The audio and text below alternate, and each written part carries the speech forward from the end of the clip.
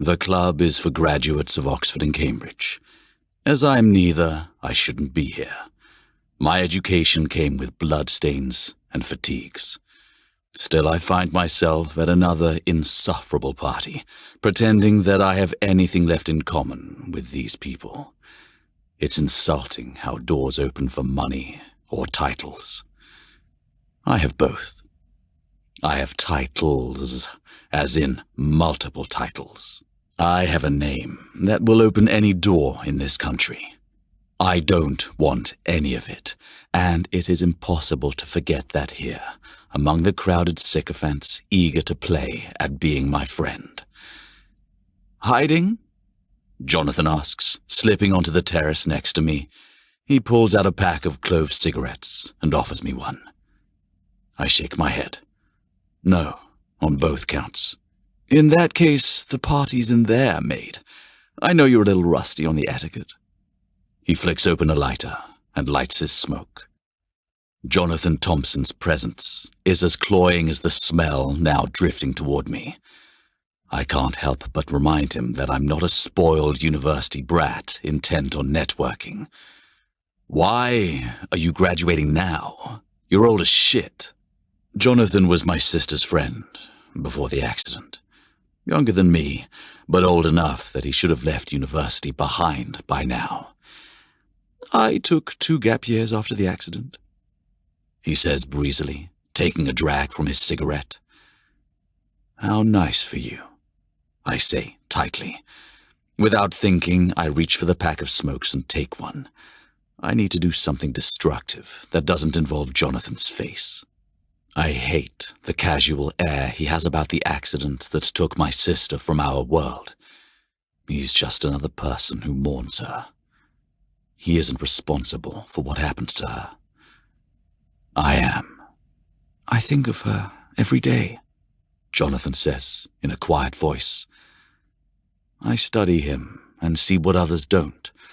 The bravado and the charm are a mask.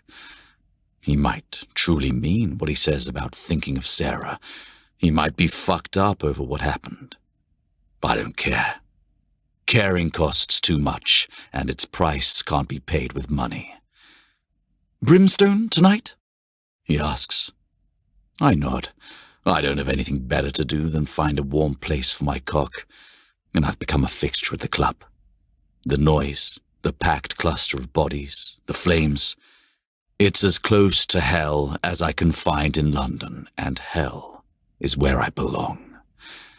"Don't invite Pepper," I say. The blonde has been like a shadow since I returned home, and just as difficult to lose. "I never do." He shrugs like it's a lost cause. Reaching over, he lights my cigarette. I'd forgotten I took one. "There, I better get back." I turn and watch him go, wondering if this is the rest of my life. It's a fitting punishment to be dragged to another bar and another club to be photographed and fawned over. I may have been sent from London, but I've never really escaped. 7 years ago, I made a mistake. I've been paying for it for the last 6. Now everyone wants to pretend I've atoned, that we can go back to our previously assigned lives. I need a distraction. But while my father has been detached enough to not care where I go at night, I somehow know there is one place that will catch his attention. There is a door in London that leads to the only club I am interested in visiting. It would open for me now, but I was dragged away from there with blood on my hands, and I've chosen to leave that door closed. I don't know how much longer I'll be able to ignore how the darkness there calls me. It would take a miracle to keep me away. A woman darts into the hall, her eyes behind her like she's attempting to escape. When no one follows, she sinks against the wall and pulls at her black dress. It's too tight for her, which is exactly how clothing should be on a woman like this. The fabric puckers over her breasts, and I want to set them free, take them in my mouth. I can almost hear how she'll moan. She startles, finally realizing I'm here. Her hand flies to that perfect chest, and she gasps. The most perfect little sound in the world, and I haven't even touched her. Yet. I want to make her do it again. I want to see what other sounds I can draw from her. The silence between us stretches as she stares at me fixedly, no doubt trying to grasp who she had discovered. Then her eyebrows knit together in concentration. "I don't think you're supposed to smoke here," she says, loftily, a pretense to appear in control of the situation. She seems like the type who likes to play it safe. Her body, which keeps angling towards me as though intent on betraying her, appears to have other ideas. I resist the urge to curl my finger and beckon her closer. I don't need to see if she'll come. I know she will. My apologies. I try to bite back a smirk and fail. There are other things I'm not supposed to do here, but I find myself considering doing them all to her. Are you going to report me for conduct unbecoming? I step back onto the terrace to appease her and hope she'll follow. She's flustered by the gesture, her lashes fluttering. "I wouldn't want to get you into trouble. We wouldn't want that." Wicked thoughts pour through me and carve a smile across my face. I want to get her into trouble. Her cheeks flush pink, like she knows what I'm thinking, or maybe she's thinking the same. Except that this girl doesn't know what to think. I can tell from how she keeps looking me over.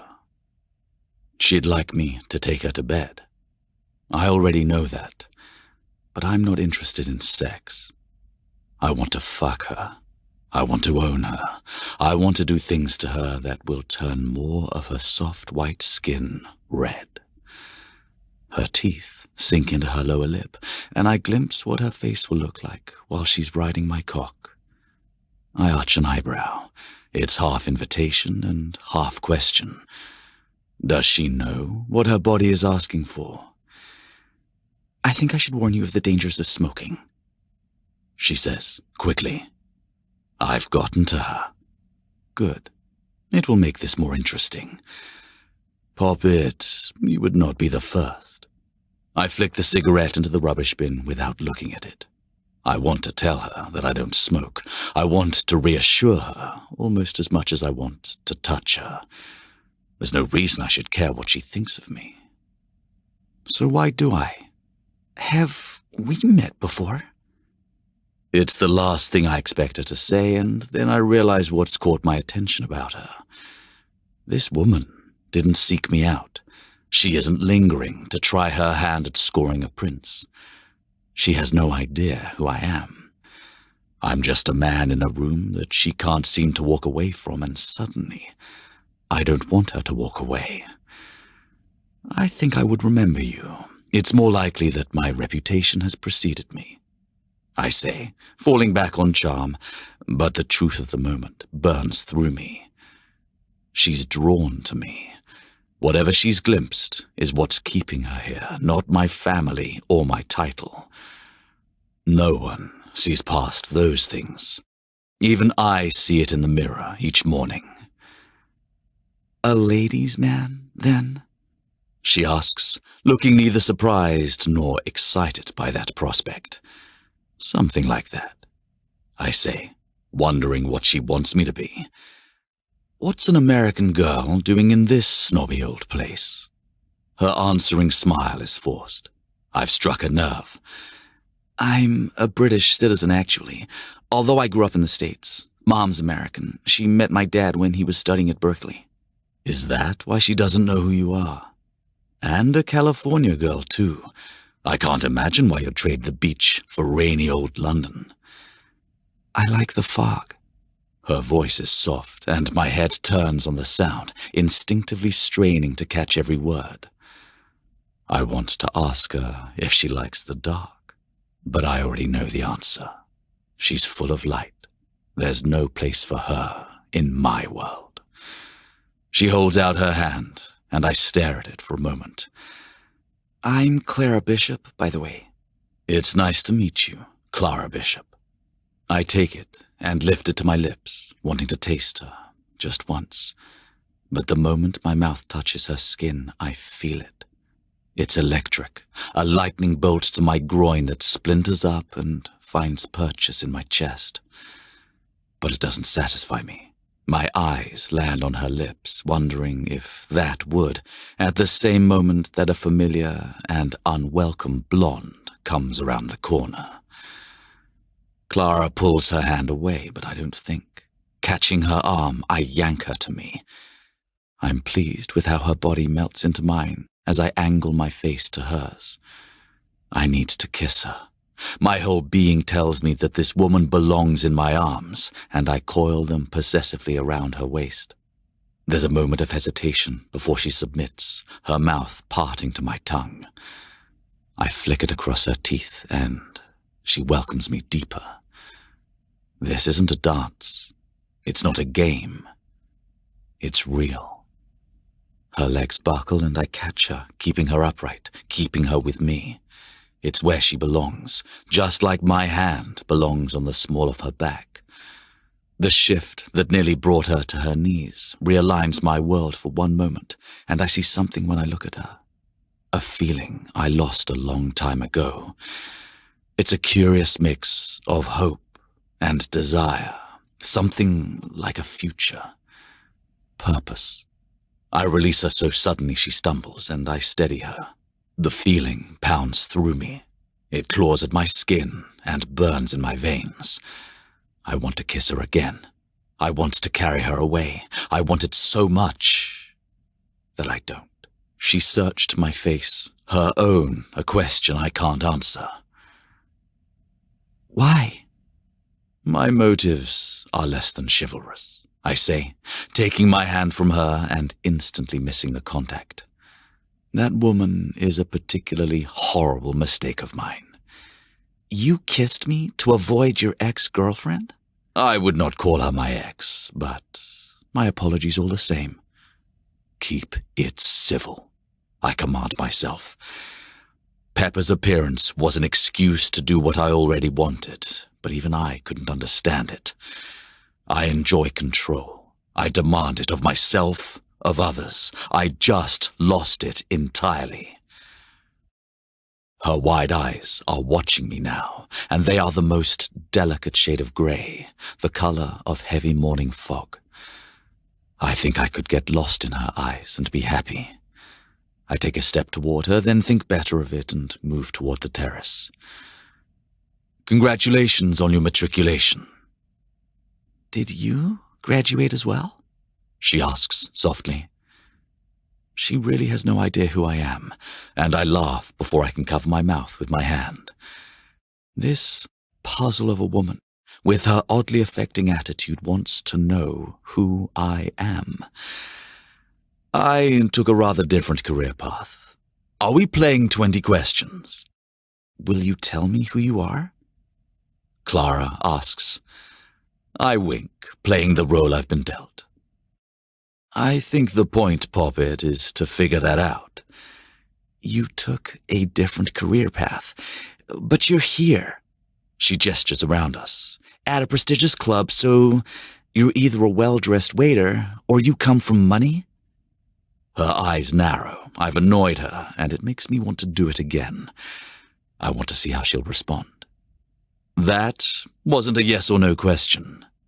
If you don't want to play... She looks behind her at the party she abandoned, and I don't want her to go back to those people. I merely want to play by the rules, unless you'd rather I ask the questions. I suggest. Her throat slides, and I imagine all the small nuances of her body. If this is how she reacts to a conversation. Fuck. Do you come from money? She asks. You could say that. She's going to play. Yes or no? Yes, I say, leaning to catch a lock of her hair. It's as soft as her lips, and it has my cock thinking about how delicate other parts of her must be. Is it my turn yet? I haven't asked all 20 questions. She whispers.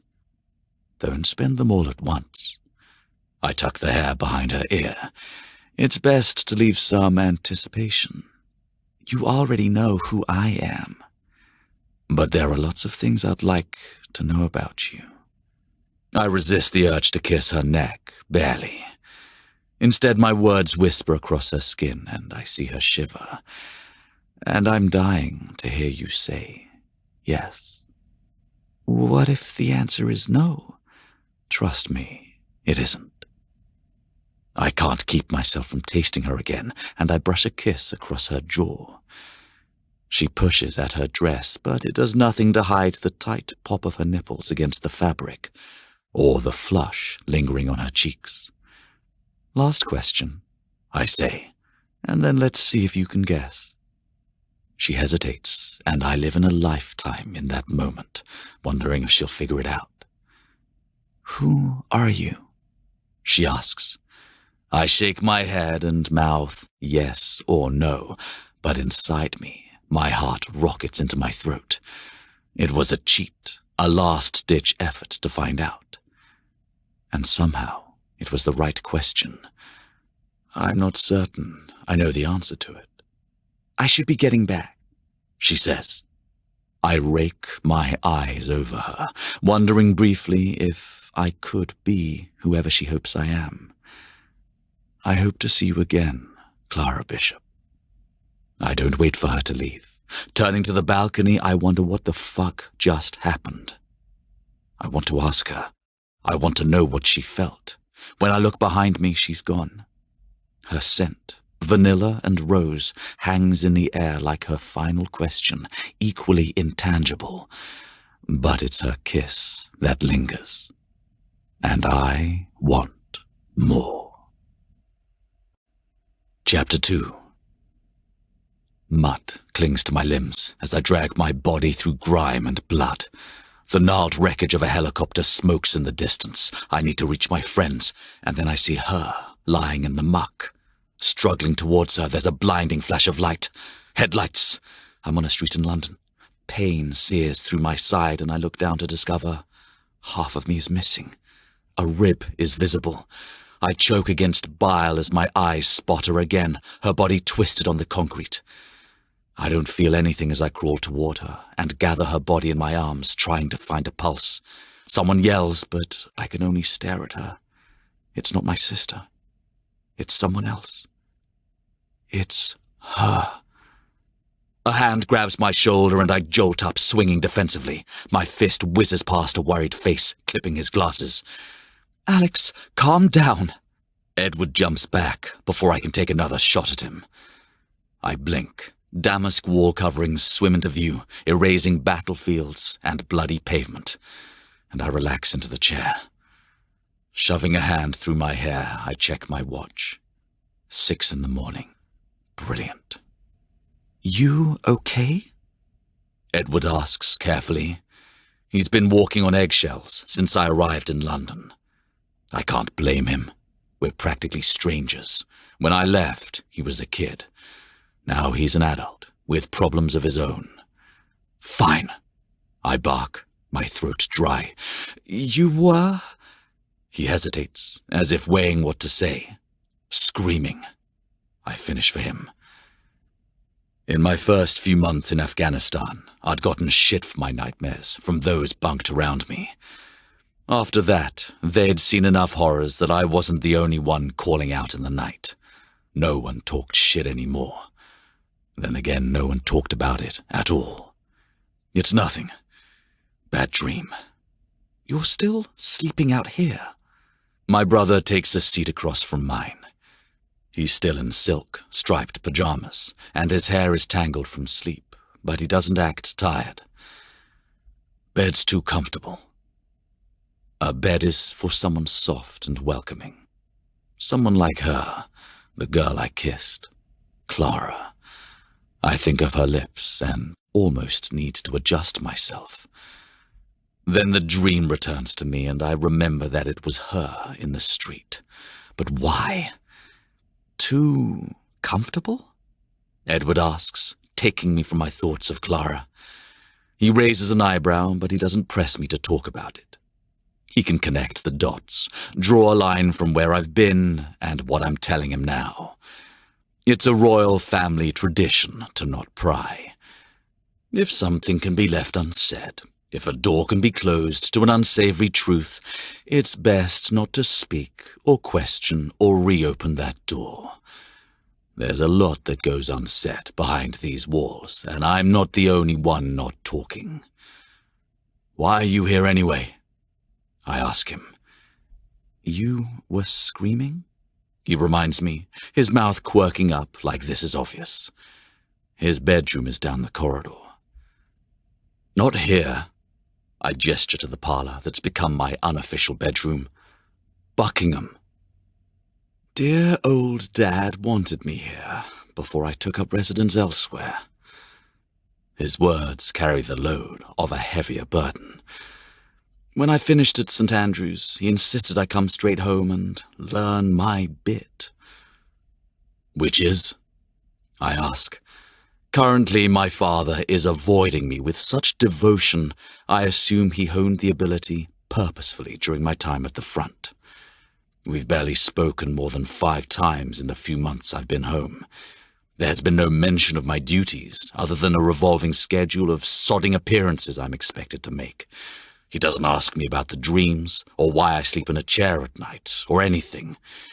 It suits me fine, given that I hate the man, and I hate being his heir. Behave. Smile. Edward forces one like he's offering me a sample. Pretend, I add for him. Pretend? He repeats with practiced confusion. I've been waiting for him to tell me, but it seems obvious he won't. He spent a few weekends at home while he was finishing his final term. There'd been a trip to the country with friends. I've spent enough time with my little brother to know that he's keeping a secret. I know, I say with meaning. I'm not sure, he starts. Look, I get it. If you don't want to tell me, I understand. You barely know me, but I see you with him. I don't want Edward to think he has to hide who he is from me like he does with our father. Him? He's still playing dumb, clinging to the lie as my mind clings to the dream. David. I decide that he can avoid uncomfortable topics, as is the family way, but I can't. Secrets will bury us all alive if we let them. No one knows, he says quietly. He sinks into his chair like he's deflating. I assume David does. He's aware, Edward says dryly. And he's also in the closet? Edward's eyes flash, and I realize I've misstepped. Sorry, is that not PC? I guess it is. I just never really think about it. He admits. And I suppose he is, and he isn't. What the hell does that mean? I think he'd be fine with being open about it if you were. There it is, the double-edged sword of loving a royal. I'd seen examples of it as a child, before my mother died. The woman I knew and loved transformed into someone else when the camera came out. She fell silent. She took his arm. She became a different woman, his wife, his queen, but never his equal. It isn't done. Edward knows it. I know it. Why the fuck would he drag someone into this life, even secretly? Do you love him? I ask, wondering how far he's let it go. Yes, he murmurs. Shit. I guess I have your blessing. His tone remains flat, colored by hopelessness. Love complicates things, especially for us. I think being gay is complicated enough, Edward says. Why not add love into the mix? Does he know? Father? Edward laughs. It's completely joyless. It rings through him as hollow as a bell. Of course. Why do you think I'm under his roof? Wonder where he'll send me to fix me. Don't be afraid of him. I'm not. Not all of us got to leave. I clench my jaw, holding back an angry retort. He doesn't know why I was sent away. He's no idea how real that danger truly is, and if I tell him, he'll never have the courage to be true to himself. Instead, I stick to the facts. War isn't a vacation. I'm sorry. That was a terrible thing to say. He hangs his head a little, but I wave it off. I don't think either of us had a grand time for the last 7 years, although you did graduate university, which makes you far grander than me. I remind him, "Come off it. You're a war hero." He says, "The party tonight is for both of us." It isn't, but I don't correct him. I'm being trotted out like a prize stallion for his graduation party, not as a guest of honor. My father's only intention is to put me out to stud as soon as I've made a suitable match. A girl he will pick out for me, no doubt, and only after the wedding. Propriety must be considered. Then he'll outlive me and hand the throne to my child. He's stubborn enough to do it, and witless enough to not realize that I don't want the crown. I won't marry. I won't further the bloodline. You've had your own education, Edward says kindly, mistaking my silence for something else. Yes, I suppose my degree is in blood and suffering. I learned how the world works on a battlefield. Fear drives us. It makes men seek power. It makes men do terrible things. It controls all of us. They didn't teach us that at St. Andrews. Don't worry. I'll keep it out of my toast this evening. I promise him. I don't know, he says thoughtfully. I wouldn't mind seeing his face if you let that slip. I can't help but smirk. Consider it a graduation present. Whose graduation is this? My father storms into the breakfast room and drops a stack of magazines. A tabloid nearly knocks over a teapot. Edwards, I thought. I don't bother to look at the cover. He wants me to, which is enough of a reason not to do it. This is not at one of your disco clubs, he roars. I bite back a smile at the thought of an actual disco club in London. You're being cryptic. His eyes narrow, and it's like staring into my own. It's the only feature we share, blue eyes, although his have gotten watery and mine brighter. It's ironic, given that I've never seen the man cry. I've overlooked your late-night debauchery because it's been kept to appropriate venues. Everyone expects you to be a bit pent up.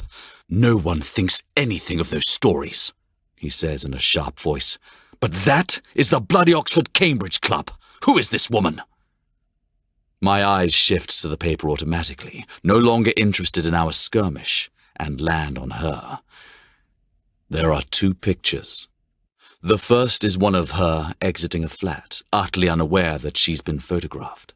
She's in shorts and trainers, and she's more beautiful than I remember, more beautiful than she is in the dreams she haunts. The other shot makes my balls ache.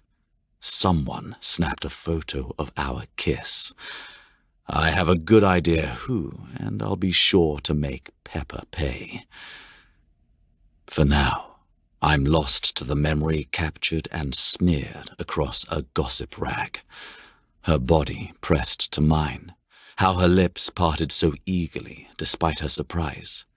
She had folded into the kiss, submitting so naturally that I'd nearly picked her up and carried her off like a prize. Why hadn't I? Who is she?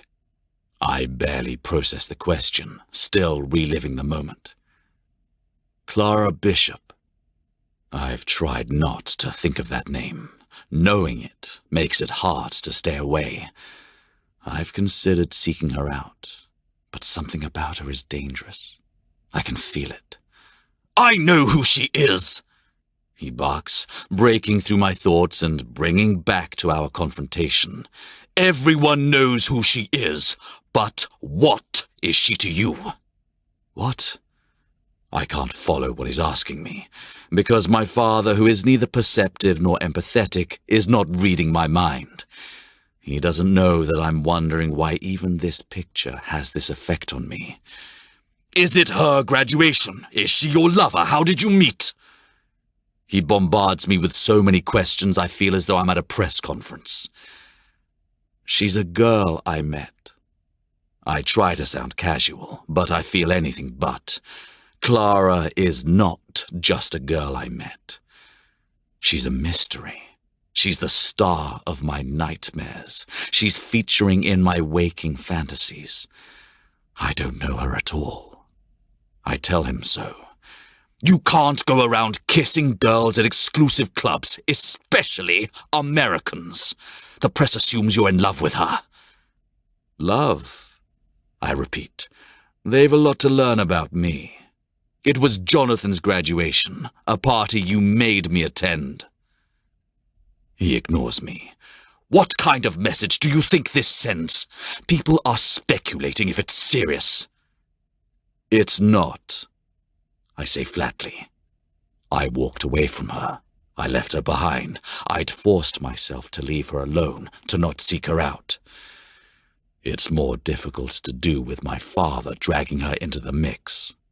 There are reporters camped out at her flat. I hope you made things very clear for her, and that she's not the attention-seeking. He trailed away, staring at me as I abandoned my breakfast and headed toward the quarters I used primarily as a closet. Where are you going? I won't let them bother her. They have no business disturbing her privacy. And you're going to do what? He demands. Go tell them that. You've been away too long. I don't have time to teach you your place, but allow me a moment to refresh your memory. The press doesn't care what we say. They care what sells papers. Drawing attention to her will only sell more papers. I should apologize, I begin. You should have kept your cock in your pants in the first place. There's a party starting in a few hours. You aren't going anywhere, he informs me, and after, you won't seek her out. She's an unsuitable match in every way. Not this again, I grumble.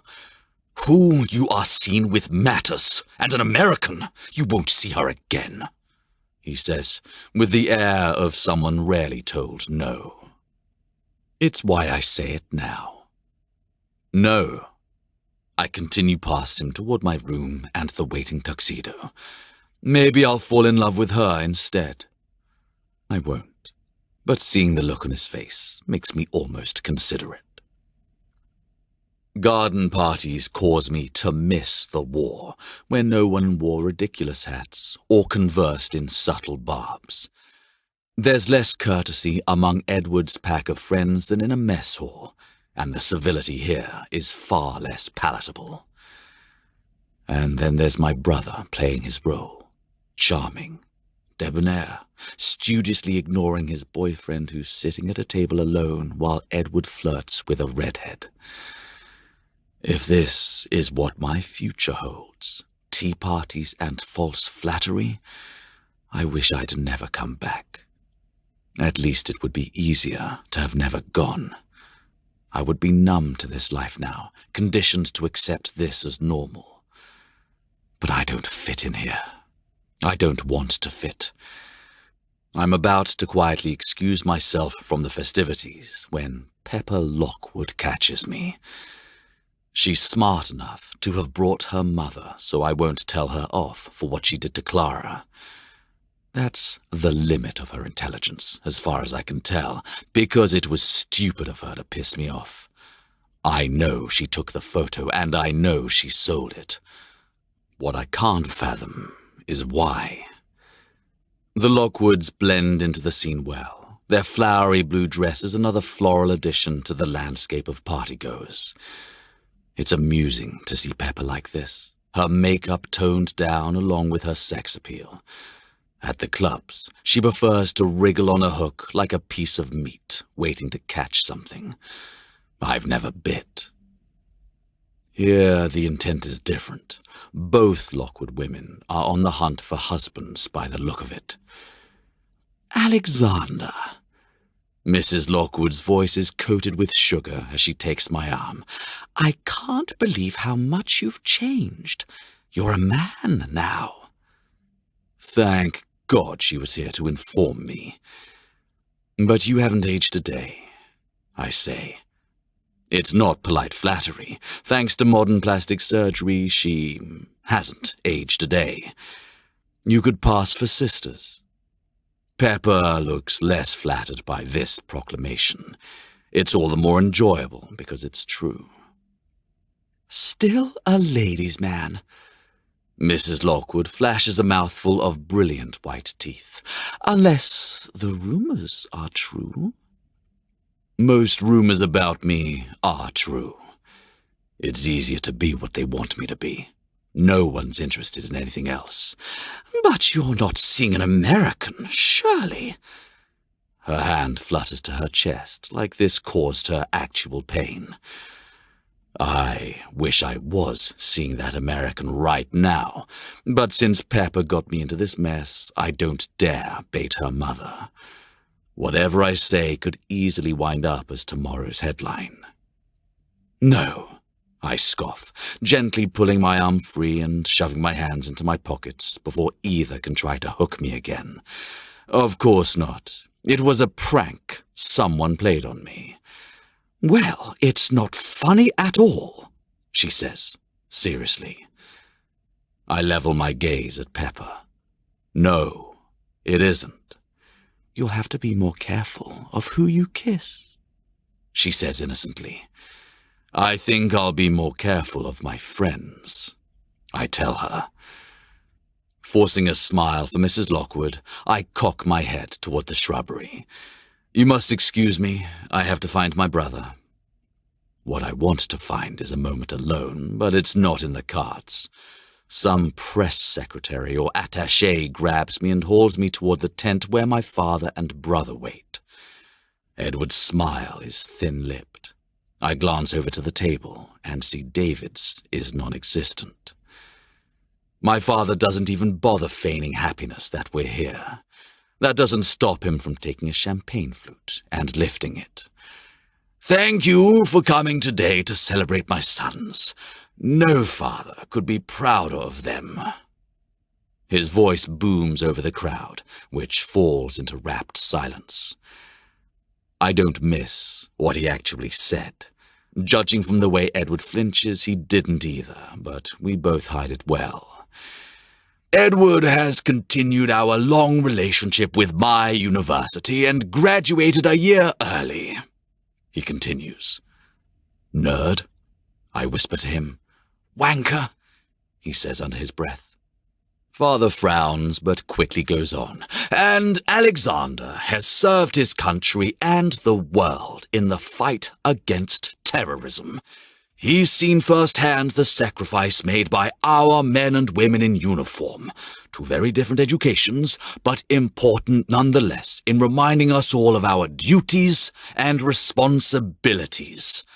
I am certain both my sons understand the important roles they play in the world now, so please join me in raising your glass to them.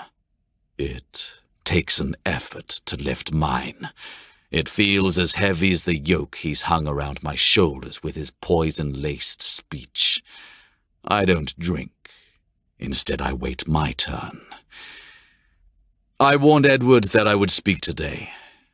I begin when the crowd quiets. His concern over what I might say is warranted, given that I missed the last 7 years of his life and thus might recall some more embarrassing moments.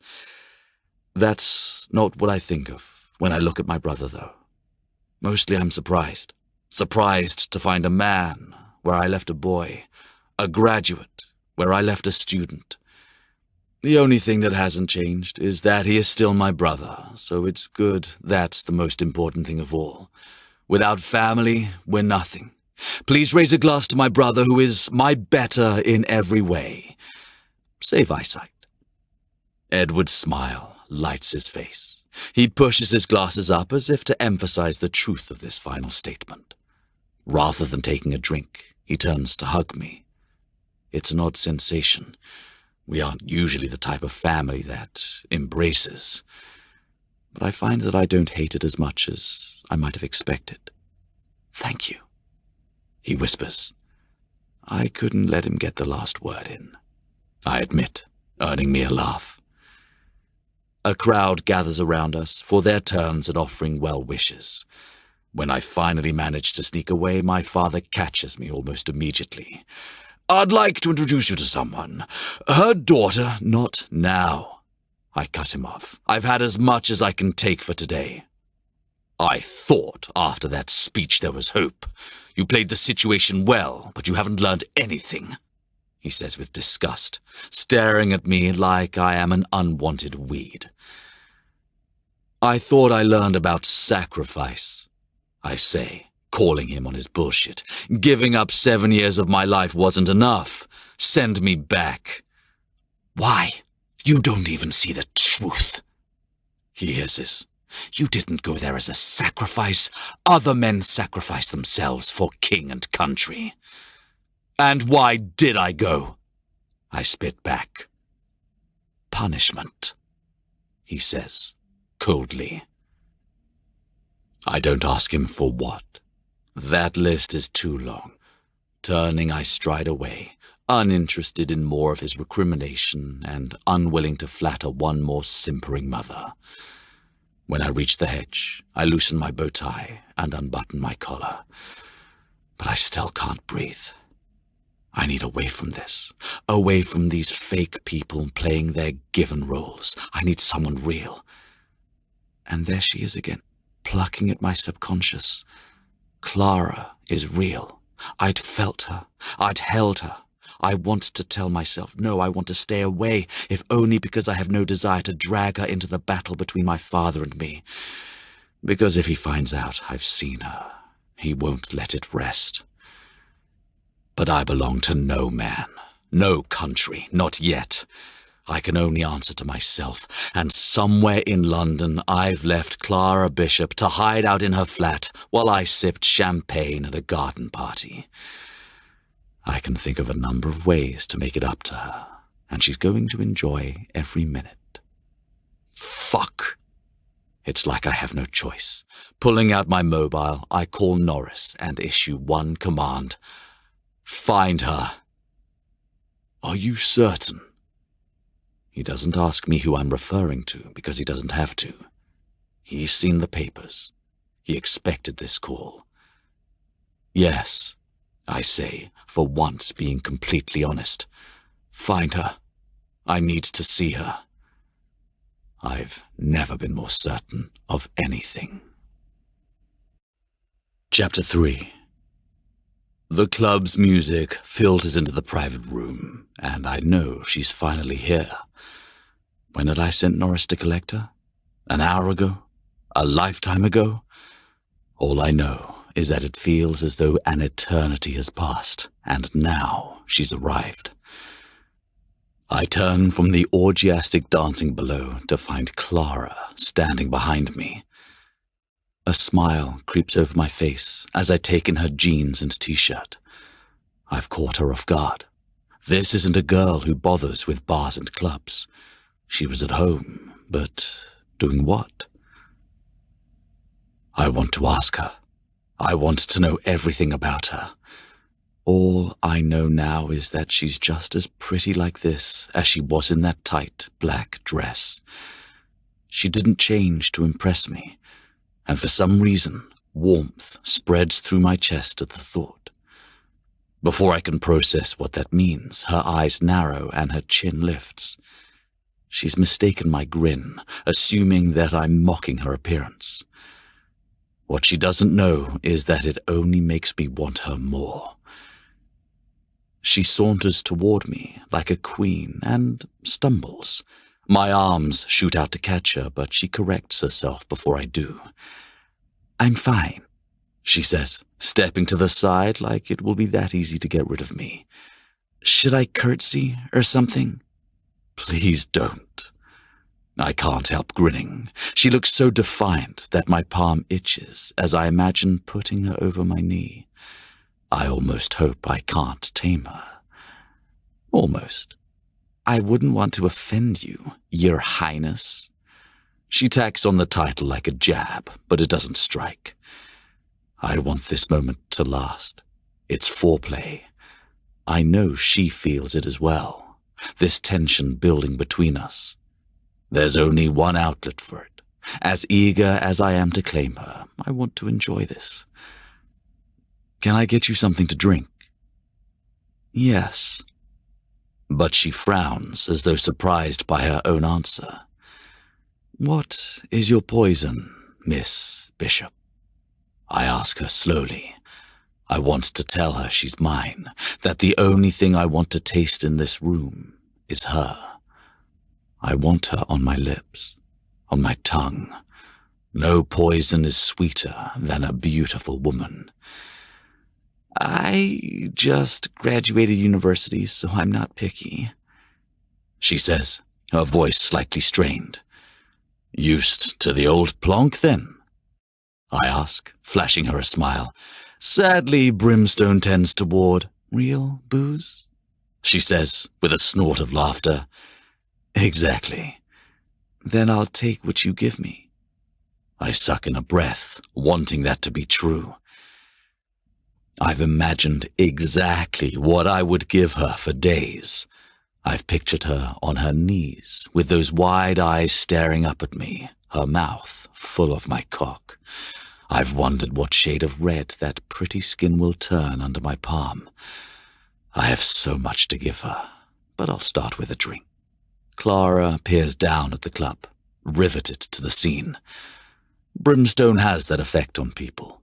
The club, decorated to look like the pit of hell, is hot enough to be the real thing.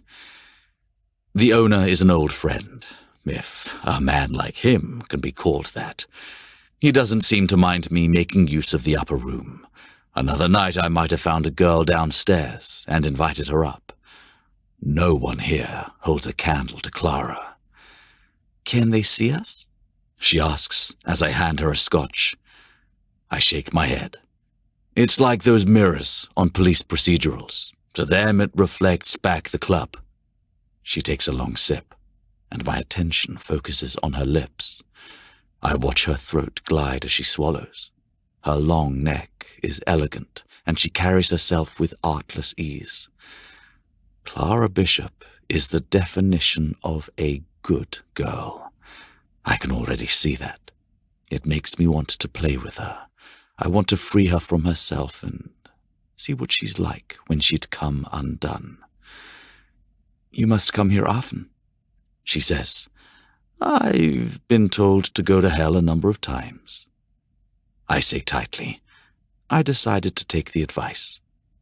Ah, she says, a nervous giggle slipping from her.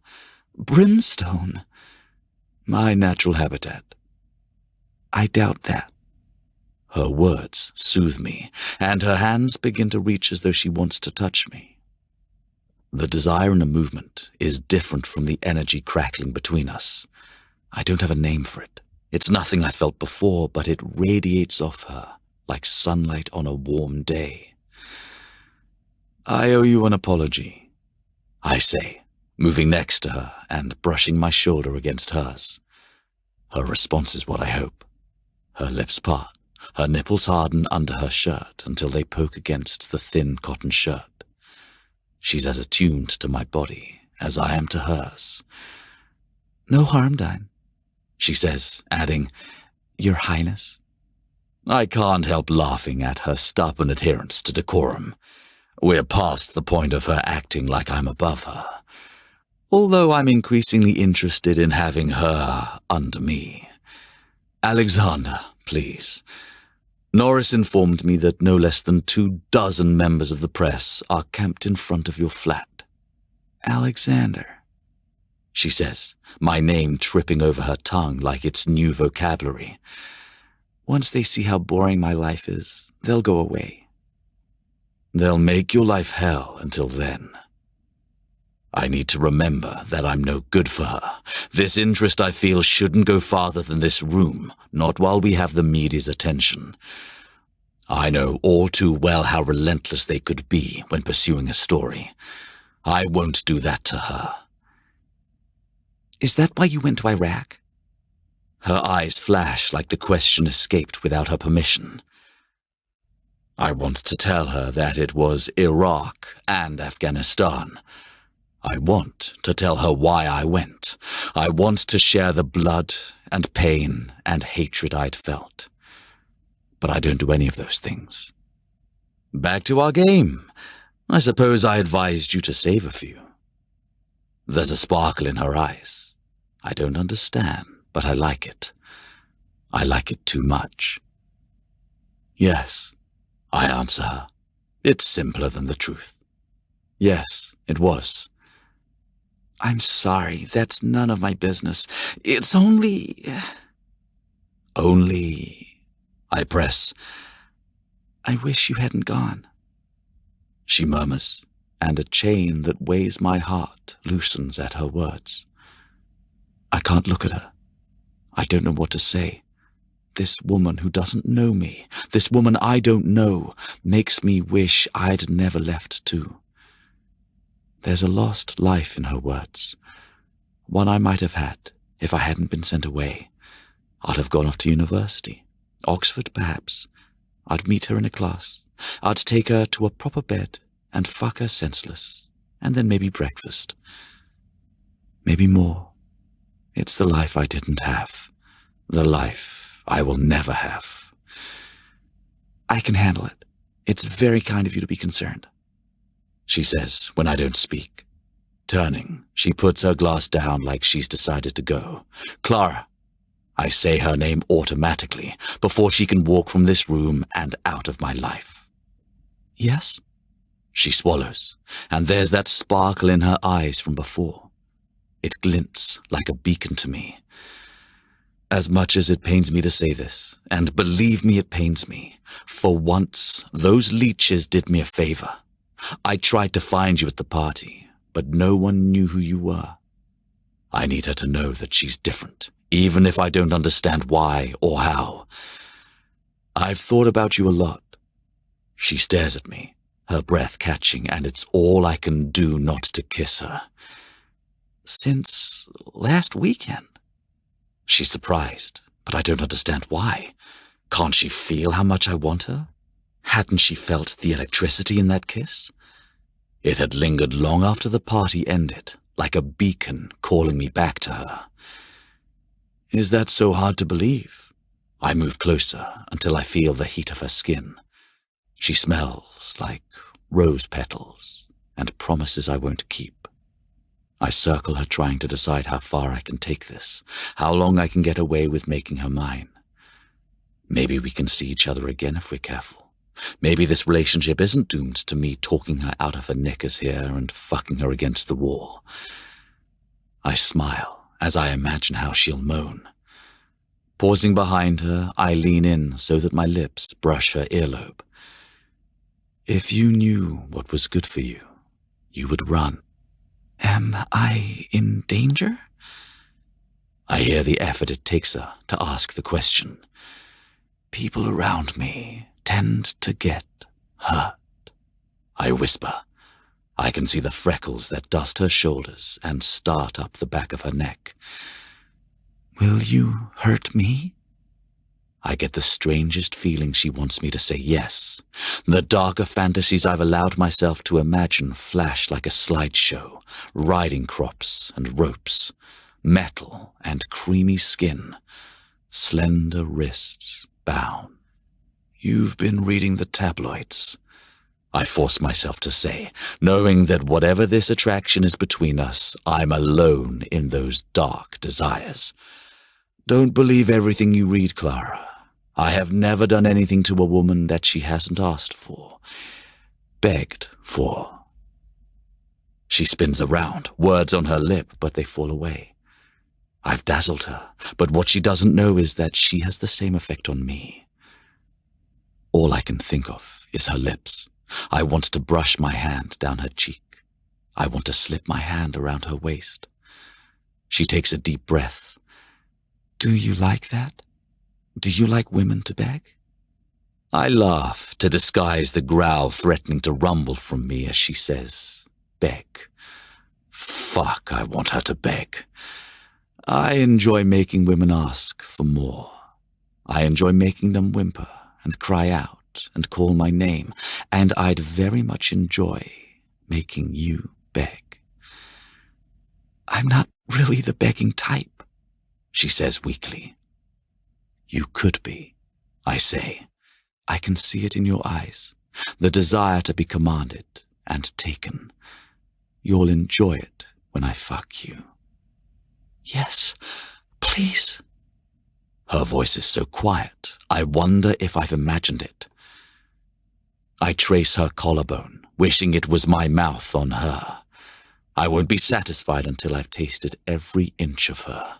My arm circles her, drawing her against me until she can feel the promise of my cock against her soft belly.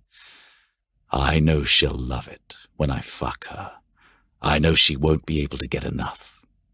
But I won't be able to, either. You should go.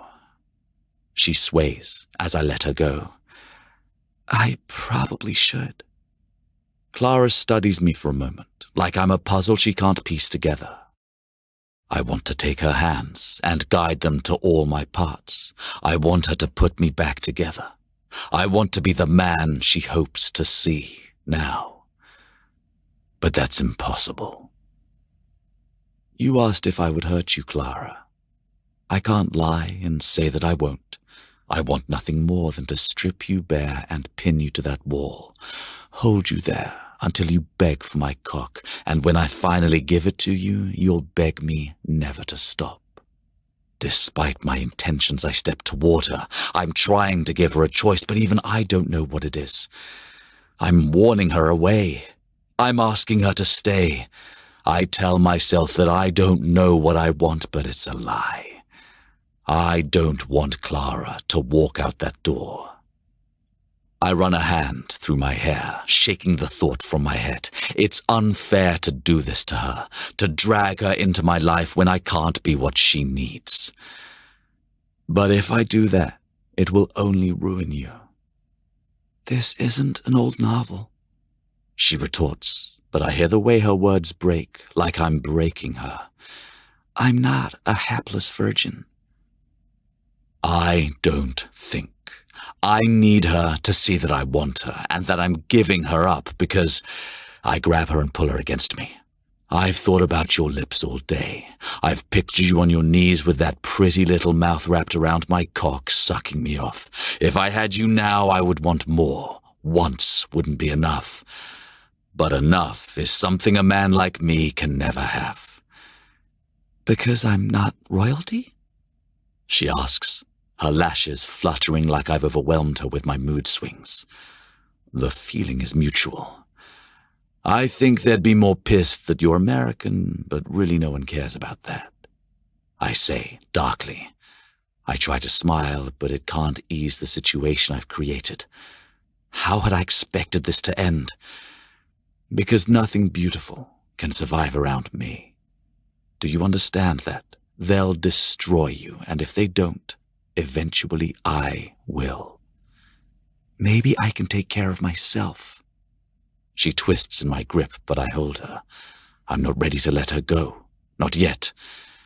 Maybe you can, I admit, but don't tempt me into risking it. I can't be held responsible. I drop my hold on her, hoping she'll leave before I change my mind. Instead, her hand shoots out and she grabs my shirt. The growl I've been holding back escapes as our lips meet, and I feel Clara shiver. Her body feels so fucking amazing in my arms. I want to explore it, and I slip a tongue into her mouth in invitation. When she accepts, I slide my hands down and lift her off her feet. I thrust my tongue into her mouth, giving her a preview of what's to come. She has no idea all the places I plan to explore. She's strong, but there's a natural submissiveness to her. I feel it in how her legs wrap around my waist and how her body molds to mine like she can fit herself into my life. I want it to be true, if only so I could take her now. Clara's hips rock against me, and I know she wants release. Her movements are urgent, as raw and vulnerable as she is. Even as I continue to taste her mouth, I know the truth. She may not be a virgin, but she might as well be.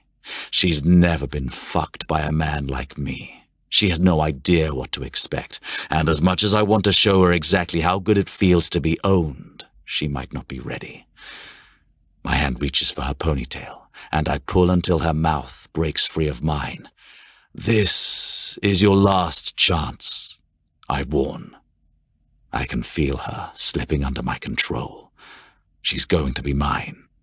And then pain flickers through her eyes.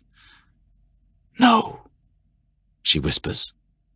I don't want to let her go. I want to kiss her until her no becomes a yes. I'd seen it there. What changed? Lowering her to her feet, I spot the tremble of her legs, but I don't trust myself to steady her. You're a smart girl. I pause, wanting to ask her why. Instead, I kiss her forehead. One final taste. Norris will see you home safely, and I'll have my people work on getting rid of those reporters. Thank you. The regret I feel coats her words. Goodbye, Clara Bishop. I stop myself from telling her I don't want her to go. She backs away from me, as though she can't trust me not to follow her. When she reaches the door, there's nothing left to say except one thing. Goodbye. The glass panel closes behind her, and I force myself to stay here. In this room, in this spot. It's more difficult than I'd imagined. Maybe that's because this is the second time we've walked away from each other.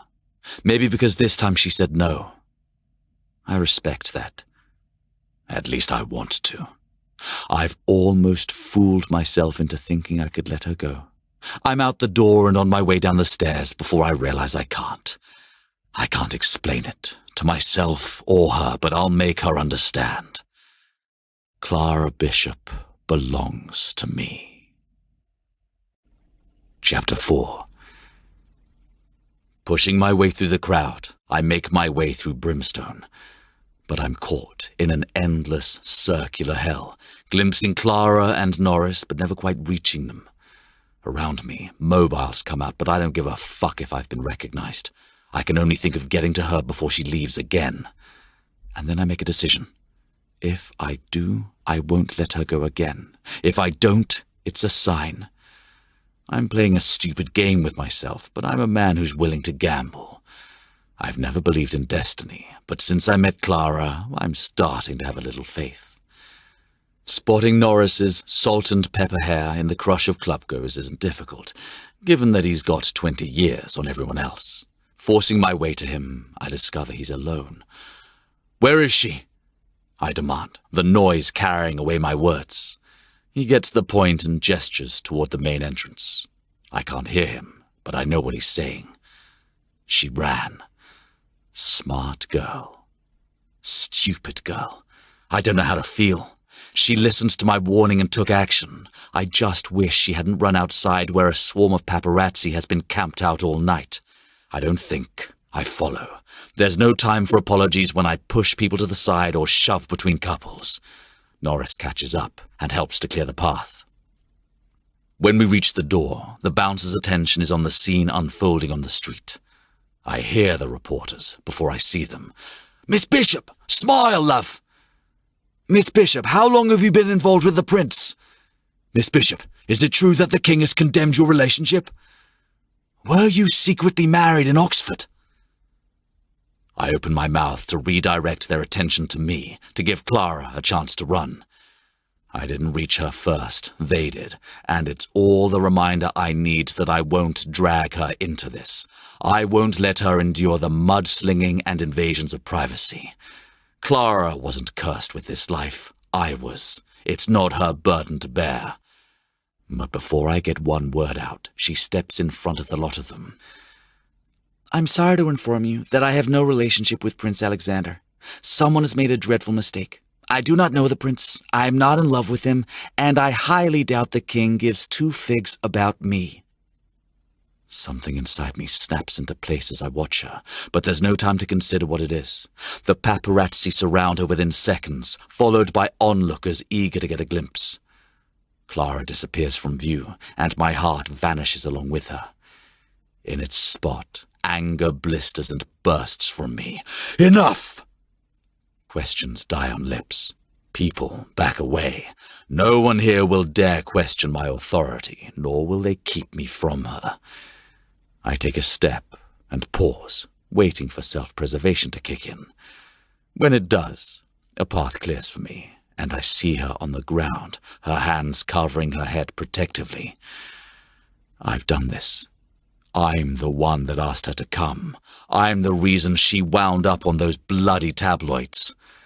Moving to her, I kneel and guide her hands gently away from her beautiful face. Are you okay, Clara? I say, only loudly enough for her to hear. She nods, her eyes flickering to the crowd and their cameras. None of them exist to me. I can only think of her. I need to get her away. I need to help her. Taking her hand, I lift her to her feet as a new onslaught of questions finally starts. Even my authority has a time limit. Alexander, is this your girlfriend?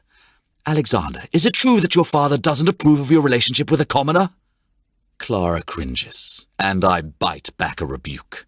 I won't lower myself to speak to this scum that knocked her to the ground.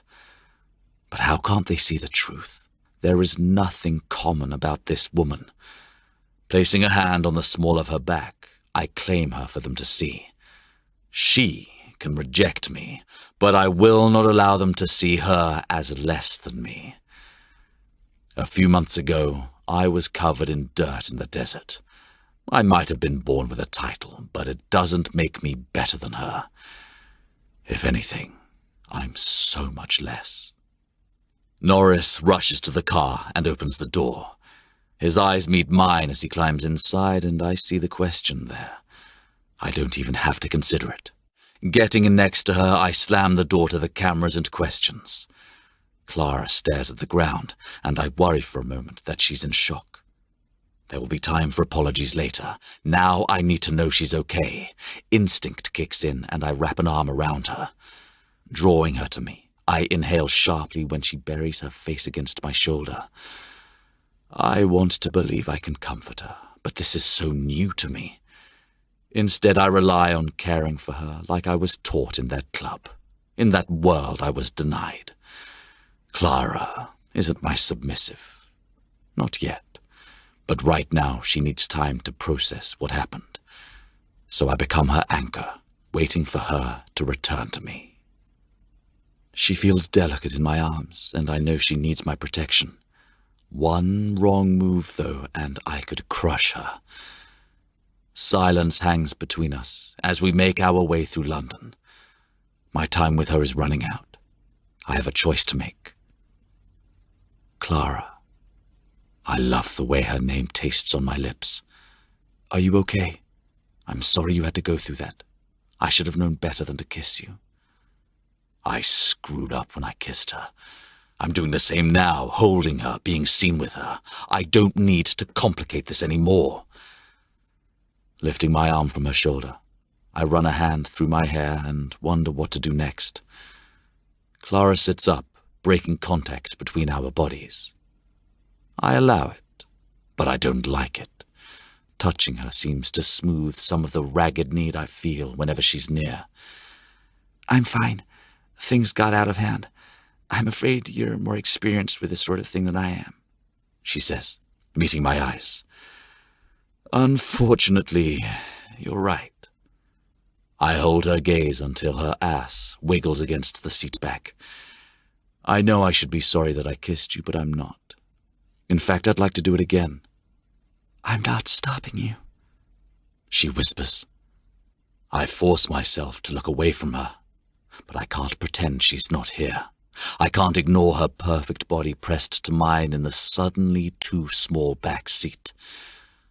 Her presence, my desire, doesn't change the facts. You said no. She blinks, as if just remembering this herself. I didn't mean it. What mixed signals you give me, Miss Bishop. That's a risque thing to do with a man like me. And what kind of a man is that? She demands. A man who takes what he wants. I let her digest my words. Clara doesn't back down, though. You haven't taken me. She has to fucking defy me, which is possibly even sexier than the brief glimpses of submission I've caught when kissing her. Bringing a strong woman to her knees, knowing you're the only one who can tame her, is a rush beyond comparison. We met under unusual circumstances. My hand reaches for her knee, and before I can rethink the gesture, a subtle tremble rolls through her. I wouldn't have felt it if I wasn't touching her. I should be a gentleman and stop myself. Instead, I find myself hoping to elicit another reaction.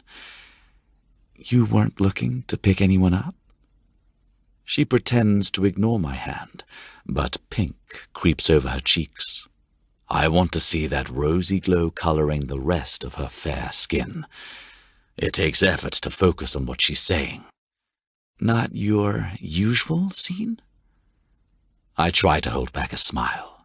Meeting her was the last thing I expected that day. I rarely find such exciting company at the Oxford and Cambridge Club. Why were you there? She asks. My friend Jonathan received his degree. He conned me into coming. I say, I have a hard time imagining you being conned by anyone. Then you must not know Jonathan. Wait, she says. Do you mean Jonathan Thompson? The one and only. Do you know him well? I'm trying to be delicate, but I want to know. By reputation only, she says quickly, and I relax. Jonathan claims he bedded every girl in his class. I say, I'm glad to see you had higher standards. I'm not certain why it matters. Clara's life before me is not my concern. In point of fact, her life isn't my concern now. But the thought of Jonathan touching her bothers me more than I'd like to admit to her or myself. Says his good friend. Some people you should keep close. I hope she hears the warning in my words. I have no interest in discussing Jonathan with her, only in keeping her away from him. Clara turns her attention to the streets and the buildings outside her window. Are we near where she lives? Is she counting the moments until she can be well shot of me? I couldn't blame her, but instead, she stays close to me, keeping our bodies in contact. Where are we going? She looks at a building as we pass, and I realize it's where she lives, a simple brick building in East London. It's not the usual choice for a girl with a trust fund. Then again, the file Norris brought me on her noted she took a job at a non-profit. Nothing about this girl lines up with her bank account. There are reporters following us. Norris will lose them before I take you home. Without thinking, my hand moves from her knee up to grip her thigh. I can't stop myself from touching her. I want to comfort her. I want to kiss her. She draws me to her bright light, like I'm a suicidal moth. I'm not a creature meant for her. I belong to the dark, but even knowing that, I don't pull away from her. Clara, I murmur, knowing I can't avoid this. I have a duty to her, and no matter what happens, I will see to it.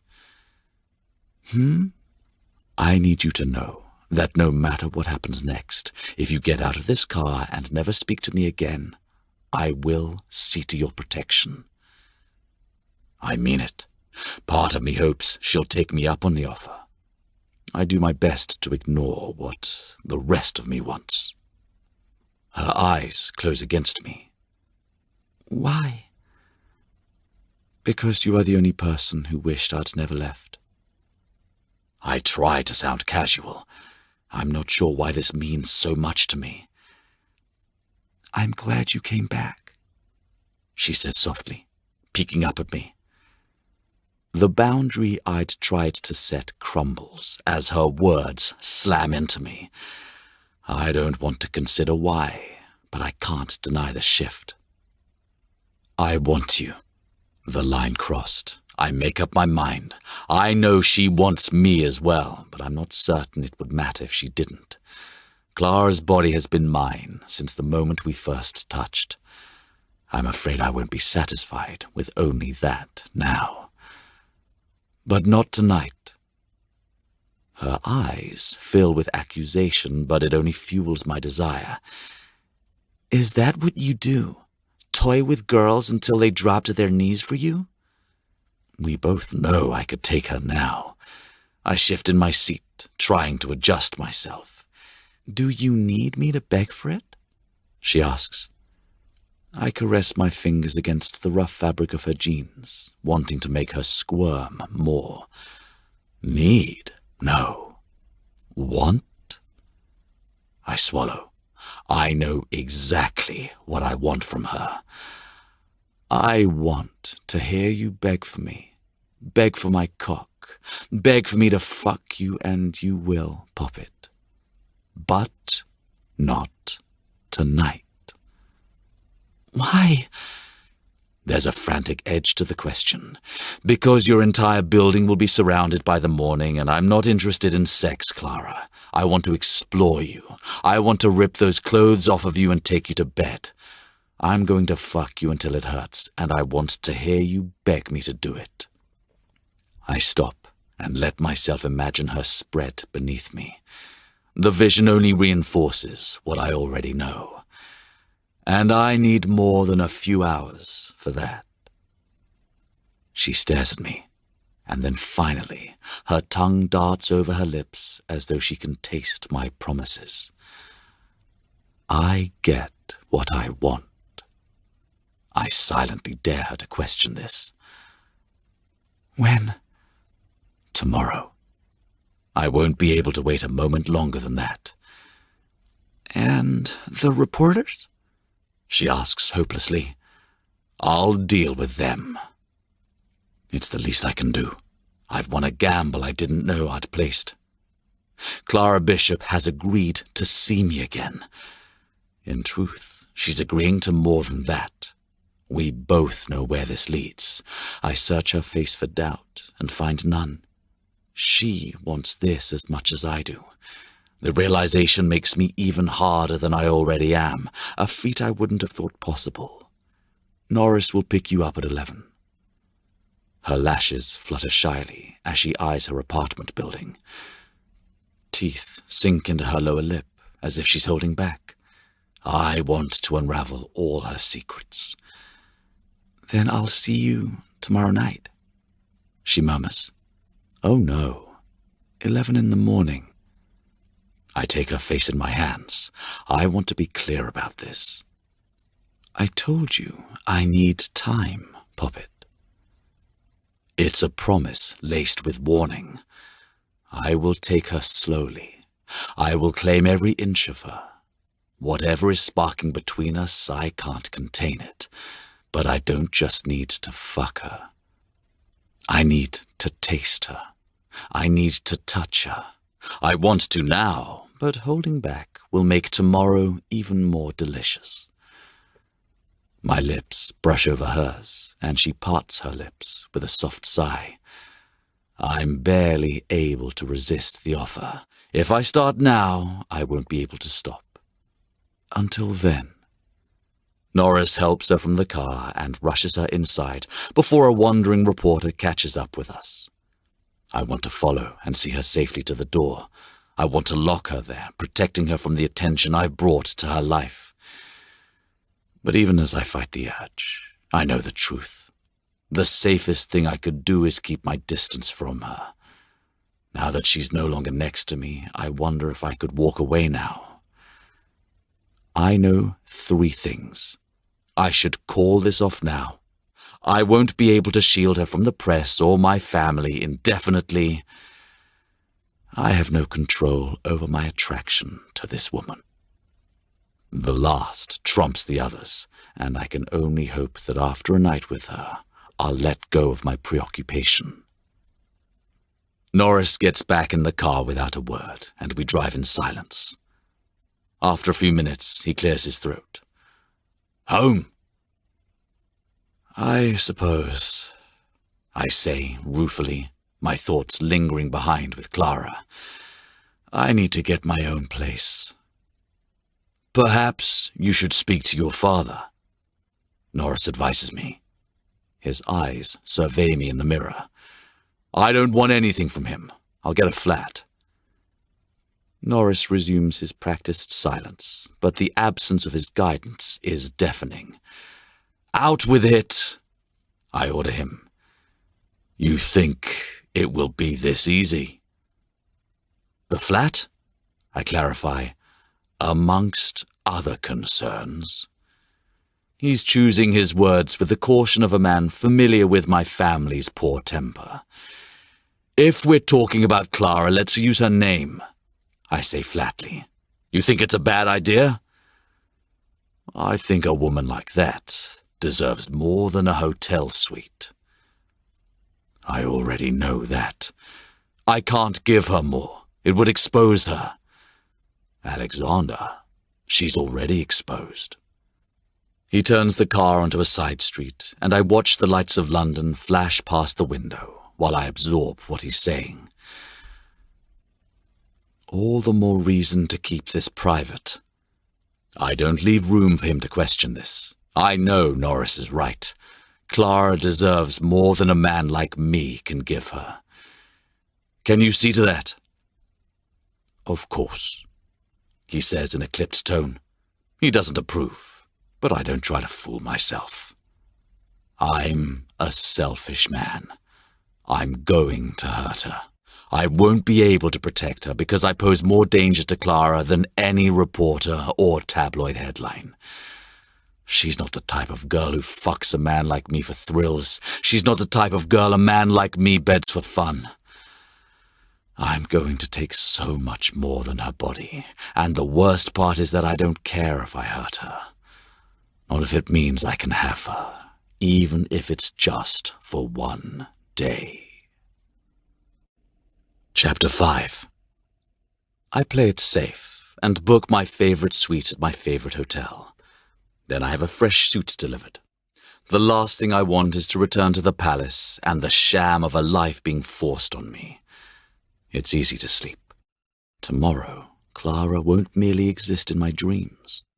She'll be in my arms. When Norris phones to say he's on the way the following morning, I head down to meet her. It's best to do it like this before I can talk myself out of it, because as much as I want to take her to bed, I know this is a mistake. Even with all my precautions, we might get caught. The lift doors slide open, revealing her and erasing my doubts. She's wearing a long blue dress that covers too much of her body while also clinging to her perfect curves. She's a walking wet dream, and I wonder what I'll find when I strip away the veneer of propriety she's worn since we met. I've seen glimpses of something primal and responsive when I touched her before. She submitted naturally to my kiss. And then she said no. Clara Bishop is a mystery I want to solve, if only to make her unravel. With my mouth, with my hands, with my cock. I know she wants that too, because she stares at me with wide, innocent eyes that dare me to show her a world she's never known. Clara. Holding out my hand, I wait for her to cross a line she hasn't strayed past. She's not the type to sleep with a man she barely knows. Maybe that's why I want to fuck her so badly. I have to stop myself from licking my lips, and when she takes my hand, I want to drag her into the lift so I can do just that. Instead, she follows me to it with a trust I don't deserve. The moment the doors shut behind her, The moment I finally have her to myself, she whips around like a wild animal who's fallen into a trap. Is something wrong? Have I misread the situation? A moment ago she seemed so willing, as certain of this as I am. Now she's staring at those doors like she made a terrible mistake. I should have said thank you to Norris. It was rude of me. Her horror steals a smile from me because it's the last thing I expected her to say, and somehow it proves that she's as civilized as I imagined. But Clara is different than the false friends I've known my whole life. She seems genuinely upset with herself. Norris is my friend more than most who boast about it publicly. It means something that she sees him, that she remembers his name. Still, I'm not about to let her obsess over it, not when we're finally alone. I'm sure the salary I pay him makes up for any perceived impoliteness on your part. It was still rude. She frowns before determination sets in. Please give him my apologies for my behavior, as well as my thanks. I make a note to do just that. For some reason I want Norris to like her. Probably since he'll be shuttling her around. I don't think one day with Clara is going to get her out of my system. Her frown fades into that artless vulnerability that drew me to her that day at the club. She's overthinking things like she did when she told me no at Brimstone. I thought perhaps you'd come to your senses. I don't mean to say it. Somehow I keep warning her, but like last time, it only pulls her closer. In the enclosed space, the scent of roses dances across the air. Have you come to yours? You're not the dangerous one. I take a step toward her, wanting to breathe her in deeper, but she's the one that inhales sharply. Maybe I'm a wolf in sheep's clothing. I think I want that as much as I want her to be the innocent lamb. I want to see every side that she hides from the world. I guess I'll have to strip you and find out. Where are we? She asks, looking around the lift for clues. It's a charmingly naive question. Where does she think we are? I thought I'd been clear about my intentions to fuck her until she could barely stand. Or maybe she knows where we are, but is clinging to modesty I'll have to spend the next few hours destroying. The Westminster Royal, I tell her. Swanky hotel. She sounds impressed, which pleases me. Partially because I rather like the suite, but mostly because I want to rip her knickers off. They appreciate their guests' privacy, which is something I appreciate. Do you check in under a false identity and leave under the cover of night? There's laughter in her question that she doesn't let loose, so I laugh instead. It's not quite so clandestine as that, although most of the staff only knows me as Mr. X. Does that make me Mrs. X for the day? She claps a hand over her mouth, her eyes widening as she realizes what she said. She doesn't expect my reaction. I don't either. I rather like the sound of that. Too much, and I'm not sure why. I study her for a moment as if I might find the answer written across her face. Instead, I only see her nerves coupled with want, and for some reason I need to reassure her, which is why I say the last thing I should. Mrs. X. She sounds rather wicked. Her tongue darts over her lips, and I'm reminded of one of the many fantasies I've entertained about what she might do with that perfect mouth. Are you okay with that? With this arrangement, I mean? I check myself before she gets the wrong idea and ignore that I seem to be getting the wrong idea myself. This can only end one way. With a number of mind-blowing orgasms over the course of a few days, a week, maybe longer. But whatever lines we cross, there's one firm boundary I'll make sure we both respect. I hadn't expected a hotel. I want to explain that it's for the best. It's harder to get attached to a temporary bed. A hotel offers an anonymity of heart that keeps things from getting complicated. It's why I didn't go home with her last night. It's why I didn't see her to the door. We're here for one reason. A hotel is a reminder of what that is. It's also protection against the paparazzi that are still stalking her flat. I don't want her to have to fend them off. That's my burden, and one she doesn't need to bear. Yes. She doesn't meet my eyes, and I realize she's trembling. I don't know if I've upset her, or scared her, or if it's just nerves. But I need to. Taking her chin in my hands, I direct her gaze into mine and nearly lose myself in the grey ocean of her eyes. I wanted to be certain that no one found out about this. Clara wrenches away from me, turning toward the doors like she's hoping they'll open. What then? What did I say? What is it? I press closer, afraid that the lift will reach its destinations and I'll finally lose her. Why are you looking like I've got you in a corner? I have a little self-respect, you know. She glares at me, and I try to keep my eyes on her face even as her nipples bead under her dress. Is she responding because she's angry? Because that's fucking hot. My cock notices too, and I shift my feet, trying to give it room in my slacks. If you're worried about being seen with me, perhaps it's best that you let me off. I can't. I'm suddenly glad I chose this hotel and its private lift. She crosses her arms, covering the proof of her arousal. Try. This lift only goes to the presidential suite. I can't let you off until we reach it, but... I press the red button she had eyed a moment ago, calling her bluff. The lift shudders to a stop and she stumbles against me. I think you've misunderstood me, and I'm not interested in taking a woman to bed who thinks I'm a liar. Then explain it to me, with pleasure.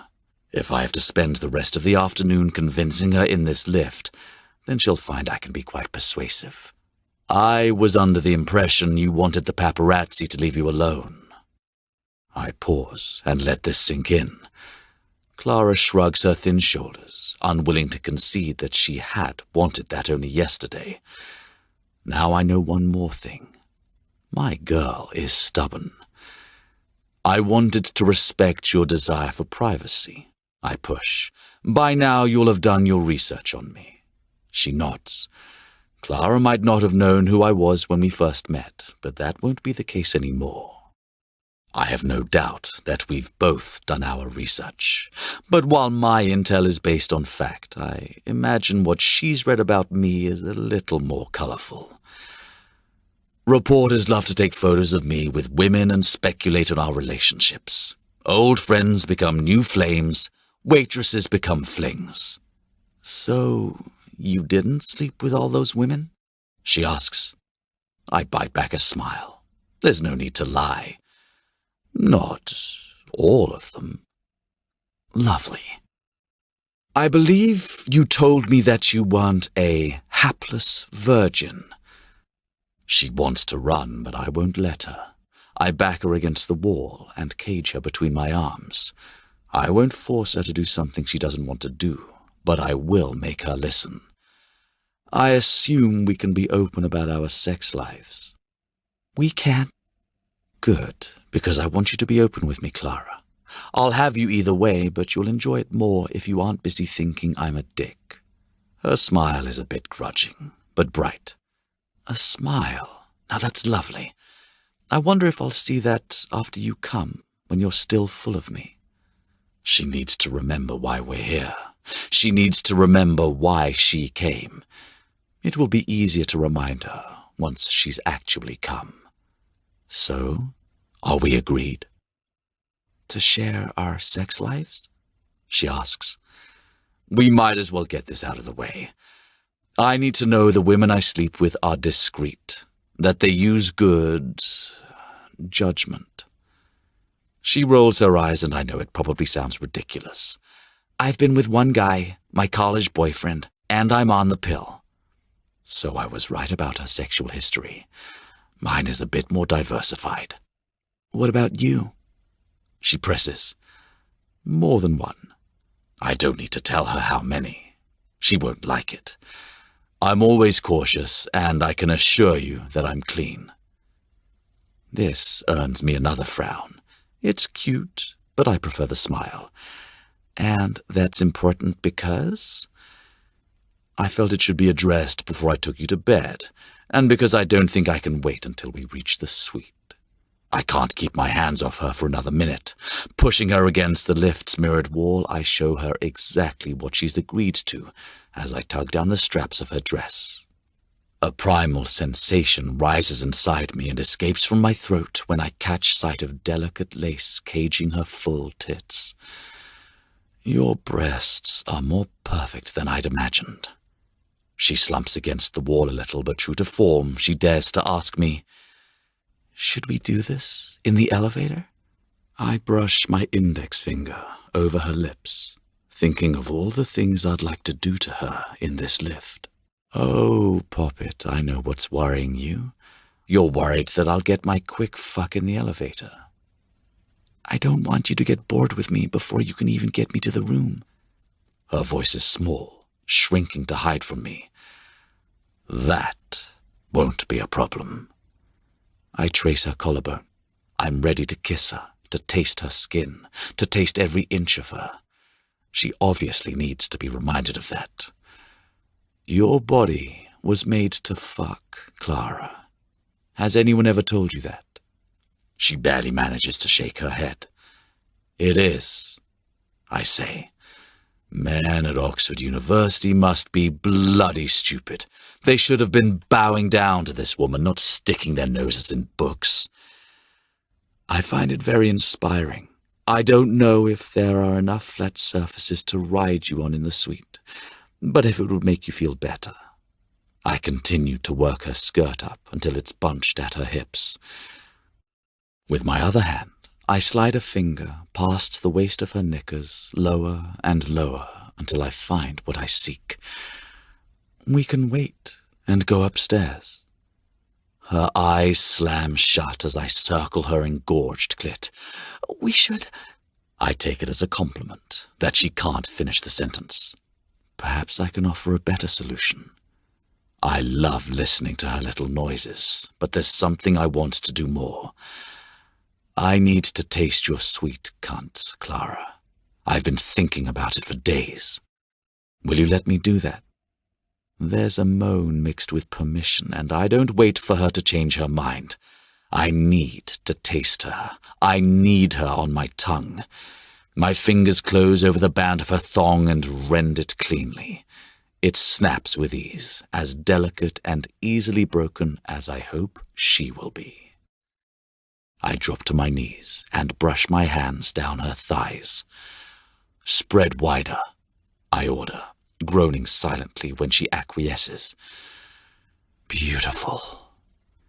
My hands move up, parting her so I can study her. Her skin there is silky and as soft as the delicate pink petals of a rosebud. I push a finger inside her, then another, enjoying the slick arousal I discover. Are you always this wet? Fuck, I hope so. I watch from between her legs as she shakes her head. Do I do this to you?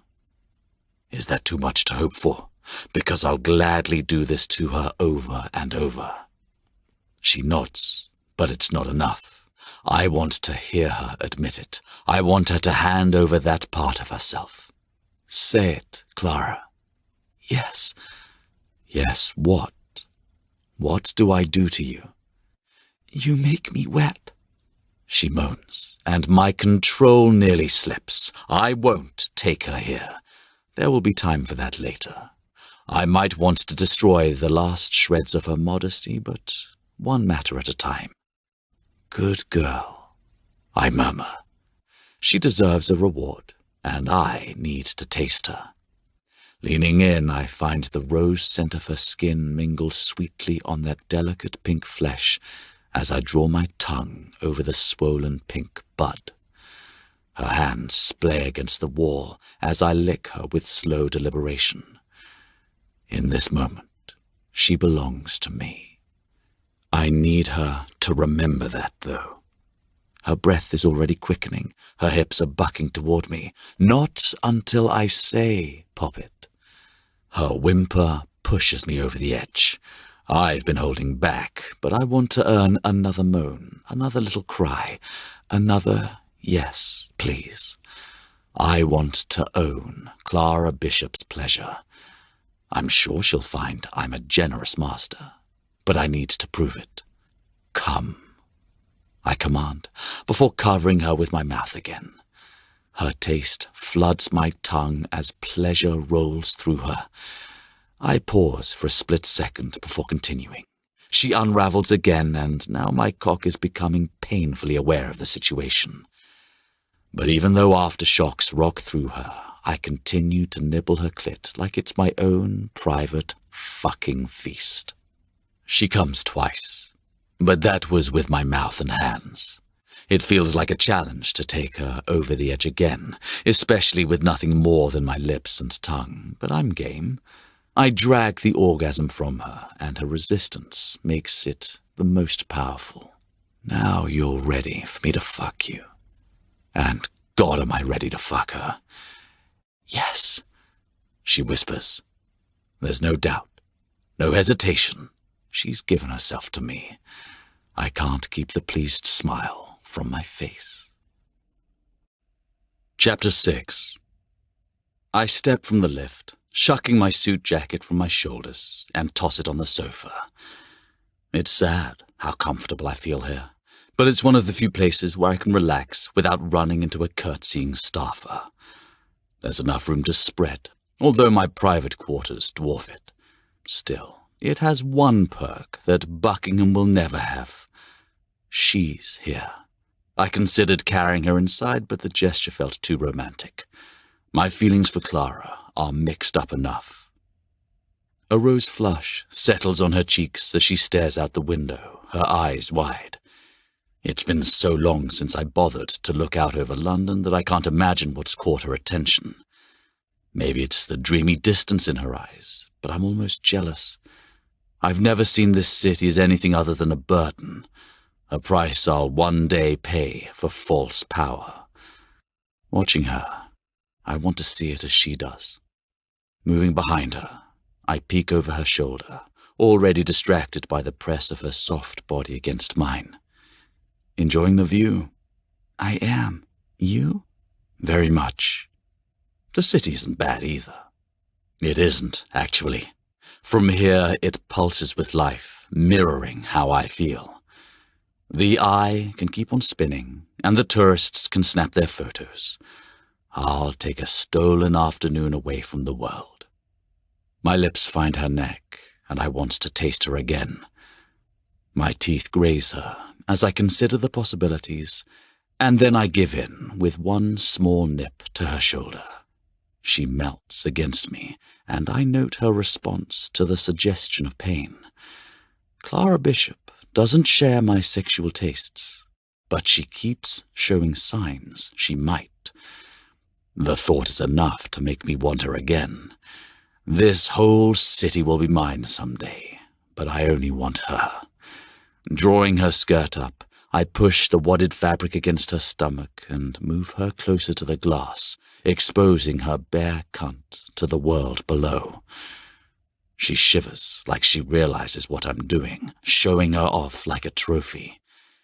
Not that I would ever allow anyone to see her like this.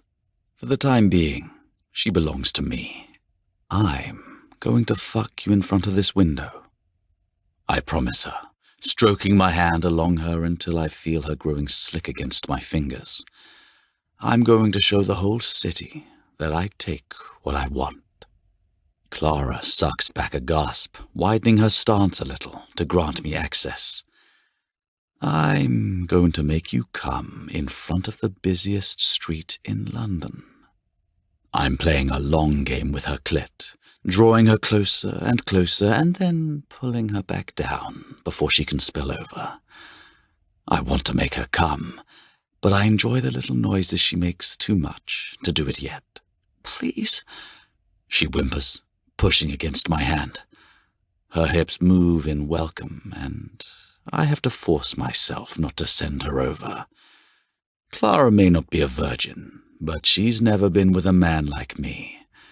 I can feel how tight she is, which is reason enough to go slowly, despite the raw temptation.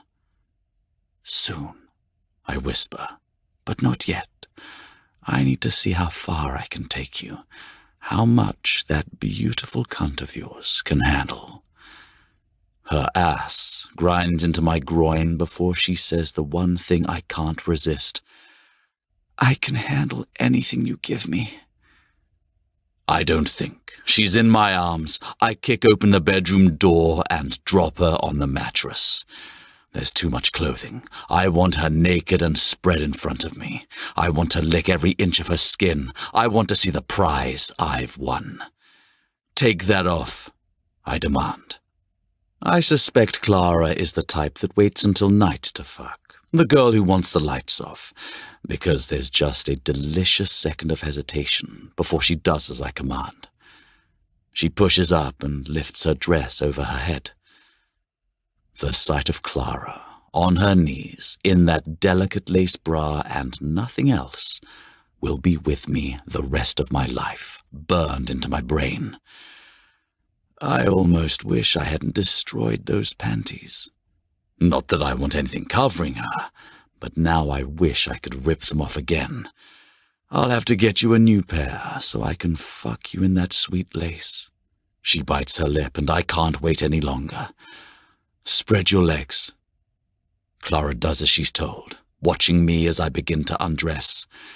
I've seen enough of her stubborn streak to assume she's not always this obedient. Maybe it would get tiring to have her resisting me if we spent time together outside the bedroom, but knowing she would, I like that more than I care to admit, because that means she's giving me control, no matter what she said before. That means there's hope that she might be exactly what I need. Confusion clouds her eyes for a moment when I don't take off my undershirt. Later, I'll tell her it's the price of admission. I don't owe her more explanation than that, but I'll make up for any disappointment she feels now, in other ways. Sliding my belt free, I consider what she would do if I looped it around her slender wrists, or what she would do if I turned her over and... Clara stares at me, as if she can guess what I'm thinking, and there's a flash of fear. One thing at a time. Dropping it to the floor, I distract her with what I do have to offer now. Pushing my boxers to my ankles, I wait for the reaction I know to expect. Apprehension. That's the inexperienced looking at me. Excitement. That's the woman looking back at me.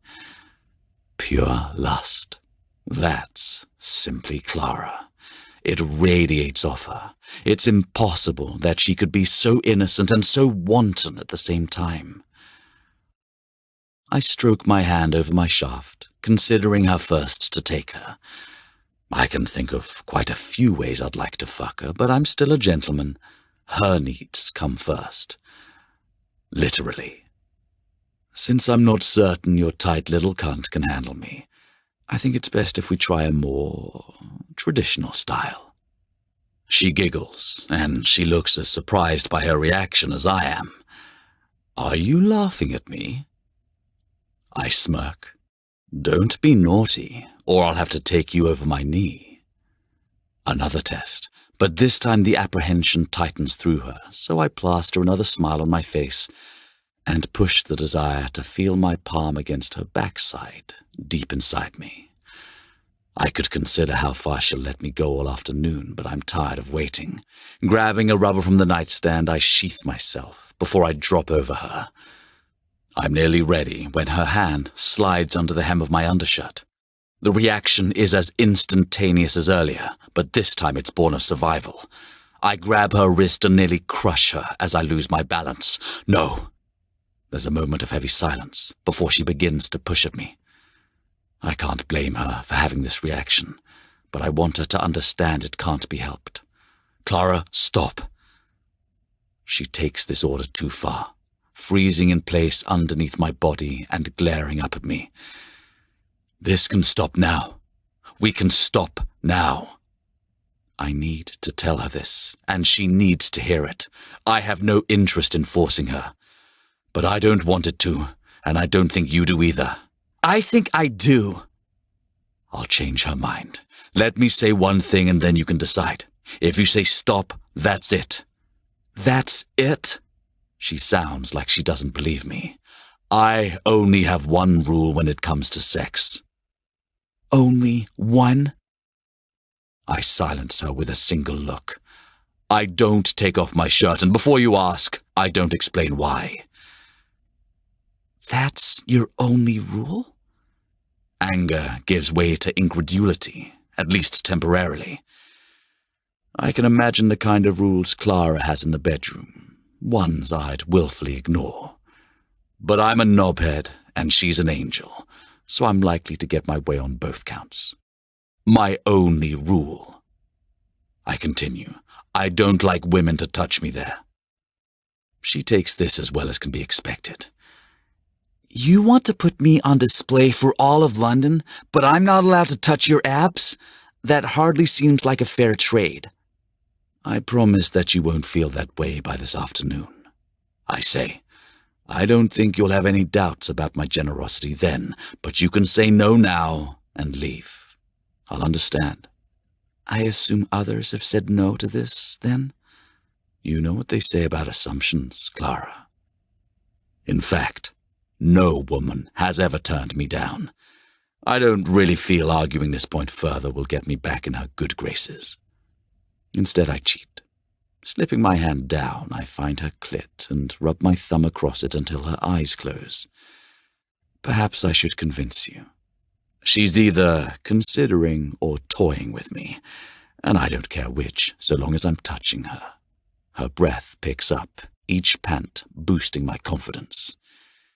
You don't have to tell me why. She breathes. Just tell me one thing. Do you not take it off for throwaway fucks? I can't process her question. It nearly breaks my brain to try. I don't even realize that I've stopped until she peeks up at me. Throwaway fucks? I repeat flatly. I get the gist of what she's suggesting. I have no idea why she thinks so little of herself. Girls like me, she practically squeaks. Girls you fuck and forget. I don't like that term. I don't like her using it. I've had casual sex before, Clara, but always with women who understood that's what it was. We never discussed it, she says, looking a bit frightened. Look, I've never had a fling. I don't know how this goes. I'm usually a relationship girl, so help me understand. Do you keep your shirt on to keep your distance? I bite back a groan of frustration.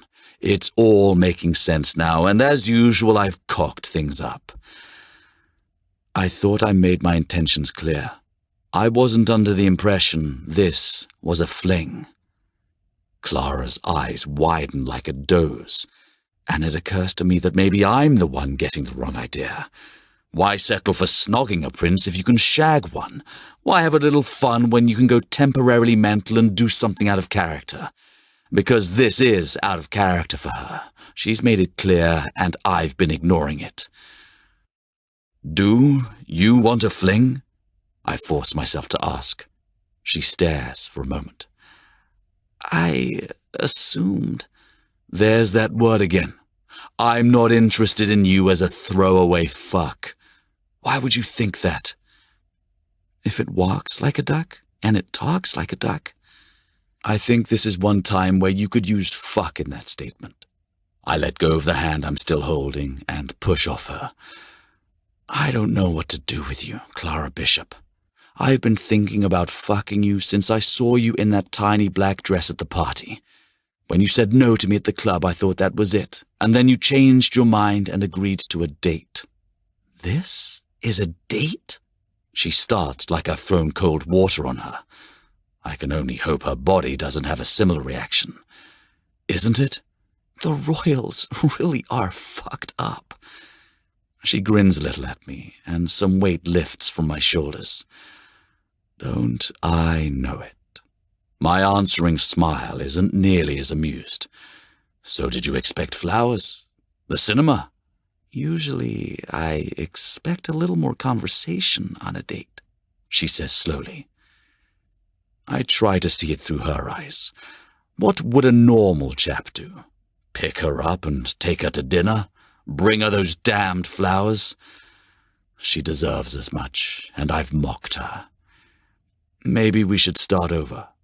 My cock disagrees with this assessment, and it takes effort to continue. Clara might deserve those things, but if she expects them, she will be disappointed. I don't court women. There wouldn't be a point. But we're on a date. She sounds confused.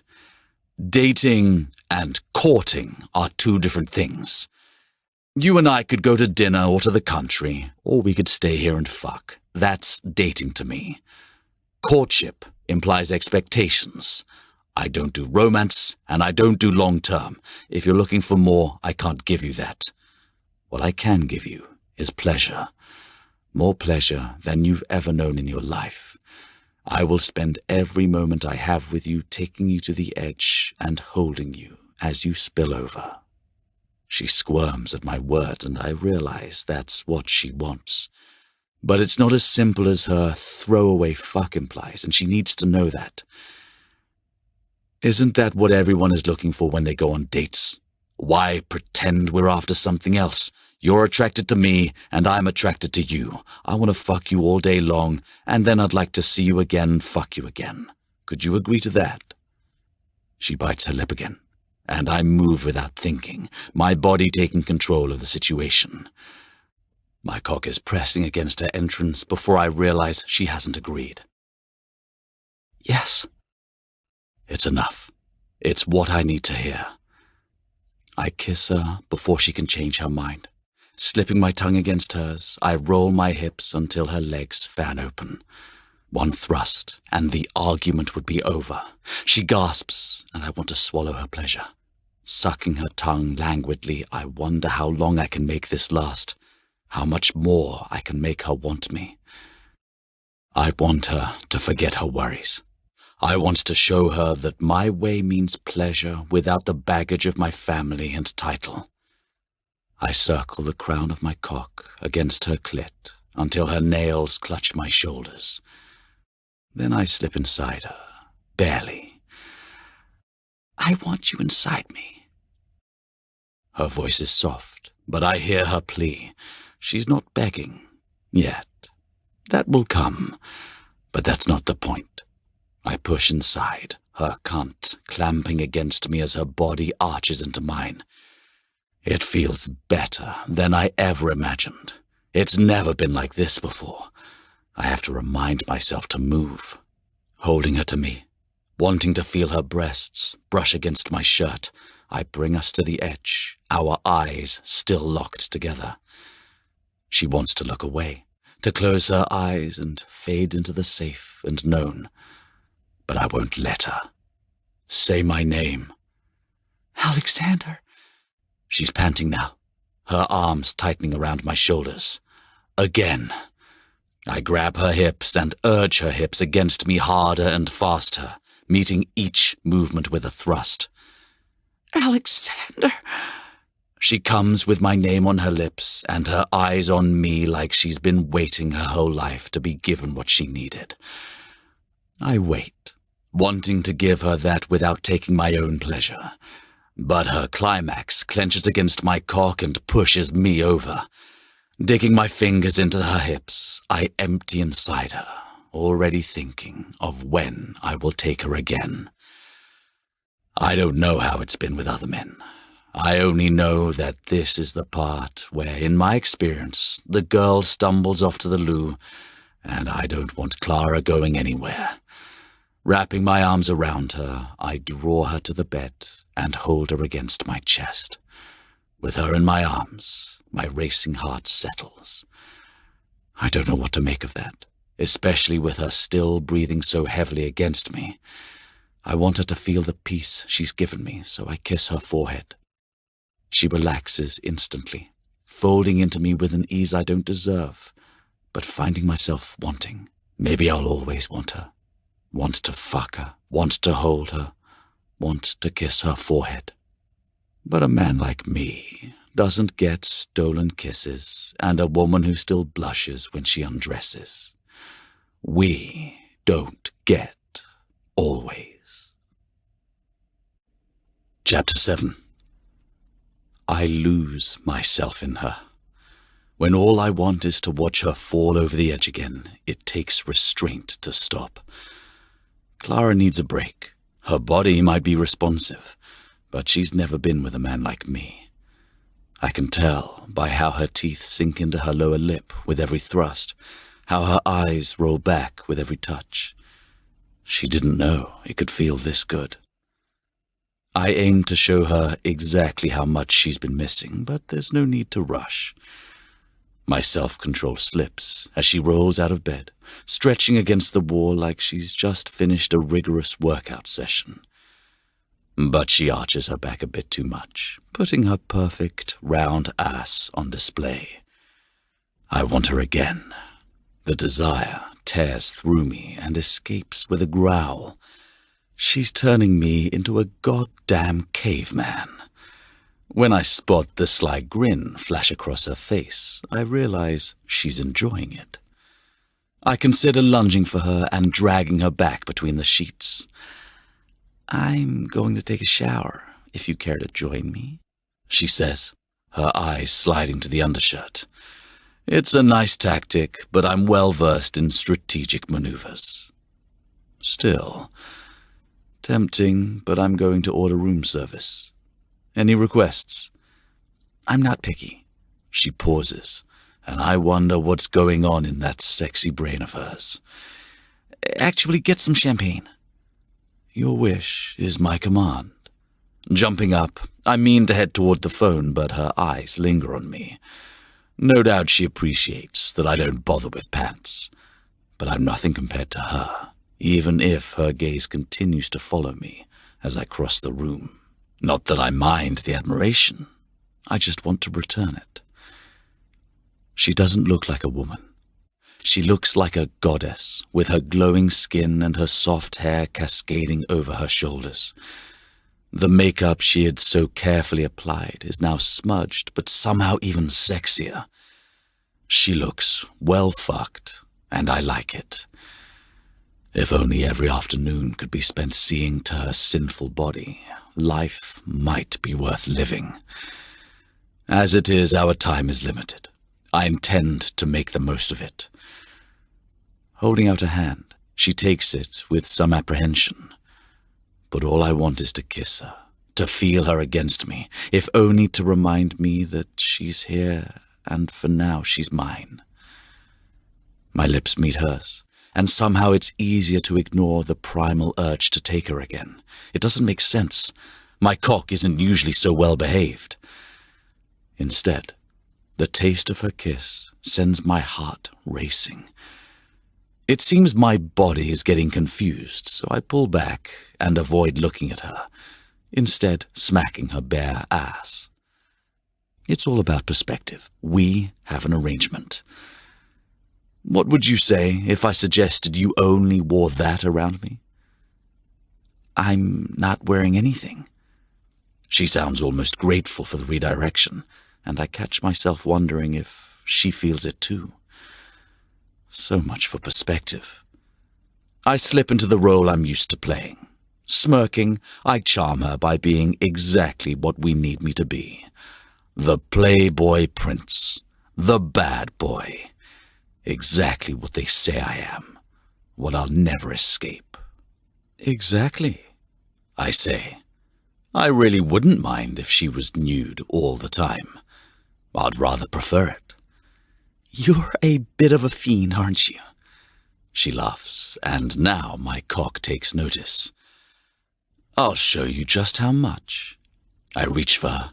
If she runs, it will give us space. If we wind up in bed, I'll fuck her until I'm too numb to do whatever this is. It's a win-win. She sidesteps me and backs toward the loo. You promised me food and champagne.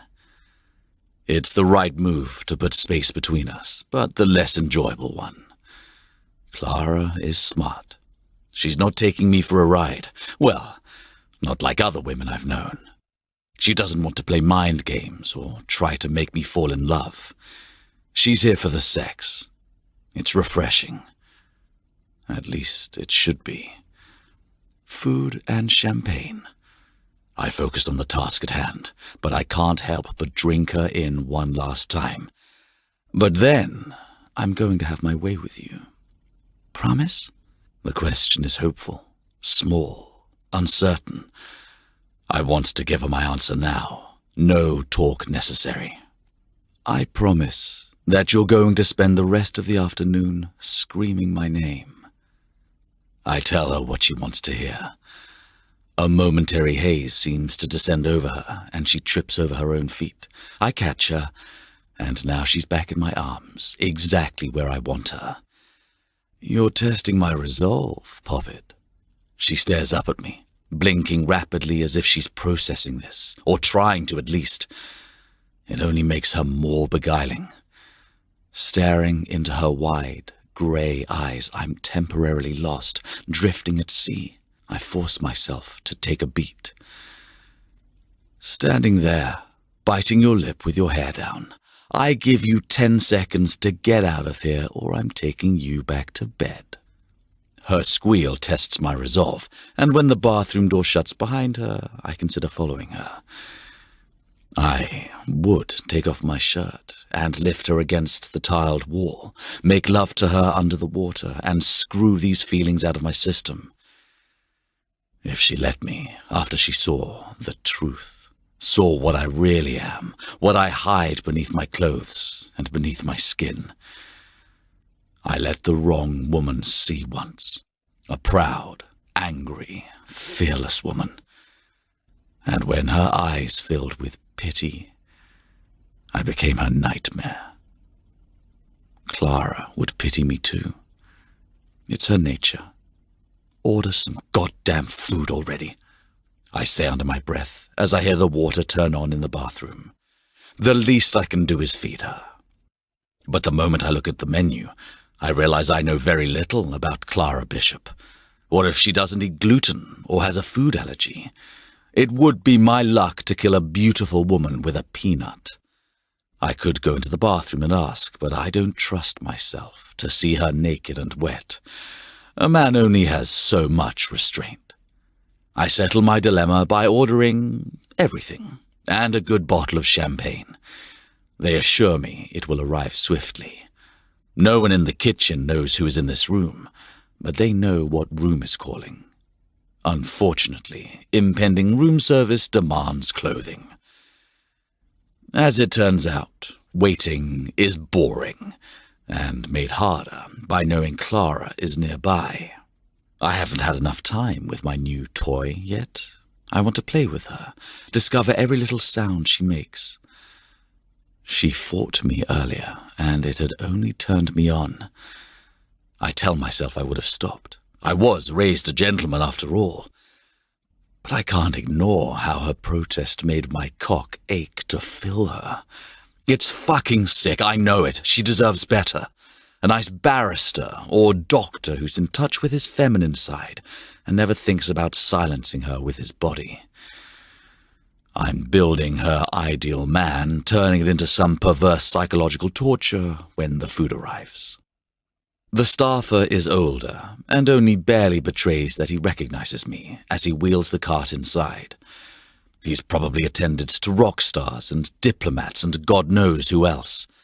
But being the Prince of England carries a cachet that can't be matched. "Sir?" he asks, as though he's talking to any guest, and I motion for him to leave it by the chair. Peeling a few bills from my wallet, I tip him for his discretion. It's the strict standards that set the Westminster Royal apart.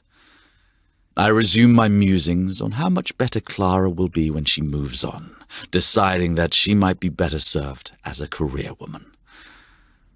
Clara appears in a hotel robe, which is a bit of a disappointment. Although if she'd come without it, she might end up never getting fed. She's even more beautiful with her hair piled on top of her head. She looks at ease, comfortable. "Did you order everything on the menu?" she asks, taking in the array of dishes that take up both the top of the cart and the shelf underneath it. Personally, I worked up an appetite. I shrug as if this is a normal amount of food, but if you need to work on your own, I still want to screw you against that window. She holds up a hand in protest. "Stop! I'm famished. But maybe after?" "That can be arranged.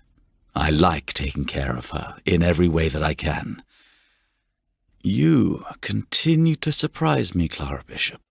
One minute you're running away from me, and the next you have my panties off in a lift." She interrupts. "Be honest, this isn't the first time a girl has dropped her knickers for you." "Well, no. I can't lie. But you hardly dropped them. That reminds me that I need to buy you another pair." She pretends to not care, but her eyes hood slightly. She enjoyed having them ripped off. I'll buy her another pair, just so I can see that reaction again. I stashed the ruined pair in my suit jacket. It may be a tawdry souvenir, but I'll know where to find them. Then again, I might prefer she leave that sweet cunt bare. She seems to guess what I'm thinking and heads toward the room service cart with renewed purpose. Her eyebrows shoot up when she lifts the lid on the first dish and discovers hamburgers. I hope it's okay. I can't help but join her, suddenly hungry myself. But rather than reaching for the food, my hands find her hips. There's only one thing here that can satisfy me.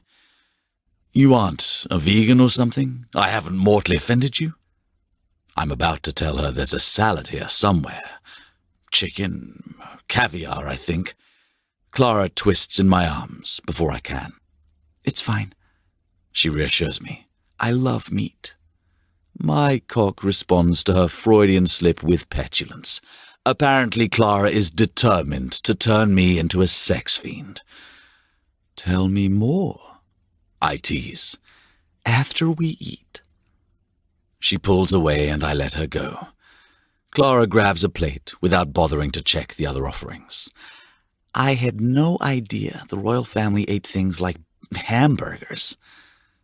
"Oh, yes. Usually it's only crown roast and leg of lamb and mint jelly." It's meant as a joke, but it comes out bitter. There are some subjects that I can't take lightly, even if I'd like to. Actually, my family dinners are terrible. Stiff. Too many courses, too many forks. Someone's always picking a fight, usually me. Maybe that's why I skip so many of them. Clara swallows hard, studying me for a moment. Her hands frozen mid-air. Then she shakes it off. "I can relate to that." "Ah, yes. Your parents are web entrepreneurs," I say. "Lots of dinners alone." Her eyebrow arches into a question mark. "Checking up on me?" I was interested, and if I have to spend my whole life in the public eye, I might as well enjoy the perks of my position. I take a seat next to her, wondering how she'll take this. Surely she can't have expected me not to look her up. How did she think I'd found her? She hadn't left a glass slipper. Translation, it's okay for you to spy on me. I laugh off the accusation, not wanting her to know she's right. It was not nearly so clandestine. You probably learned more about me on the internet than I did from MI5 files. I have an MI5 file? Not really, hence why I didn't learn much. I wanted to know how the pretty American girl wound up at a boring British graduation party. I'm not American. Not really. That did catch my attention. I take a bite and consider what that means. It feels important somehow, but I'm more interested in why she made that choice. You chose British citizenship. You could have chosen dual citizenship. Why? There's a momentary pause where she weighs what to tell me. Her answer is simple, but loaded. There's nothing for me in America.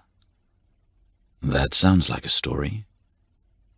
I want to hear it. I want to know how Clara Bishop wound up at Oxford, and then at that club, and in my life. How about you? She asks like she doesn't already know everything about me. That's the joy of having your life documented by every media outlet in the world. Not a lot goes unreported. I'm an open book. You only have to go as far as the nearest tabloid to learn everything you need to know about me. Her head tilts before she shakes it and returns to her meal.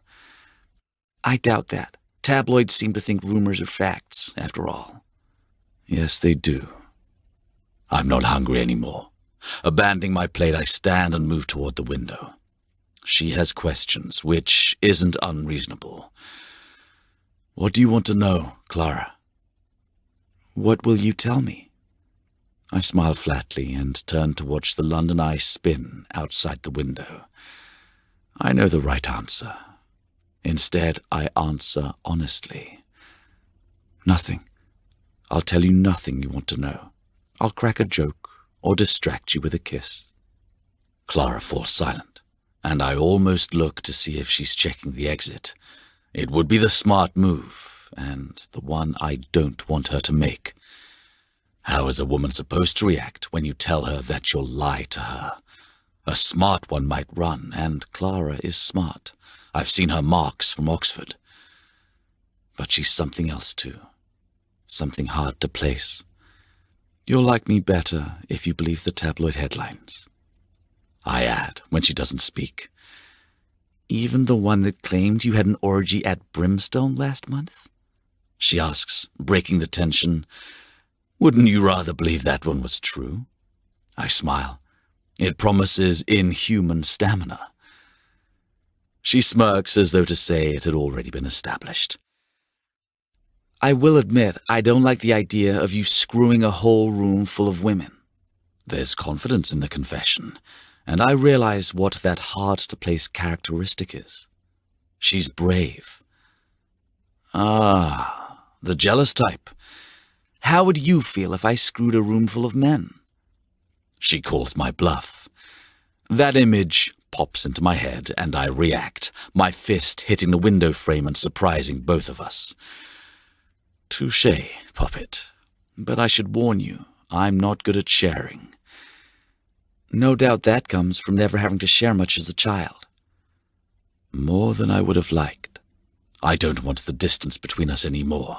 I need her to see me, to understand me. While I'm fucking you, no one else will. Do you understand? She stares up at me for a second, before calmly placing her dish on the table and standing to meet my eyes. Is that an order? You didn't seem to mind my orders earlier. Maybe she needs a reminder. My hand pushes between the folds of her robe to the taut plane of her stomach.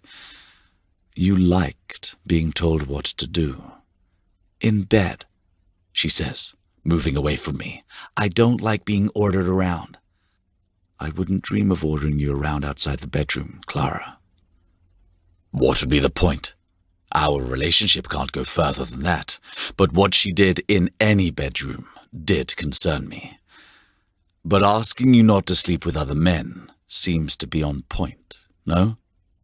Am I allowed to sleep with other women? She says, flatly. No, but that's an interesting idea. But I could never find another like her. Okay, down, boy. I'm just trying to prove that you're being irrational. I'm not irrational, I say. My hand lashes out and yanks open her robe. It's time for show and tell. I have many things I plan to do to this body. I want to take my time with it. I need to, so I'm not interested in playing games. If you want to be with me, I expect loyalty. This time, she doesn't try to back away. There's no protest when I step closer and slip a hand between her legs.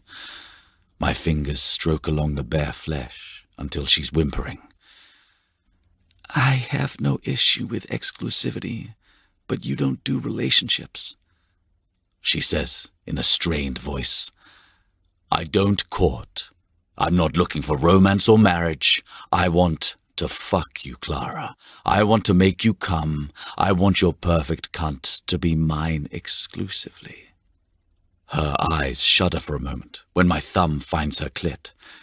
Then they reopen, blazing with determination, and I feel her hand on my cock. This is mine, then, she says. I bite back a smile, even as I thrust it into her warm, soft palm. It's all yours, Clara. I kiss her to end the argument, because I don't want her to think about this. I'm offering her so little. She'll see that eventually. I'll let her go back to her life then. But for now, for however long we have, I'll make her mine. My fingers slip inside her and work until her breath comes fast and heavy, her forehead pressing to my shoulder, and as she unravels me, I almost convince myself this can be enough. Chapter 8. The royal family's motto should be, keep your friends close and your enemies closer. It seems I have to endure a cadre of backstabbing acquaintances at every social event. My life in London is a string of one demanded appearance after another. You don't look excited to be here, Edward says under his breath, before kneeling to speak to a small child waving to him behind the cordoned-off entrance to the theatre. That's an understatement. There's one place I'd much rather be, and it's wedged between Clara's thighs. Does anyone enjoy the opera? I mutter to him as we continue down the ragged red carpet. It's seen as much action as I have, but of an entirely other variety. Edward guffaws and shoots me a look. Of course, I do. You have your reasons, I say dryly. My kind does love the theatre. He agrees, his mouth pinching slightly when he catches sight of our father ahead of us. Another reason to dread this evening. It's a wonder he lets me attend, Edward says. It's so gay of me. My brother's carefully concealed homosexuality was no secret amongst the family, but our father has made it clear it will never be public knowledge. As if he's thinking the same thing, Edward peeks over his shoulder to the parasitic group of young aristocrats that's always at these goddamn events. Judging from the frown that momentarily eclipses his smile, David is among them. He's made the mistake of falling in love. I wasn't around to teach him that this life and commitment are mutually opposed concepts. He never saw our parents together. Our mother died when he was born, so he doesn't have the memories of the screaming matches and ultimatums. I know the picture my father paints of his marriage. I also know the truth. It's why I won't make the same mistake. Nothing, not even love, can survive this life. You haven't told me how you met, I said. You want to discuss this now?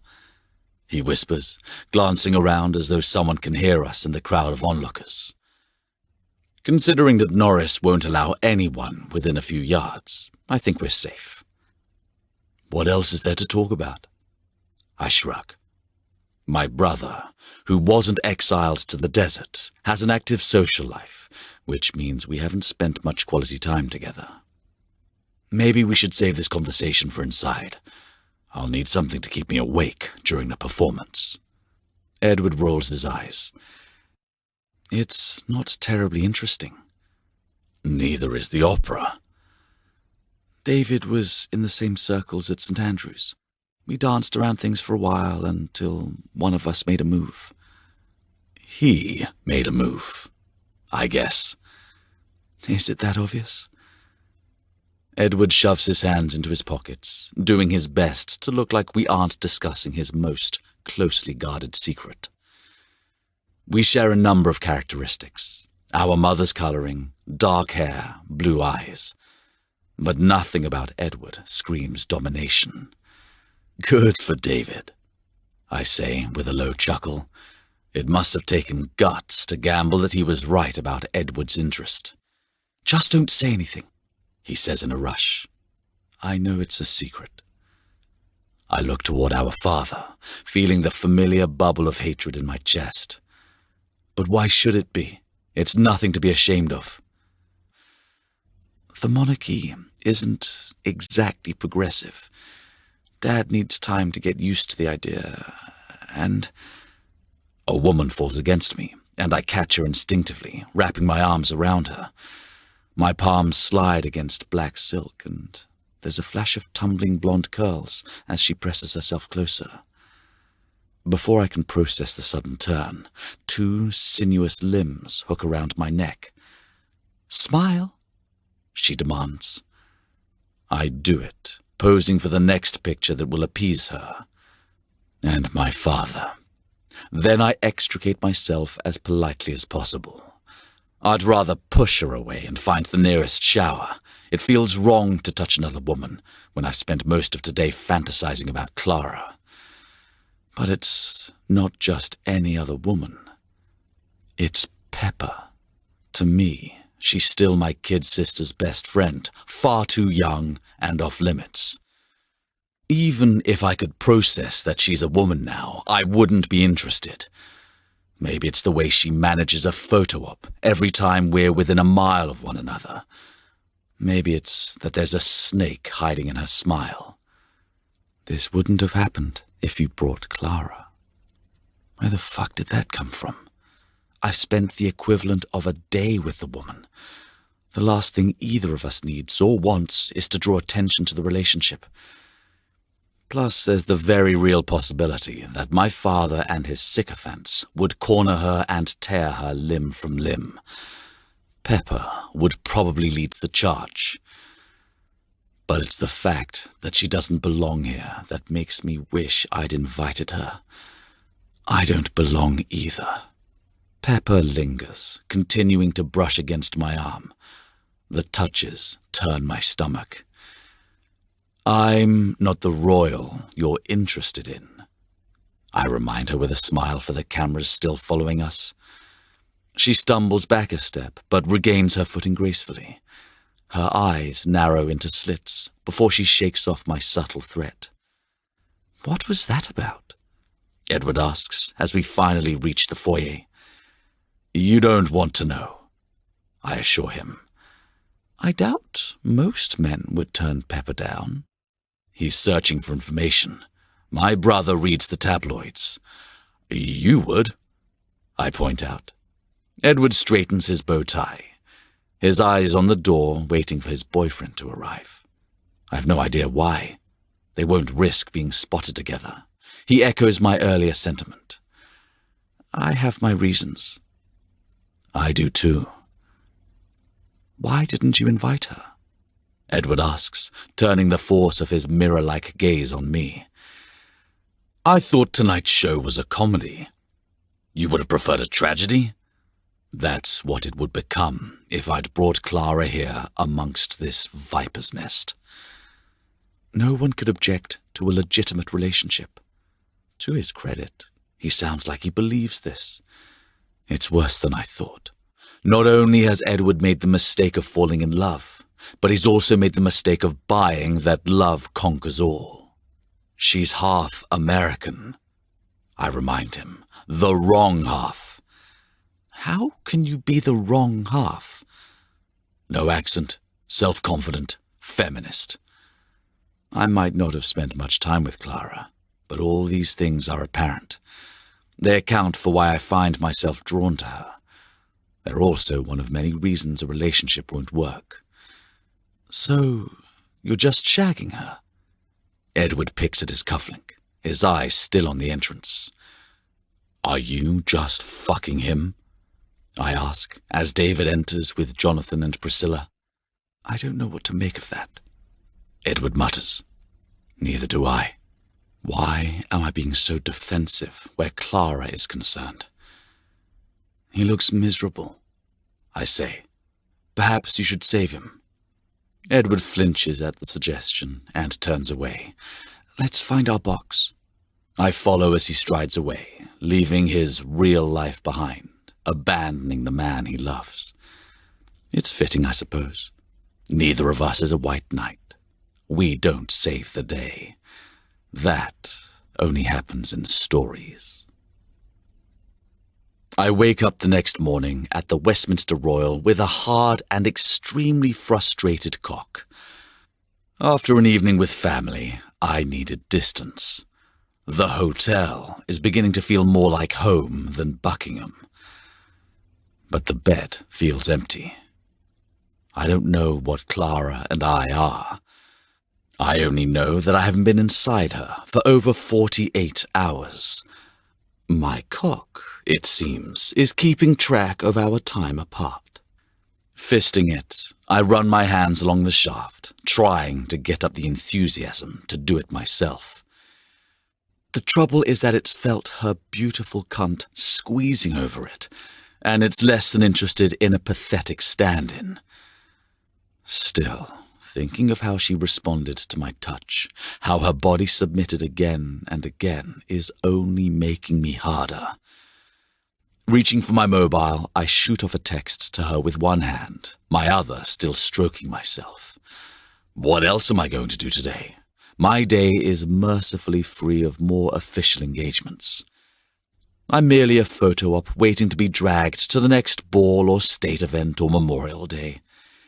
Despite my father's insistence that I need to learn about my future responsibilities, he keeps me away from the important meetings. I'm not king yet. I'm only expected to sit and wait until someone hands me the crown. At least I know the best way to kill time.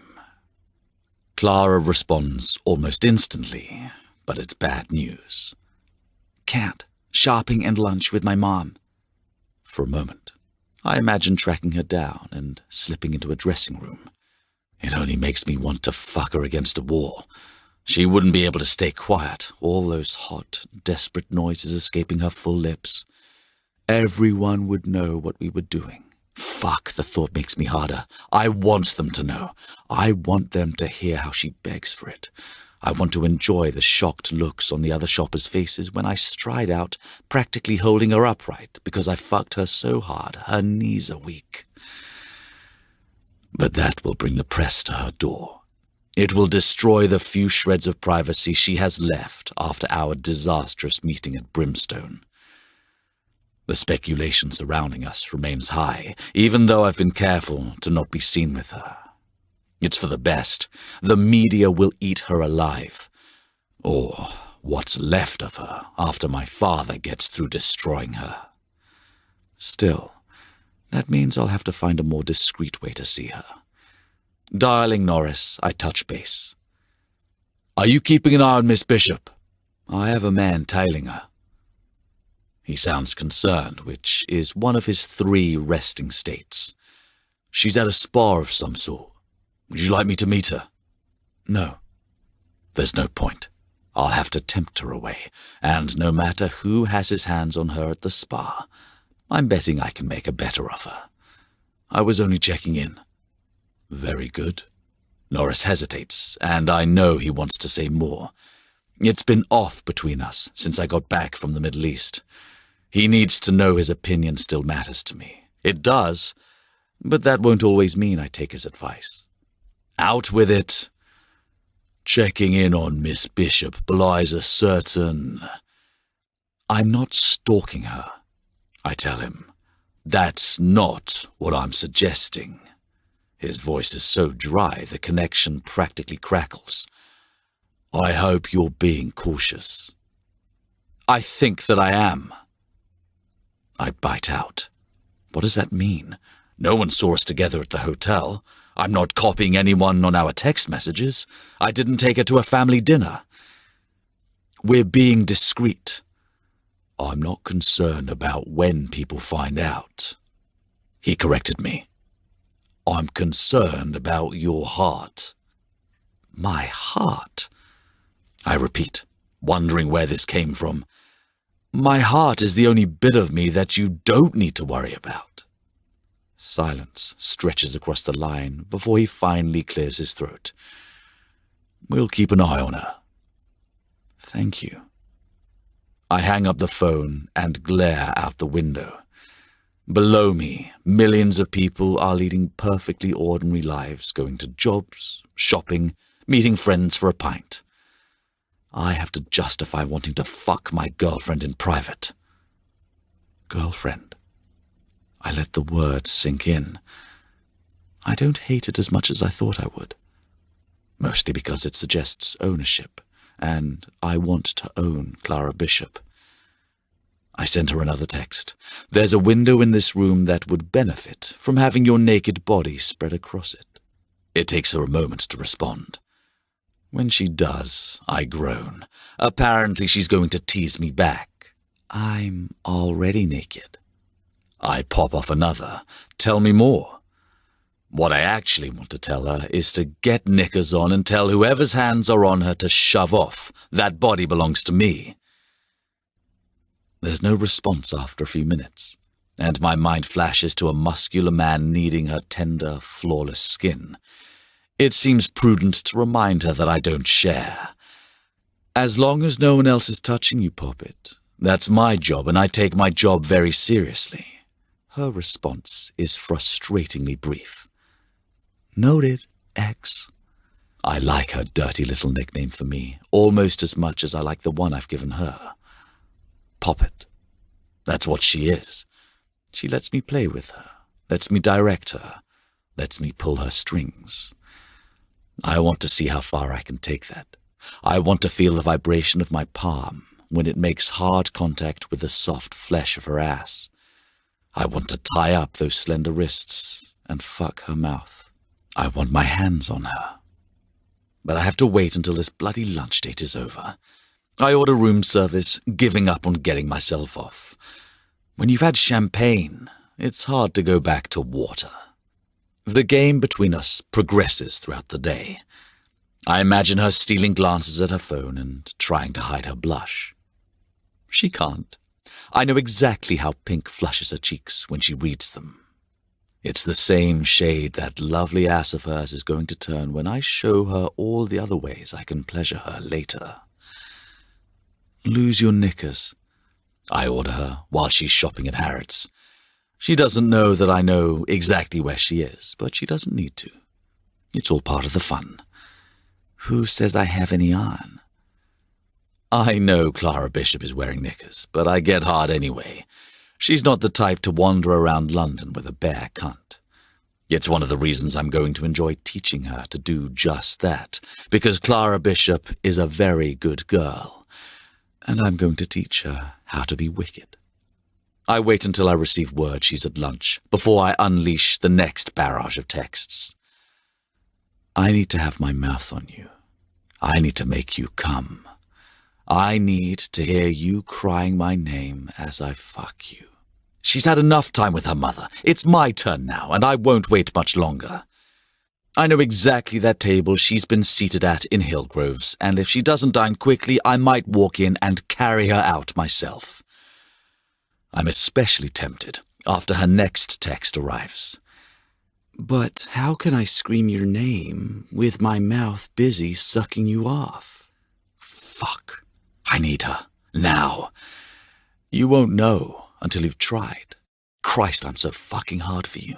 Finish eating and get your pretty ass over to me. I won't wait much longer for her. She's won this game, and her prize is the rock-hard dick she'll be riding all afternoon. It's time for her to collect her winnings. I need to see you now, the Westminster Royal. There's no response, but I know she's on her way. I can already feel her coming. Chapter 9. When the lift opens, I don't think. I'm on her, my hands and lips vying to see which can cover more of her. Lifting her into my arms, she doesn't resist. She's so pliable, responding to me as I cradle her neck, as I crush her against the wall. I nearly take her right there. It's all I can do not to. I don't think she'll stop me, protection or no. I don't think I can stop myself, and the tiny voice in my head reminding me to care about such things is drowned out by the rush of blood pounding through me. And then I taste salt on my lips. It takes a moment to realize she's crying, and now that I do, I feel like a wanker. Had she been crying when she arrived? This is why I don't do relationships. I don't notice things like that. Or care about them, I tell myself. Except I do. Clara. I tilt her chin up, so that she has to meet my eyes. What's wrong? She turns away, pushing against me like she wants to be freed. I can't understand why. What's going on? Something is wrong, and I appear to be the cause of it. This, Mr. X!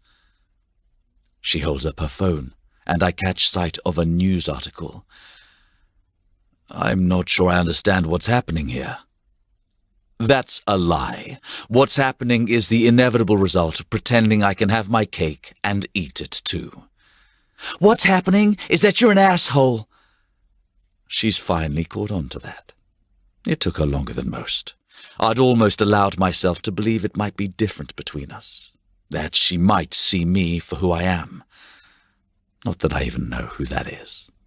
But I fucked it up. Moving to the bar, I lift a bottle of bourbon. Drink.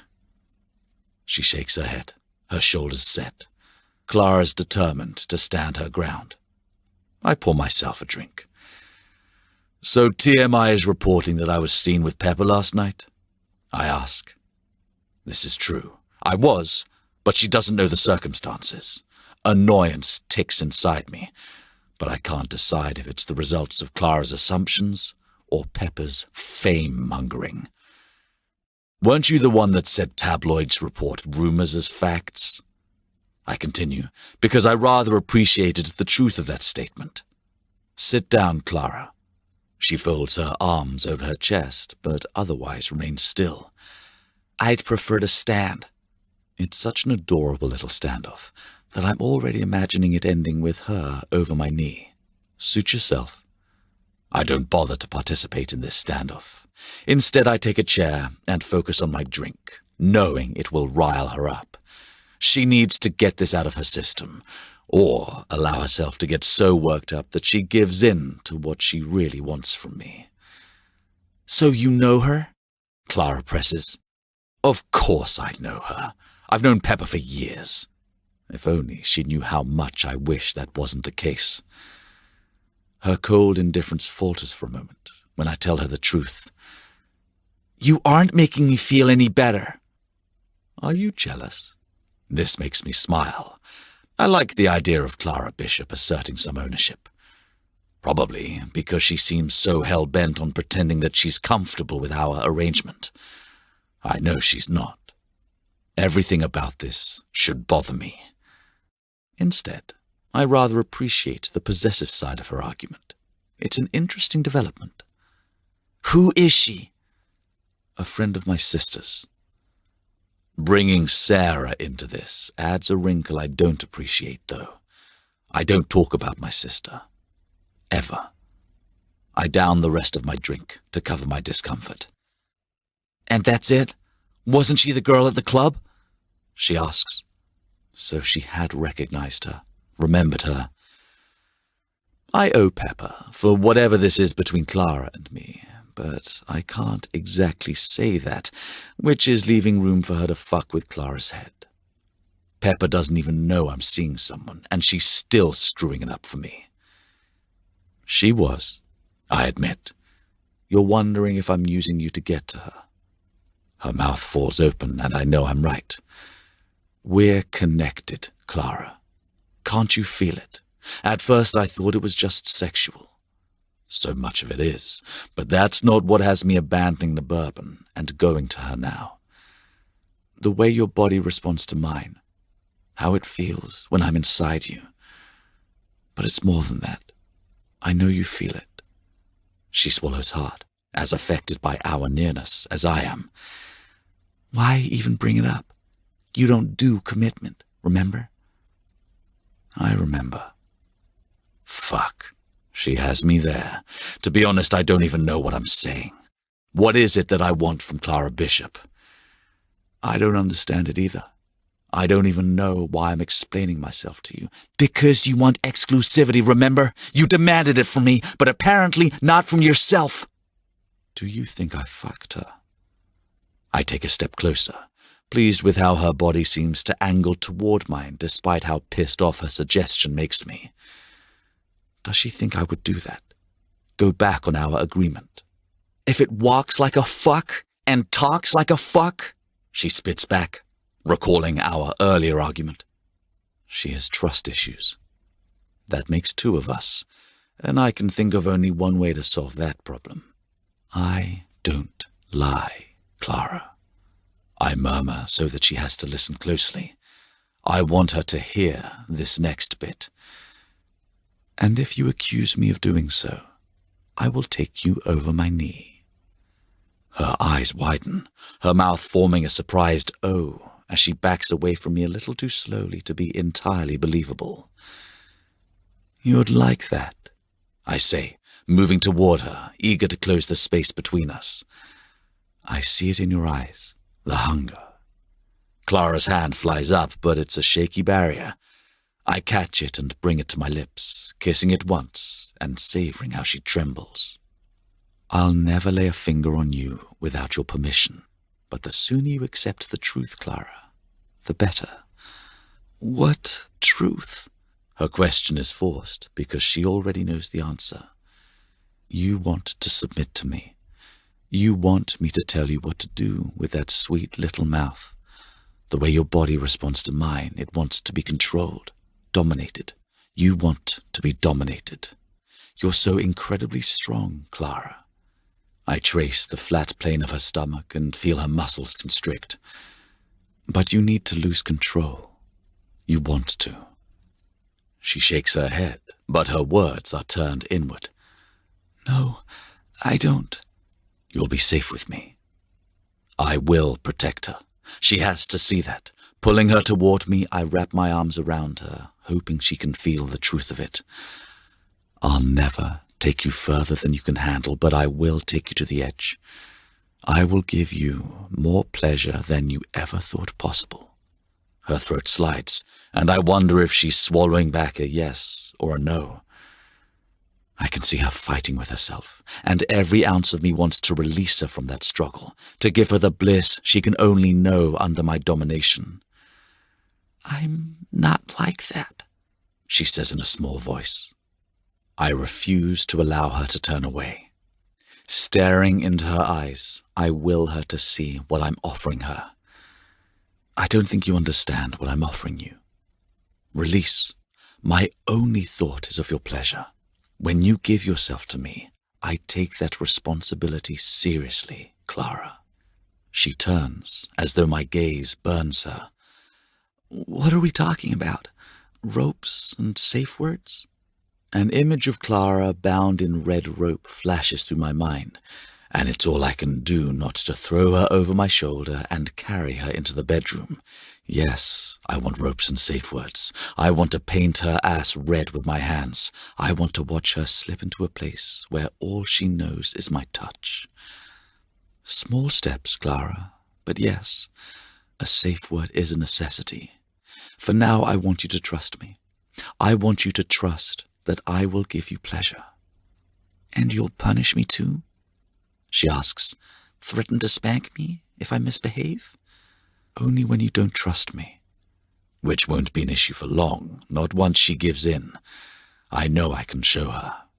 Without trust, you can't give me control, Clara, and then we can't have what we both need. You mean what you want? Her voice pitches up to the verge of hysterical. Need, I say firmly. What you need. I don't. She shakes her head, like the words are stuck. Yes, you do. How can I make her see this? I feel it in her. It draws me to her.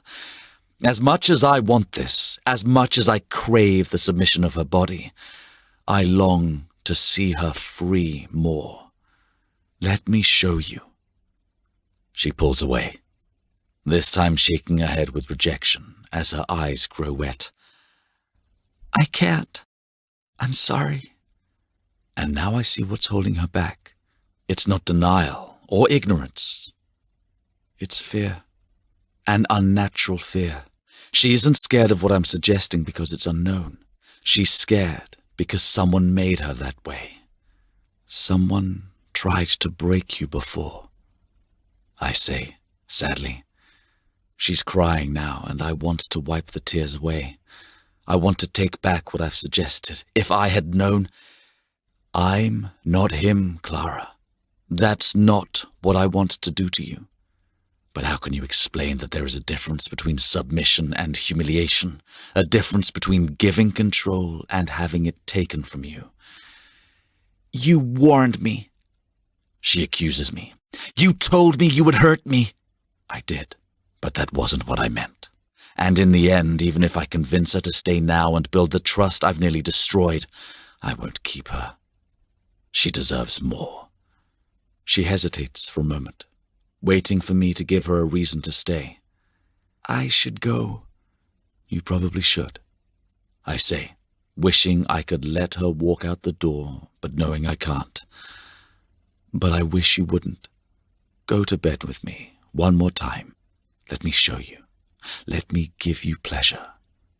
She's already backing away, and I feel a veil descend between us. She can't see what I'm offering, and I can't show her. Not until she's ready. Not until she asks. I can't, she says. You won't. I can't let her go without delivering this final truth. I hate myself for not reaching out for her. I hate myself for not being able to lie and tell her it was all a joke. I hate myself for needing more than she'll give. I hate myself for scaring her. Chapter 10. Clara Bishop is not a woman who can be drank away. Still, I've tried. The subtle thump of music is all that penetrates my hiding spot.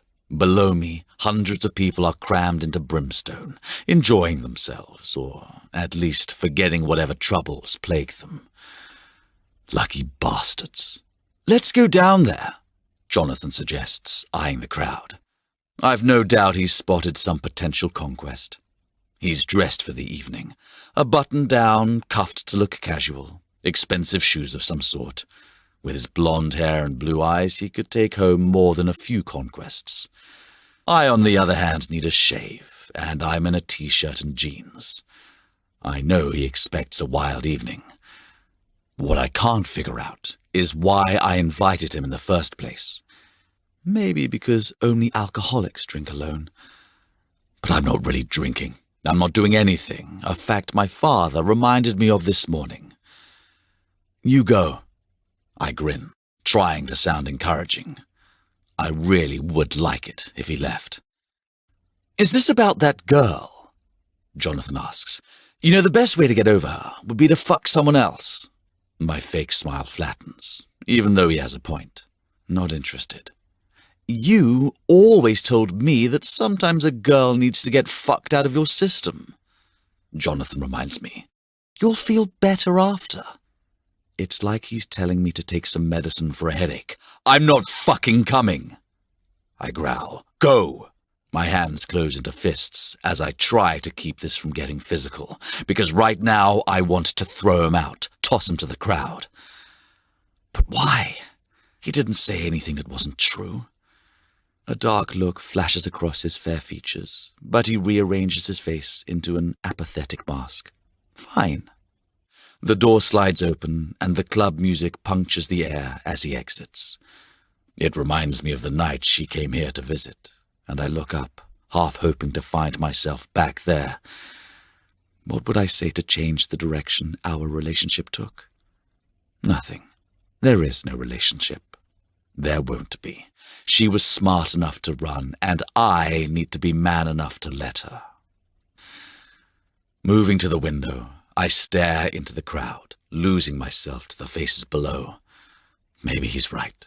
Maybe a night with a stranger would fix all this. I'd never let a woman get to me before. It's always the other way around. I sleep with a woman, it's good. I fuck her again, she gets ideas. It's the natural course of things. I can't blame her. But I do send a clear message by moving on to someone new. Once a girl sees she's replaceable, she understands. It's how I've always operated. I'm not looking for a fucking princess or a happily ever after. No man is. So why can't I go down there and take some stranger to my bed? Why am I up here, nursing a bourbon and wondering if she'll respond to my texts? There's another burst of club music, and I look up expecting Jonathan, but it's only Norris, dressed in a suit and looking a bit too James Bond for Brimstone. He stares stoically at me, as if waiting for an invitation to join me. It's been like that since I got back from the front. Before I left, he treated me like a charge, lecturing and interfering as much as he thought necessary. I don't know if he sees me as a man now, or if he gave up when all his well-intentioned fathering failed, and I wound up bleeding on the roadside, holding my dying sister. I've never asked. I hold up my glass and motion for him to pour himself one. Are we drinking or admiring it?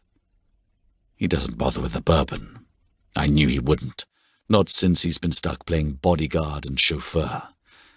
Neither. I turn my attention to the club. You aren't going to find her down there, Norris says softly. Who? I'm tired of this conversation. I'm tired of people seeing through me and acting like they know what's best for me. I know exactly where to find Clara Bishop. I know she starts work in the morning at Peters and Clarkwell. I know she's been shopping with her best friend. I know she doesn't want to see me. I know I shouldn't want to see her. Norris doesn't answer me. He's been around when I've received reports from friends inside SIS. He knows I'm tracking Clara, but he's kept his thoughts to himself, and it's driving me crazy. I'm not looking for her, I say, my eyes glued to the swarm of clubgoers. You don't have to, he says in a clipped tone. You know exactly where she is. You always do. If I might, that's not exactly healthy behavior for either of you. I know that too. She's admitted she'd had a bad relationship before. I'd had to stop myself from seeking out information on this ex of hers. But I had checked up on her. I'm not stalking her. Norris raises a grey brow. Just because you're using MI5 doesn't make it right. I just want to know that she's safe, that the reporters are leaving her alone. I walk away from the window, away from him and the accusation. But I can't seem to get far enough. The reporters have been quiet.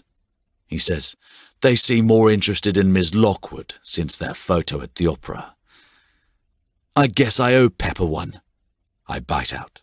She took the heat off Clara. It's what I wanted, you know. Clara to have a normal life. I never wanted anyone to find out about us. The pause between us is deafening, but it's what he asks next that's loaded. Why? Because she doesn't belong in my world. It's obvious. I live in a world of glass crowns and pretty cages. No beautiful creature belongs there. It's better to keep her away from all this. But it's part of who you are. Norris watches me as I continue to pace, his eyes sweeping along with me while the rest of him remains still. Why would that matter? She doesn't belong here. She doesn't belong in the ugliness surrounding me. I can only imagine what she'd think. I'd made the mistake of showing her a glimpse of my darkness, and she'd run. If she knew the truth about my family, she'd disappear forever. Isn't that what you want? Norris says. Show her. Lose her. He's calling my bluff. I know because this has already occurred to me. All I have to do to lose Clara is allow her closer. She'll see the truth. She'll run. Chapter 11.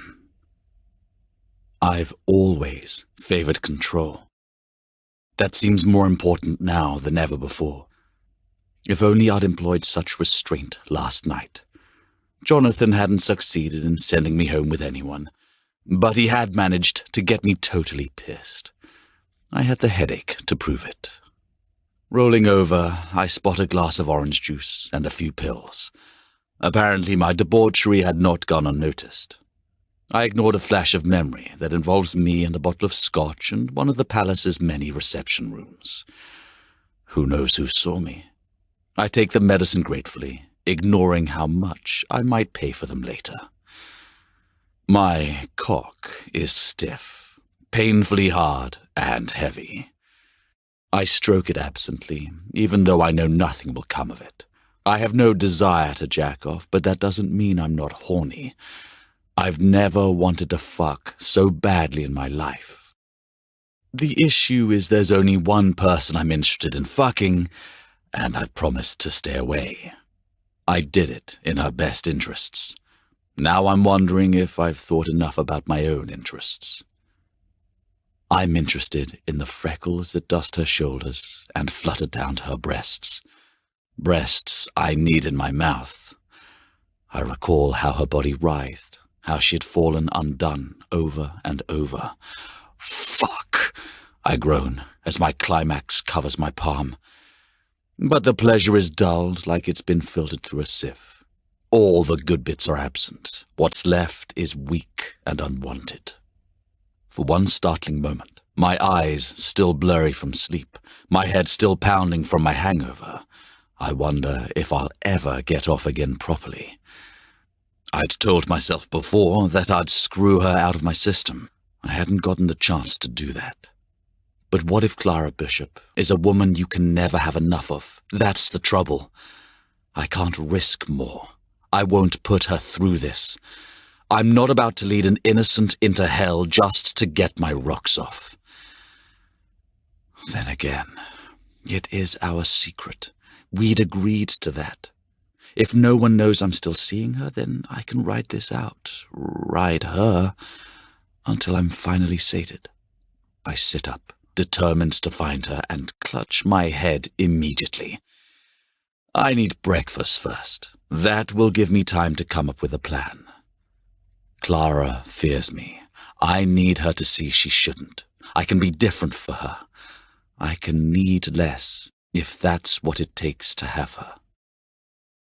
When I finally exit my apartment, dressed in a t-shirt and jeans, I find the cleaning staff patiently waiting to access it.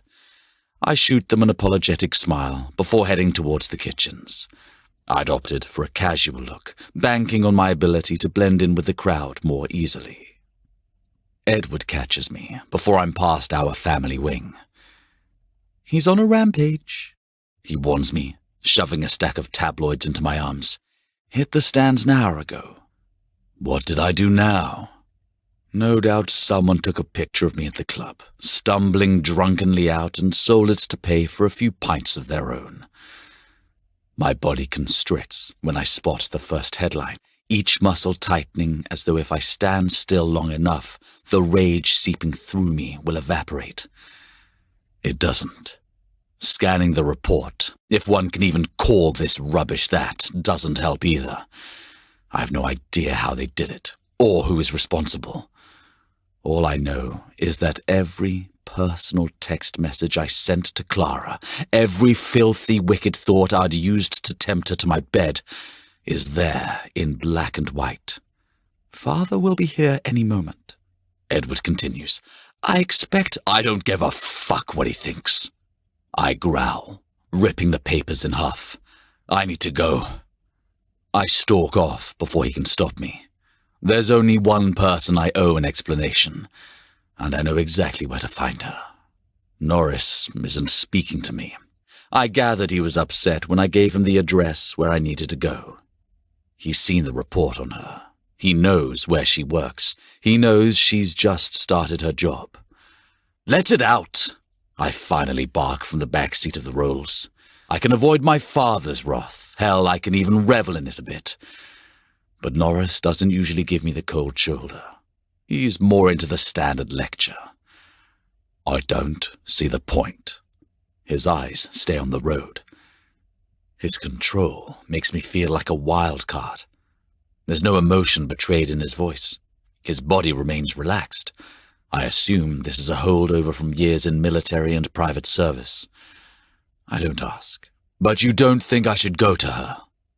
He'd made his feelings on this known. He didn't approve of me checking up on Clara Bishop on paper. Why would he encourage me to seek her out in person, especially after this fiasco? Timing is an art form few humans master. None of them are male. There's an unexpected dryness in his tone. Norris is cracking a joke. There might be hope for us yet.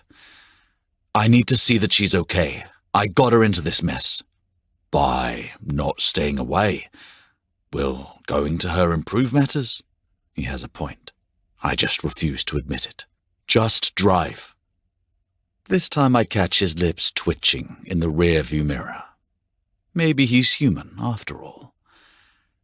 Peters and Clarkwell takes up one floor of a nondescript office building not far from Westminster. The benefit of this is that everyone here is busy going about their days. Work and lunch and whatever else normal people did during the week. I shove my hands into my jeans and stroll toward the lift, pleased that no one seems to notice my appearance. Apparently, the paparazzi hasn't caught up to where she works. Yet. There's no use pretending that she'll remain a secret now. They'll follow her incessantly. My father will demand answers. I didn't lead her into hell gently. I'd dropped her into this inferno. She needs me to protect her now. I'm planning to tell her, planning to explain exactly how things are going to be when the lift slides open, revealing her. Her knuckles are white on her bag strap. Her cheeks are burning with a lovely shade of embarrassment. Every ounce of me wants to shove her against a wall, hike up her skirt, and show her that I'm capable of all the things I'd promised in those sodding text messages. She stumbles when she spots me, but before I can respond, she straightens and heads straight for me. I hadn't expected that. Clara Bishop is strong. Good. She needs to be. The buzzing behind her reminds me more of a beehive than an office. Heads pop over cubicles. There's a woman whose tea is dripping on the floor as she holds the cup at an odd angle. Every person in the office is staring at me. I only care that she's staring, even if her glare is murderous. It's a pity all these people are here, because Clara Bishop is sexy when she's angry. I can't help thinking about the perfect body under her proper office clothes, of what I want to do to it. What are you doing here? She crosses her arms over her chest, still fuming, but now that she's closer, I realize the fury stops before it reaches her eyes. I recognize the hungry, wild look she can't hide. It had been there when I took her to bed. I'd seen it as I pushed her to the edge and then over it. Her breath catches, and I can almost hear her say it. Yes, please. She'd been so polite with her desire, so eager, so pliant. I want her to say those words again. You've had long enough. I need to talk to you. I don't give her the chance to argue with me. I doubt she would in front of her co-workers. Instead, I take her by the arm gently. I'll save the roughness for when I get her into bed and lead her toward the lift. But she's not exactly following my lead. Her body is rigid, coiled tight, and I wonder if it's her anger or how long it's been since I fucked her that's bothering her. Couldn't you text me? She asks dryly, sounding anything but amused. I sigh and drop her arm as we step inside the lift. I guess you saw that too. But I don't wait for her response. I can't wait. I'm on her, pressing her body against the stainless steel wall of the lift. I need to feel her body against mine. My hands pin her wrists above her head as my hips lock against her. I know she can feel my cock pressing into the soft flesh of her abdomen. I might be going too far. She'd made her feelings clear the last time I saw her, but I hadn't imagined the connection between us. It hangs between us now, an invisible thread pulled tight between her body and mine. Surely she feels it. She has to. Alexander! Her cry is half panic, half prayer. Why haven't you answered my texts? I demand. The whole world can read that you want to go down on me on a gossip site, and you're worried about that? She stammers, her eyes widening. Her body stays perfectly still, resisting the tug of that connection between us. It's too controlled, but I sense something more lingering under the surface of her rebuke. Concern. Concern for me. She has pushed me away, and she has come when I've called. She's torn between my warnings and my temptations. The truth is that she's too good for me, too kind, too normal, and we both know it.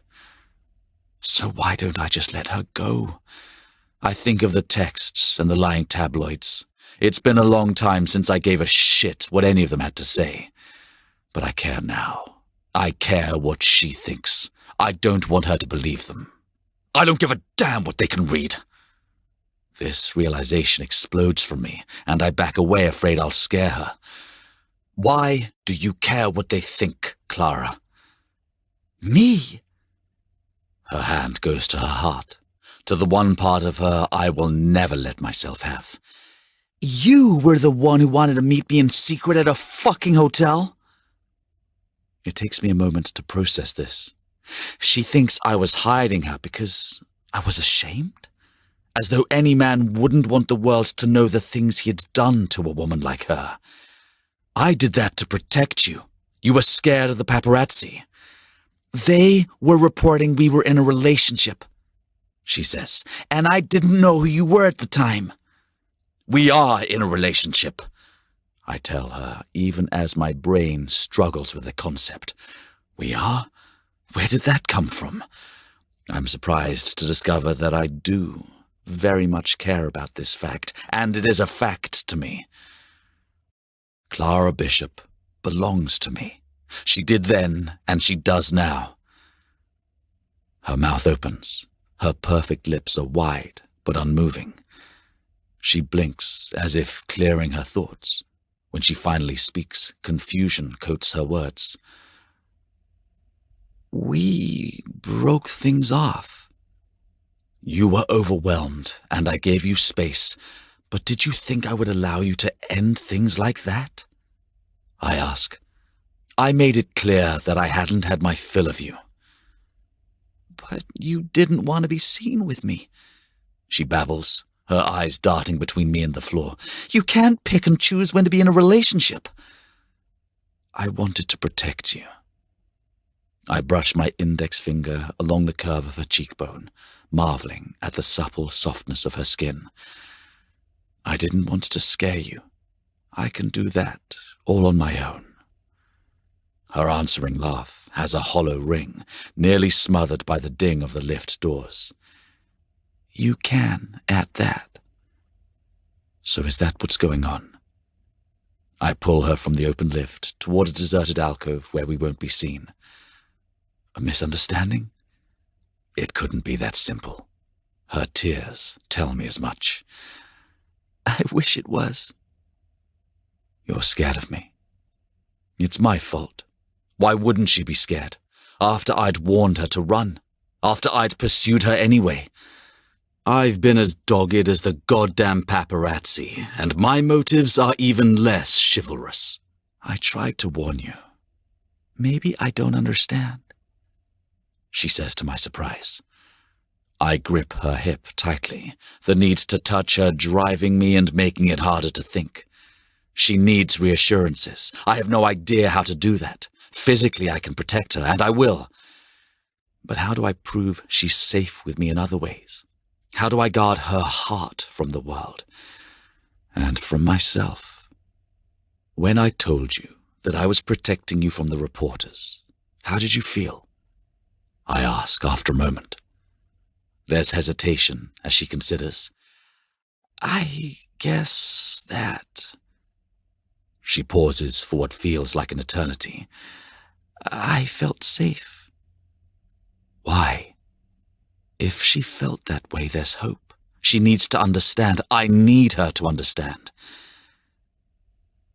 Because you care. There's revelation in her voice. There's something else, though, a hint of sadness. I wonder what she's faced. Who has let her down, betrayed her? I decide at that moment that I won't allow myself to do the same. I do care, Clara. I hover over her, our mouths inches apart, not so I can kiss her, but so there's no chance she doesn't hear me. I didn't want you to experience being trashed by the tabloids. So it wasn't that you didn't want to be seen with me? She asks.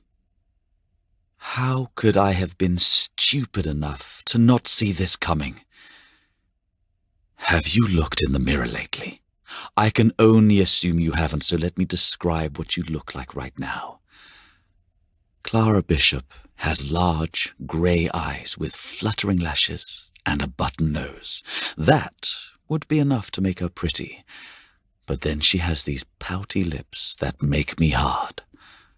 Her hair is silky and soft, and no matter how much she tries to control it, there are always some locks that escape to drift down her neck or blow across her face. I can't help imagining letting it all down, watching it fall over her shoulders as she comes on my cock. I press into her as a reminder of what she does to me. She drives me crazy, and I honestly don't care who knows it. But you don't do relationships, Mr. X, she says softly. I don't do romance, I remind her gently, but if you let me, I will do pleasure. There's no one else then, Mr. X? She's taunting me with the alias, calling my bluff. Too formal, Poppet. I don't know how to assure her that we are on equal footing, that we want the same thing. Okay then, there's no one else then, X? I'm true to my word, Clara, and I mean it with every fibre of my being. She trembles, but this time it's with fear. But you want to dominate me. Someday she won't fear it. I'll help her, guide her there. For now, I want to give you pleasure. When you found out I was protecting you, it made you feel safe. That's what I want to do. I brush my lips across her jaw, earning a shiver of pleasure this time. I want to show you that I can protect you while showing you the heights of pleasure you've never known. I don't know. Uncertainty colors her words. She truly doesn't. I drop my head to her shoulder and consider my options. I can't force her to understand, but I can give her time and what she needs. Lifting my eyes to meet hers, I mean it when I promise, you win. I do? She sounds surprised. We'll do it your way, Clara. I want you. I want you any way I can have you. You agree that I'm not your submissive? She asks slowly. I agree not to push you, Clara. Unless you ask me to. I leave it hanging. Clara Bishop will ask me to dominate her body. Beg me to. It's as inevitable as my arrival here today. Neither of us can walk away from this. Not anymore. Her body, which has been still against mine, strains into me with unspoken need. Soon, Poppet. I tuck her hair behind her ear, meaning it. I can't resist kissing her neck to seal my promise. What are your plans this evening? I'm flexible. The answer is coy, and I know that I've won. I smile at her answer, not at what I'm about to ask her. There's a thing this evening. Would you go with me? What kind of thing? A ball. I press my index finger to her lips before she can refuse me, and before you say no, it is for an excellent cause. We're raising money for endangered animals, and furthermore, I don't want to go either. I know what I'm asking her, but I need her to understand where we stand. If she thought I was trying to hide her, I would prove her wrong, in the most public way possible. Still, she should know what she's getting into. Not that there is any way to fully prepare her. There's no going back after something like this. I warn her. If you want a chance at normalcy, at privacy, you should say no. But if you want a relationship, it seems as good a place as any to start. What about you? Do you want normal? She asks seriously. I tell her the truth. I don't even know what those words mean. I never have. She strokes my cheek, trying to comfort me, even as I see the war in her eyes. Maybe she understands the stakes more than I think. Maybe she knows this is a mistake. I'm not even certain I'm doing the right thing. I can protect you from this. We can meet privately if you prefer. I offer. If you don't want to come tonight, I understand, but please understand me when I say... My eyes gleamed as I spoke. You will come tonight, in other ways. This earns me a grin. Is that so? I kiss her because I'm running out of ways to convince her to be by my side. But they know about us, she says when we break apart. They have the texts. By Monday morning, MI5 will know who hacked my account, and they'll be in jail. And that will be another huge story, the kind that links back to this one, she says. An arrest won't erase that. Nobody will send a message, and don't worry. I've devised other ways of contacting you. Carrier pigeons? Smoke signals? She teases. Clara, in a good mood, is like a rainbow on a cloudy day.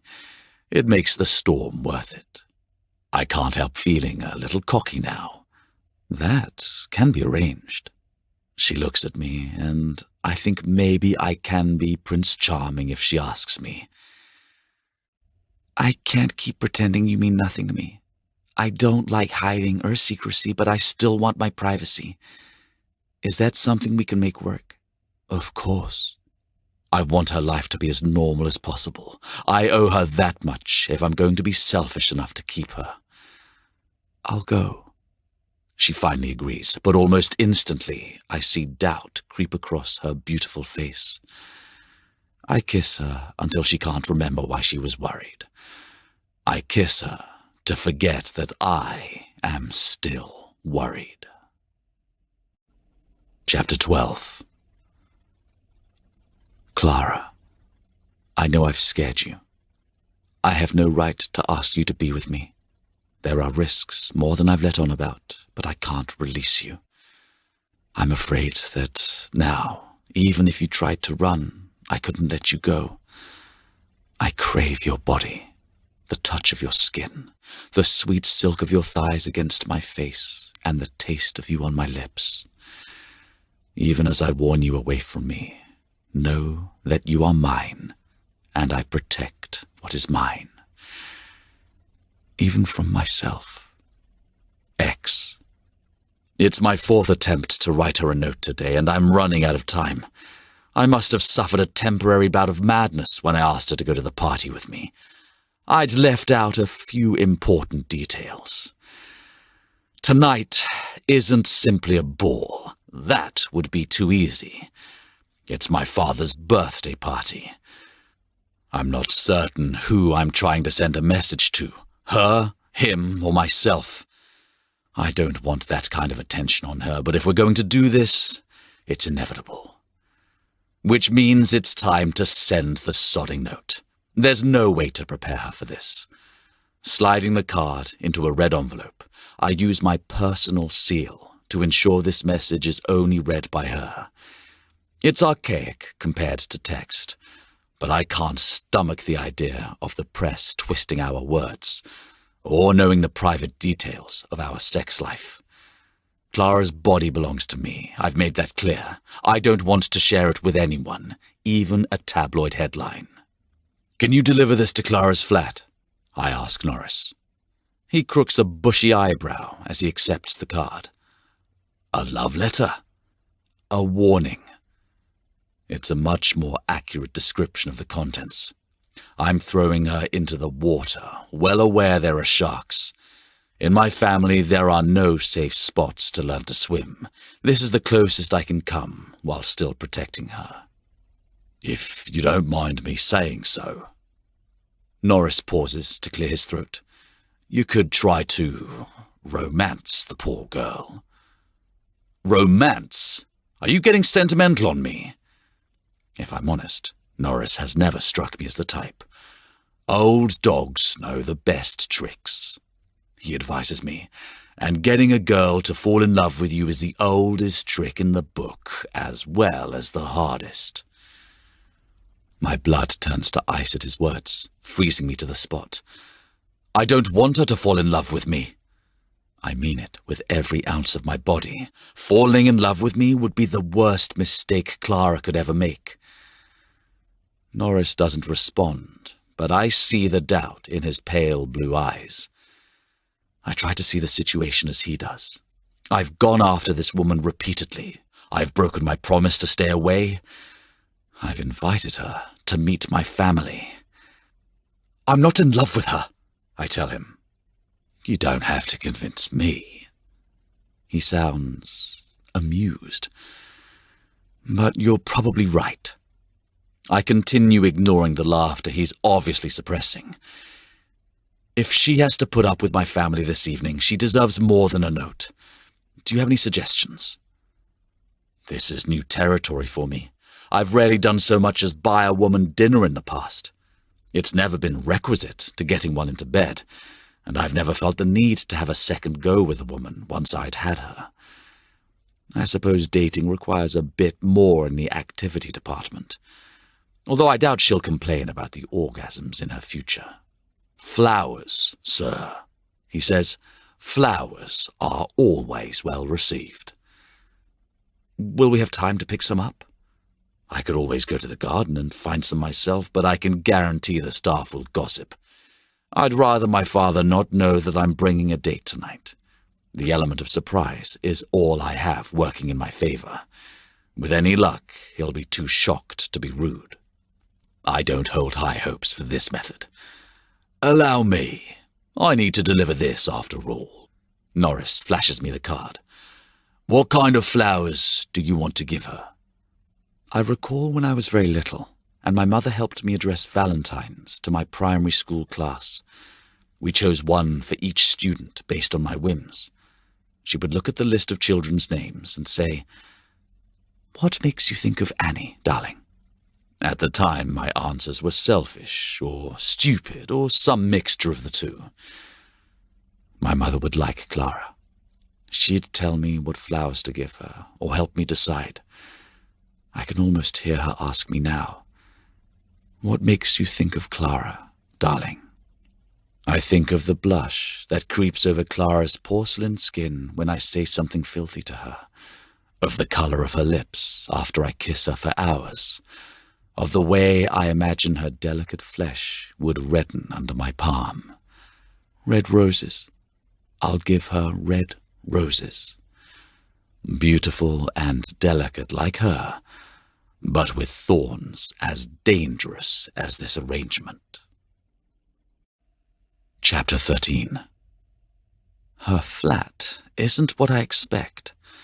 Clara belongs in a tower, locked safely away from the world. Instead, she lives in East London in a pre-war flat that looks less than average. I can't help noticing the lack of security for the building. She's far too exposed here. We're lucky there's a back entrance, and that Norris has found a quiet back street not populated by paparazzi that leads directly to it. The man deserves a raise, or a knighthood. I doubt he'd accept either. We should put someone on her, I say to Norris. He's riding shotgun this evening, since we've taken a limousine. Your father isn't going to like it, he mutters.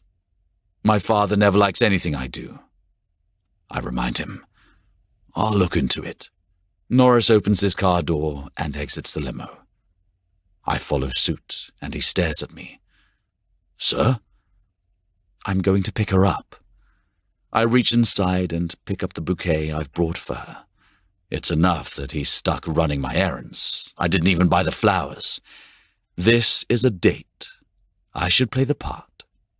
He pauses, weighing his options. He knows me well enough to know that I'm going inside with or without him. I'll be right here. Having a bodyguard at the back door isn't exactly normal as far as I know, but it's as close as I'm likely to get. I nod, relieved for the small bit of ordinary I'm allowed, and head inside. I take the stairs 2 at a time, despite my tuxedo. I practically grew up in formal wear, but now it feels restrictive. I'd grown used to a uniform of fatigues. Now I'm stuck in the uniform of a prince. I'm not certain it suits me anymore. Pausing at her door, I run a hand through my hair, mussing it out of place. At least that makes me feel more like me, rather than some slicked and shined version of Prince Charming. It's not until I knock that I realize I've never done this before. I've picked up plenty of women in bars or at parties. If I'd attended tonight's evening alone, I would have had a dozen options for potential companions for the night. But I've never knocked on a girl's door. I've never brought a woman flowers. Clara Bishop is my first date. But she isn't the one to answer the door. I barely process the blonde who opens it because before I can say hello, I spot her. Dressed in silver silk that dances over her perfect body, the swell of her breasts on display, Clara is every dream I've ever had. Dark curls spill over one creamy shoulder, as striking as the scarlet red of her lips against her fair skin. Looking at her, I suddenly understand the answer to every question that's ever been asked. Her. The blonde breaks the silence. Moving to allow me entry, she says, "It's nice to meet you." It takes effort to peel my eyes from Clara in that dress and the thousands of dirty ideas it's inspiring. I turn to introduce myself. It's the polite thing to do. Another strange first. Meeting the roommate. "Alexander, you must be Belle." She hesitates, then finally nods. "Are you looking forward to this evening?" "Yes." I lie. I can think of much better ways to spend the evening with Clara. All of them involve that dress coming off. Something that won't be possible at a sodding birthday party. That is, I'm looking forward to the company. Belle looks pleased by my answer. She inclines her head toward the hall. "Excuse me a moment." At least she knows when 3 is company. I step toward Clara, awkwardly presenting the flowers. "I thought you didn't do romance." She sniffs them delicately, clearly surprised. "Consider it a consolation prize." I say, "If you're going to put up with my family for the evening, you deserve a reward." That's not why I brought them.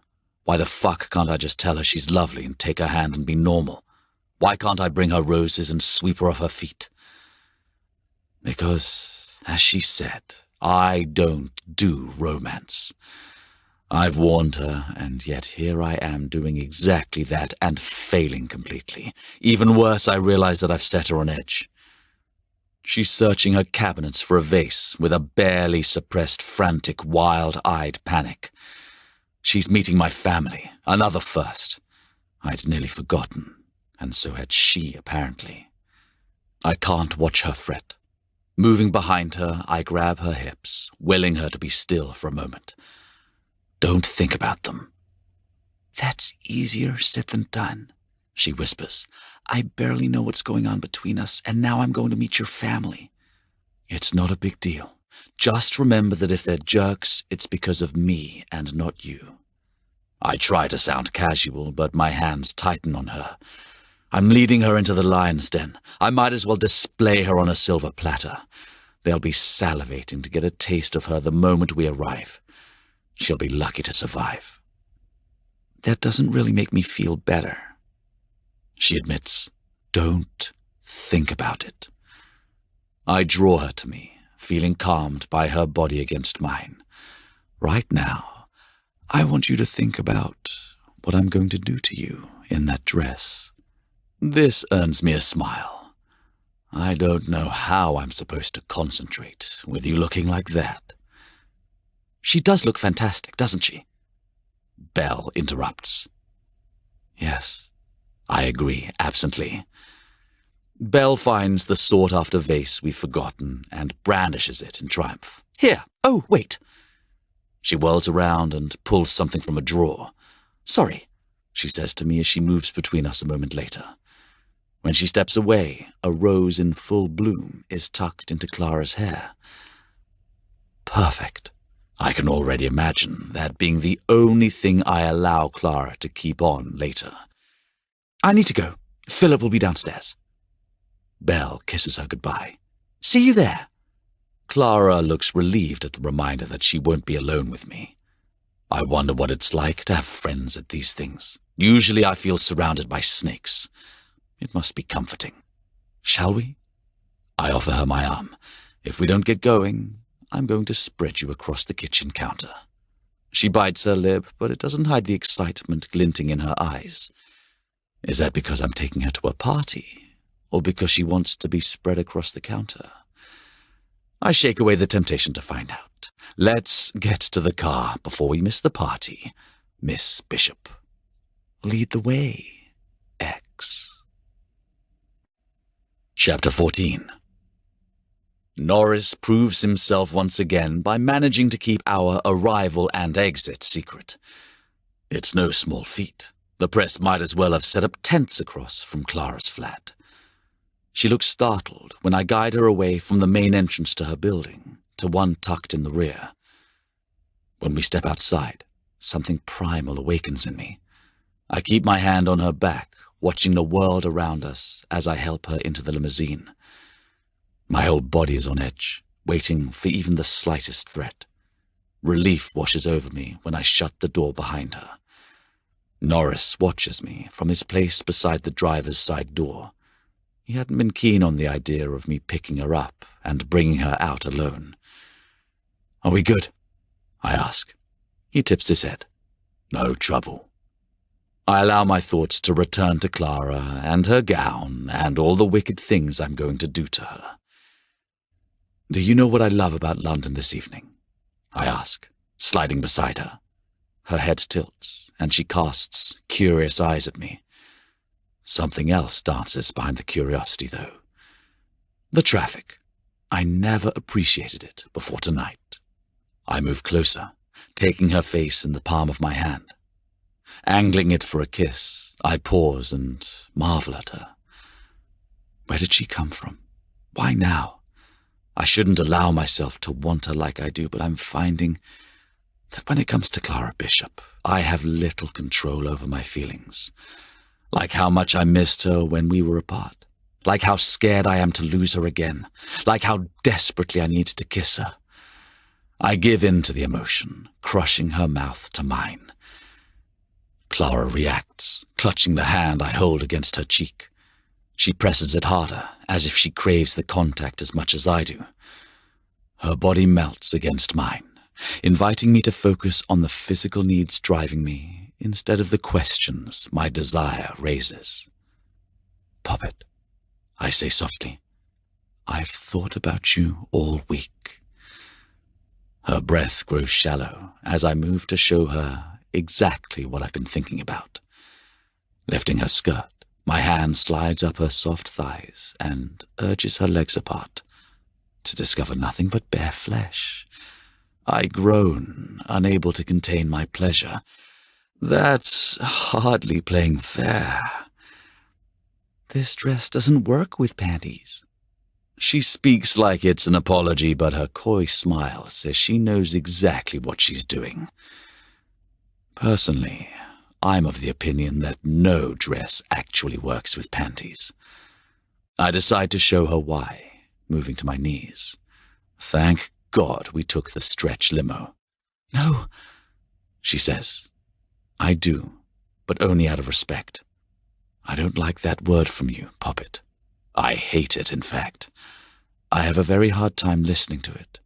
"No, I want you."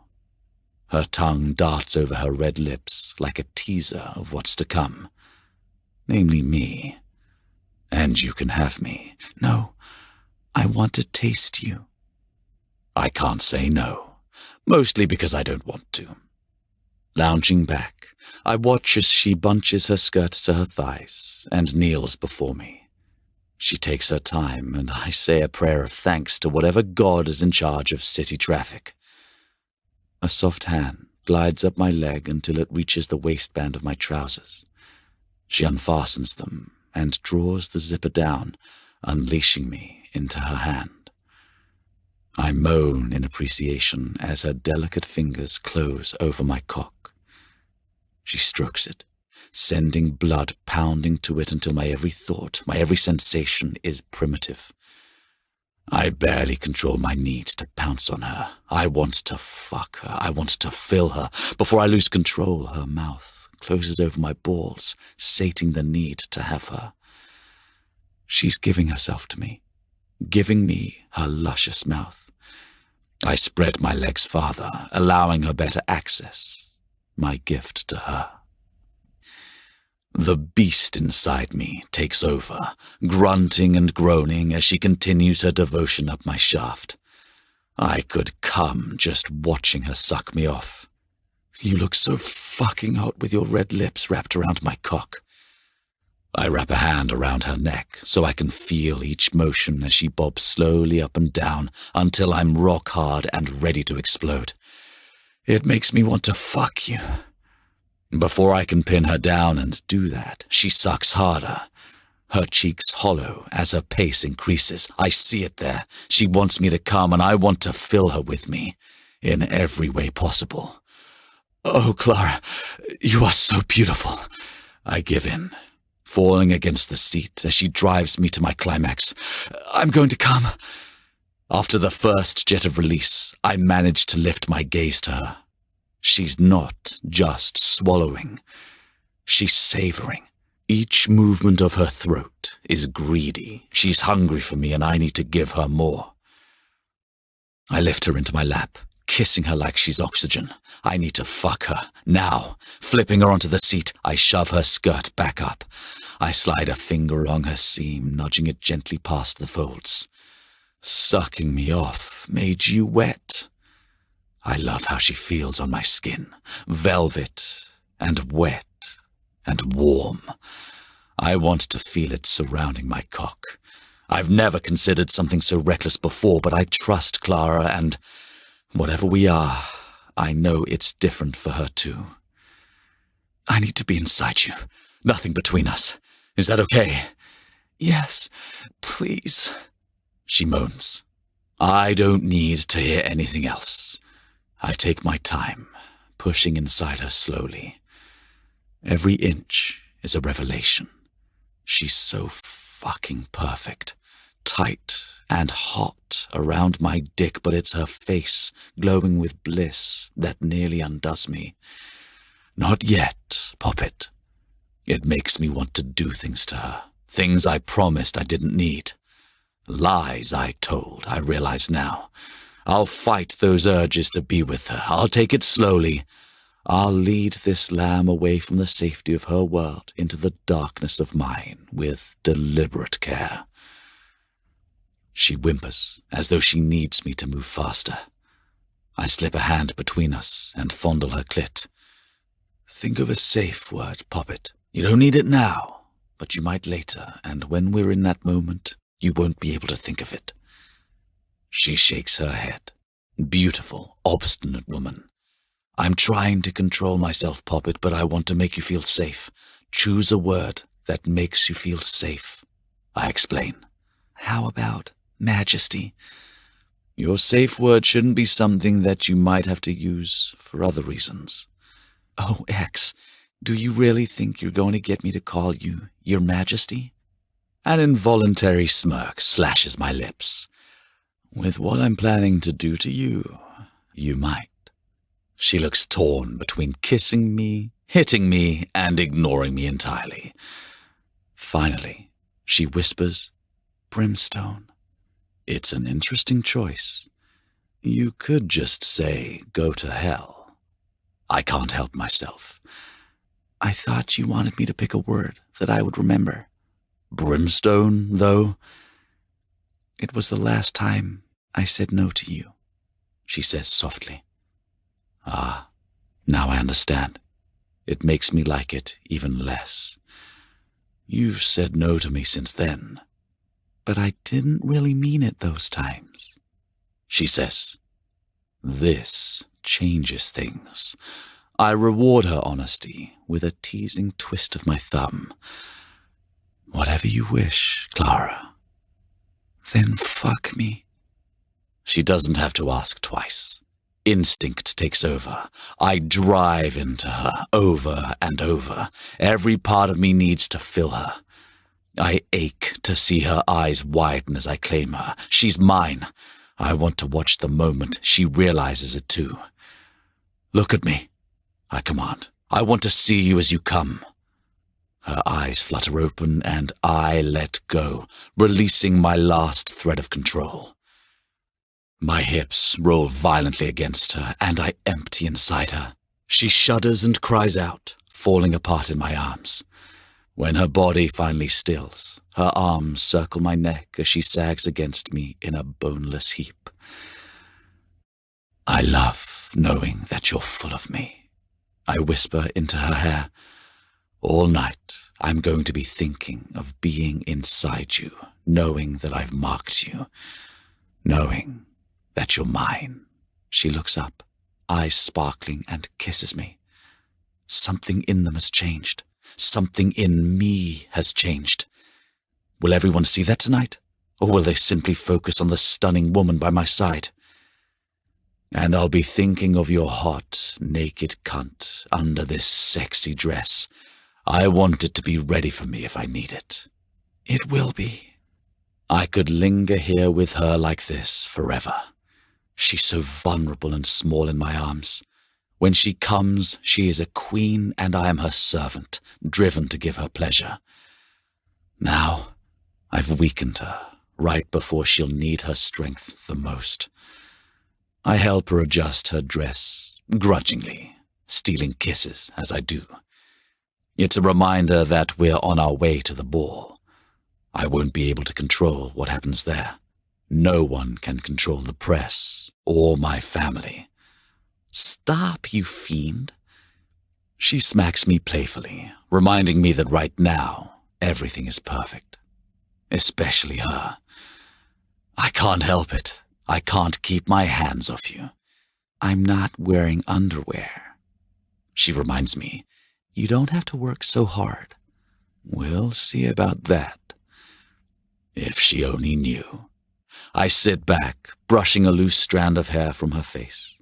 Her cheeks are flushed. She's so alive. She's nothing like them. She's nothing like me. Clara checks her makeup. It's unnecessary. She's lit up from within.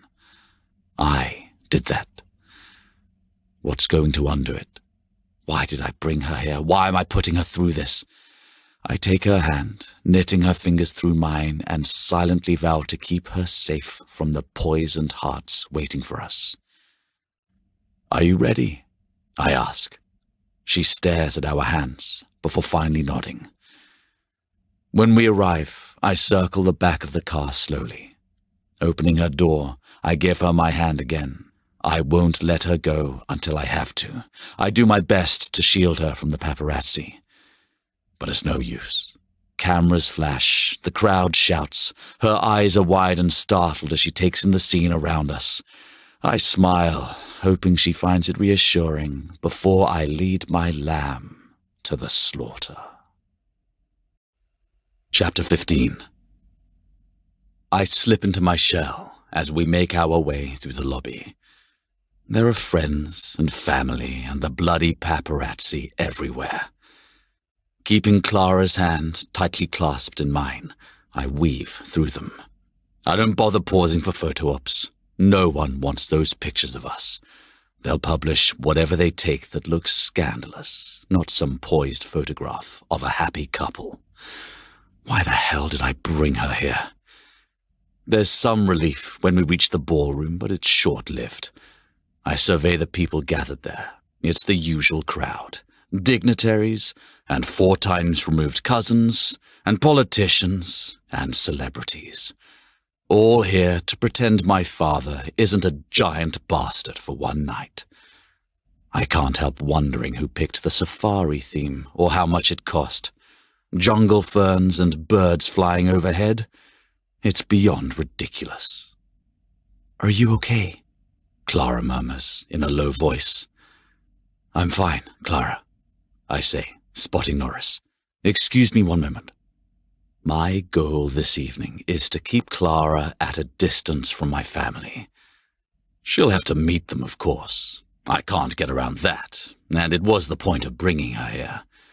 I chose a public event on purpose. There's less chance of a scene. "Alexander." Norris greets me coolly. He stands casually, but I have no doubt he's sweeping the room for security concerns. The man never rests. "Keep an eye on my family, and I'll keep an eye on her," I say. "It's best we control all interactions." "And do you know where she is?" he asks, each word as sharp as a knife's tip. I turn to my side, my stomach flipping over when I realize she's not there. I turn and stare at the crowded room, searching for her. I left her. I remember now. What am I doing? How am I fucking this up already? I can't think clearly when she's near me. The point's been proven again and again, but this is a new low. "I told her I'd be right back," I say wildly. "She's not a dog, Alexander. You can't expect her to stay put," he advises me quietly. His chin tilts to the corner. "She's with her friend." I follow his gaze to find Clara laughing with Belle and another woman I don't recognize. Clara obviously knows her, though. The sickening pit in my stomach shrinks. I know it won't be gone entirely until I have her within reach again. "I won't let her out of my sight again," I mutter. "Is that wise? There are a few warnings you should deliver yourself," Norris says. "You can't expect everyone here to behave without a little incentive." "I shouldn't leave her alone." "She's not alone. She's perfectly safe here. No one will touch her inside." His certainty is reassuring. Clara is safe, physically, but she's not in physical danger here. The wounds those closest to me will inflict are more of the mind-fuck variety. It's how my entire family communicates. Sticks and stones might break bones, but the old nursery rhyme fails to realize that words can be poison. "I'm going to check on her first," I say. I owe her an apology at the very least. I'm halfway to her when Pepper accosts me. Tonight, she's motherless and not playing the demure lady. She's on the prowl, and I've inadvertently stumbled into her trap. "I've been looking for you." She makes a show of brushing some invisible speck of dust off my shoulder. I can't imagine why. I bite out, still managing a smile. I brought Clara here to avoid a scene, but that means I must play by the same rules as well. "Why are you acting this way?" She pauses and brings her gaze up to mine. "We're practically family. I was your sister's best friend. And you're fucking my father. Don't forget that," I say pleasantly, nodding to an old school acquaintance as he passes. Her false smile shatters. "Don't be vulgar." I know Pepper would like to remove the practicality from this sentiment. It's why she's shagging my father. What I can't figure out is where I play into it. Why bother with me when she's got his attention? I know she wants to secure a place in the royal family. I don't know why she thinks either of us is a viable option. I've made my feelings on marriage clear. I'm not about to continue this charade of a family any further, and I won't be adding to its number by marriage or otherwise. "I'm sorry. I need to see to my date." I move away, but she follows at my heels. "I want to be introduced," she says hastily. "Why?" I stop in my tracks. No good can come of that. "Alexander, No matter what you think, we are friends. We've been through so much together. We both lost Sarah." She blinks, and I swear she's near tears. "I don't want to lose you, too." It's a ruse. It has to be. Pepper has two settings as far as I can tell: simpering sycophant and raging bitch. But they will eventually meet, and at least I can control the encounter here. Another time and place, I may not be so lucky. "Behave," I order. "I just want to meet the woman who finally captured your heart." I cast a warning glare at her. Don't try so hard to sell your act. It makes it easier to see through. Clara's toasting with her black-haired friend, the one I don't know, as we approach. She hesitates, glass at her lips, body going still. Can she feel that too? The invisible thread linking us. She's tugging on her end now, calling me to her. I can't resist the pull. I don't want to. "Clara," I say in a low voice as I step behind her, "I see you found a drink." She spins around, startled, champagne spilling from her flute onto Pepper's dress. I fight the urge to laugh, and win, but only barely. "I'm so sorry." She looks horrified, nearly dropping the glass as she tries to find a way to help Pepper mop it up. Pepper shakes her head, plastering a smile on her face, but her eyes stay on the ruined fabric. "Don't worry about it." Their eyes meet, and I wonder what they see. The two couldn't be more different. Pepper is tall and blonde and spends so much time at the gym it's practically her career. She wears her sexuality like a beacon. It's a siren song she howls at all times, and God help the poor bastards that fall victim to its lure. Clara, on the other hand, with her curvy body and dark hair, has no idea how sexy she is. She knows she's pretty. She's not exactly confident, though. She doesn't need every eye to turn when she walks into the room. I suspect she doesn't want that kind of attention. But any man who catches sight of her wants her. I know that. I've caught their stares this evening. "Clara, may I introduce you to an old family friend, Pepper Lockwood?" I say stiffly, placing as much emphasis on friend as possible, and hoping they both get the message.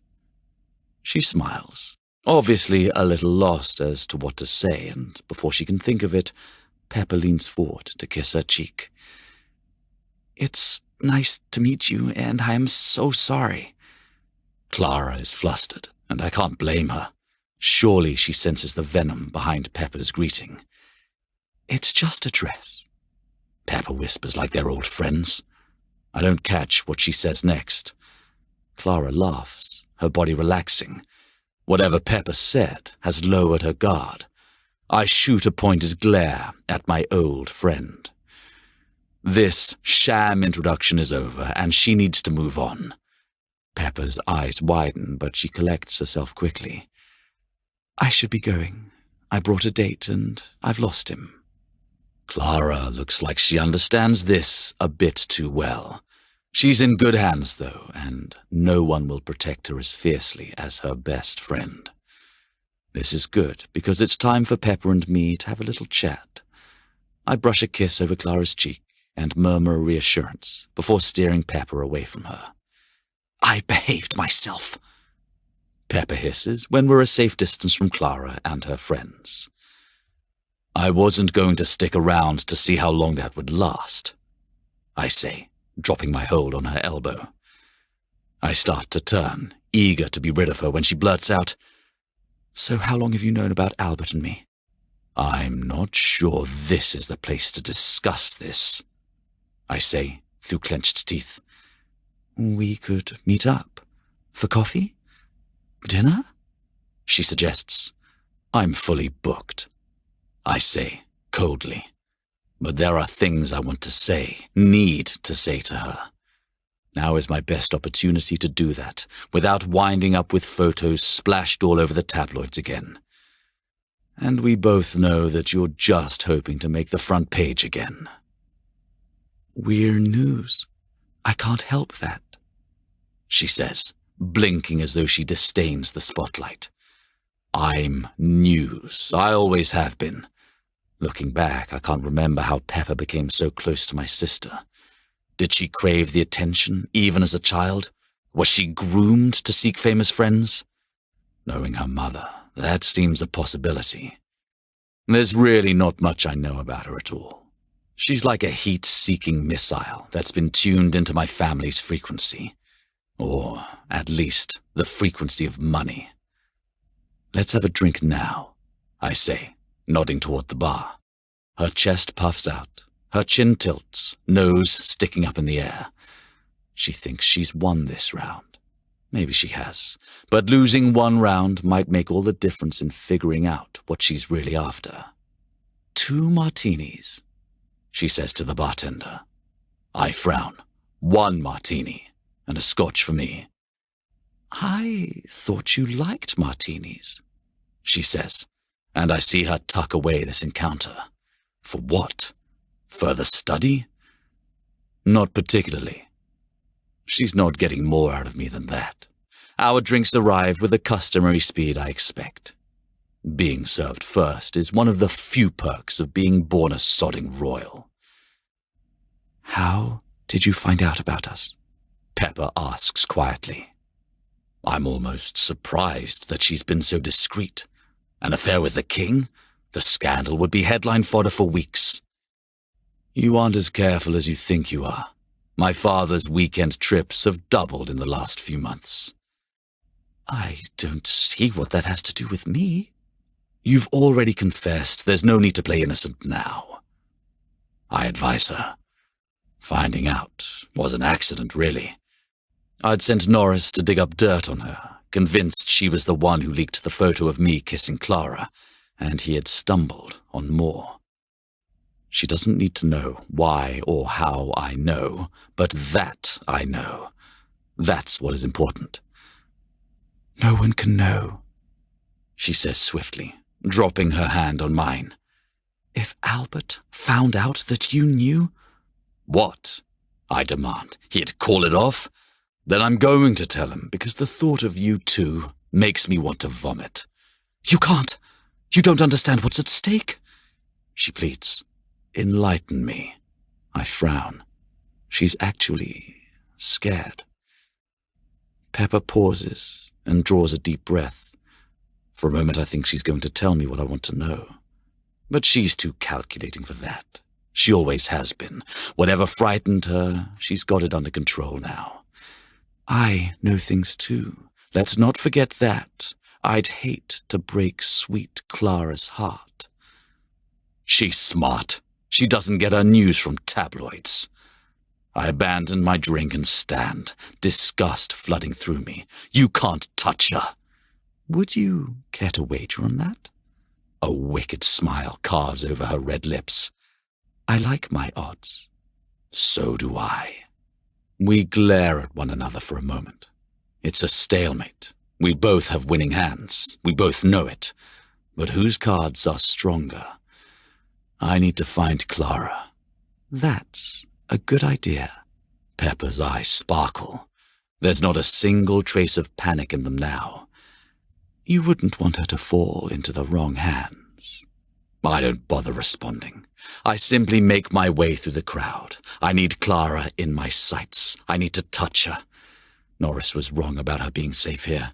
I'd been foolish to think I could control this room. A symptom of how out of practice I am at being a royal. How many assassinations were carried out at court? I let my guard down. My anxiety ratchets up another notch every minute that ticks by without spotting her. There are too many people in the crowd. I begin to look for Norris. Surely he knows where she is. Then I see it. A flash of red tucked against her dark hair. Clara scans the ballroom before continuing in the opposite direction. She's alone again. How could Belle let her wander off? Where is she going? I force my way towards her, ignoring the calls of friends, not caring that I'm practically shoving people out of my way. I can see her. She's within reach, and nothing will stop me from getting to her. Chapter 16. She pauses just out of reach and disappears behind a column. By the time I reach it and discover it leads to a darkened alcove, I'm sure I lost her again, but then I catch the curve of her hip, peeking from the other side. Circling it, I reach around and grab her hand. I pull her towards the small privacy the alcove affords. I need my hands on her. The weight on my chest lightens when I press myself against her. Clara fights it for a moment before melting against the alcove's marble arch. She needs this, too. She must, after dealing with all the poisoned looks and self-serving introductions from strangers. My fingers sink into her soft skin, resting the silk that keeps me from touching her bare flesh. Just the thought rockets blood straight to my groin, resulting in a painful reminder that there's too much clothing involved in this equation. But a kiss is all I can afford to risk. We've already suffered enough bad press.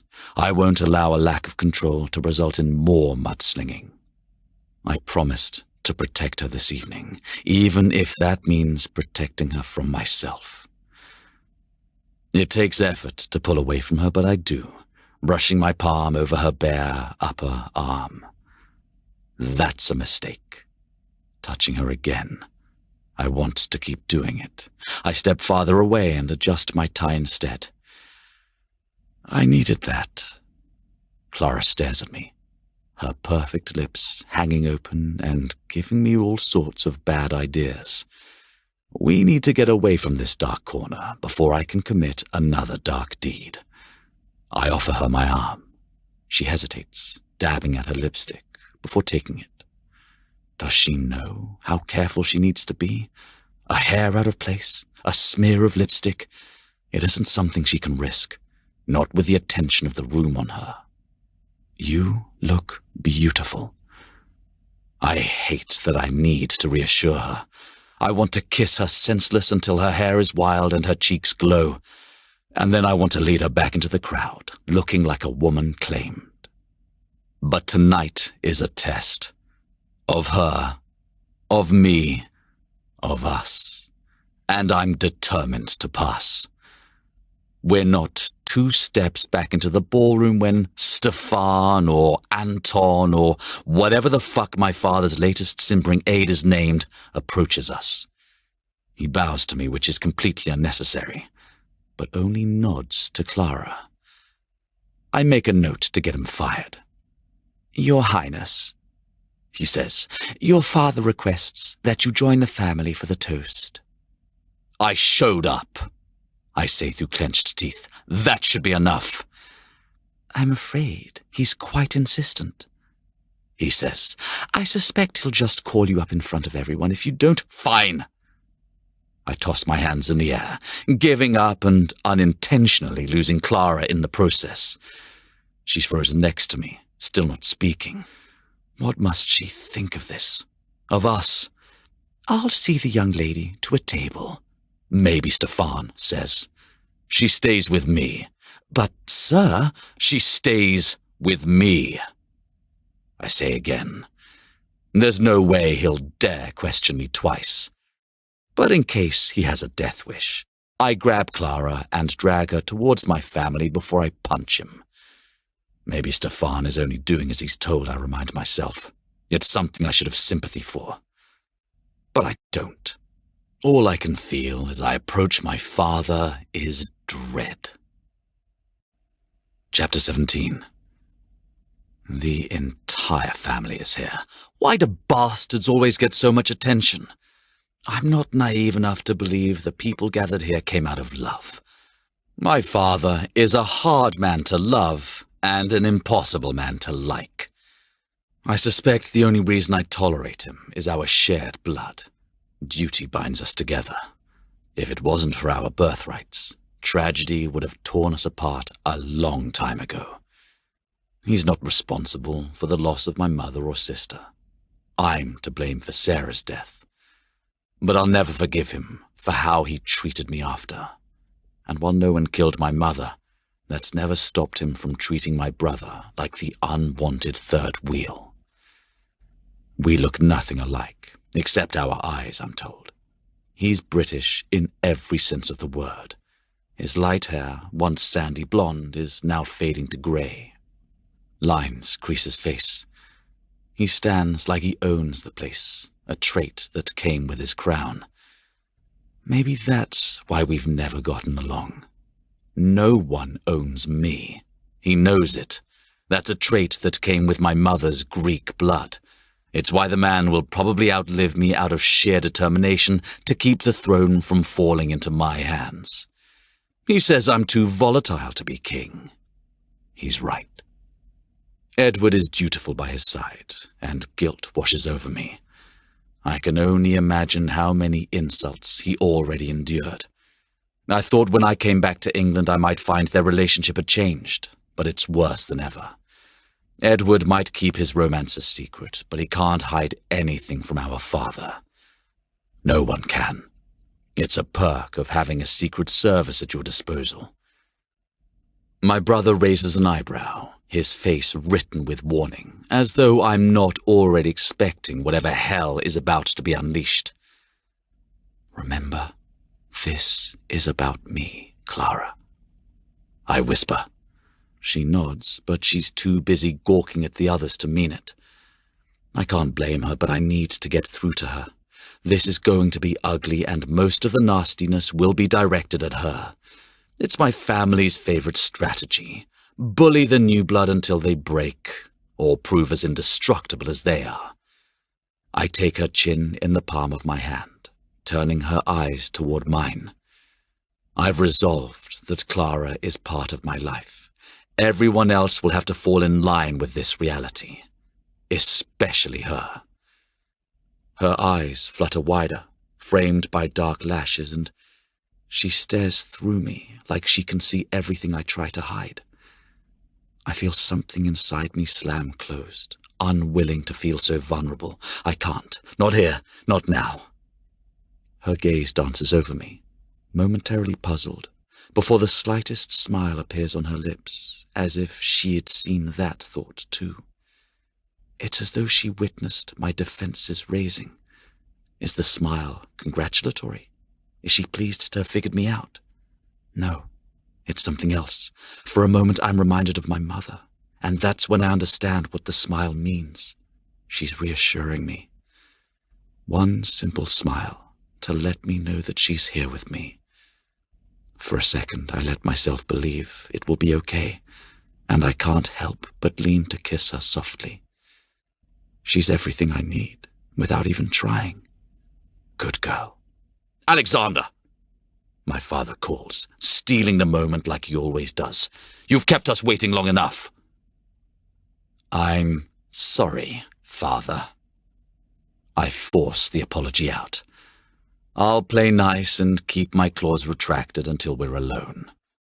Brushing a hand down Clara's arm, I try to give her an ounce of the reassurance she just gave me. I lost track of my date. How careless! He beckons me away from the others. May I speak with you? I shoot Edward a look, and he tips his head so slightly no one will notice. He's on Clara duty for the moment. I can trust him with her.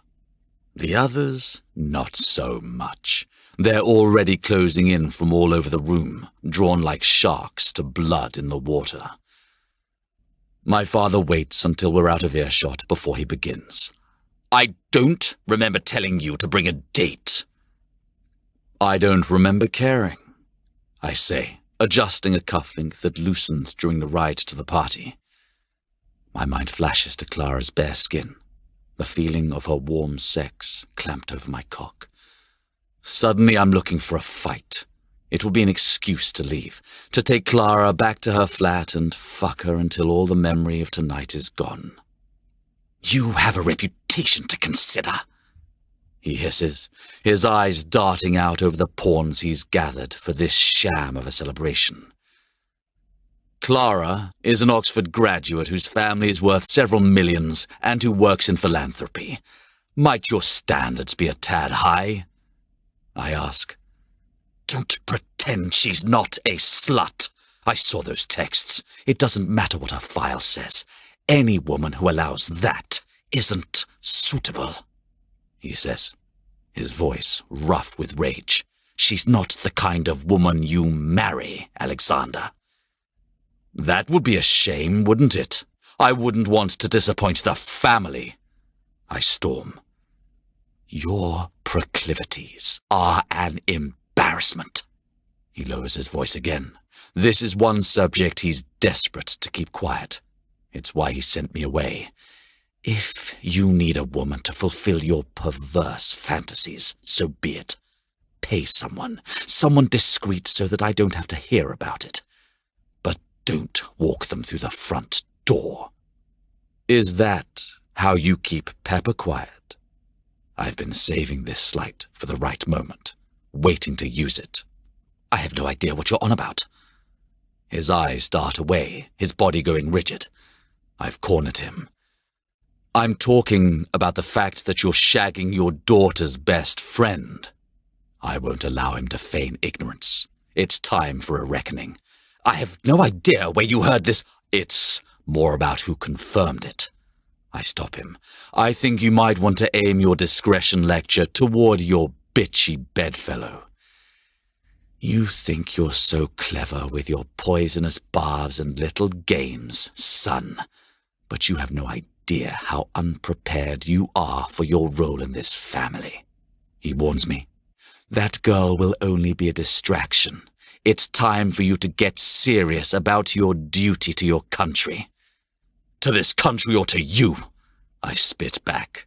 I am the king. I am the country. You're a mascot for a dying breed. No one needs the monarchy. I mean it. Every word. He can't deny we're little more than ceremonial puppets who serve for photo ops and charity functions. You have no idea how wrong you are, he says, shaking his head. No idea what this family is up against. Defunding? I say, coldly. His fist tightens, and I wonder what will happen if I push him just an inch farther. Would he rescind invitations to future engagements? Or would there be a fistfight and another scandal for the wretched tabloids? Find your pretty girl and dance with her, he advises me, shaking off the tense rage with a shrug of the shoulders. Play with your toy. I don't have time for your childish behavior. Oh, but it's a party. Aren't we all supposed to cut loose? I say, even as his words strike like a knife in the back. I know what he's doing. He's manipulating me, twisting me into the irresponsible prodigal son that feeds his ego. If I won't kiss his ass like everyone else, he's left with no other choice.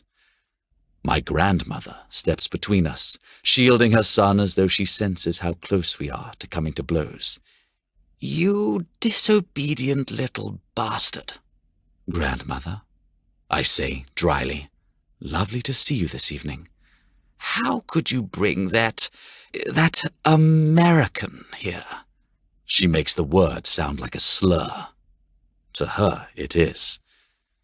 You're a terrible snob, I inform her. She's half British. Half British? There's no such thing as half British, she says with a sniff, as though the very idea is an affront. As much as I enjoy a good flagellation, I aim this barb at my father. I should see to my date. Grandmother mutters something about disgusting and attitude, and my mother, under her breath. I force myself to ignore it. Good night, Alexander. There's a finality as he dismisses me. At least he won't care if I leave now. Turning, I spot Edward talking furiously with David. He glances up, our eyes lock, and he shakes his head helplessly. I cross to him in 3 strides. Where's Clara? I demand, searching for a red rose in the crowd. She left. David saw her. I don't wait for the rest of his explanation. A few people try to stop me as I push through the crowd, but there's only one person I care about, and she's out in the night, alone and unprotected. I have no idea when she left, but when I slip out into the night, the steps are empty. There's no trace of her. There's only darkness, along with a few lingering paparazzi who snap to attention and begin taking photos. Maybe she didn't come this way. Maybe she's still inside. But I can't sense her presence. It's as though she's fled the ball, rushing home to her safe, ordinary life without leaving so much as a glass slipper behind. Chapter 18. This is why I don't do relationships. The first reason is my wretched family. The second is the goddamn paparazzi. The third is that apparently having a girlfriend also means having a nauseating pit in my stomach all the time. A photographer dares to get too close and I snarl, snatching his camera and tossing it on the pavement.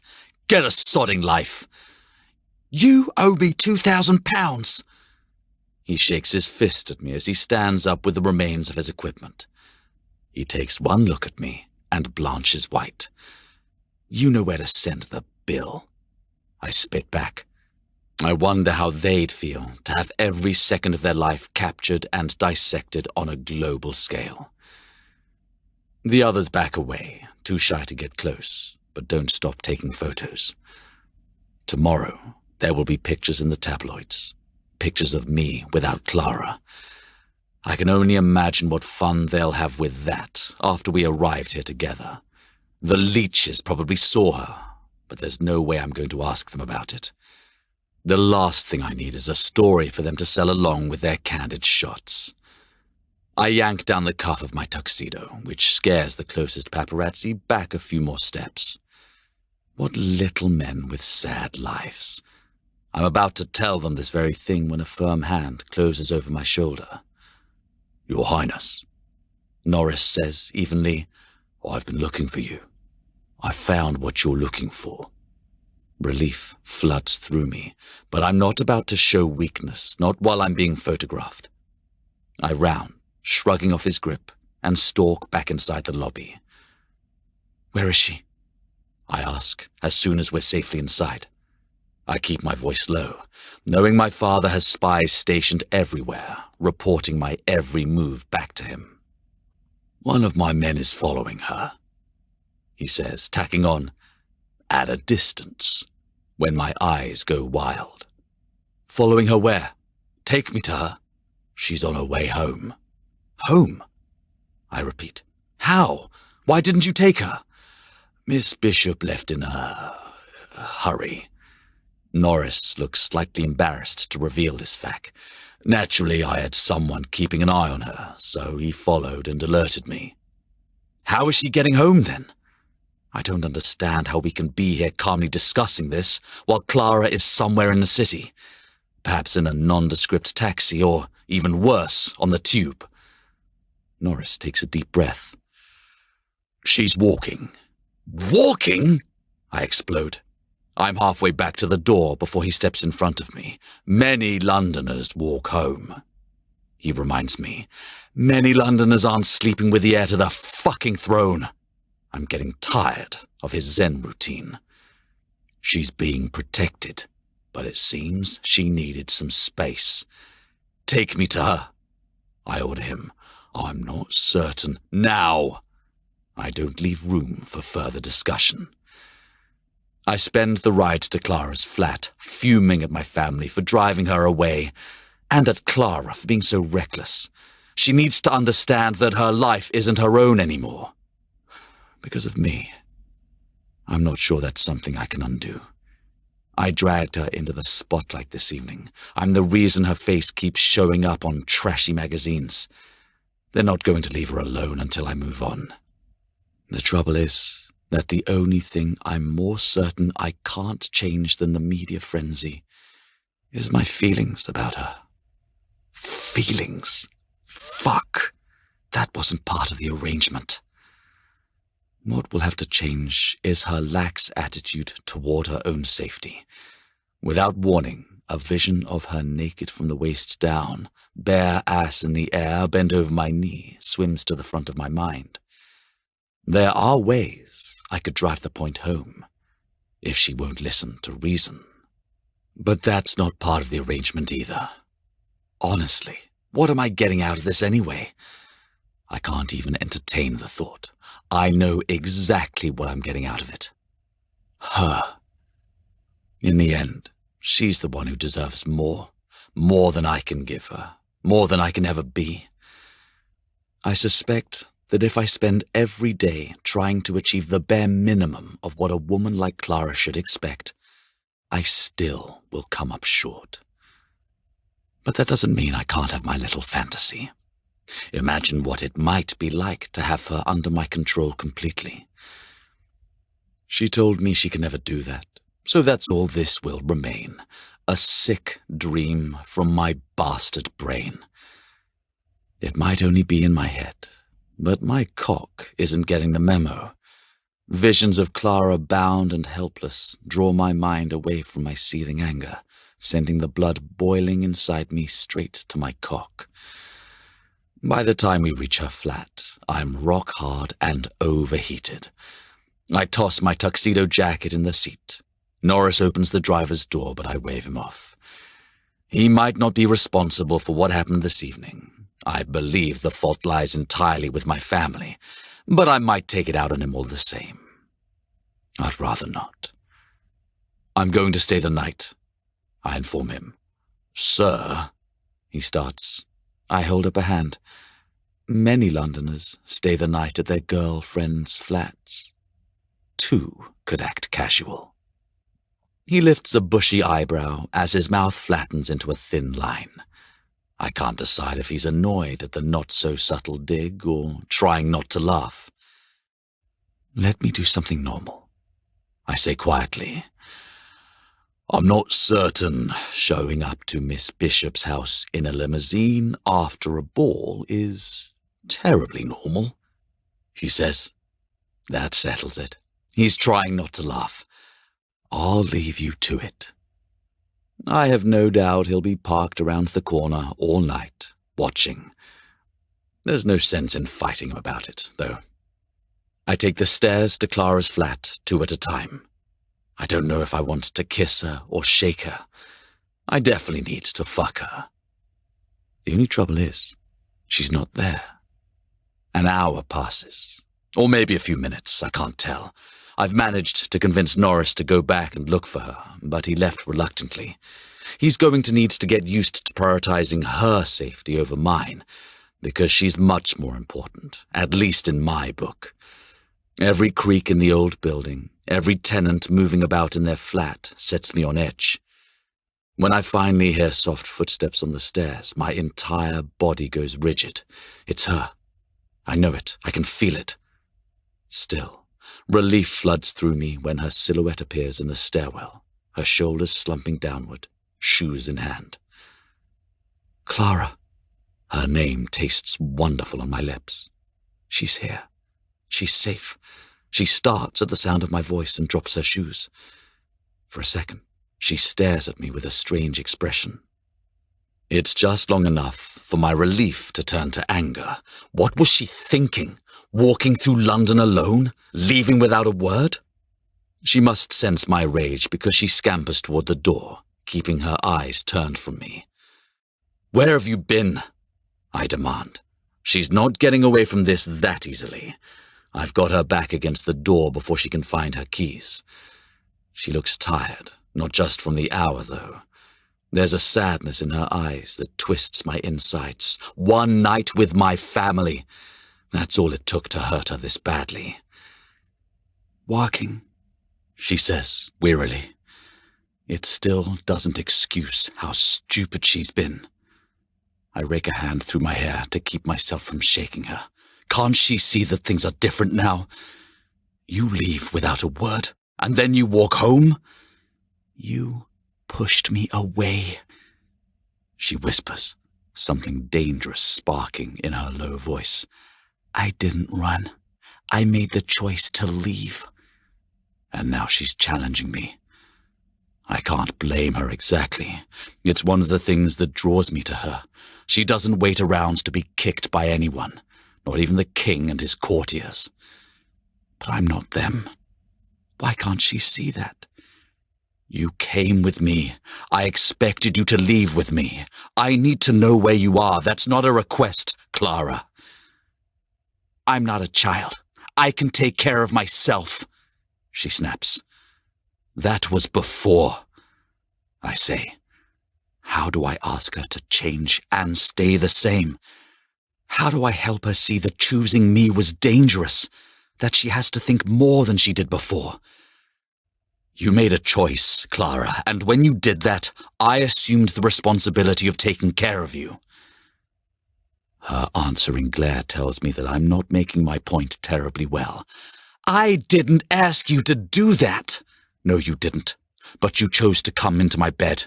You chose to stand by my side this evening. Can't she see what that means? Her life isn't hers anymore. She belongs to the paparazzi and the people and the world now, and they will all want a piece of her. She recoils, shaking her head. Yeah, but we're not married or anything. What message do you think it sends for me to bring a date to my father's birthday? I stop her. Her words fall away, leaving her mouth hanging open as she processes this. I'm as surprised as she is by what I've said, but I do my best not to show it. Is that where this is going? Is that what I want? One look at her, and I know I don't want it. Not because I don't want her. I suspect I'll always crave Clara Bishop. Because I don't want her to live this life. We barely know each other. That might be true, I admit, but we've been linked publicly, and after those texts were published today, people are going to make assumptions. She needs to know what she's getting into. I thought I'd made that clear before. Now I'm no longer certain. What kind of assumptions? She explodes. I really don't give a fuck what people who read TMI think of me. I study her for a moment, wondering if I can tell her a pretty lie instead of the ugly truth. I stand a better shot of keeping her if I do, but I can't. She needs to know, even if it means losing her. It won't just be TMI's leak for long. There will be more legitimate news sources reporting on it. I live in the public eye, Clara. Why? She asks bluntly. Why did you bring me tonight? You knew that assumptions would be made. It's hardly the first time you've been caught with your pants down. Why give them more to gossip about? So much depends on my answer. This is my chance to lie, to tell her that I hadn't considered it and we needed to end things.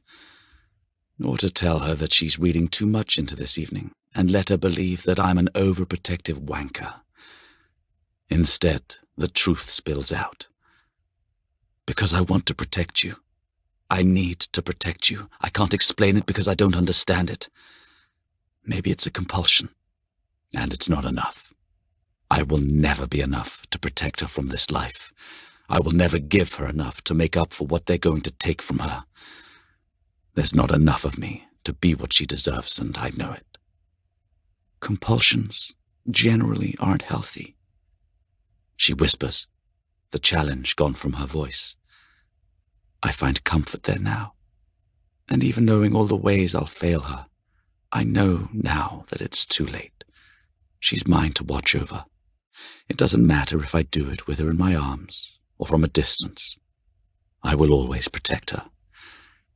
I brush a finger along her delicate cheek, marveling at the sheer wonder of everything she is to me. This compulsion is. You can push me away, Clara, and I'll still devote myself to protecting you. How can one person make you feel alive at the same time that they torment you? How can someone fill a void that never existed before you met them? How can she be the answer to every question I've never asked? Clara stares into my eyes like she's trying to read my thoughts, and before I can wonder what she's thinking, my mouth finds hers. She collides into me with a force that leaves no room for more questions. I become something primal. I'm no longer a man frozen in contemplation. I am in motion. I want. I take. I lift her off her feet, and we slam against the wall. I need more of her, so I take it.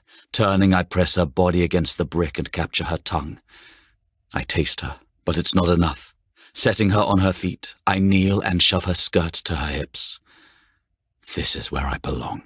Kneeling before her, giving her pleasure, earning her. Spread your legs, Poppet. I kiss her soft thighs, already breathing in her scent. Holding her to the wall, I continue my devotions until her fingers grab hold of my hair. I'm going to fuck you with my mouth, and I want to hear you come. I want you to let go. I order. It's met with a pleading whimper.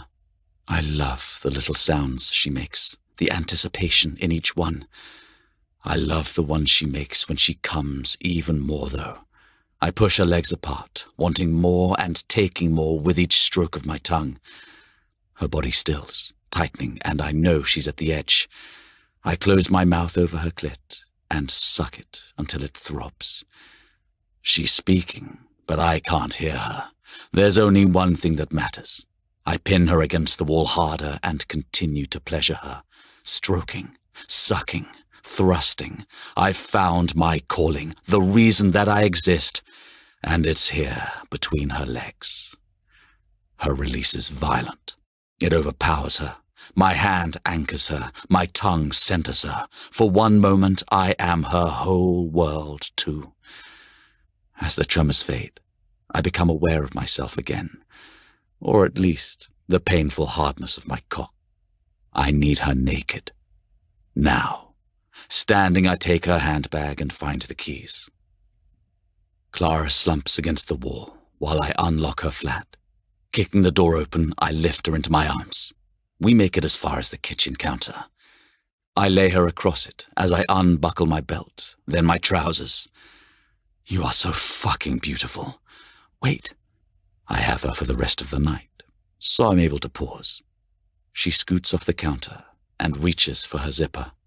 A moment later, her dress flutters to the ground and pools at her feet. Clara sinks her teeth into her lower lip as she stands before me naked, offering herself to me. I take her again, lifting her into my arms and carrying her to the wall. Her legs circle me as she bucks against my groin.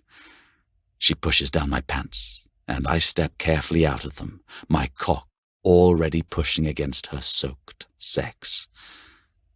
Slowly, I remind her as I nudge her entrance. Now, Poppet. She does as she's told, sinking onto my shaft with teasing slowness until she's skewered. As soon as she's taken all of me, she thrusts her hips like she's hitting a power button. I force myself not to laugh at her impatience. I don't want to hurt you. She grabs hold of my hair and pulls. I thought you liked that. I stare at her, trying to be sure I'm hearing her right. I can't be. She's been clear on her boundaries. But it's there on her face, an invitation to cross them. She has no idea what she's dangling in front of me, or how dangerous her offer really is. Tread carefully, Clara. I can't take it, no matter how much I want to, pressing my forehead against her as I close my eyes to her momentary lapse in judgment. I don't need the pain or the control, not if I can have her. I'll make it work. She deserves that much. I kiss her softly, not daring to open my eyes before I move inside her. This is enough. Finally, I chance a peek. Ecstasy soaks her features and I smile. She's enough. But worry clouds her eyes, and I know what she's doing. I know what she's wondering. I never should have asked her to submit to me. Will that request always linger between us? Clara, I say in a low voice, stop thinking. I kiss her before she can finish the thought. Be with me. Feel me. I shift against her, pushing deeper inside her body. It's an effective distraction for both of us. Clara's face goes blank, even as I feel her swell over my cock. A throaty cry escapes her lips and becomes my name. Alexander! It pushes me over the edge, and I release into her, savoring each search. I may never get enough of Clara Bishop, but that won't stop me from giving her everything I can. Chapter 19. Clara sags against me, boneless and spent. I make no effort to break our bonded bodies. I'm still too anxious to release her in any way after her disappearance from the party, even physically. She's barely hanging on, so I turn to carry her to the bedroom. I step into the hall and realize I have no idea which room is hers. I've never been farther than her kitchen. Right, she says so softly I barely hear her. Her bedroom is at the end of the hall. A window overlooks the street below, but at eye level, I can see only the outline of trees cast by street lamps. There's a bookshelf, half filled with novels, and a few boxes shoved against the wall. In the morning, I'll investigate further, discover more about Clara's life. Tonight, I just want to hold her. Her eyes open sleepily when I lay her across the bed. She watches me with drooping eyelids as I strip off my tuxedo shirt and crawl into bed next to her. It's smaller than the hotel beds we've shared, but there's enough room for me to wrap my body around hers until the only space between exists so I can stare into her beautiful face. Now that she can't run, it's time to face what happened. About the party. A hand slides free from my arms and Clara holds up her palm to stop me. Don't worry about it. We both knew they weren't going to like me. They shouldn't have been so rude. She shouldn't forgive them this easily. Dismissing their behavior won't earn her any points with my family. It will only prove to them that they can bully her into silence, and if they can do that, they can bully her into disappearing entirely. She bites her lip, as if searching for a way to refute this. Instead, she says, Edward was nice. If only that mattered. I love my brother. I wish I could tell her that he'll stand with us, but he's got his own reasons for not rocking the boat. She needs to understand that he's only an ally to a point. Yeah, Edward understands what it's like to be an outsider. I stop myself before I can betray his trust.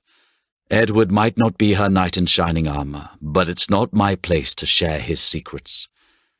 Although I know Clara won't care that he's gay or share his secret. Her silence suggests she understands that. I want to tell her to be his friend. I want to hope for that. But I don't know what that means.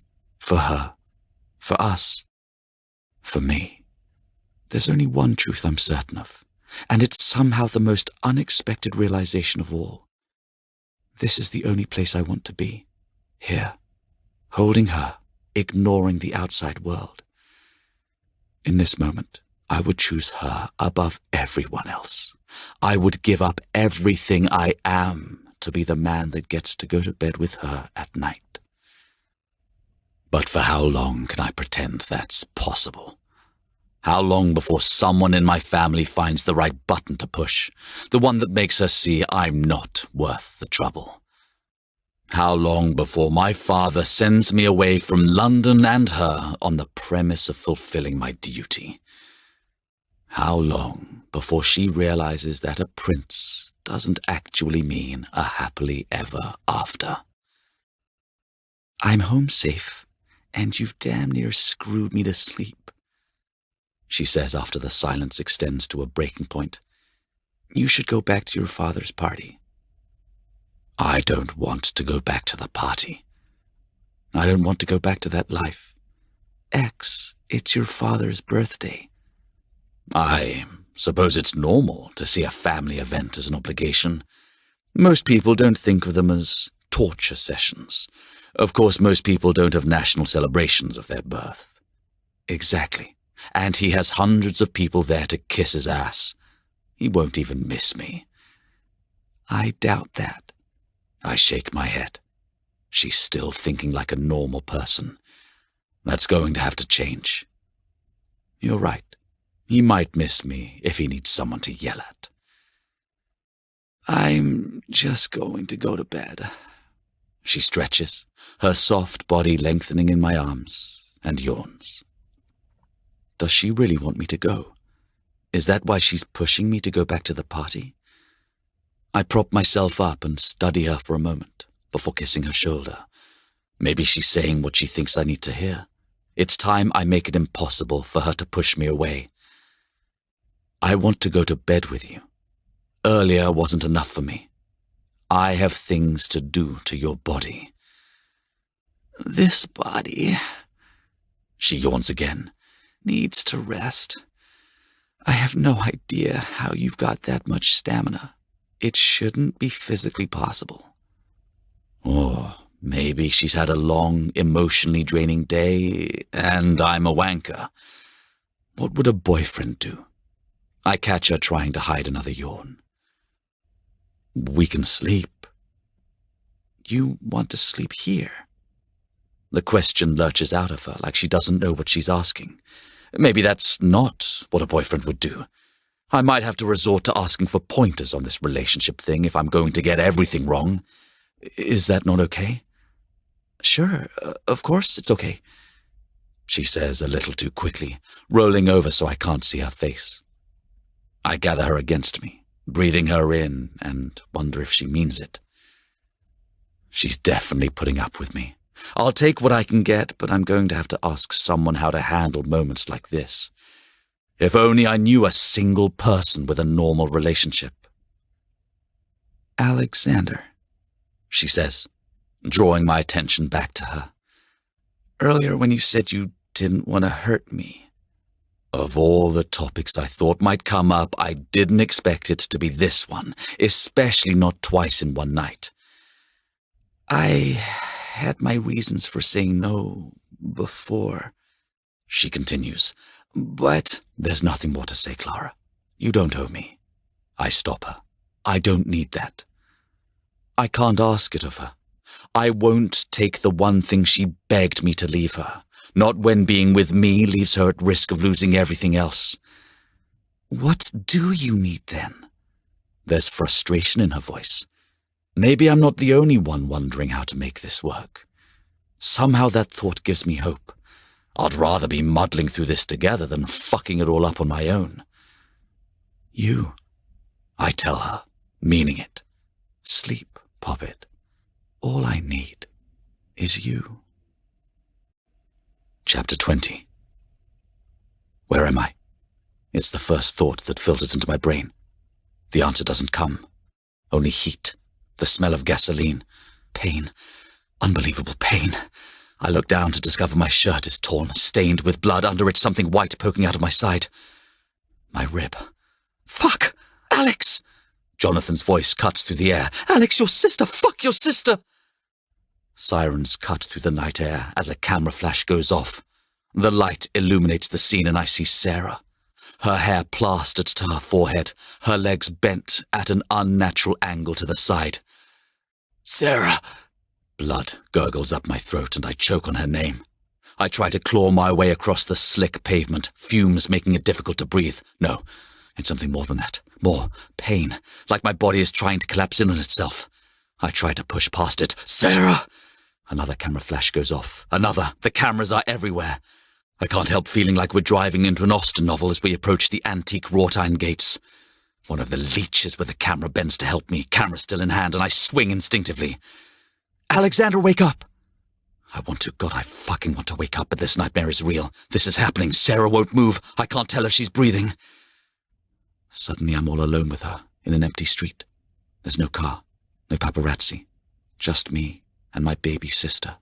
I lift her head, wondering if I should do CPR. Something hot and sticky coats my hand. Blood. This can't be happening. I close my eyes. Night comes day.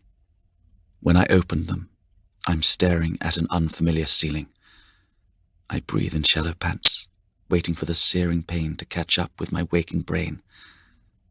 It doesn't come. Glimpses of the night before flash through my mind. The party, arguments, a red rose. Her. The bed is empty. I turn instinctively to find her. She's staring at me, arms clutching her stomach. Clara? She makes no move toward me, and that's when I realize one palm is rubbing her stomach. Her eyes are wary, alert, too alert for someone who was asleep until moments ago. Oh God, I murmur. What did I do? I can only think of reaching her.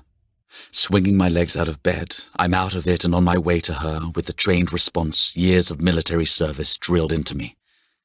But Clara backs away, still watching me with wide, doe eyes. I stop, finally understanding what's happened. I hurt you. She doesn't speak. She doesn't need to. I shift direction towards the clothes I'd left on her floor. I'd known this would happen. Years of restraint, and one night upends it all. Why did I think it would be different? How many times had my buddy Brex woken me in the barracks in the middle of a nightmare? Every time he'd been ready, fists up, trained to expect my violent, subconscious reaction. Clara didn't stand a chance. She still doesn't. I'm sorry, I say, buckling my pants. I tug on my shoes. I warned you. I'm so sorry. She still hasn't spoken by the time I reach the door. What were you dreaming about? Her soft voice asks behind me. No, I won't burden her with any more of my crosses. I spin to her, shaking my head. I won't ask you to carry my demons, Clara. She finally moves, but instead of backing away again, she walks toward me with gentle eyes. I see the forgiveness in them, and I hate the hope that springs in my chest. Maybe you could just let me hold them for a while, she says. It's too ugly for you. You're beautiful, pure. I'm far from pure. She smiles a little, as if testing the mood, but it fades when the air between us remains heavy. She needs to understand that this can't be laughed away. Clara needs to know that I'm not some broken animal that can be fixed. God knows I've tried to fix myself. She needs to see me for what I am. A lost cause. I wrap my fingers around her throat. She needs to see that I'm dangerous. I see the lines and cross them anyway. I can't help it. Maybe it's because of the family I was born into. Maybe it's my nature. Either way, I'm not her hero. I'm a monster. You are my beautiful Clara. I say, and I mean it. She's every good thing I ever wished for, but would never deserve. That's why I want to protect you from the world. That's why I want to protect you from me. Tears well and fall like rain as she tries to blink them away. Yes, she understands. I've shown her the truth, so we can stop with the lie. I will never be the man she needs. I can only cause her pain. But when her mouth opens, her words are small yet powerful. You told me once that you wanted to hear me beg. I recoil, sucking in a breath. No, not like that. I'm tainting her. My poison is infecting her. I need to leave before she becomes someone she hates as much as I hate myself. Please, she whispers. Please, X. What does she want? Why does she keep demanding more?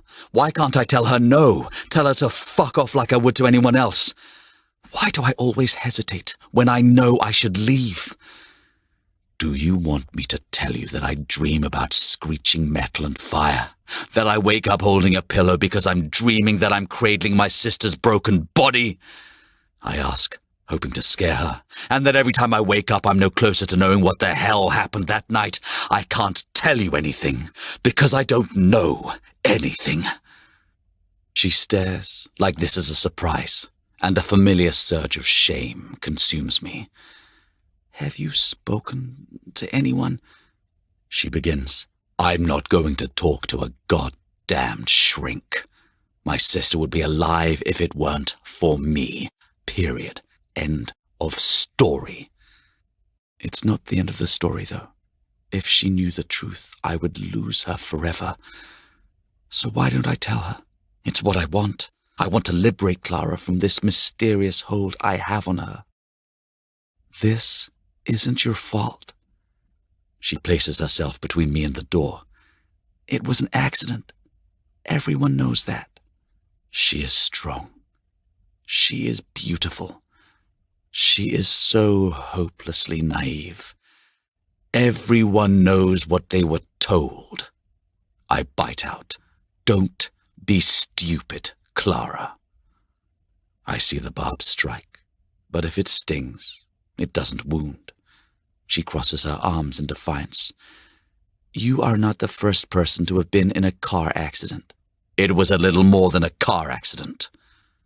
A sliver of truth to assuage the guilt I feel over the lie, the one I will continue to tell her, the lie I will continue to tell everyone, even myself.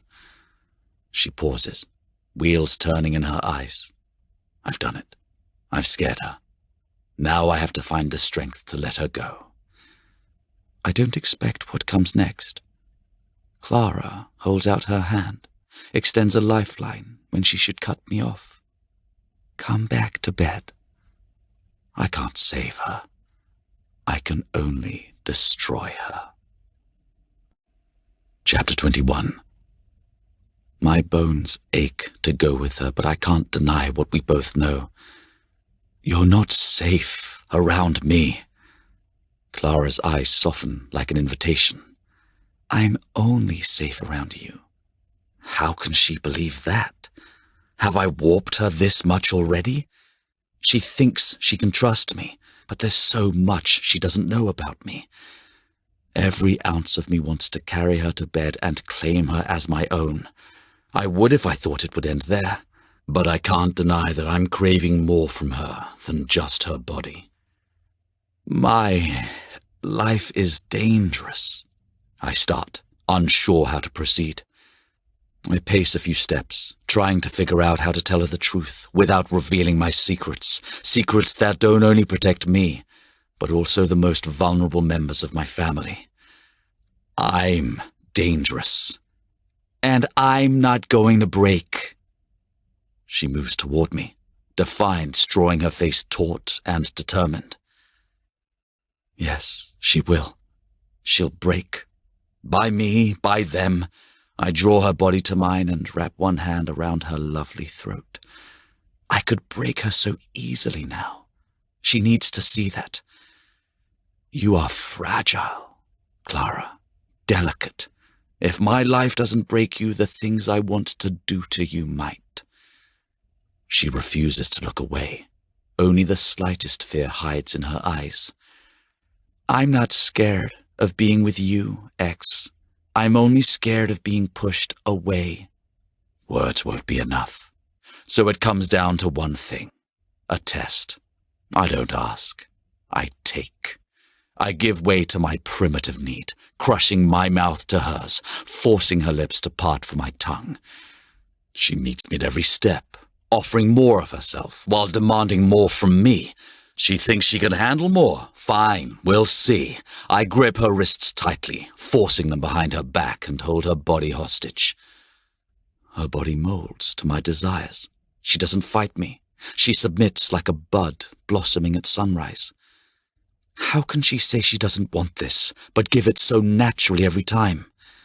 Lifting her off her feet, I carry her to the bed, unbuckling my trousers to free my cock. Clara's heels shove them down as I kick off my shoes.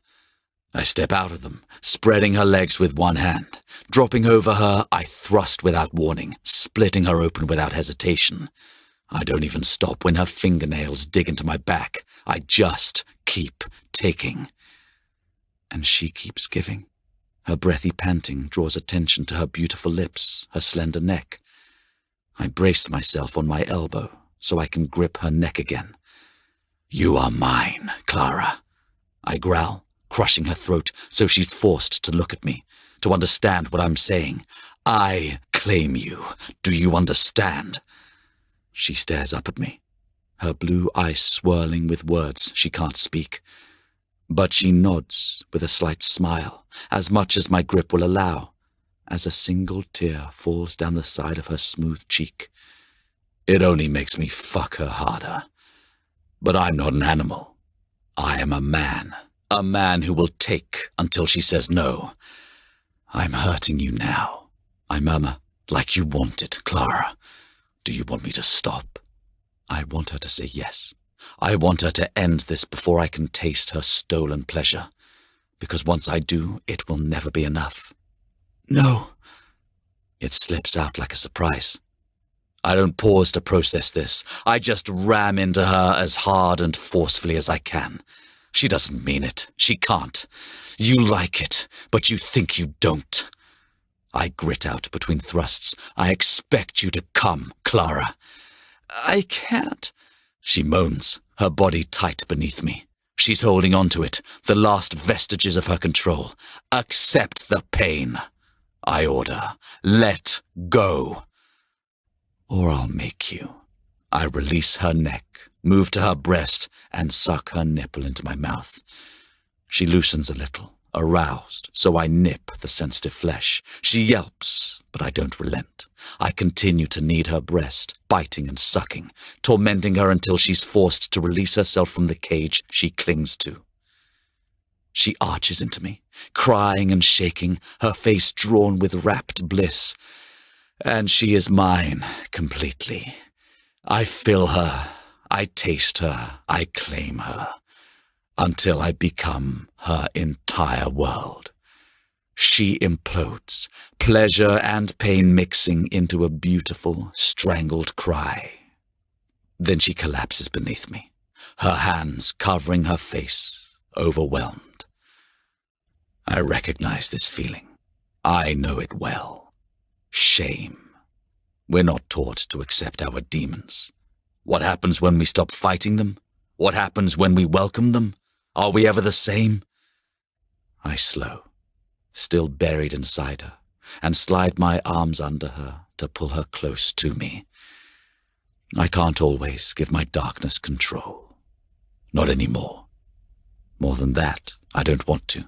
I roll to the side, cradling her against me, and rock in and out. Gently I brush her hands to the side and bring my mouth to hers. I kiss her softly. I call to her. It's hard to find a way out of the darkness at first. I know that. These shadows can consume you, make you feel lost. Since I've met her, she's been the light, guiding me from that depth. I can be her way home now.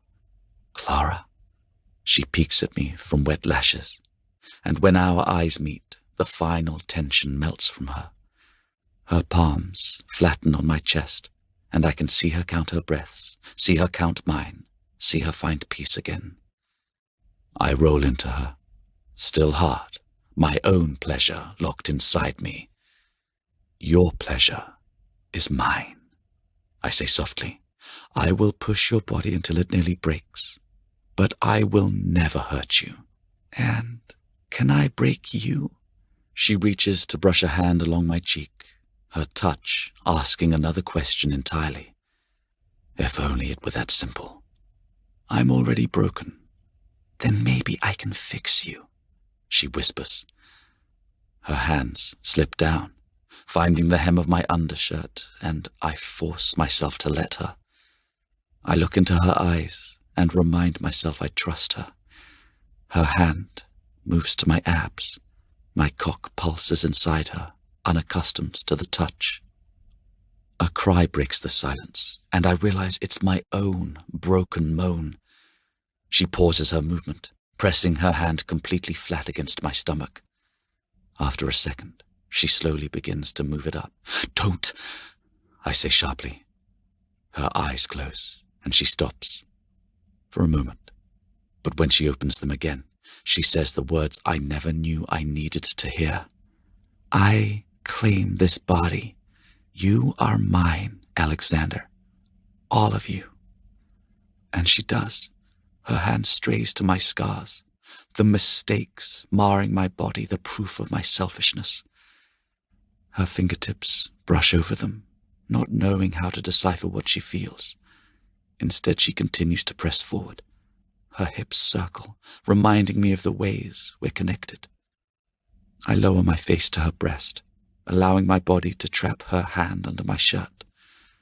My hands move to clutch her ass, and she grinds into me, taking and claiming until I empty inside her. I let go, releasing the last parts of me I've held back, filling her with me and salting her breasts with tears. Chapter 22. I wake to find her gone. It takes a moment to process where I am, and then the events of last evening rush back to me. The disastrous party and my sodding father. Pepper fucking Lockwood getting her hooks into Clara. The blind panic when I realized Clara had left the party without a word. The memories after that are painted in vivid strokes of red and black.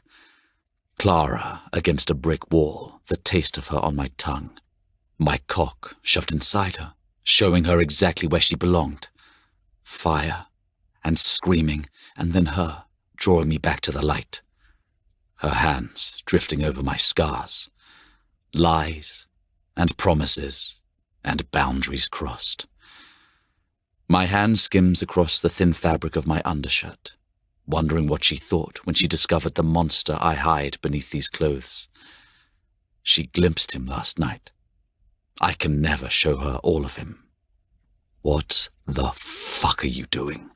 I muttered to myself, rolling to the side and catching a lingering hint of her perfume on the sheets.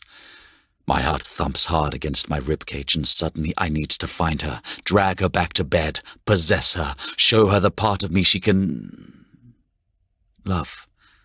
Bollocks. That part doesn't exist. And even if it did, it's not enough to make up for my father and his rotten courtiers. She deserves more than this life, and far more than me. I slide out of bed, searching the floor to find my trousers. I yank them on, not bothering with anything else, and go to find her. As soon as I open her bedroom door, I hear voices. "Should I make a plate for Alexander?" The question is accompanied by the smell of eggs and bacon, producing a rumble of hunger from my stomach. Apparently last night's caught up with me. There's no response, but Belle must be speaking to Clara. Flatware clanks against the counter, followed by a harsh male baritone. "Alexander is here." What the fuck? I'm 2 steps down the hall, fists clenched, when I remember that Belle is engaged. I search my memory, trying to recall to whom. "What on earth did you think was making that noise last night?" Belle asks. A smirk dances over my lips. She knows exactly who it was. "A neighbor," her fiancé grumbles, and I can't help feeling certain whoever he is, he's a little man, one likely not capable of producing the noise Belle spoke of. "What is Alexander like?" Belle asks, and I know she must be talking to Clara. Why doesn't she respond? Is she tired? Sad? Did I frighten her? Is she hoping I'll leave without staying for toast and a chat? I wouldn't blame her for that. But I'm hungry and determined to prove I can be a boyfriend, even if I keep cocking it up. "Tea, no milk," I announce, coming into the small kitchen. Clara startles, her hand flying to tug together her cream-colored dressing gown. I want to remind her that she's got nothing I haven't seen, but I think she might spontaneously combust if I remind her, judging from her deep, ruddy blush.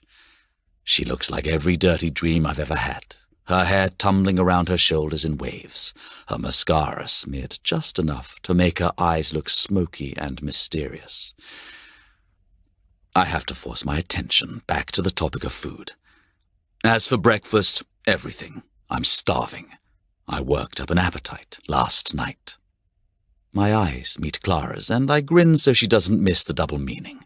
First food, then sex. Things will be clearer after that. She flushes more deeply, dropping her eyes for a moment, but I saw her thoughts wandering to the same place. She looks over at Belle, frowning to discover her friend staring absently at me. "I'll get it," she says, grabbing a plate to fill it for me. There's something deliciously domestic about seeing her there, barefoot in the kitchen, bringing me food. It stirs something primal in me that wants to lift her onto the counter and fill her with my seed.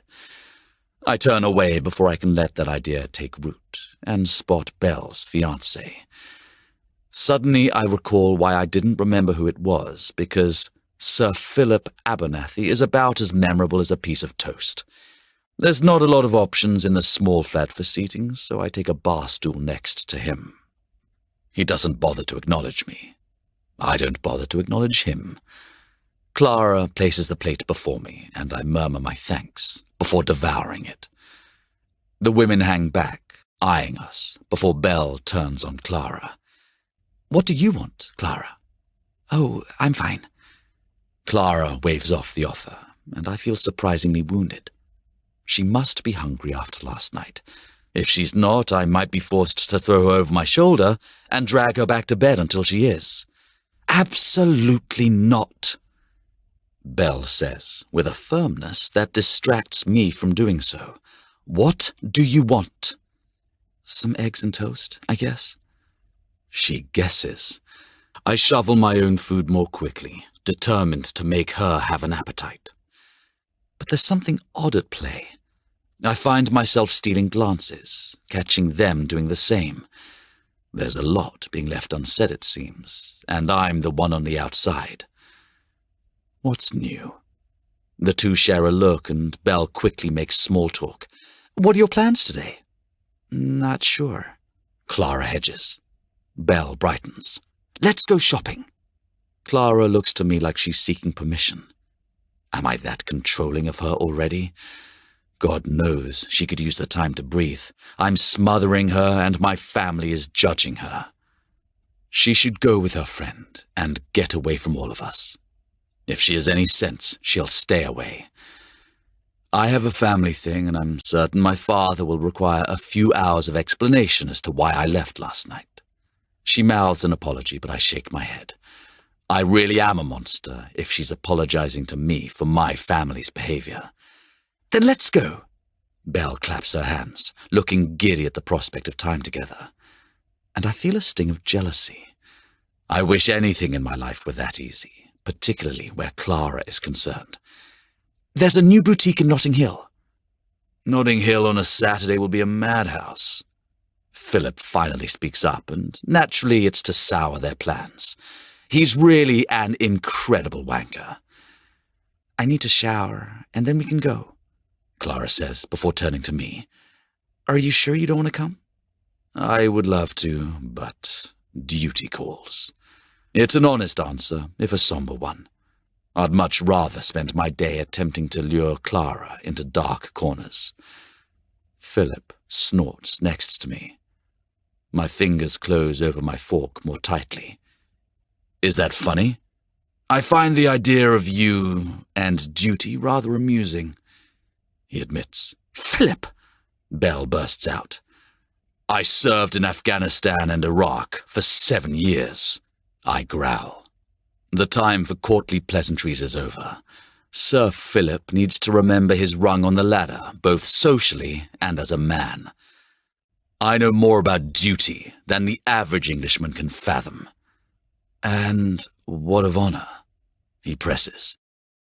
"Did you manage to find some over there? Or is it too late for that?" I won't lower myself to answer stupid questions from a fragile man. He doesn't know me.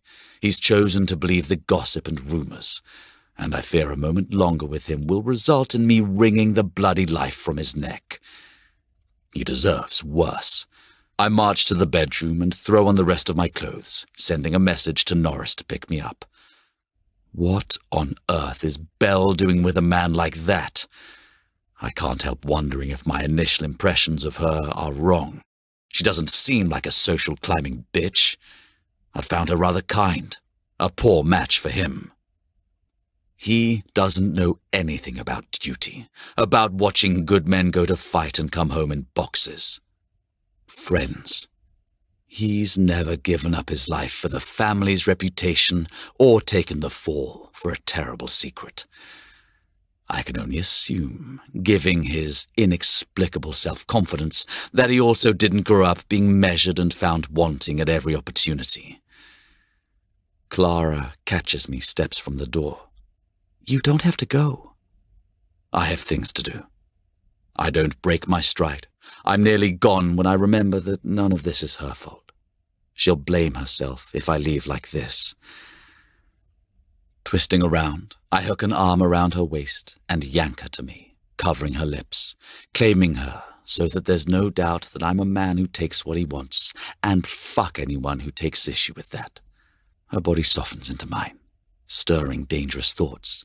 I pull away and brush a finger over her swollen lower lip. Have fun today, I murmur.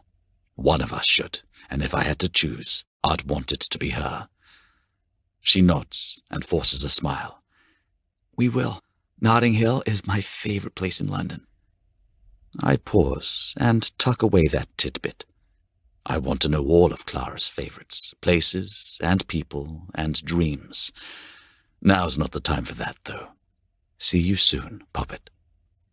A door opens as I descend the steps, and an older woman with unkempt silver hair peeks out. She looks me up and down, bites back a smile, and retreats into her flat. It's not been nearly as messy as I feared, staying over, but I can't help wondering how long that will last.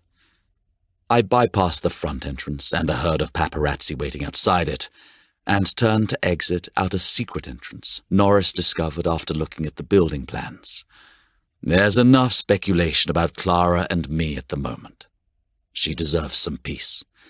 Norris is waiting for me as I step out. A few meters away there's a bomb shelter, a holdover from the Blitz undoubtedly, and the reason there's the unused door in the first place. I need to tell Clara about this, I inform him as he opens my car door. Sir? I shoot him a warning look, and he sighs. Alexander? The door. She shouldn't have to deal with all those sodding reporters. Norris doesn't speak as he closes the door and circles to the driver's side. When he shifts into drive, he finally glances over his shoulder at me. I don't think that's a good idea, he says. What? Why? I can't leave her to fend for herself. Perhaps you should speak to your father about a security detail then, he suggests, adding a thoughtful, if you plan to continue your courtship. Courtship, for fuck's sake! I bite out a laugh. We're well past courtship, and you know what my father will say. The crown doesn't protect non-royalty. Perhaps what? I ask, although I suspect that I know what he's alluding to. The crown only protects royalty, as you said. I think marriage is a bit premature, I snap. Clara doesn't know me. She doesn't know my family. She has no idea what she'd be getting into. Norris maneuvers through a tight alley, exiting a block from Clara's building. There are no reporters in sight. As we merge into London morning traffic, he watches me in the rearview mirror. It's interesting that your first instinct is to apply royal resources to protect her, though, despite knowing they won't be made available. They should be. She's being dissected by every tabloid in the country. In the world, if I'm being honest. Yes, but that won't stop with a security detail. If you want them to leave her alone, there is a simple solution. I lean forward, gripping the shoulders of the front seats. Which is? Break things off, he says, coolly. They'll still follow her. See another woman, someone suited to the spotlight. Miss Lockwood seems eager for the opportunity. Now he's just baiting me, but to what end? I'd rather stick my cock in a light socket, I say grimly. But you know that. Well, then you're at an impasse. I retrace the conversation's twists until I'm back at what started it. Why shouldn't she use the door? They're going to keep coming after her.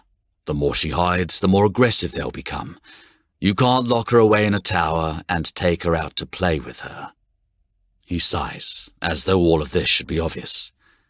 If you want her protected, you have to protect her. We'll never leave the bedroom if I'm her bodyguard, I say shortly. He's got a point, but not a solution. Not you exactly. But you have to decide what you can do to help her and keep her safe. He advises. I do have resources. Money of my own, holdings, titles, bank accounts. I rarely bother with any of it. Everything at Buckingham is taken care of. There are secretaries to see to most other needs. A security detail. I'll need your help, unless you want the job. I'm happy to step in as necessary, but someone has to keep you from your own worst enemy. He says, Who's that? Yourself. He says, as though this is patently obvious. I'll look into it, and once that's figured out, you need to prepare her. Is all romance so complicated? I feel as though I'm coordinating a military attack. Prepare her for what? For the day she is royalty. He says, evenly.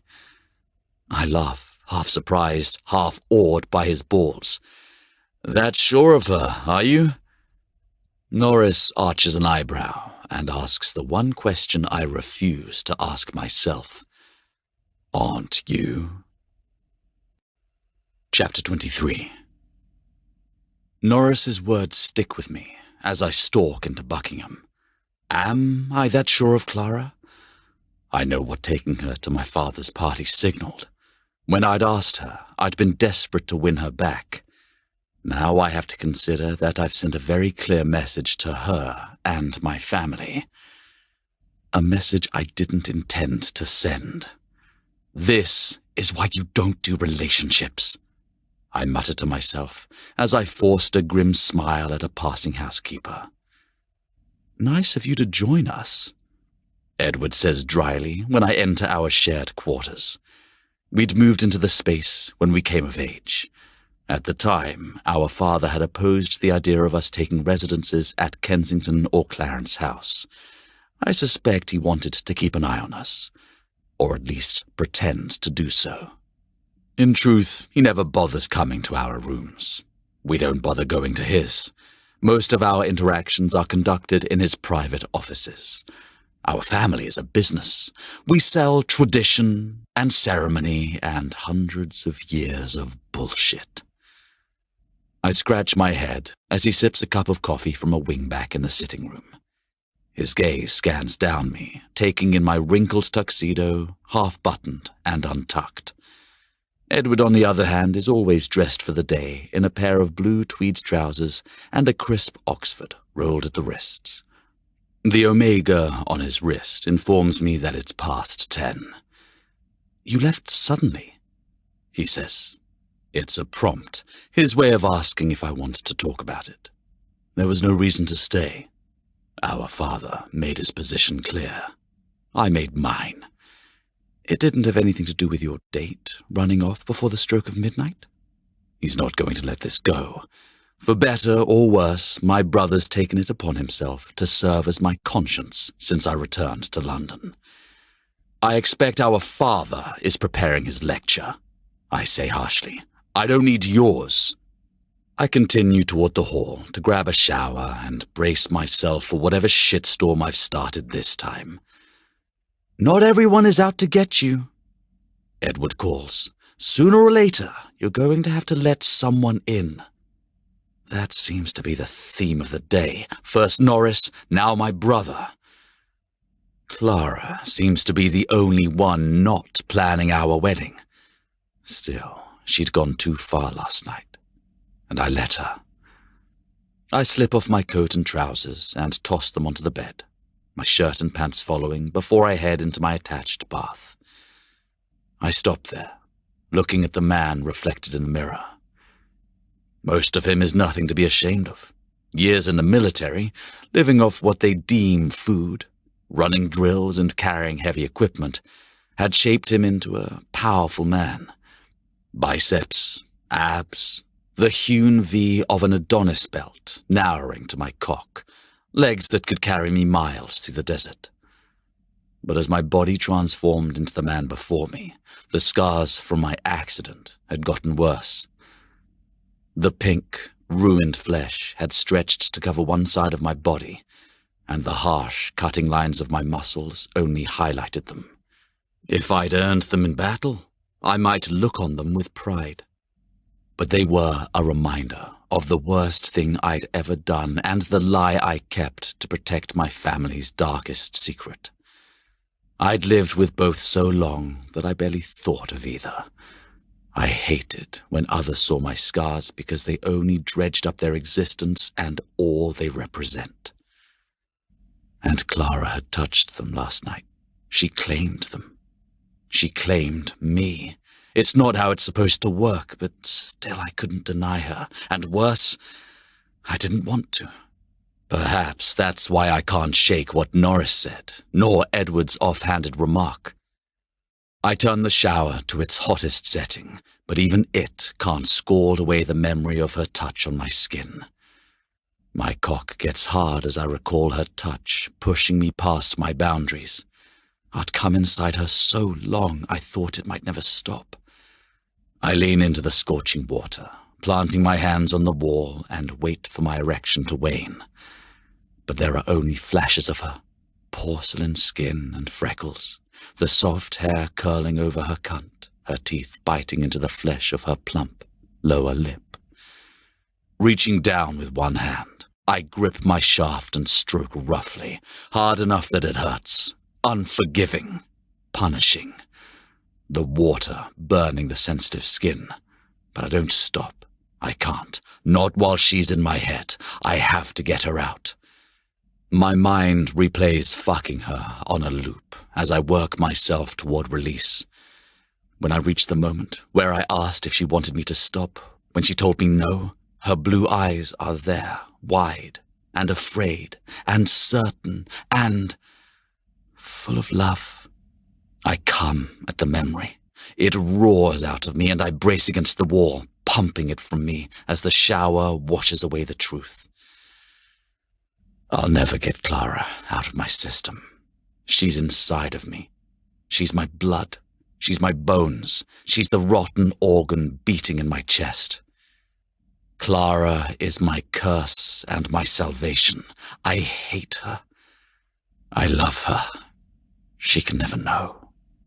I finish washing up and grab a towel. Wrapping it around my waist, I go to find clothes. After that, I need to figure this out. Maybe I should talk to Edward. He understands the impossibility of our position better than most. But as soon as I set foot inside my bedroom, I stop. It's disgraceful, my father says, his eyes flickering away from me. He's in his usual Harris Tweed weekend wear. It's as close as the bastard gets to casual. I don't bother to ask him what he finds disgraceful now. My scars, my behavior, listening to my jack-off in the shower, it hardly matters. Where he's concerned, every breath I take is a disappointment. I continue to the closet and grab the first clothes I find, a pair of old jeans and a t-shirt. After I'm clothed, I find him standing near the window in my room, the one that overlooks the back gardens. "You left my party without saying good night," he says, as though I need a reminder of how the evening had gone. "You had plenty of people there to worship you. You didn't need me." I sit on my bed and tug on a pair of black leather lace-ups. "As though you would ever bow to me," he says with a laugh. "Nor should you." I hesitate, surprised by his response. "You're going to be king one day," he continues. "I won't live forever." I suspect he might do just that, purely out of spite. The last thing he wants is to pass me the crown. "You need a suitable wife." "This again?" I say wearily. "I hardly think bringing a date to one party is a proposal of marriage." "You know it is," he snarls. "I don't care who you date or who you fuck, if you do it with discretion. You do not bring girls home. You don't invite them to the family birthday party or Christmas or whatever stunt you're planning next. I bypass the accusation and opt to point out his hypocrisy. Inviting the woman you're fucking means wedding bells? Well, Pepper will be thrilled. Pepper is part of our inner circle, he interjects distastefully, and our relationship is none of your business. My control slips, and I take one menacing step forward. One move, one swing, he'd crumble. I force my fist to stay by my side. Neither is mine. I'm a widower. I'm king. No one expects me to marry. He tugs on his suit cuff, showing no sign that he's concerned. The whole world is watching you.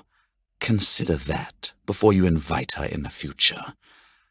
I don't care what the world thinks, I tell him as he walks to my bedroom door. He opens it before turning back just enough to give me an amused look. That's your problem. It's how I know she can never be a queen. Well, one of the reasons. You're so concerned with proving something to me, to the world. You haven't even stopped to think of what you're doing to her. You'll ruin her. You'll hurt her. In the end, you'll lose her. If you care about her, you'll let her go. He steps through the door, closing it behind him, leaving me alone to deal with my choices and demons. You're avoiding her, Edward tells me the next morning when I go out to grab a mug of tea. I stalk back to my room, adding him to the list of people I'm avoiding under my father. Clara is at the top of the list, but my brother isn't so easily dismissed. He follows behind me. I give up and sink into a seat by my bedroom's hearth. He takes the one opposite. Go on, I encourage him. Keep telling me all the ways I'm cocking this up. I think you already know, he says. Then why do I keep making the same fucking choices? I ask him, miserably. I'd known what I was getting Clara into, and I did it anyway. Edward's right. I am avoiding her, for her own sake. Because we don't know any better. He sighs, a half smile on his face. We hardly had a normal upbringing, and as for relationships, he has no memories with our mother. She died when he was born. My own can't be trusted, given how young I was when she was alive. I remember a caring, beautiful woman. I remember how my father looked at her. I remember how sad she seemed, locked up in a palace and taken out for special occasions on the arm of the king. There are other memories, fleeting and conflicting ones I never mentioned to Edward or anyone else, but especially not to my father. You know we can't do this to them, I say distantly, thinking of a memory that sticks out like a page in a photo album.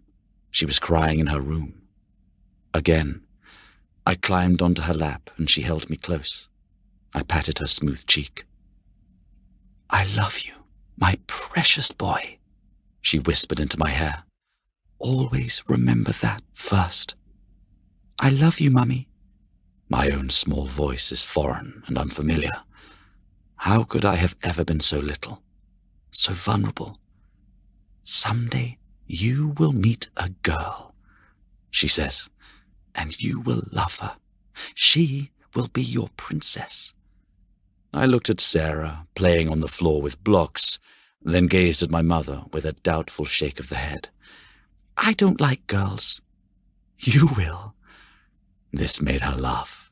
My heart swelled. I liked to hear her laugh. It felt like a reward, especially on the days she cried. What am I going to do? She murmured, stroking a lock of hair that had fallen over my forehead. She wasn't really talking to me. She did that a lot, ever since she told me she was having another baby. Will this baby be a boy? I asked, hopefully. I don't know. More tears then. I'm sorry, I squeaked, wishing I hadn't asked the question. I'll be nice to it, even if it's another girl. I know you will, she said softly, hugging me closer. You're the big brother. You have to protect them. I will. I peeked up at her, breathing in her scent, which reminded me of walks in the garden. And someday, when you meet that girl, protect her too. I nodded, laying my head on her shoulder. I would protect my sister and the baby, and when I was old enough, I would protect Mummy too. I would take care of her so she didn't cry. Why are you sad? I asked. I needed to know if I was going to help her. Sometimes it's lonely here. All these people rushing about, but no time to live. She shook her head when I gave her a funny look.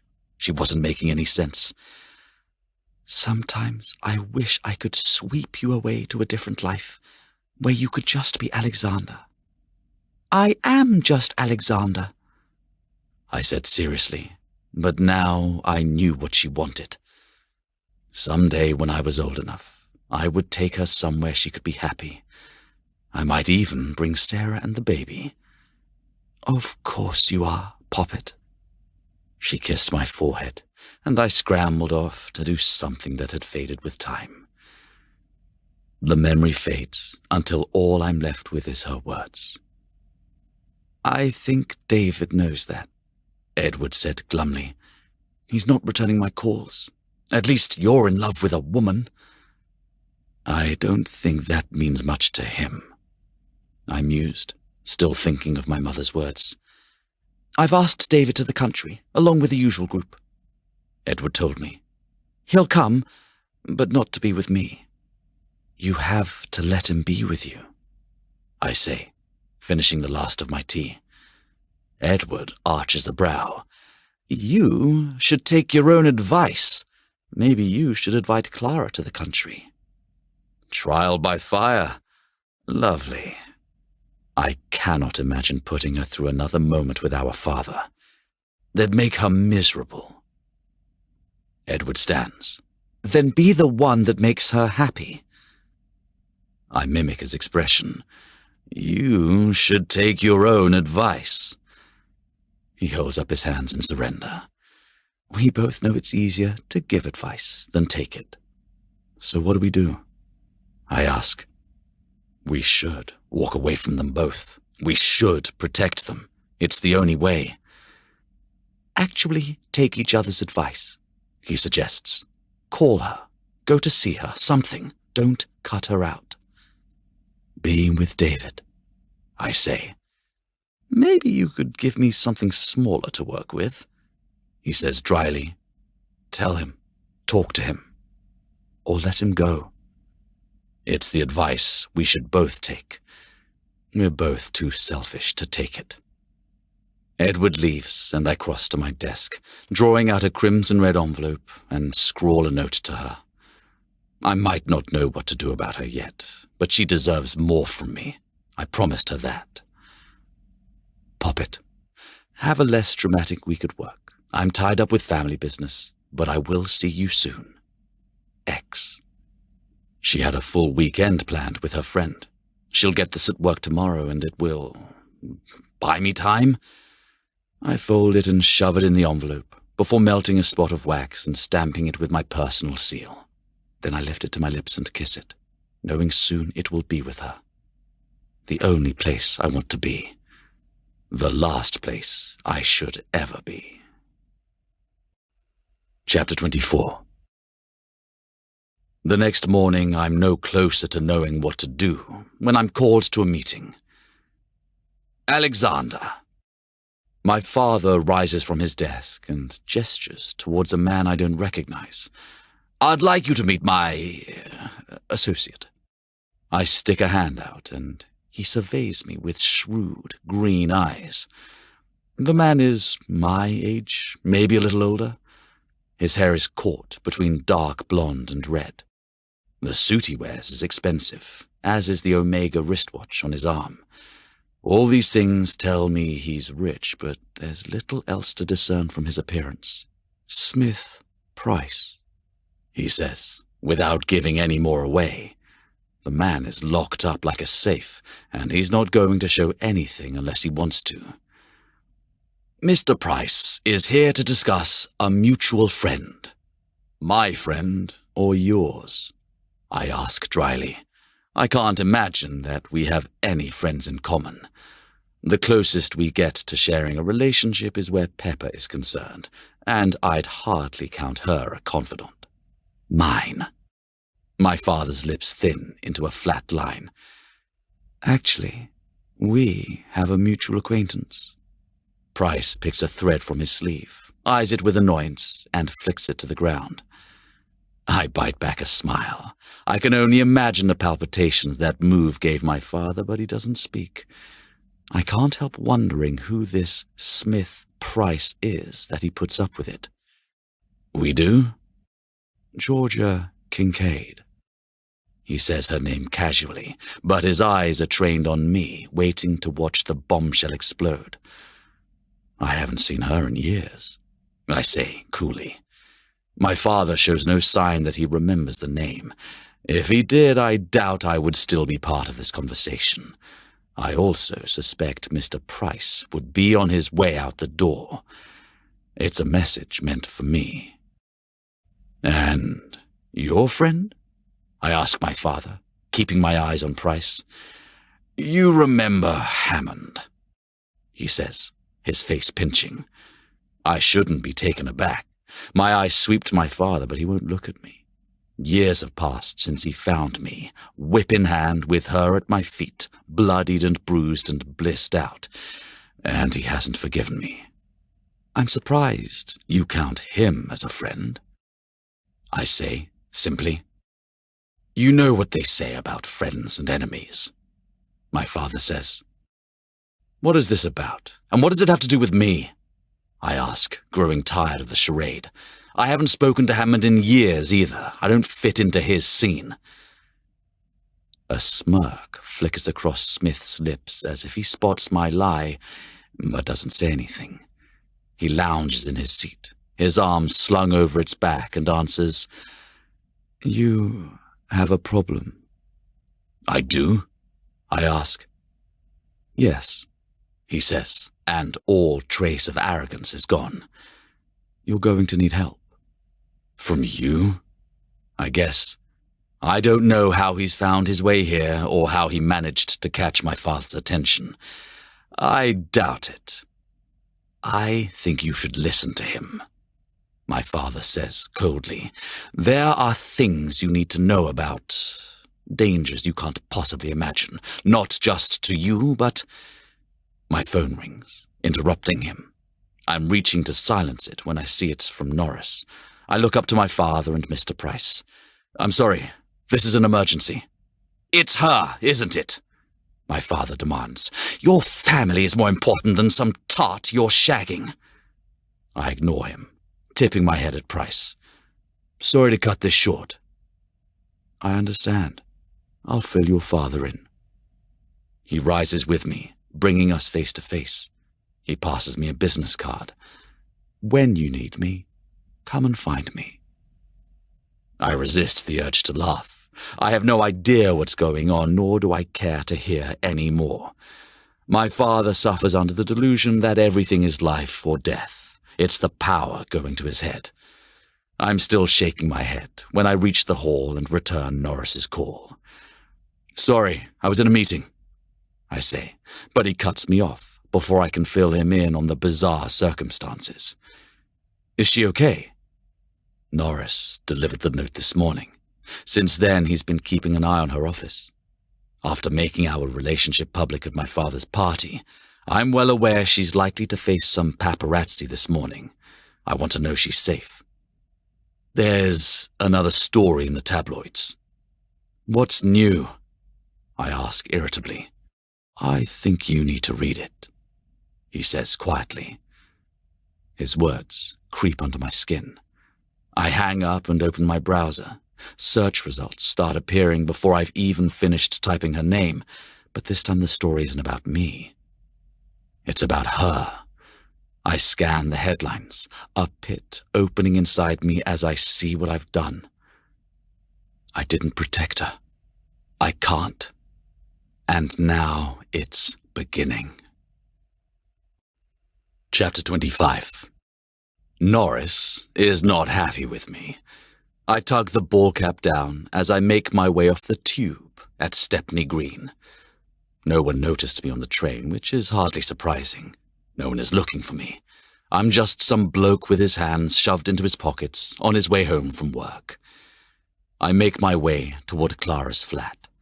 According to Norris, who's watching her at work, she's still there. I could have waited to do this. Norris wanted to come with me, but I wasn't sure what would be worse, sitting in a car going crazy or sitting in her room going crazy. In the end, I thought she'd be safest with Norris keeping an eye on her, ready to keep the camped-out paparazzi at bay. I spot a food cart selling kebabs, making my stomach rumble. The man behind it tilts his head curiously when I pause to consider getting one, but the last thing I need is to draw attention. The reporters will be following Norris and Clara home, but if he's smart, and he is, he'll lose a fair number of them on his way. Even the relative calm of the car ride will be a respite for her after being mobbed by the tabloid leeches.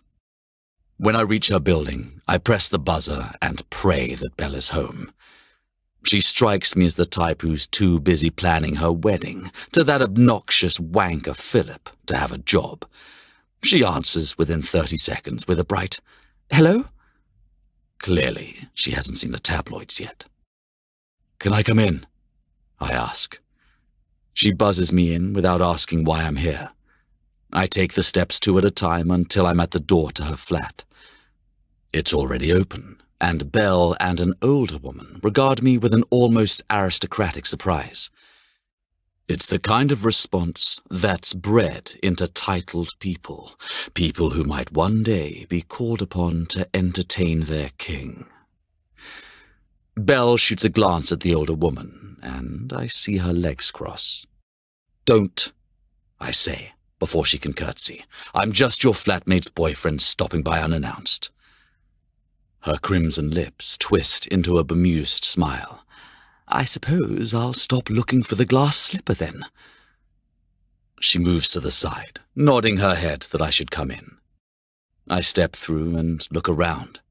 The older woman has the same regal cheekbones and bright eyes as Belle, but her platinum hair is silver from age, not dye, and she wears it in a short, artful mess. She holds out a hand, her wrist jangling with bangle bracelets. "Jane Stewart," she introduces herself. "Your Highness." Belle's aunt. I take her outstretched hand. "Alexander, please." "Can I get you some tea?" Belle asks, looking around like she's trying to figure out how I fit into the day. "Scotch?" She tips her head, then shrugs. "That bad of a day?"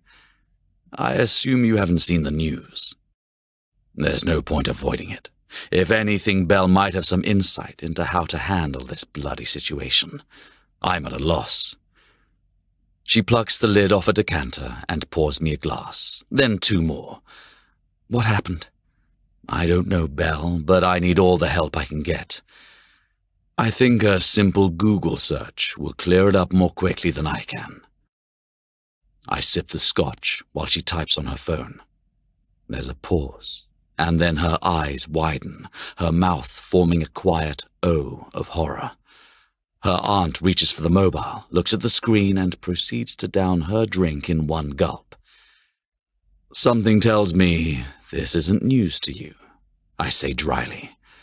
Belle heaves a sigh, looking back and forth between her aunt and me. "It's not really my place to tell you about this." "I can respect that." I nod. I'd rather hear it from Clara. "But it's true. She has an eating disorder?" "She did," Belle hedges.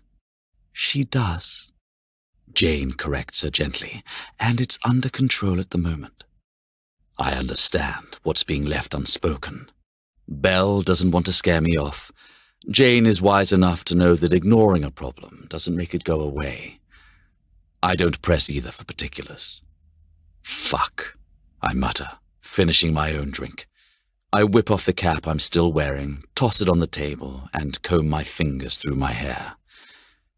Is that a problem? Belle asks defiantly, misunderstanding my reaction. Because if you're not man enough, I'm man enough. I cut her off. I just wish I knew. It didn't come up. I trail off before I give myself away. In all the research you did on her? Jane guesses, her blue eyes studying me shrewdly. She goes to the kitchen and returns with the decanter. There's no point hiding it. I nod. It doesn't matter how much intelligence you have or who follows her and reports back. You can't know a person until they show you who they are. There's a warning in her words, and more than a hint of challenge. I want to know who she is. My confession slips from me before I can take it back. Maybe it's the scotch or the surprise of today's news. Maybe where Clara Bishop is concerned, I can't focus long enough to restrain myself. Belle doesn't respond, but she bites her lip thoughtfully before checking her wristwatch. I need to meet Philip, she announces. Will you be okay waiting for her here? Yes. Relief floods through me. I need to talk to Clara alone. The last thing I want is to share her with her friends tonight. Belle must understand this. I'll wait in her room, I tell Belle, and she begins to gather her things. Then I turn to Jane. It was nice to meet you. Let her tell you, she advises me. Be patient. It's not easy to split yourself open like that. It takes courage. I will. I promise. I amble into Clara's room, and I'm immediately bombarded by her, even though it's empty. Her scent lingers in the air. A pair of shoes waits for her. She's everywhere, and my body responds possessively, growing more anxious as each second ticks by and she doesn't appear. Belle's blonde head peeks in through the door. I'll be leaving now. There's not much in the fridge, but make yourself at home. Thanks. I grit out, dropping into a chair by the window, where I can watch for her. She usually leaves the office around 6. She tells me. And Alexander? I swivel to look at her as she steps inside the doorframe. If you fuck with her, I don't care who you are, I will track you down, cut off your balls, and hang them from the clock tower's little hand. My eyebrows lift in a combination of surprise and respect. Noted. Since I've never had any doubt I would hurt Clara, I might need to increase my security. She needs to feel safe, Belle adds softly. Give her that. I swallow. I will. Belle leaves me alone with my thoughts and the ghost of Clara's absence, and I turn to keep vigil at the window. I'll do more than make her feel safe. I'll keep her safe at all costs. I lose track of the hours I spend waiting for her to come home. Norris is near her, ready to see her safely to her flat. The last thing she needs is me showing up, not with the media circus it would cause. When a familiar Bentley drives past, relief floods through me. Soon. She'll be here soon, and then we can sort out this mess. A door opens in the distance, but I don't move. Footsteps in the hall, slowing slightly the closer they get to her room. Finally, she fills the doorframe, dressed in a simple blue dress that hugs her curves. Curves that make me mental. I frown, wondering if she's self-conscious about them. If she is, I'm going to have to fix that. She stands for a moment, mute, her hair cascading around her shoulders before she moves to the bed. She still doesn't speak as she plops onto it. Instead, she grabs a pillow. I wait for her to open up. She doesn't. Make her feel safe. That was Belle's advice. I only know one way to do that, but first, I need to know if this is just another exaggeration of the so-called press. I won't make the mistake of believing whatever they print. It takes effort to go to her and keep my hands to myself. She blinks up at me, the evidence of tears smudged under her lower lashes. I want to reach out and wipe it away, wipe all of this away. But first, is it true? Fear flits over her face, and I tense. Yes. Hearing her say it breaks me. It's not enough that she's had to live with it. The goddamn press believes they can drag it up to sell fucking tabloids. I turn away, afraid she'll see my rage and feel anything but safe near me. But I can't contain my anger. It bursts out of me, sending my fists slamming into the plaster wall. So much for keeping control of myself. I pull my hand out, watching the plaster crumbling.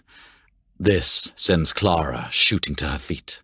"I'm sorry," she screams. "I'm not perfect. I'm sorry you didn't know, but you need to leave." I whip around to find tears streaming down her cheeks and realize I've made another mistake.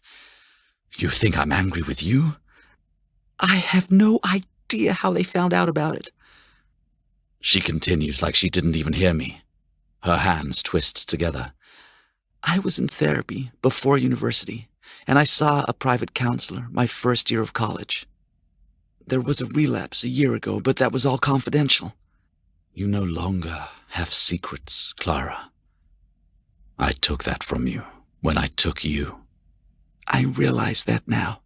I realize I owe you an explanation, but—" "You owe me nothing." I cut her off, doing my best to keep my voice soft.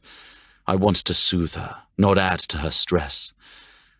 I close the space between us and take her chin in my hands, directing her tear-filled eyes to mine. "Do you understand that? You owe me nothing." Her head shakes, and I understand her a little more. I know what it's like to cling to whatever control life gives you. I want to carry her away, somewhere safe where no one will ever touch her. But the only way to truly protect her is to walk away. And looking at her now, seeing her rise as they try to tear her down, I realize that's impossible. I'll never give her up. I want her too much. "I need you to understand," she murmurs, still caught in her own thoughts. Do I tell her it's not important to me? That seems wrong. It's important to her. Do I tell her everything will be okay? That's a lie. We both know it. I can only tell her the truth I feel as certainly as the beating of my own heart. If you need me to, I will listen. But you don't owe me an explanation. Nothing you say will change anything between us. Then go. She yanks free from me, turning her face so I can't see her pain. I don't want to go. I step closer. I want to take away the hurt she's feeling. I want to show her that she's the one I want, that her flaws only make her so much more beautiful to me. What do you think I'm saying to you? I understand. Her eyes stay cast to the floor. You don't need more drama in your life. You don't need a girlfriend who has to actively construct positive thoughts about her body and set alarms to remind herself to eat. I don't blame you for that. Fuck, is that what she thinks? That I want some plastic doll hanging from my arm? I never wanted anyone by my side until she stumbled into my life. I tried like hell to stop myself from falling for her, but how could I not? Why can't she see herself like I do? I'm not leaving you. I tell her, I never wanted perfection. I wanted you. She sways, and I catch her. If only I could always be near enough to do that, maybe we could make this crazy situation work. I guide her to the bed, holding her close. Nothing will convince her that I want to stay, except staying. I still want you to understand. She turns into me, nuzzling closer, and for the first time all day, I relax. I nod, determined to listen. Clara begins her story slowly, her voice shaking slightly, and I tighten my arms around her. It started at school. My mother insisted that I attend an exclusive academy in California, and as usual my father gave in. I didn't want to go. I was 14 and my friends were my life, but I had no say in the matter. I guess that made the transition worse, and I had a hard time meeting people. She takes a deep breath before plunging forward. Finally, an older girl took me under her wing. She taught me about makeup and boys. For some reason, I thought she was really popular, probably because she seemed happy. And then one day she went into the bathroom and threw up after lunch. I tense. I hadn't bothered to read the lies the tabloids printed, so hearing the truth from her now is jarring. She pushed me to try it, and when I wouldn't, she started dropping little hints. There was a roll around my bra strap. She slapped my thigh in the locker room and laughed as it jiggled. So one night, I went with her after dinner and threw up. It was hard for me, and it took so long for me to do it while she stood there and teased me. When I finally did it, I decided I couldn't do it again. I hated it, but she was my only friend. She manages a sad smile. After all these years, I still feel stupid when I tell this story. I force her to look up at me. You are not stupid. She needs to hear it, even if she won't believe it. I know because there have been so many times I needed someone to tell me that my demons were real, but they didn't define me. I wasn't smart, though. I believed her when she said my parents had sent me away because they were ashamed. I believed her when she said the thinner I got, the more popular I would become. By the time I went home for spring break, I weighed less than 100 pounds. My mom... She breaks for a moment, and I kiss her forehead, hoping it makes her feel safe enough to continue. My mom started crying when she saw me. They pulled me out of school, and she drove me to therapy every single day because she wouldn't let them admit me. That summer, we moved to England. Dad thought it would be a better environment for me. Maybe he was right. He was right. I want to send her a goddamn thank you card for removing the ocean that was once between us, for bringing her to London, for bringing her to me. Because you're here with me now, Poppet. Her hand presses against my chest for just a moment, like she's checking to see if I'm real. I've done really well with therapy. I learned my eating disorder was a coping mechanism that I used when I was stressed or lonely. I stayed in therapy until my second year at university, and then I met Daniel. The one who tried to break you? She had mentioned him before. I had the sense he didn't want to run into me anytime soon. I should have seen through him. Her voice is full of regret. Don't make excuses for him. I hated men who did that to women. Men who manipulated and twisted. Men who were so fragile, they used others like human shields. It was fine for a while, but then things changed. He changed. One minute he made me feel like the most important person in his life, and the next, I was the reason he was miserable. He criticized how much I ate, pointed out how little I exercised. He competed with me for grades. When my parents gave me access to my trust fund, we came home after my birthday party and I told him I was tired. I brace myself, afraid I know what comes next. I let her go, putting enough distance between us that if my rage takes over, she won't be in its range. He didn't like that, she continues. He accused me of being superior to him. He said I was being elitist and that I was too snobby to fuck him. Things escalated quickly, and he almost... I jump from the bed, needing more distance, certain I might actually detonate. Pacing the length of her room, I motion for her to continue. She does, but there's a nervous edge to her tone. But he didn't. Belle came home. She saw what was going on and threatened to call the police. That night should have been enough for me to see what he was doing to me, but I still thought I was in love with him. I refused to go to therapy, even though Belle pushed. I was fine. Things were under control. And then I fainted during class. At the hospital, they asked me when my last period was, and I couldn't remember. I stopped dead in my tracks. It's bad enough that any other man has touched her. If he... I honestly thought I was pregnant, and the thought of having a baby with Daniel made me so scared that I got sick. They had to put me on oxygen and give me a feeding tube. She forces herself to continue as she cries. I realized that I wasn't scared of having a baby, but I was terrified of being permanently bound to Daniel. When it occurred to me that my child would have him for a father, there was a sadness deeper than any I've ever known. Clara Bishop isn't a mother. I'd have found that during my research. There's no indication that she ever had a child. That only leaves one possibility. So, you ended it? I didn't have to, she says with a hollow laugh. The results came back negative.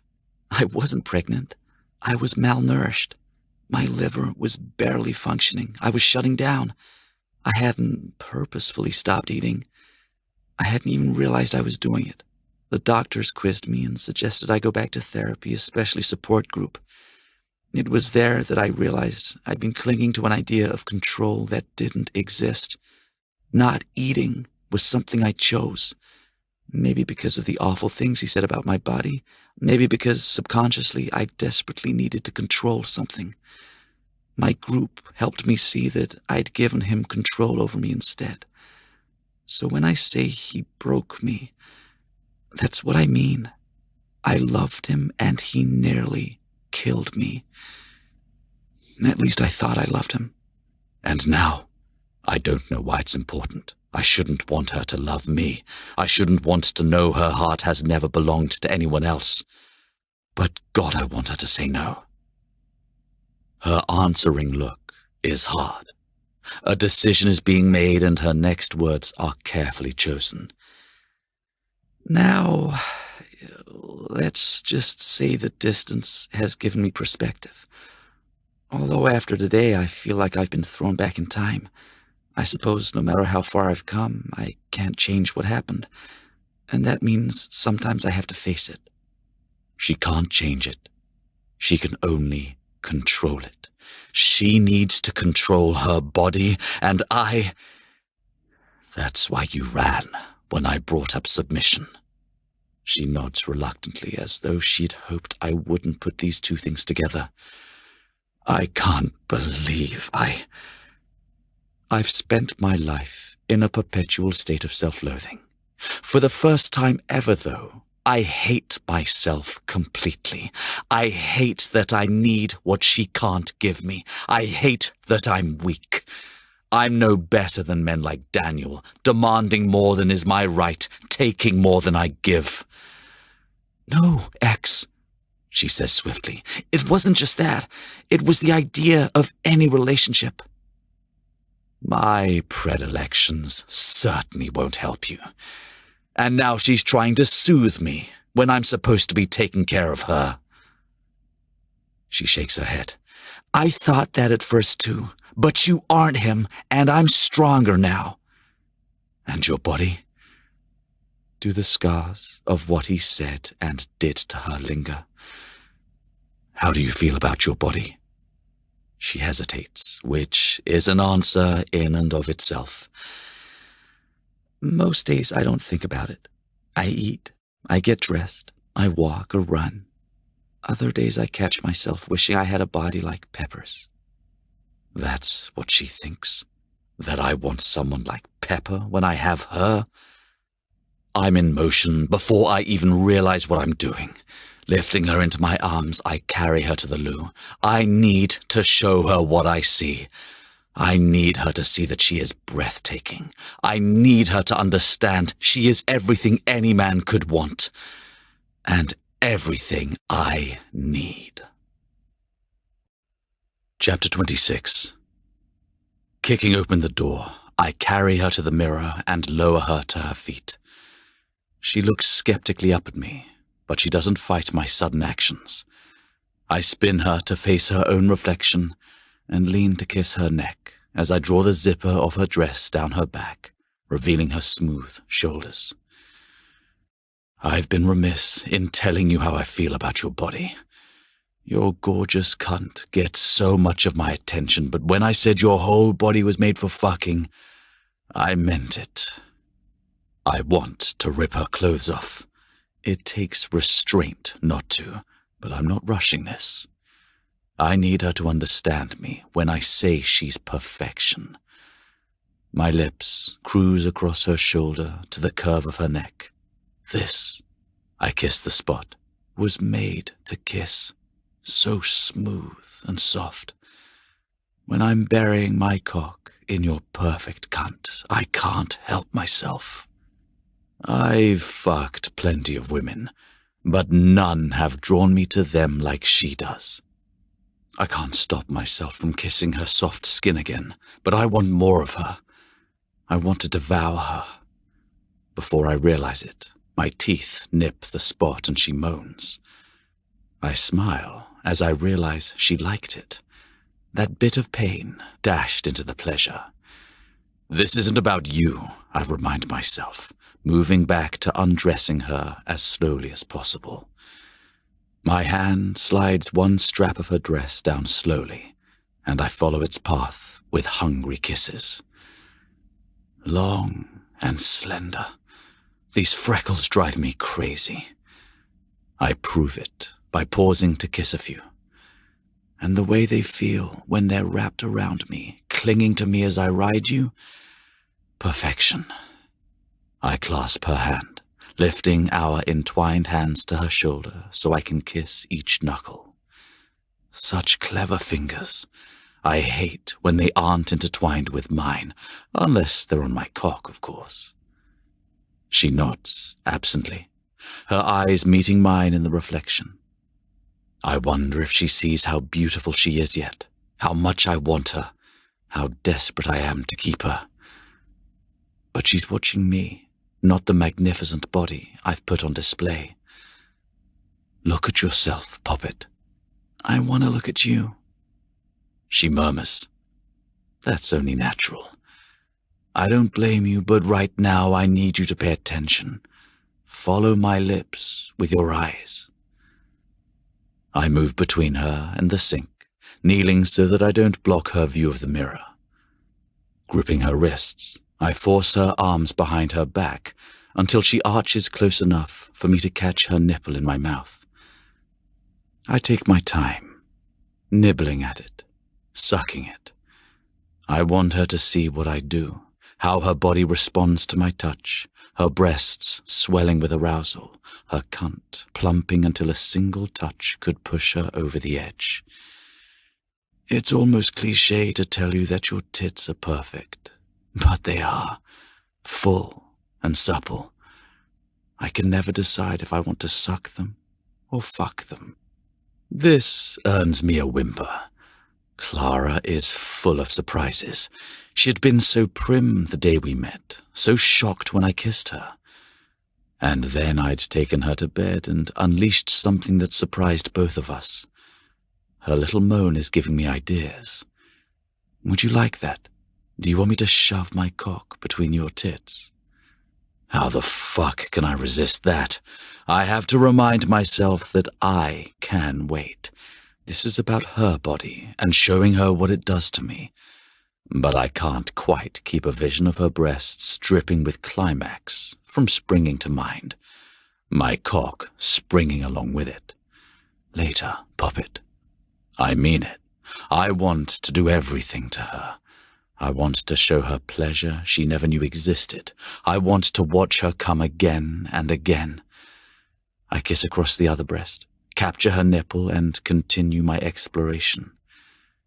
My hand strokes down her stomach, taunting her with what she really wants.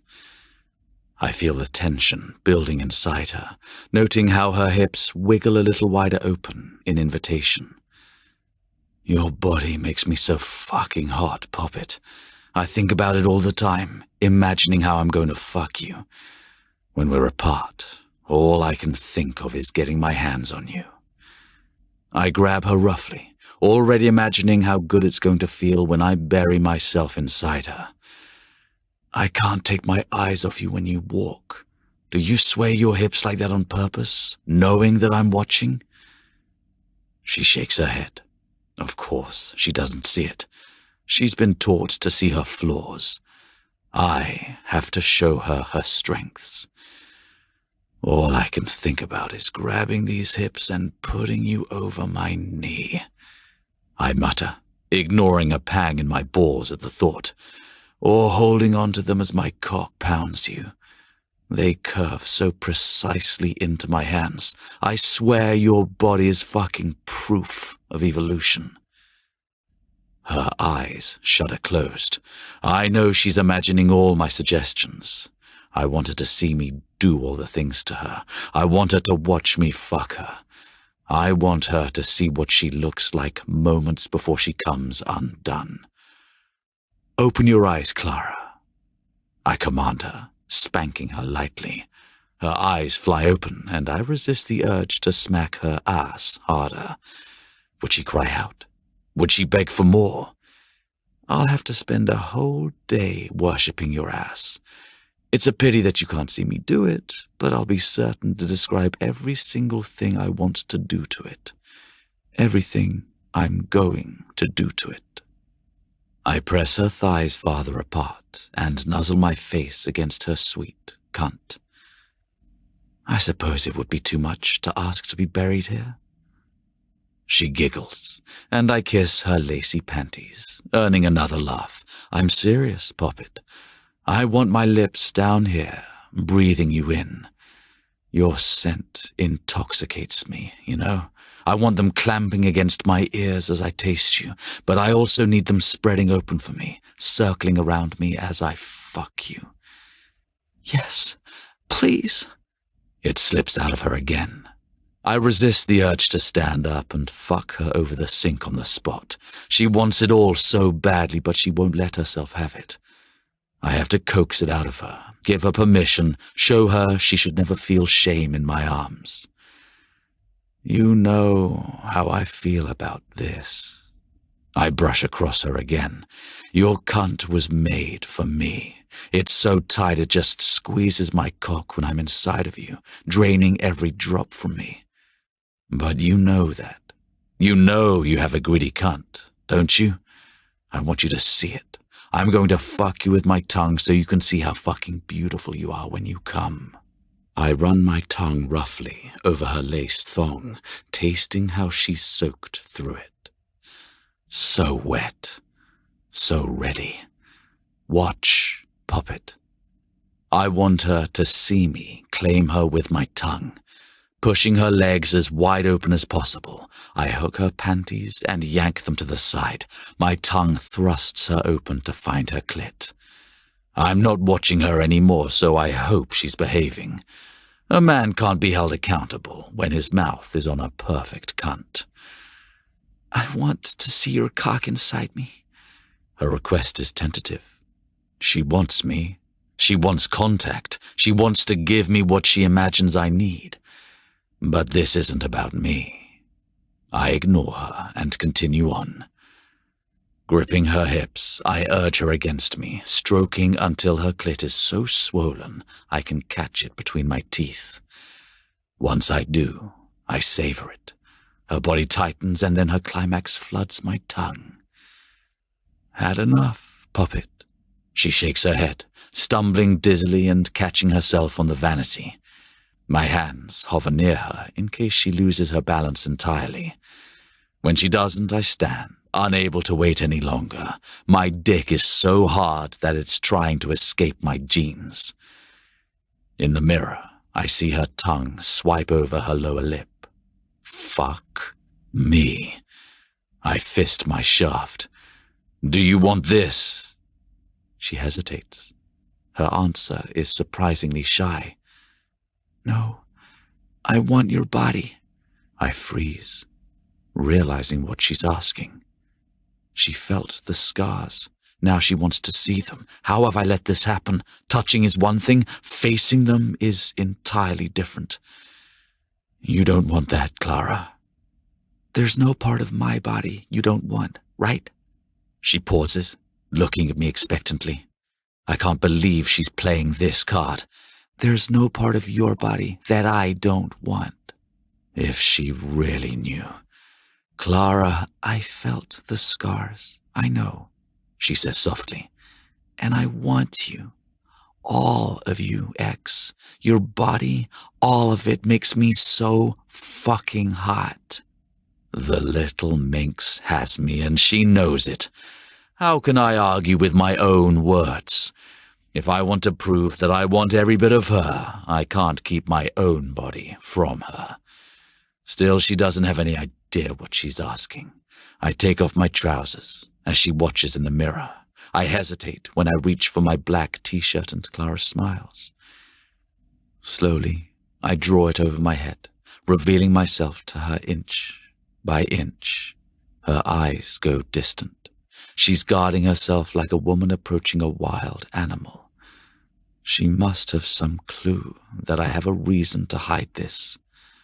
All of you, X, she urges. I whip the shirt over my head, searching for any of the arrogance I usually feel in abundance, and finding none. She scans over me, her face unreadable. The scars from my accident are brutal, refusing to fade with time. As I'd gotten older, they'd become worse as I filled out after years of military training and service. Clara still says nothing, and I reach for her, grabbing her hips, needing some assurance that she can't turn and flee from me. But when her eyes lift from my scars to my eyes, she whispers, "Take me, and don't be gentle." I move my cock to her entrance and slowly breach her. She wants it rough, but I don't trust myself. Not after she's opened the cage that restrains me. I keep it locked for a reason. I rock into her, urging myself deeper until I'm fully inside her. Leaning down, I catch the curve of her neck, intending to kiss it. Instead, my teeth bite into her and she gasps. I'm losing control. I try to dial it back. Clara isn't having it. She pulls free from my hands and folds over the sink, allowing my cock to slam deeper inside her. She moans, moving her hips to encourage me, her hands gripping the counter. She's giving herself to me, showing me what she thinks I need to heal. But this isn't enough to tame me. It's dangerous for her to think so. I close my eyes, unwilling to pretend that I'm anything more than damaged and angry and dangerous. "Open your eyes, X," she says firmly. "I want you to see what you do to me. I want you to see what I see."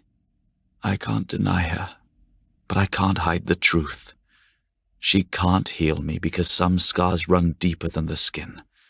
She can see the ones on my flesh, but not the ones that twist my soul. I stare at her, wondering when she'll realize how fucked up I am. She pushes her hips back into me. She might as well wave a red flag. Doesn't she see how she's provoking me? She thinks she wants it rough, but she has no idea what she's asking of me, of herself. I have to show her before it's too late. I grab a handful of her hair and jerk her up so she's forced to really look at me. She wants to see me. She needs to see the beast. She can't look away, and I reveal my true self, pounding into her so hard I know it hurts. She gasps and grunts, her face wrenching with the sudden violence of my cock. But instead of begging me to stop, she tightens around me. "Don't stop," she urges, breathless. "All of you, give me all of you." I come with a violent surge that blasts from me so hard that she has to hold onto the counter. She enjoyed it. I have to make her see. I keep going, my cock remaining hard as it moves into her soaked cunt. I ignore how impossibly good it feels to fuck her when she's full of me. "Alexander," she calls, discomfort running through her voice. Need. But she needs to see. See the real me, the real danger of freeing me. She still has time to put me back in my cage because once I'm fully released, I'll take her captive and never let her go. I'll use her. I'll control her. I'll ruin her. or my world will. Clara manages to free herself and turns around, leaving my cock pulsing with unfinished business. As soon as she's gone, I realize my mistake. I can't punish her for my past. I have to protect her, and now I've pushed her too far. I need to show her that I can be gentle, that I can keep the dangerous part of me locked away. Brimstone, she whispers. No, not now. I need her too much. I need to be inside you. She shakes her head. Not like this. Not taking. Together. I wrap my arms around her and lift her to the counter. The pause gives me time to gather myself. I find my control. I find her. My cock is still hard, still desperate to be inside her. I tenderly move it across her swollen sex and watch her, hoping she understands this is about something else. She stares for a moment before wiggling her hips to slide herself over my cock. I let her take the lead. I can't help feeling like I'm coming home as I join with her. This isn't about fucking. This is connection. She clings to me, her eyes locked with mine, and I know neither of us can deny everything between us has changed again. There's no longer a path without her. There's no future that exists outside of her and me. I don't know how to do this. She has to show me how. Chapter 27. Things are very normal. It's the only word I can think of, even though I don't have much experience with it. After last night, I might have thought things would be tense between us. Instead, I'm watching her get ready in the mirror, wondering why she bothers with even a drop of bloody makeup. She doesn't need it. Her eyes flit to mine in the mirror and rake down my body. There's not an ounce of reservation or disgust as she takes in my scars. If anything, she looks like she's thinking about the same thing I am. If you keep looking at me like that, I'm going to have to take you back to bed, I warn her. Yes, please, she whispers before sighing. Don't even think about it, X. I'm going to be late already. As if she could say no to me. I warned you that I'm a man who takes what he wants. I prove my point by throwing her over my shoulder and carrying her to her bedroom. Put me down! Her palm smacks me. I'm late. Stop fighting me, or you won't make it in at all. I can think of much better ways for Clara to spend her day than sitting behind an office desk, and I can think of several inventive ways to ensure she doesn't have a choice. Of course, I might be able to convince her. I let her fall to the bed before dropping over and crawling up her body, giving me the chance to catch her skirt with my teeth. When it's at her hips, my fingers dive past her lacy thong to her wet cunt. See, Poppet, you're still dressed. She moans as my thumb finds her plump clit and strokes circles over it. Although this bra is vexing, I want more of her. All of her. I don't want her to leave, not for work, not for any reason at all. Your tits belong in my mouth, don't they, Clara? Her hands grab the sheets as she arches, her body tensing. She's so close to release, but I'm not ready for her to come yet. I pause and wait. She needs to learn that patience is rewarded. Plus, she hasn't answered my question. I brush my cheek against hers, my scratchy stubble scraping gently over her soft skin. Clara? Yes, she squeaks, and I reward her by plunging my fingers inside her, drawing her orgasm from her with precise strokes. Her hips thrust against me. I'm not the only one who wants more. I brush a fallen strand from her face so I can drink in the pink hue of her cheeks and watch her slowly return to me from wherever my machinations just took her. I will never tire of seeing her like this, glowing with the bliss of her climax. I want her underneath me every hour of the day, coming again and again. We can pause to eat. I lean to kiss her, about to tell her just that, But someone knocks on the door. Who the fuck got past Norris? I kiss her more insistently, hoping she didn't hear. There's another, much louder knock that makes her go rigid.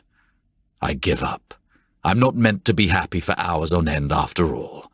I give her my hand and she stands on shaky legs, adjusting her clothes and looking around for her blouse. I wish I was dressed, because she takes off for the door before I have my jeans on. We're going to have to talk about answering the door. It's not safe anymore.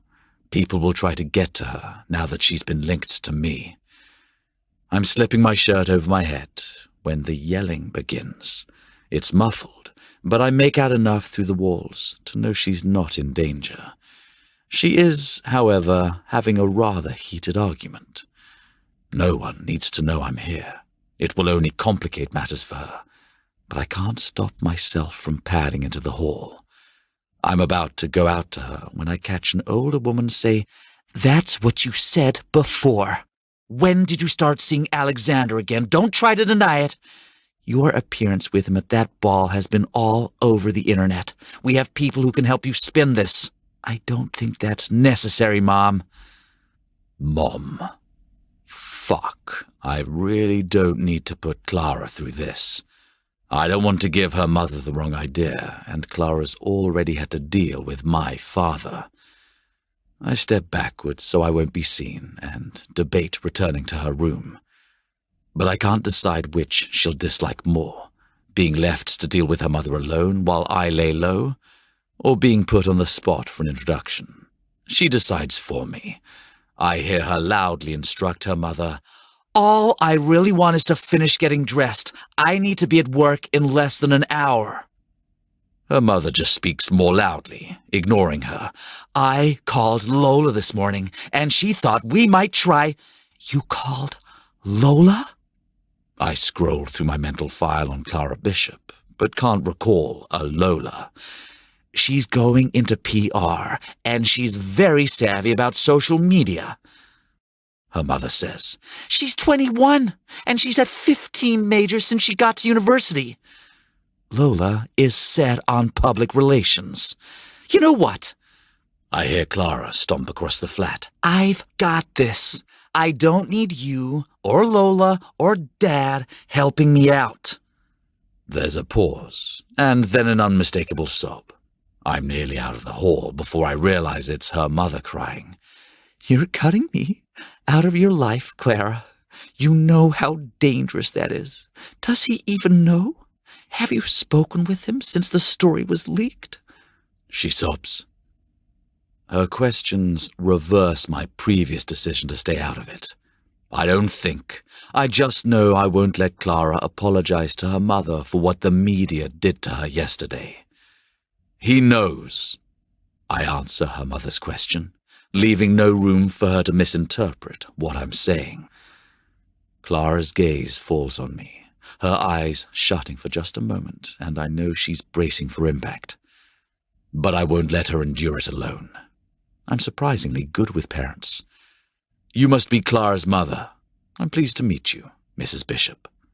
I extend a hand, but her mother doesn't move. She just stares at me, her mouth hanging open. She's a lovely woman, if a bit overdone. It's obvious who Clara gets her looks from. "Mom," Clara says softly, "this is Alexander." She looks between us twice, shaking her head and turning on me. "Well, I'm glad she told you. Relationships must be built on honesty. Don't you agree, Alexander?" Of course. I force a smile for her sake. "I think it would be best for us all, particularly Clara, if we had someone attempting to contain this story. I'm sure you agree with that as well." She taps her fingers, waiting for me to agree with her. I suspect most people don't bother disagreeing with her often. I'm not most people. Unfortunately, I can tell you from personal experience that it's very difficult to control what they publish, whether it's true or not. I point out. She shakes her head, dismissing me outright. I'm reminded of my father. "We have to do something." I can't promise anything, but I do have my best man looking into the circumstances behind the story, I say. Clara's eyes widen with horror. You shouldn't be dragged into this. This happened because of me. It's the least I can do. Why does she have to argue with me? I don't know what it will take to convince Clara that she's going to have to get used to things like this happening, as well as allowing me to deal with them. I suddenly find myself hugging her mum, who clutches me like a life preserver. I'm not sure she's going to let me go. Thank you, she whispers as Clara shoots a sympathetic look at me. It's so nice to see Clara has found someone. She finally lets me go, and her tears are miraculously dried when she hits me with, We'd love to take you both to dinner. Do you have plans tomorrow? Mom! Clara looks like she's going to kick her out. I suppose it's fair. I'd love to, I say before Clara gets too worked up. You'd what? Clara asks, but Mrs. Bishop is already linking her arm with mine as she makes her way to the door. I'll arrange everything. She pats my arm reassuringly. You don't have any food allergies? I'll call Clara with the details. Harold will be so excited. I swear that she didn't even pause for breath. Clara's already at the door, trying to shoo her out. When she finally manages it, she slumps against the door, pressing a hand to her forehead. I'm sorry about that. She seems to be a bit of a handful. At least her intentions are blatantly transparent. I can get you out of this, Clara says quickly. Don't worry about it. I frown. I don't mind going to dinner with your parents. Are you sure? She gawks at me. I must really have been shit at this boyfriend thing. Stop staring at me like I need a straitjacket. Unless you don't want me to go to dinner with your parents. Is that what this is about? No! She shrieks, startling a bit. Of course I do, but I understand if you aren't comfortable. Isn't this what boyfriends are supposed to do? I ask. Meet the parents, charm them, earn the privilege to debauch their daughter. Clara continues to stare. Is something wrong? I ask, replaying the last few minutes and looking for clues. I'd been polite. I'd agreed to dinner. Did I do something to upset you? She swallows, shaking her head. Nope. I just don't deserve you, X. You don't. She's not wrong about that. No one deserves to put up with me. Her finger presses to my lips, her blue eyes growing sad. Don't say that. Where did you come from? I ask softly. Who sent you to save me? Clara's eyes pierce through me, and then her mouth is on mine. I don't think. I react. I press against her, urging her leg up to coil around me. I can feel her damp heat against my groin, earning the attention of my cock. It takes more than a little effort to pull away and remind her that we have other places to be. You have to get to work, I whisper, unable to resist tempting her to change her mind. My own plans for today can wait. Unless... Her tongue flicks over her lips. Unless you want to call in sick and let me show you what a good boyfriend I can be. She takes a deep breath. Sorry, X, I can't play hooky on my third day of work. I let her go slowly, knowing that she has a real life to return to. I can't cage her like I've been caged, no matter how much I may want to. Tonight, I tell her. Tonight, she repeats. My mobile rings as soon as I step out the back entrance. Norris is there, waiting by the Bentley. Yes, I answer. I assume you're with her, my father says distastefully. What do you need? I bypass his slight. I don't need my good mood ruined by him. I assume you're coming to the country this weekend. I wanted to be certain you didn't try to back out of it. I'll be there, I confirm, sliding into the car. Good. You need to get out of the city, he says, pointedly. And away from her. I know what he's thinking. Clara will be there too. Alexander, I don't... I hang up on him and smile. Home? Norris asks me. Where's that? I murmur absently. My home isn't ahead of me. It's behind me, with her. I'm sorry, he prompts. Yes, I say so he can hear, staring out the window as we merge into the morning traffic. Take me home. I have a note to write. Chapter 28. I wait for Clara near a tube station, unhappy that she insisted on taking one from work. I wanted to send a car, but she reminded me that it would be easier for her to slip out if my private security wasn't standing by. I had Norris send a man in plain clothes to follow her anyway, just like he's doing now. He managed a security sweep of the restaurant Clara picked for this afternoon. I couldn't talk him out of it, but I'd been firm on wanting to do this, meet her family, on my own.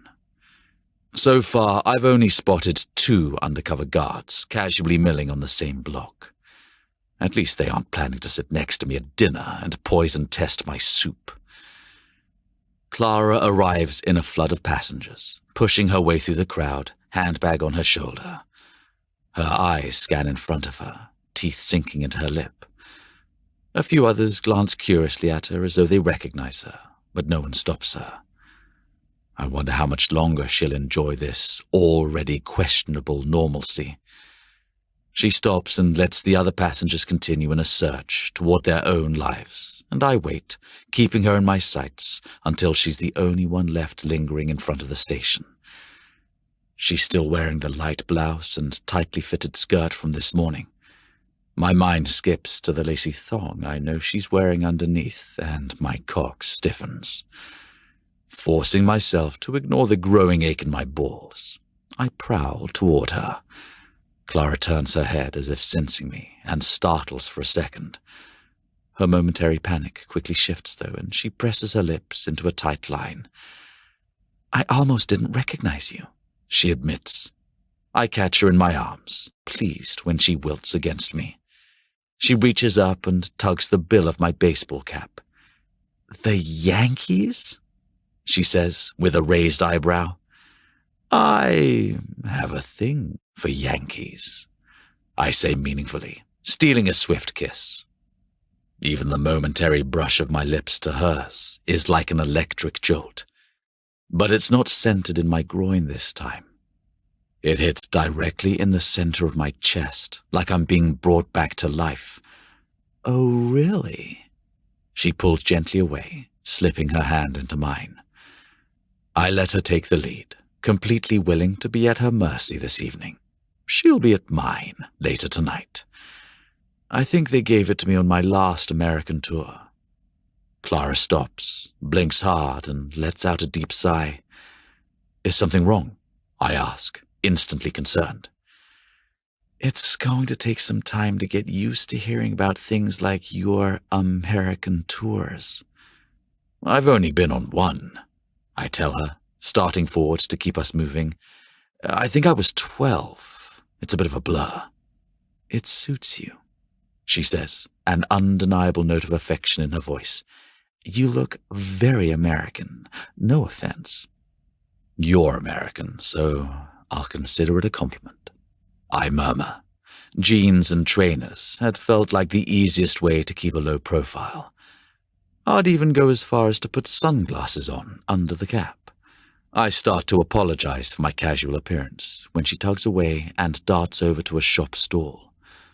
Adrenaline rushes through my veins, pounding harder with each step it takes to close the new distance between us. The shopkeeper says something to her, and I fight the urge to snap at him.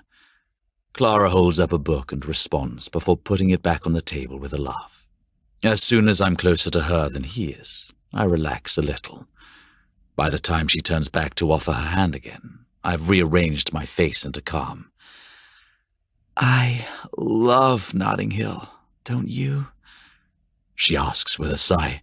I'm always finding little treasures.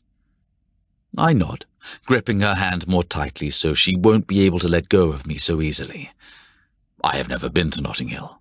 I don't admit this to Clara. I've driven through, naturally. I'm aware of it, of course.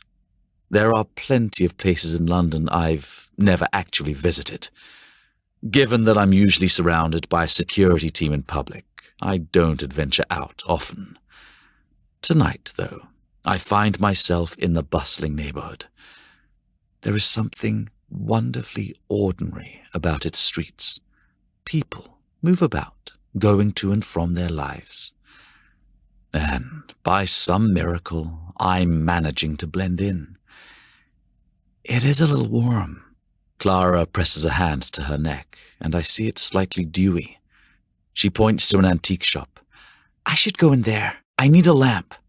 From the 19th century? I tease. I like old, beautiful things, she says, pretending to be offended. Antiques have better stories, I guess. You're going to love my house, I mutter absently. Clara blows a stream of air from her lips and pulls me toward another stall. I can't blame her for wanting to avoid my family after the disastrous party. That's not going to make what I'm planning to ask her later any easier. We wander down the streets, slipping into an easy conversation. As twilight deepens, Clara begins to check her watch, then fidget. Finally, we find ourselves in front of a cozy bistro. You're quiet, I say, after a few minutes of silence stretch between us. She looks at me, a flame burning in her eyes. She blinks and it extinguishes, but the ember remains. Actually, I'm tired. That's my fault. I feel like I should apologize for keeping you up half the night, I say, pulling her to me and kissing the top of her head. But I'm not sorry. She smiles at my blatant cockiness. And I won't be getting any sleep tonight either. Hot date? I ask. The hottest. Anyone I know? My palm skims from the small of her back to her hips. I would say you're on intimate terms. She blows me a kiss that's more provocation than affection. You need to rest. I resist the siren call of that innocent gesture. I'm sending you home alone tonight. Her throat slights. But I owe you sexual favors. And what did I do to deserve that, Poppet? What did I do to deserve her? Tell me so I can do it again. You might not be saying that after dinner. There's resignation in her voice as she reaches for the restaurant door. I grab her hand and pull her back to me. I trace a line down her profile, over her lips, and pause there. Have a little faith. I can be quite charming when the situation requires it. I am a prince, after all. Prince Charming, huh? I don't remember him having a dirty mouth and an insatiable sex drive. He kissed the wrong girl, I whisper, angling my face for one last kiss before we face her family. Or maybe happily ever after is only code for multiple orgasms. The Brothers Grimm have nothing on you. Her tone is playful, but there's something thick hiding behind her words. I feel it too. That's why I play along and wink at her. Wait until I tell you my theories about riding off into the sunset. Behave! She smacks my shoulder lightly. I love it when you get riled up. It makes me think of spanking your pretty little ass. It's out of my mouth before I can stop it. I'd told her I wouldn't, that I didn't need to possess her like that. Before I can gauge her response, an amused voice interrupts us. Well, well, well. Can I get in before he mounts you on the spot? Clara looks over my shoulder, going slightly rigid in my arms. She pulls free as a woman with dark hair strides over and sticks out her hand. I look from her to Clara, unable to miss the obvious resemblance. Alexander, this is my sister Lola. Clara forces a smile. Lola, allow me to introduce... Oh, I don't think that's necessary. Lola doesn't shake my hand.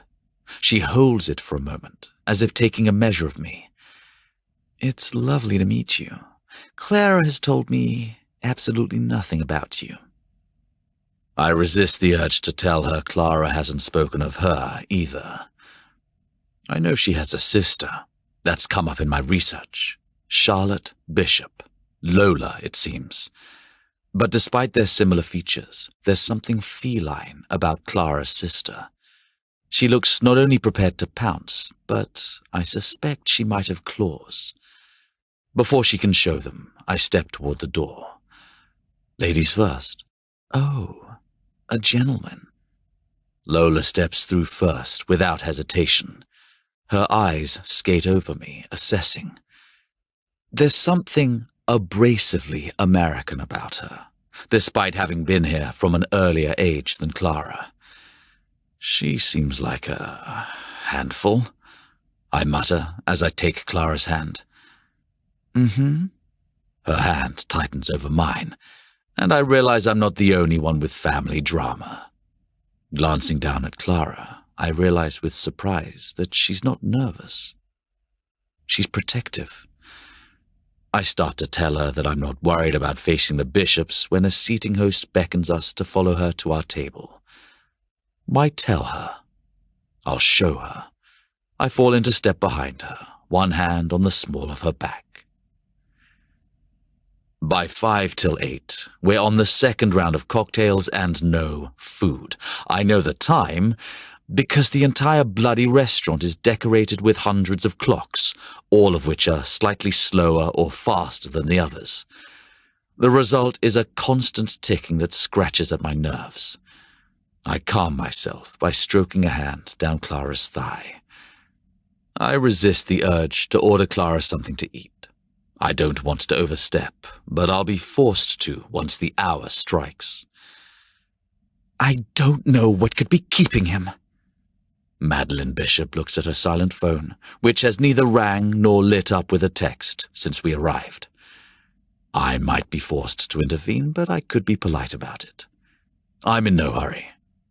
We should order, Clara declares when the clocks strike 8. Let's give him a few more minutes, her sister says, sipping her drink. Tell us how you two met. Clara shoots her a scathing look. Pick up the Daily Star. I want to hear it from the source. Lola won't be put off so easily. I can't risk Clara stabbing her with the fork she's clutching, so I jump in. I was stuck at another boring party, trying to hide out, and then this beautiful girl showed up and started telling me off. I lift her hand to my lips, my eyes meeting hers. I don't miss the amusement dancing there from my interpretation of events. Clara! Madeline sounds absolutely horrified, but I only chuckle. No, I deserved it. So, why did you kiss her? Lola asks. Now, that is a long story, I say, my grin widening as I recalled that day. And seeing as it didn't make the papers, I'm going to keep it to myself. But I will tell you that I spent the rest of the day trying to figure out who your sister was. She kept a low profile at Oxford. Her mother sighs, as though she disapproves of this fact. She's not very social. I did my best, but sometimes nature has other plans. I find her company intoxicating. I'm speaking directly to Clara now. I want to shield her from the tiny slings and arrows being hurled by her mother and sister. I need her to know that she is perfect, just as she is. I want her all to myself anyway. Aren't you coy? Lola says, still nursing her drink. I shrug, not bothering to give her any more fuel to burn. Instead, I catch the waiter peeking in and wave him over. Are you ready? He asks, looking at everyone but me. I'd abandoned my disguise in a private dining room. My hat was hooked on the back of my chair, and my sunglasses were shoved in Clara's bag. "Can you bring us this evening's appetizers?" I ask. "We have another guest coming, but I can't allow these ladies to wait any longer." Gratitude shines in Clara's eyes, and I wish I'd done it sooner. It had been polite to wait for a few minutes, but I wouldn't allow her to wait any longer. Now I realized she hadn't wanted to defy her mother, but her mother would never argue with me. I can't help kissing Clara, hoping she'll remember that I'm doing my best to protect her. Her mother clears her throat in irritation, and I straighten, picking up my bourbon. "I read up a little on your company, Mrs. Bishop," I say. "Former company," she says. "Let's not talk business." "She gets enough of that from Dad," Clara adds. "That's true." Her tight smile calls out the lie before she does. "At least it used to be." Lola, whose cheeks are now slightly flush from alcohol and no food, leans forward. "Tell us about growing up in a palace." "Don't they have books devoted to that?" I ask. "They do," she admits, "but I hear that the reality is quite different, although I am a sucker for happily ever afters." She looks from me to Clara. The sisters share some unspoken communication before Clara giggles. "It's not as exciting as it sounds," I continue, wondering what's funny. "Bollocks!" she cries, sounding more British now that she's drunk. "I bet you've been all over the world and that you grew up riding horses and hunting foxes." I grin at the shift in her polished exterior. "I suppose I did. It's rather boring, really. Dinners with foreign dignitaries, riding lessons, although I've never enjoyed hunting." "I'm a member of PETA," she says. "I don't approve of hunting." Clara's lips turn down. "Unfortunately, it's a tradition in our family. I'm not particularly interested in it either. That wouldn't get me out of it this weekend. Nothing would. I'd learned that lesson the hard way. Actually, when I was 8, my father told me I was going on the hunt for the first time. I was incredibly excited. I'd had riding lessons before then, but I'd never been allowed to go with the men. I couldn't sleep the night before." I continue, glad to have found something that they all seem interested in. "So I crept to the stables to brush my Arabian in preparation. Anyway, I'm in there with my horse, and I see this red fox locked in a cage. I couldn't believe it. The second I saw him, I remembered all the hunts I'd watched begin at my family estates, and I realized we were going to hunt him. So I did what any 8-year-old kid would do. I hit him." "Oh my God!" Lola giggles. "Where did you put him?" "I didn't really think it through," I admit, still feeling a little stupid after all these years. "So I took him to my bedroom." "I bet your parents loved that," Madeline says dryly. Her interjection knocks me off course for a minute. Of course, I can't expect her to remember my mother had already died. My mother would have, I think, but my father did not. In fairness, though, I did make one tiny mistake when I brought him inside. "Which was?" Lola asks. "My sister let him out of the cage." I still remember how brilliant Sarah thought that move was. It took the staff 2 days to trap him, but the hunt was cancelled. "So you were the hero," Clara says. "That's one way of looking at it." I sink back against my chair, glad that my youthful idiocy amused them. I doubt the staff thought so. I couldn't help joining their laughter. Turning, I caught Clara staring at me, her eyes full of an emotion that I hadn't seen reflected toward me since long before I saved that fox. "Apologize," a voice breaks in. "Last-minute call and tube delays." I rise to meet Harold Bishop. We shake hands, his grip as firm as mine. Remarkably, he seems nonplussed by me. Perhaps he lets his wife worry about matters like his daughter's love life. Again, I am sorry, he says, sitting next to Madeline. Have you been waiting for me? You should have ordered. I called you, she says coldly. I got caught up at the office, he repeats. We get such terrible mobile service there, but I should have found a phone and called you. I don't have to look at Clara for confirmation of what I'm seeing. I do anyway, and it's there, written all over her face. Her father is lying. But why? Clara's quiet when we leave dinner. I wonder if her mind is on her parents and the tension that lingered between them throughout the meal. It seems I'm not the only one with family issues to deal with. I slide a hand between her legs, squeezing her thigh to draw her attention to me. Clara? Sorry, X. She shakes her head as if clearing it and climbs into my lap. Something's on your mind. I have no idea if she wants to talk about it. Lately, every moment we spend together seems heavy, reality weighing down our stolen moments. Part of me misses how this started, when I could push aside my life and focus on burying myself deep inside her. But I can't look back. The strangest part is that I don't want to. She sighs. I was thinking about my parents. They barely spoke to one another.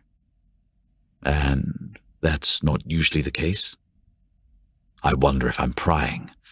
My mom tends to be a little high maintenance. She was definitely giving my dad the cold shoulder. She shrugs, something shifting in her face as she turns to wrap her arms around my neck. Her face angles to mine, sending a clear message that she's done talking. She wants to be distracted, and I'm more than willing to oblige. I trail a finger over the rounded line of her cleavage. It's far from innocent, but I'm surprised by her reaction. Clara rocks into me, and I hook a hand around her neck, pulling her mouth to mine hungrily. I'd behaved myself during dinner. Now I'm ready to appreciate dessert. I owe you sexual favors, she murmurs, her hand reaching to my belt buckle. I can already imagine her soft hands on my cock, but I can't put off talking to her about my plans any longer. I cup her face with my hands, hoping that I can seduce her into agreeing to deal with my family again. Come to the country with me this weekend. Her eyebrows ratchet up, but she gives me a pleased smile. Do you even have to ask? I'm not asking, I tell her, knowing she won't be as thrilled when she hears the rest. I already told them you would be there. She stills, zeroing in on the most loaded word. Them? My family. There's no way around it. You want me to spend a weekend in the country with your family? There will be some friends there as well. Edward has invited a group. I think she likes my brother, or she will when she gets to know him. I know he'll be kind to her. With his help, the weekend might not turn into a disaster. X, she starts, you said anything. I remind her. I said that I wasn't asking. I expect you to be there with me. Don't you want to spend some private time with them? Her voice is impossibly small, because she knows how ridiculous the question is. There's a reason I'm taking her, because if not, I might murder half of them in their beds after the first evening. But also because they need to understand that Clara is part of my life now. The only person I want private time with is you.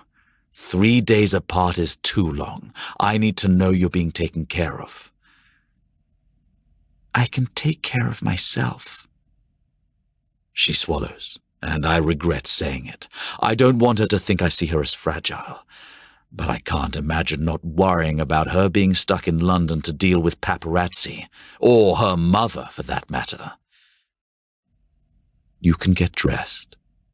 I realize I'm going to have to play dirty. You can eat and drink and sleep, But you won't have everything you need.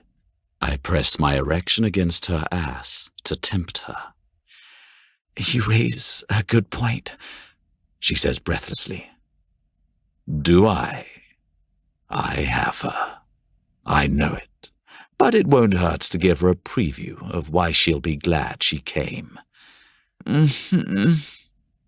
She circles against my cock. You owe me. I thought you owed me sexual favors. I smirk.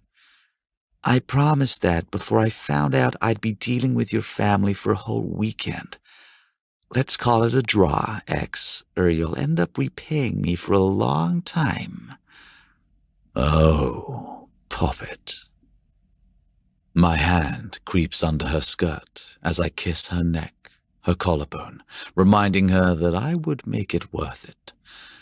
I am more than happy to be in your debt.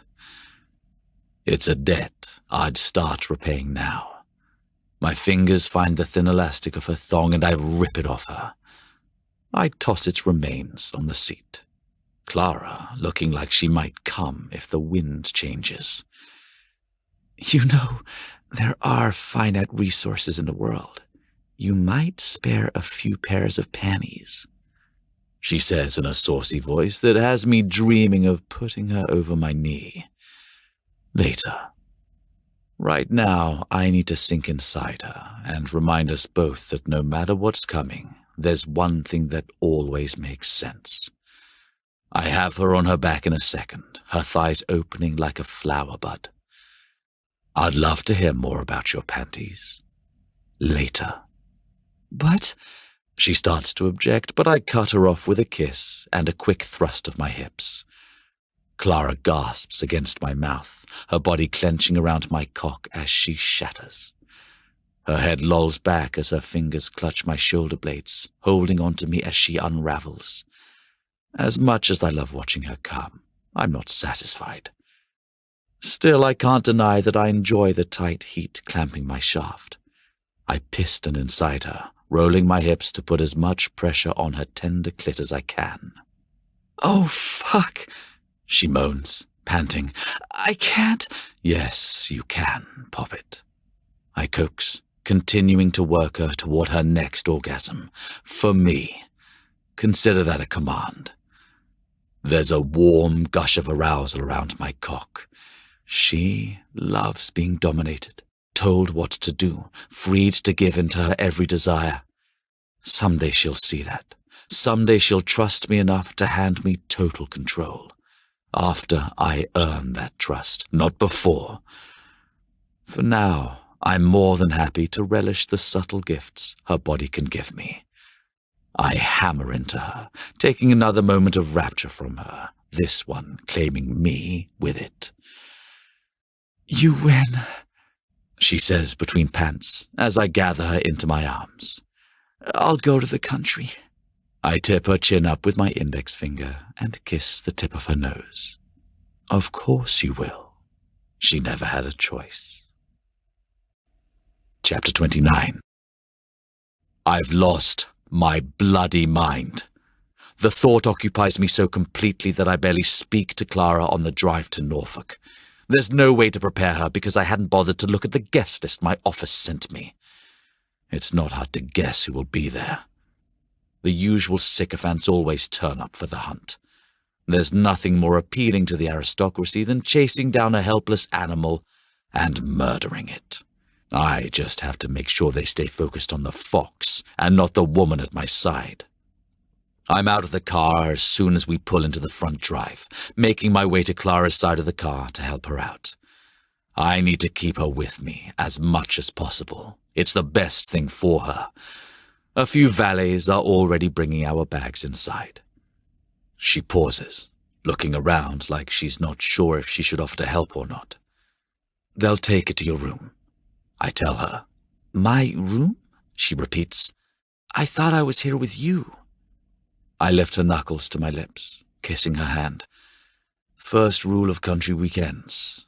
Propriety must be observed. So we sleep in separate rooms? Will they be sending a chaperone with us? she asks dryly. You'll find my family is all about appearances, Poppet.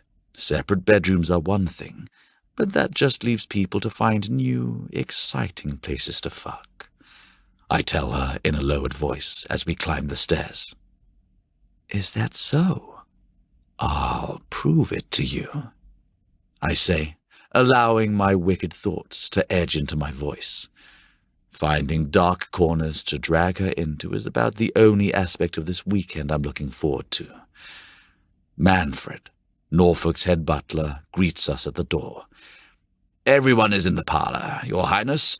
Your bags are being taken to your rooms. Perhaps you would like to freshen up before joining the guests. Please, I say. I will have Charles show Miss Bishop to her room, he says. Is that necessary? Your father asked for her to be placed in the southern wing, he tells me stiffly. And my room is in the north. Naturally, I force myself to stay calm.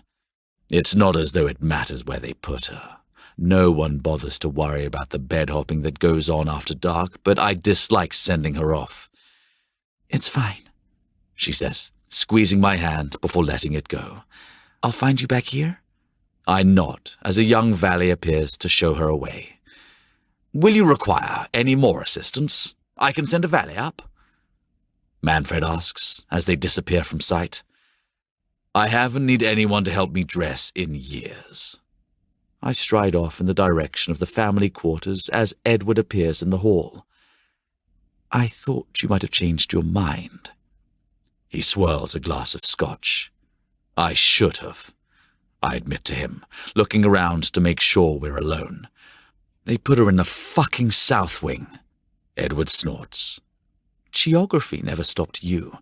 I still remember you trying to explain it when Father caught you sneaking across the grounds at dawn when you were 18. I believe you said you'd been out for a run. I had been exercising. I smirk, trying to remember whose bed I'd been visiting that night. In truth, those times all blurred together. It had probably been one of my sister's friends. Sarah's friends were always good for a little overnight aerobic activity. This is different, though. Edward falls into step beside me. You didn't really expect them to make you two a bed. Why have 30 guest rooms if you don't use them? She's not a guest, I bite out. She's my girlfriend. I'm aware, he says dryly. Honestly, I'm shocked you got her here at all. Father's been on a rampage all day. I didn't give him a choice. I cast a meaningful look at my brother. Sometimes you have to take what you want and say sod the consequences. Let me know how that goes for you, he says with a bemused smile, taking a sip. Speaking of what I want, I better go back. I left poor David with them. At least everyone plays along with Edward, pretending not to know about his secret romance. That means that while he and David are miserable at these things, they aren't targeted. I have no idea how my father will punish Clara for being here, but I expect the others will be just as bad. Edward, I call, before he gets too far. Help me keep an eye on her? She's really important to you, isn't she? He asks. I hesitate, uncertain how to answer that. If anyone might understand loving someone you can never have, it's him. I settle for nodding. Will do. I haven't been asked to join the hunt, so I will shield her as much as possible. Thank you. I stalk toward my room, finding it exactly as it's always been. Apart from the lack of dust, there's no sign that anyone stepped foot in here.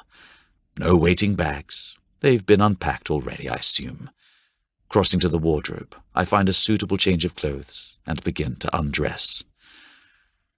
I have a part to play this weekend. My suit is the costume, and everyone around me is an ally or antagonist. It's tradition to take a weekend in the country each summer, everyone ready to flee the heat of the city. But I know better than to think this will be an escape. I've walked Clara into hell itself. Who knows how badly we'll get burned? Chapter 30. I lounge in the hall, hoping to catch Clara before anyone else does. When she finally emerges, she steals my breath from me. There is something effortless about her. She's not trying to impress anyone. She is simply beautiful. Her navy gown skims along her curves, pulling my thoughts in indecent directions and bringing out her blue eyes. It reminds me a little of the dress she wore that first time, in the lift. Thankfully, it's not that exact same dress, or I'd already have her against the wall. Poppet? She sighs as I find my way to her side. I hate that I'm not the one making her make those sounds. Save those for me. Am I not allowed to sigh? She asks sharply. Oh, I insist that you sigh. I lower my lips to her jaw and whisper the words across her skin, and whimper, and moan when I'm fucking you. I demand it. I'm a selfish man, and those noises belong to me. I'd be happy to comply. She grabs my suit jacket, and I'm struck by how forward she's becoming, channeling the possessiveness I display toward her back at me. I rather like it. I have to pull away to keep myself from carrying her off to her room, locking the door, and not leaving the bed the entire weekend. It's what I want. I don't want to waste time on the simpering idiots that finagle invitations to the country every year. But I also need to prove a point. My father needs to see that Clara will be at my side whether he wants it or not. Don't tempt me, or we'll never make it to our scheduled appearance. So I'm not the only one with a printed itinerary? Unfortunately not. I offer her my arm. At least hers doesn't include a bloody fox hunt. To the billiard room? Yes, I was last. I would have found you. I would always find her. In a crowd of people, she will always be the first one I see. It's as though there's a thread attaching her to me, always tugging me in her direction. I can't explain it. I sure as hell can't ignore it. The usual wankers are present in the billiard room. The only friendly faces are Edward and David, who are making a good show of being there alone. Although as we enter, I catch Edward's eyes sweep toward David as though he's checking on him. I want to wish he'd come out and say what everyone suspects, but I know all too well the position that will put David in. It's why I edge slightly closer to Clara now, as though I can protect her from the vipers circling around us. I lead her into the room, dropping my voice to a whisper. An hour. Do you want a drink? I'm not sure if that's good self-preservation instincts or not. I'm about to tell her just that when a valet enters the room, glancing around until his eyes fall on me. I'd expected my father to raise a bigger fuss about Clara's appearance. The valet comes up to me and whispers, "Your father would like to speak with you, Your Highness." Oh, of course he would. I grab Clara's arm as he adds, "Alone." Naturally. I need to attend to something. Edward will look after you. I motion for Edward, who strides toward her. I'm already thankful I spoke with him earlier. I don't have to explain in front of her where I'm going, or worry that she'll be left to deal with the rest of these snakes. It's not just my father waiting. His mother is there as well. My grandmother, Mary, looks like what happens if you leave a princess out in the sun too long. The skin around her lips is pinched from age into a permanent scowl of disapproval. Her once blonde hair is now silver, carefully styled into a helmet of curls. She sits across the desk from him. "Grandmum." I move to her, kissing her cheek before taking the other vacant seat. "You look well." "You brought that girl," she responds disdainfully. I force a tight smile. I told Father I invited Clara. We all have friends here. I don't look at him as I say it, but I saw Pepper in the billiard room. It's no surprise that she's here, but it's hardly his place to lecture me on bringing a woman for the weekend. She's just a friend, then, Grandmum says carefully. A girlfriend, I admit. She gasps as though I struck her, and my father grunts something under his breath. Would you rather I call her a friend and take her to bed in secret? I ask him pointedly.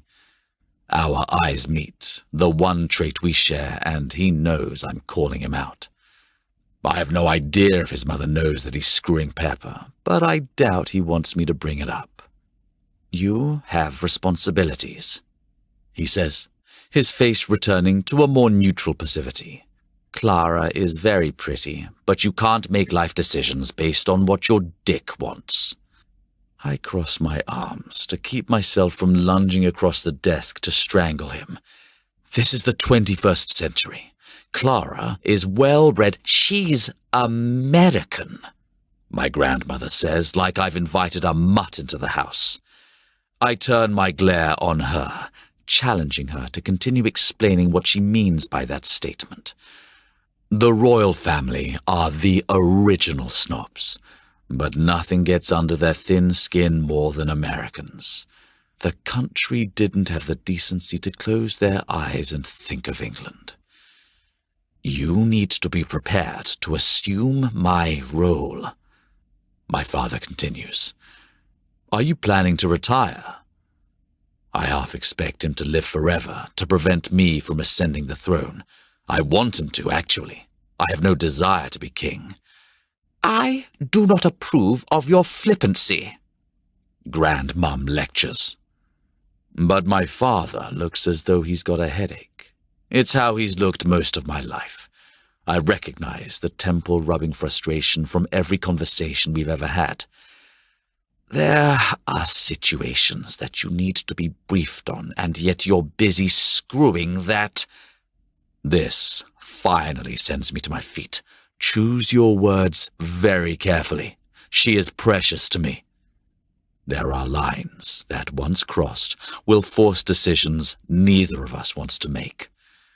I know my father well enough to guess the lengths he'd go to in an effort to separate us. He once sent me to face death itself to avoid bad press. What will he do to avoid an unwanted addition to his precious bloodline? Before he can speak, Clara steps into the room. Her eyes are hollow, worn down and empty. Edward is nowhere in sight. How long has she been standing there? How much has she heard? I'm going to bed. It's nothing more than a declaration of intention, but it's a loaded statement. She's drawn a line in the sand. Them, her. Which team will I choose? I'm coming with you.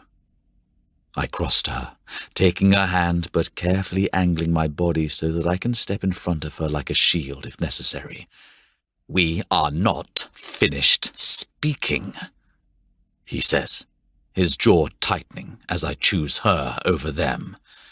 This conversation is over. I dismiss his objection. I'm through with pandering to their snobbery and power games. I'm not debating this with you any longer. I've made my decision. He pauses, his eyes scanning the woman next to me, assessing and dissecting. This isn't over. Finally, he simply says, "Good night." When we reach the door to her room, we pause. Clara sinks against it, her hands wrapped behind her back. "This is me," she says. "Where are you?" "The North Wing," I tell her. My old room, full of precious memories. I don't bother to hide the bitterness from my voice. Coming here is torture. It's being forced to swallow poison, one toxic drop at a time. Why did I bring her here? "I suppose I'll see you in the morning." I nod, steeling my resolve to walk away. She said she was tired, and after what she overheard, I can't blame her for sending me away. "Clara, She waits for me to finish that statement, but I started it without knowing the words on the other end. Instead, I settle for a kiss, My lips linger on hers, wishing I could wipe away what she heard, how they make her feel, everything. But my kiss isn't what wakes her from this nightmare. It's what started it for her. Her hand fumbles for the knob as we break apart. "Good night," she says as she steps inside. The door closes, shutting her away from me. I turn and begin making my way across the house. Why had I brought her here, knowing what she would be subjected to? Because I hadn't wanted to come alone. Because I couldn't stand the thought of a weekend with these people. No, I couldn't stand being without her. The corridor is dark. My footsteps echo on the marble floors as the shadows close in around me. I'd left the only light in this fucking place behind me. I don't want this world, or its secrets, or its shame. I want her. My body realizes before my brain does, carrying me back to her door. By the time I raise my fist to knock, it swings open to reveal Clara, a look of stony determination on her face. "I don't want you to go to the North Wing," she blunts out when she sees me. My hands grip her face, crushing her mouth to mine as I back her into the room and kick the door closed. Clara's hands slip onto the lapels of my suit jacket and shuck it off my shoulders. I release her face and step back, unbuttoning my vest. Clara watches, firelight catching her eyes from the hearth before she reaches behind her and slowly slides down her zipper.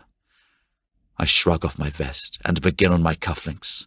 Clara watches as though she's in a trance. Then I start on the buttons of my shirt. The movement jars her back to life. Her gaze skips down as if surprised to find me undoing my shirt. Somewhere in the back of my mind, I realize I've never done this before. Casually undress in front of her. Without thought, without hesitation. When I reach the last button, I let it fall open before I strip it off. There's nothing left standing between us. We've stripped it all away. Clara's hands slide up to her shoulders, and she pushes her dress to the floor. White lace cages her breasts, her nipples poking against the sheer fabric. It's the only stitch of clothing left on her body. We collide, unable to stand another moment of separation. I lift her into my arms, her legs circling me possessively as I carry her to the bed. Our tongues tangle, seeking the answers we can only find in each other. Laying her across the bed, I straighten and unbuckle my belt. "Tell me you're mine," I command, as I slide it free and push my trousers to the floor. "Always," she promises, as I step between her legs and take what's mine.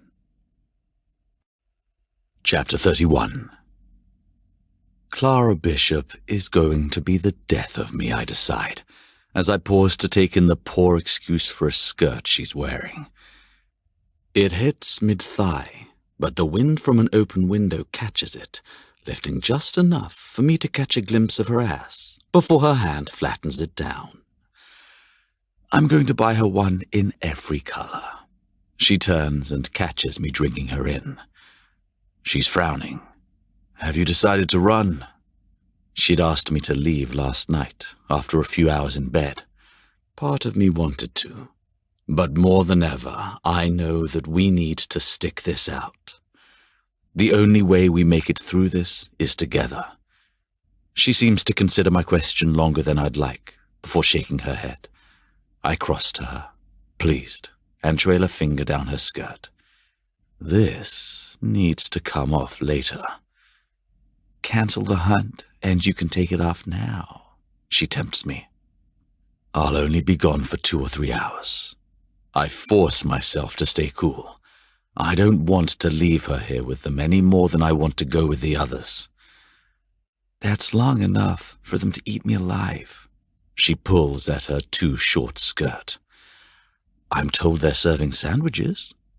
The joke falls flat, but I'll remind them that they have to answer to me if anyone upsets you. She considers, her head tilting and sending her thick brown hair curls swirling over her shoulders. "You've got that wicked gleam in your eyes, Clara. What are you thinking?" Nothing. She brushes a hand across my chest, but the glint remains. Something tells me that you're going to be fine. Maybe Clara isn't the one to be worried about. My grandmother has a heart condition. Try not to be charged with treason. A hand clamps on my shoulder, and I find Jonathan standing next to me. You're going to let that fox get away, Alexander, although it doesn't look like you're hurting for tail. Clara smiles tightly, but we both manage to bite our tongue. When it comes to a man like Jonathan, it's best not to engage. Don't be vulgar, I tell him. It's all in good fun. I'm sure Clara doesn't mind. He laughs off my concern and continues out the door toward the stables. I turn, expecting to find that Clara very much minds, but her attention is pinned on the latest arrival to the dining room. I don't bother sparing Pepper more than a passing glance. Rather, I hook my arm around Clara's waist and lean to kiss the delicate spot behind her ear. I will see you soon, Poppet. I leave before the urge to throw her over my shoulder and carry her back to bed can take hold. Edward catches me at the door. David's going with you. Try to keep him from getting shot. Clara's staying here. I mutter, keep the vultures at bay. We clap hands on each other's shoulders in silent promise before I continue outside. It makes me feel better to know he's there with her, even if she slipped through his fingers the last time I left her in his care. I thought you were going to make us wait. My father greets me with an icy glare. I sent Manfred to wake you this morning, but he said you were already gone. I had no idea the walk from the north wing took that long. I hook my foot in a stirrup and swing my leg over. Once seated, I urge the Arabian into a steady trot before answering him. I didn't sleep in the north wing. For fuck's sake! He growled in a low voice, leading his horse into step beside me. There are expectations. Fuck your expectations. I shot back, pressing my heels slightly into the stallion's side to increase my speed. My father matches me. Do you have any idea what you're doing? You're going to destroy that girl like you destroyed... But I'm already leaning forward, guiding my horse into a full gallop and leaving him behind. I need to put some distance between my father and me, especially with a hunting rifle at my side. By the time the hunt winds down, I'm sore and impatient. I guide my horse to a trot alongside Norris, who I suspect came along simply to ensure I didn't shoot my father. Ride ahead and tell her to meet me outside. I'm going to take her out to show her the grounds. It's half question, half command. I've used up too much of my patience to offer more. He responds with a bemused smile. I'll tell her to change. I think of her flimsy skirt and shake my head. Don't. He cocks an eyebrow, but keeps his opinions to himself. Pressing his own horse forward, he shoots ahead of us. Unfortunately, his absence leaves space for Jonathan to ride up beside me. So, tell me, man to man. He begins. I refrain from commenting on his use of the term man to man. It's not that I hate Jonathan. I nothing him, which makes it impossible to take him seriously, especially when he says shit like that. An American? She's half British, I say in a clipped tone. Jonathan doesn't know what dangerous ground he's treading. I consider warning him. Before I can, he continues. I mean, I don't blame you. She's hot.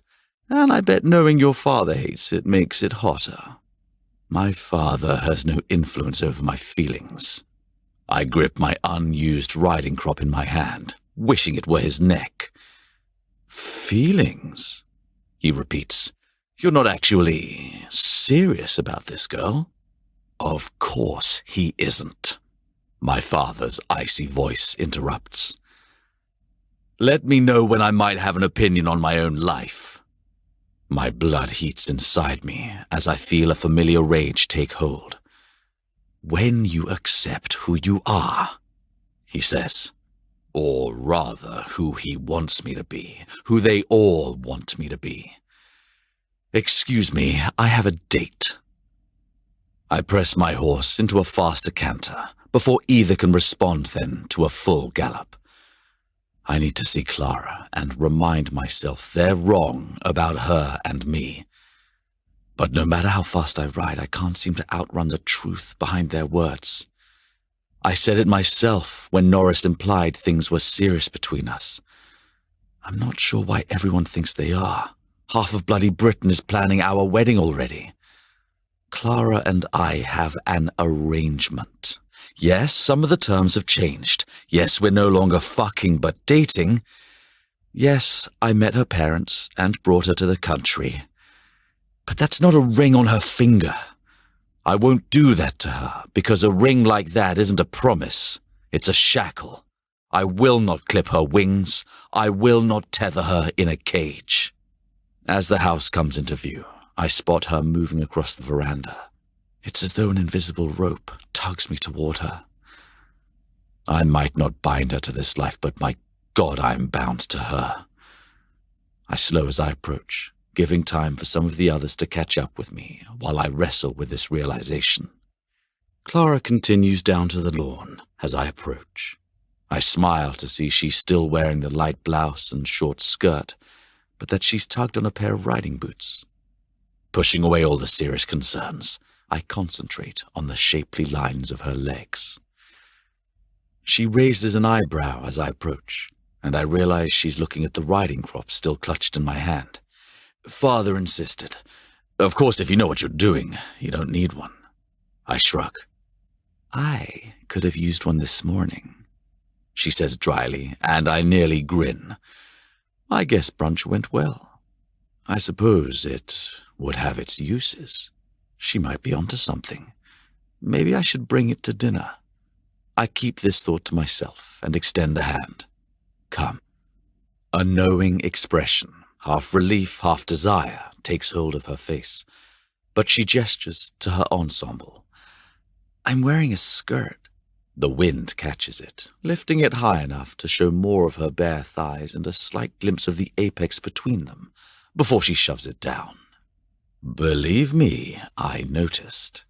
I dismount, ready to throw her over the saddle if necessary, no matter how barbaric the gesture. Pulling on my helmet, I toss it to a waiting servant. I need to get you away from these bloody people. I want you all to myself. Where are you taking me? She takes my hand, and I know I have her. Blessed relief washes over me. But we're still on display. I need to get her away from the prying eyes all around us. They were all asking that question too. You're asking the wrong question. I am? She bats her lashes at me, and the innocent gesture fans the primal instinct I'm trying to keep under control. At least until I have her alone. You should be asking what I'm going to do to you. That gets her full attention. Her mouth drops open, giving me even more wicked ideas. Ever heard of the term saddle sore? I continue. If I don't ride off with you right now in front of all these people, tonight they're going to wonder why you're walking so strangely. She blinks as if she's processing what I mean. I watch as it becomes clear. So the ride is an alibi? It's all part of what I plan to do to you. I yank her to me before she can concoct another question and silence any further objections with a kiss. There's no further resistance when I lift her onto the saddle.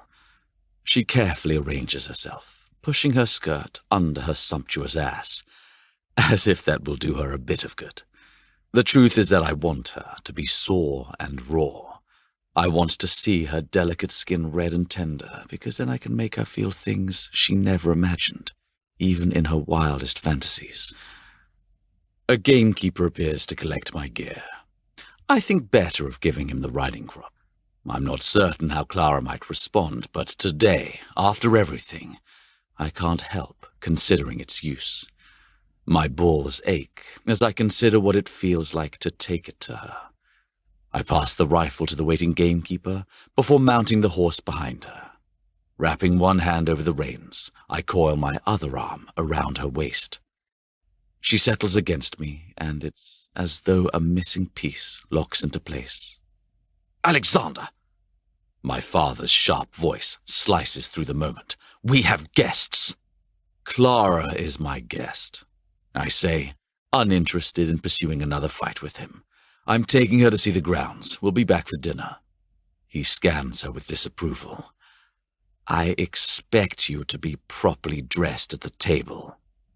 "Come on," I say gruffly, hating him more for making her feel inferior. He's done the same to me my whole life, but it's different somehow when he does it to Clara. I needed to get her away from him, from all of it. I press the horse faster until it's behind us, the house, the expectations, the family. I don't slow until we reach a valley that dips low, obscuring the estate. It was June, but the country air held the remnants of spring this afternoon. The skies overhead were grey, even though there was no other sign of an impending rain shower. Then again, out here, a storm could strike at any moment with even less warning. "Beautiful," Clara whispers, and I wish I could see the world through her eyes. I can see her, however. In my arms, she's all I see, and I have to agree. "Yes, you have me all alone," she says, settling into my embrace. "What are you going to do to me?" I allow a breathy laugh as I move to kiss the freckles on her neck. "Not yet, Poppet." Instead of relaxing, though, she goes rigid. I tighten my hold on her, assessing where things have gone wrong. I've been so wrapped up in my own thoughts, I nearly forgot that she spent the morning in a den of vipers. "You're unhappy," I finally realize. There's a pause before she nods. "I don't belong here." "Oh, Poppet." It's a feeling I know all too well.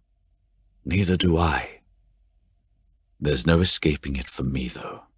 If I can stop being so selfish, she might still escape.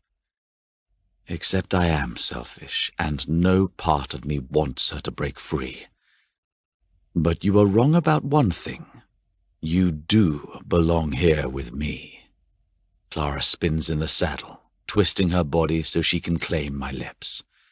Does she sense that I belong to her as much as she belongs to me? Judging from the reckless hunger in her kiss, she must. "So, are you going to take me for a roll in the hay?" she asks when we break apart.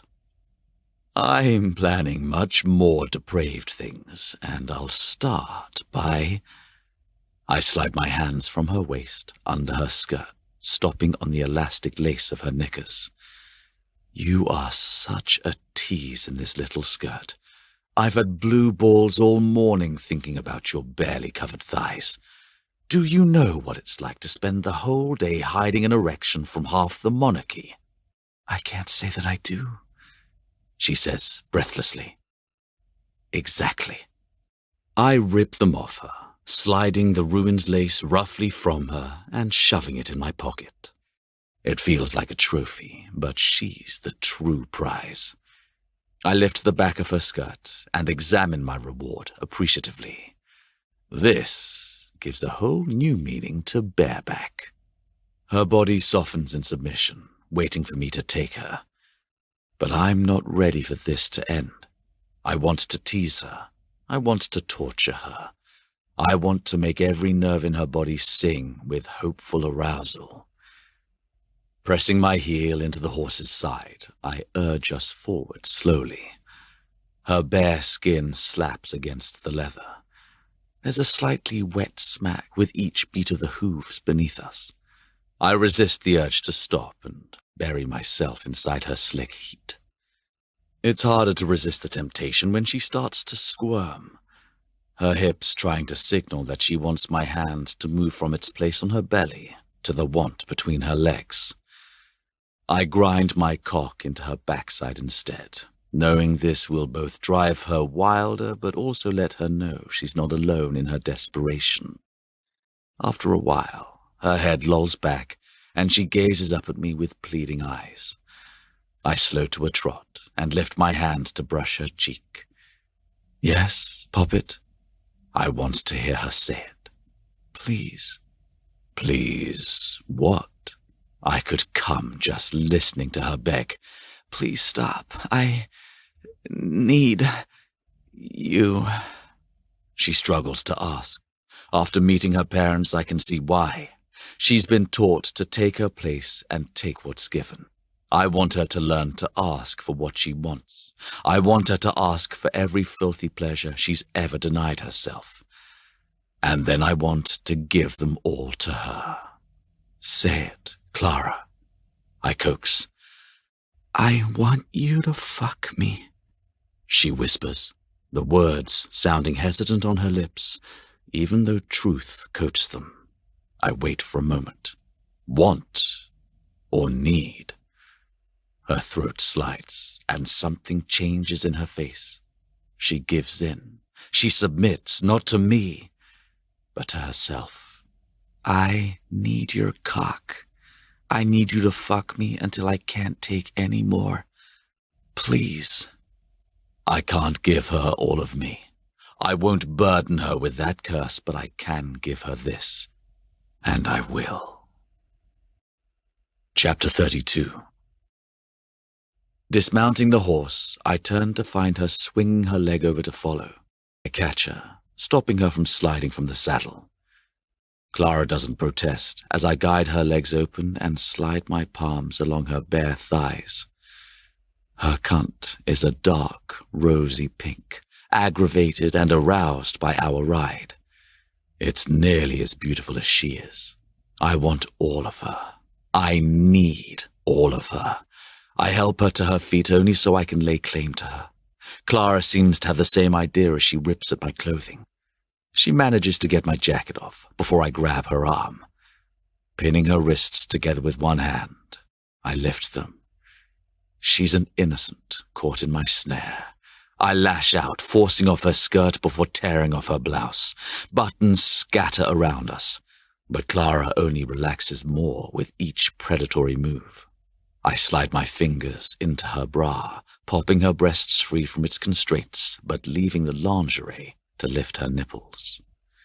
I take one and suck it like I could swallow her whole. Then the other. I continue until her breath comes in shallow pants and she sways on buckling knees. I catch her before she crumbles, and, more importantly, before she comes. Not yet, Poppet. She moans, but doesn't fight me, so I push it farther. Dropping her arms, I order her, "Take off your bra." Clara obeys, her eyes locked with mine as she shrugs out of her ruined shirt. Her bra follows. Then she waits, as though she understands the game we're playing. I run my eyes along her bare skin as she stands before me in nothing but a pair of leather riding boots. 1,000 ideas war in my head for attention. I have half a mind to set you back on that horse and watch your tits and ass bounce across the countryside. "I have something else I'd rather ride," she says with well-deserved annoyance. I try and fail to keep a smirk off my face. I love when she submits, but I don't mind a little sass mixed in. "You get off on this, don't you?" she asks when she sees my grin, "nearly driving me half crazy until you fuck me." I've never pushed her this far before giving her what she wants, and part of me longs to savor her desperation longer. I do, Poppet, which is why I should take you over my knee and smack that sass right out of you. A tremble of pleasure races through her, so intense that she shivers. She wants it too, but she won't ask for that, but I think she might give it. In fact, my eyes skirt to the saddle where the riding crop's been abandoned. I brace myself for a crush of disappointment as I lift her hand to kiss it. "I need to know that you trust me." "I thought I had proven that already. I've never been with anyone like I've been with you." I assumed that much. I try to sound casual. If she knows how strong my urge to dominate her is, I fear she'll give in just to please me. I want her to want the domination. I want her to crave it. It's the only way I can be truly satisfied. That doesn't mean you trust me. Do you trust me? She hits back, to my surprise. For a second, I wonder how she can even ask that. How can't she see the truth? I think you're the only person I've ever trusted. Yes, she whispers, as though she finally understands why we're here. I trust you. It's the last part of her I'd left unclaimed. At least I couldn't be certain until now it was mine. She's given me her body over and over again. This is something more, something deeper than I've asked or she's offered. I will not take the gift lightly. Do you remember your safe word? She nods and murmurs it once as proof. Brimstone. Hearing her say it unlocks the final shackle caging the man within. I allow him out without hesitation. A weight lifts from me, even as I remind myself to take this slowly. Turn around and face the tree, I order in a strained voice. Clara does it, and I step toward her. Guiding her arms over her head, I help her brace against its trunk, pleased the bark is not terribly rough. I allow my hands to explore her, the flat, soft plane of her abdomen, the plump fullness of her hips, the rounded curve of her ass. Every delicious inch of her belongs to me. Close your eyes, I say in a low voice. She waits, not daring to move, as I retrieve the riding crop. I drink in the sight of her, her creamy skin smooth and elegant, contrasted with the dark trunk of the tree. Overhead, the cloudy sky casts filtered light on her figure, posed and waiting for me to deliver whatever dark pleasures I wish. Spread your legs, I demand as I move closer. That is a fucking beautiful sight.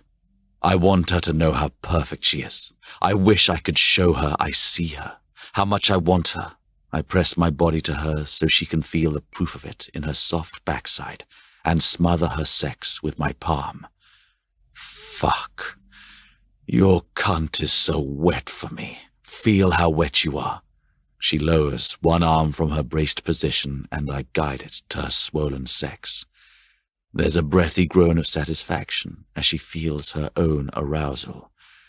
But then she slips a searching finger between her folds. I push it away. None of that. She whimpers, and I wonder how much longer she can last. I wonder if I can make her come without my hands, or fingers, or mouth. I step back and test the theory, hesitating for just a moment before handing control to my other self. I loose a single well-aimed lash. It bites against her clit and she cries out in surprise. I slide the leather bit along her singing flesh, waiting for an objection. None comes. I pull back, pause, and then spank her ass with it. An angry red line appears on her pale skin.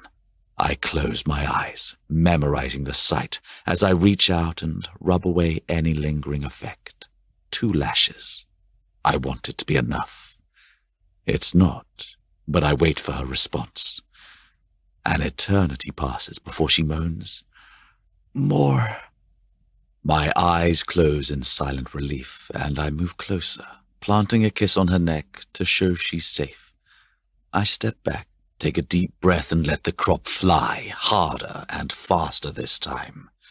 Her knees buckle as it cracks against her skin. I might be concerned, save for her pleasure-drenched cry of, "Alexander!" Wider, Poppet, I grunt. I want to make her come. I want to deliver her to a place she doesn't know exists. Yet, she spreads her legs more for me, and I push the crop between them, rubbing its tip over the swollen bundle of nerves there before I smack it hard. Tensions coil in her limbs. Another lash, and she sobs, "I need you." Her cry stops my hand before it can fly a third time. "I need you inside me. I need you to fill me." Are you sure, Poppet? It's not what I want exactly, But I can't deny the ache in her voice. I feel it not just in my painfully stiff cock, but echoing through my own chest. I unzip my pants before she responds, already knowing her answer. I slide one finger barely inside her to check that she's ready. You bloom for me like a flower. Her body, still rigid with undissipated tension, relaxes just enough to let me know that she's ready. I position my cock against her heat and warn her, I need to fuck you, Clara. I don't know if I can be gentle. Her answer is unrestrained. Don't be. I grab her, groaning at her words as I shove inside her. Once I'm buried inside her, I linger for a moment to appreciate the sensation. I brush her hair over her shoulders so that I can bring my body in closer contact with hers, hunching over her to capture as much of her as I can. And then I let go. I slam into her. I yank her hair, jerking her head back to claim her mouth with my own. I take and take and take. I move deeper and harder, not caring if I wreck her, not caring if I hurt her. I break the kiss to savor the grunts of pain and pleasure spilling from her, as though neither her mind nor body can quite process what I'm doing. I release her hair, and she clutches at the tree, allowing me to drive inside her even more violently. She tightens around me on the verge of climax, and I give my final order, come for me. Her pleasure is a strangled cry. It racks her body, overtakes her limbs, strips away every ounce of self-control she clings to, until she's a mewling mass of orgasm centered on my cock. I enjoy every depraved second as I watch from the brink of my own release. As her trembles fade a little, I let myself fall. I plummet into the depths of my own darkness, unleashing the monster within me as I flood inside her, tainting her innocence with my perversion. Clara. My Clara. Her name on my lips brings one thought. Now she's mine. I revel in it until the last drop fills her and the leash clamps around me once more. What have I done? Chapter 33. I gather her in my arms, her body too spent to hold her up. Then I help her to the grass, glad the day is warm and balmy. Overhead, the grey afternoon gives way to the sun, but my mood remains dark. I spread my jacket across the field and help her lie down.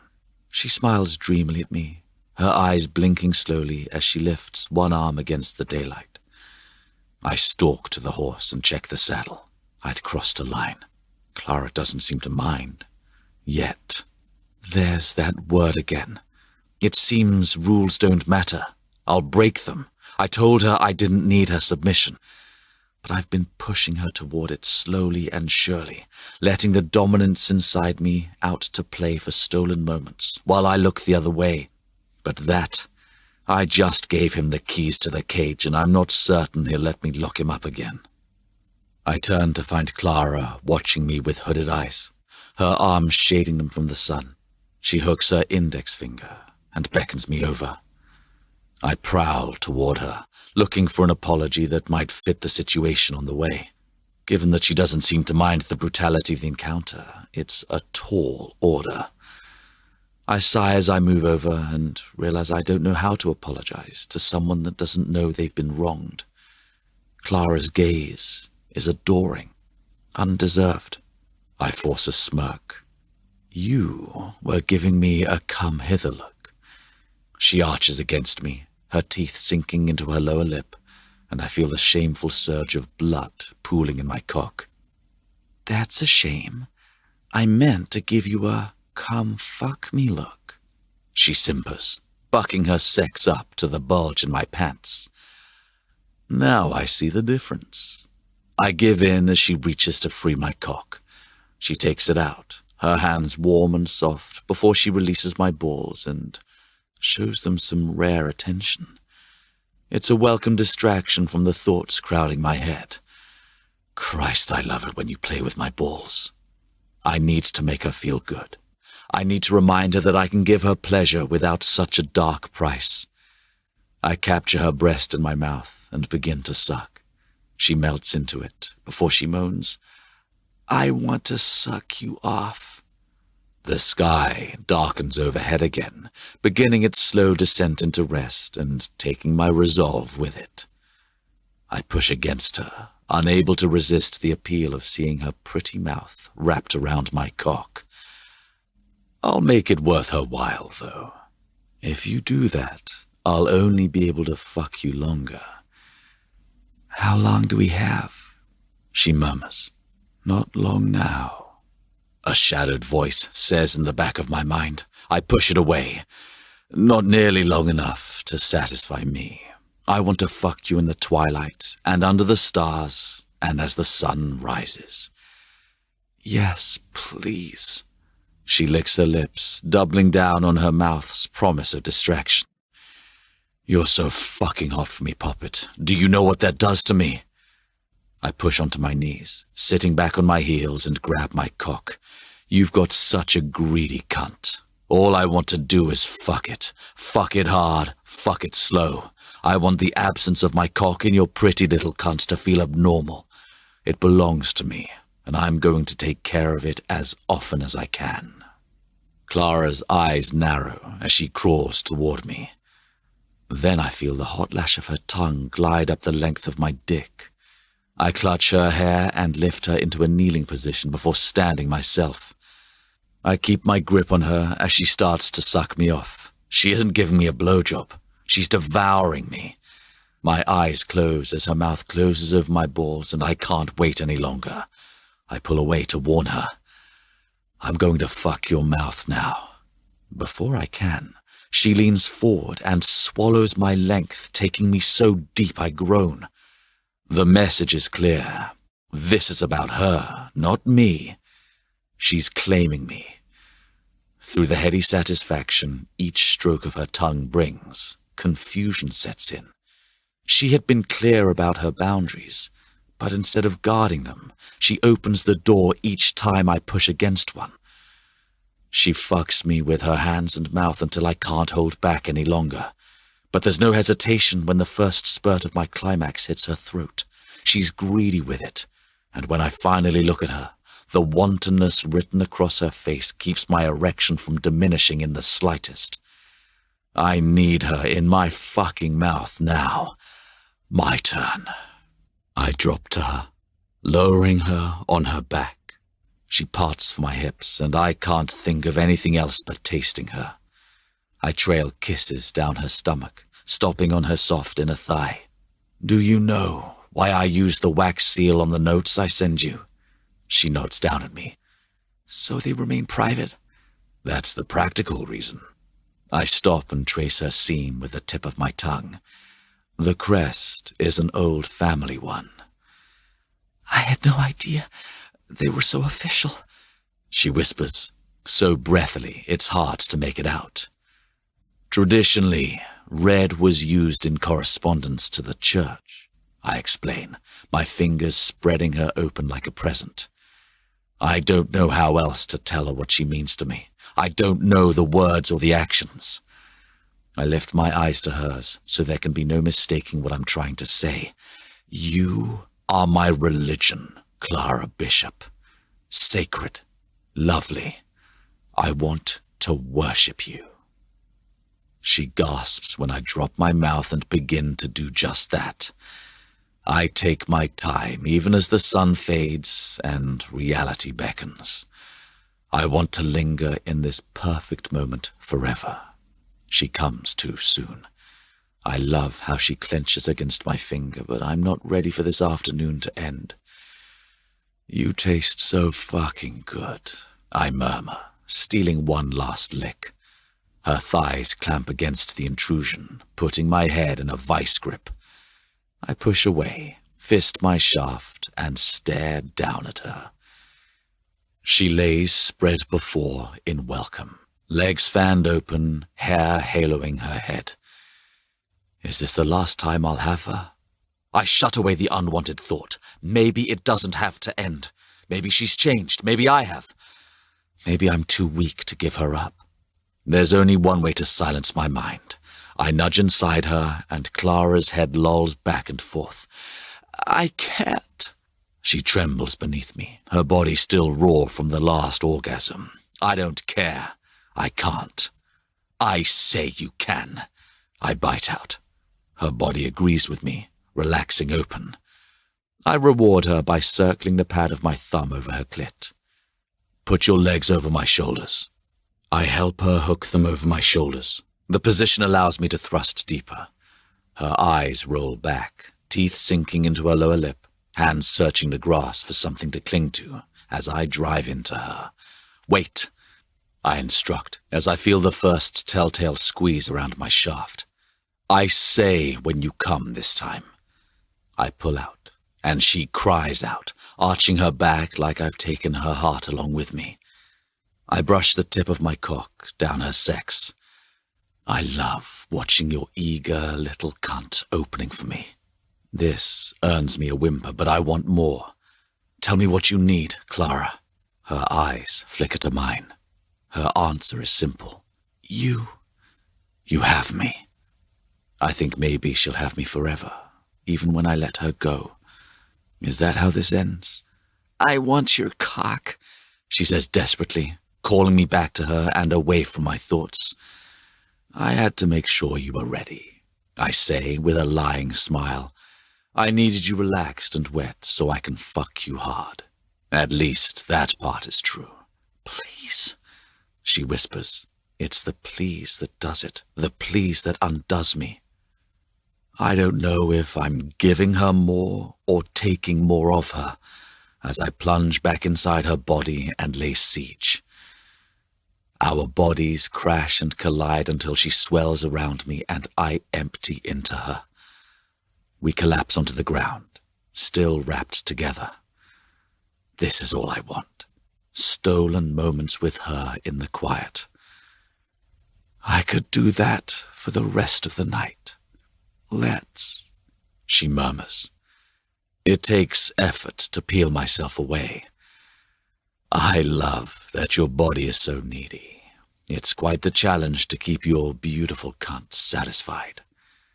It's only needy for you. Her breath catches when I dip a finger inside her, where the proof of our union is still hot and sticky. Yes, that's right, Poppet. Only I can give you pleasure.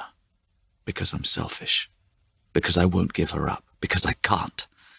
And I will give you more tonight, after dinner.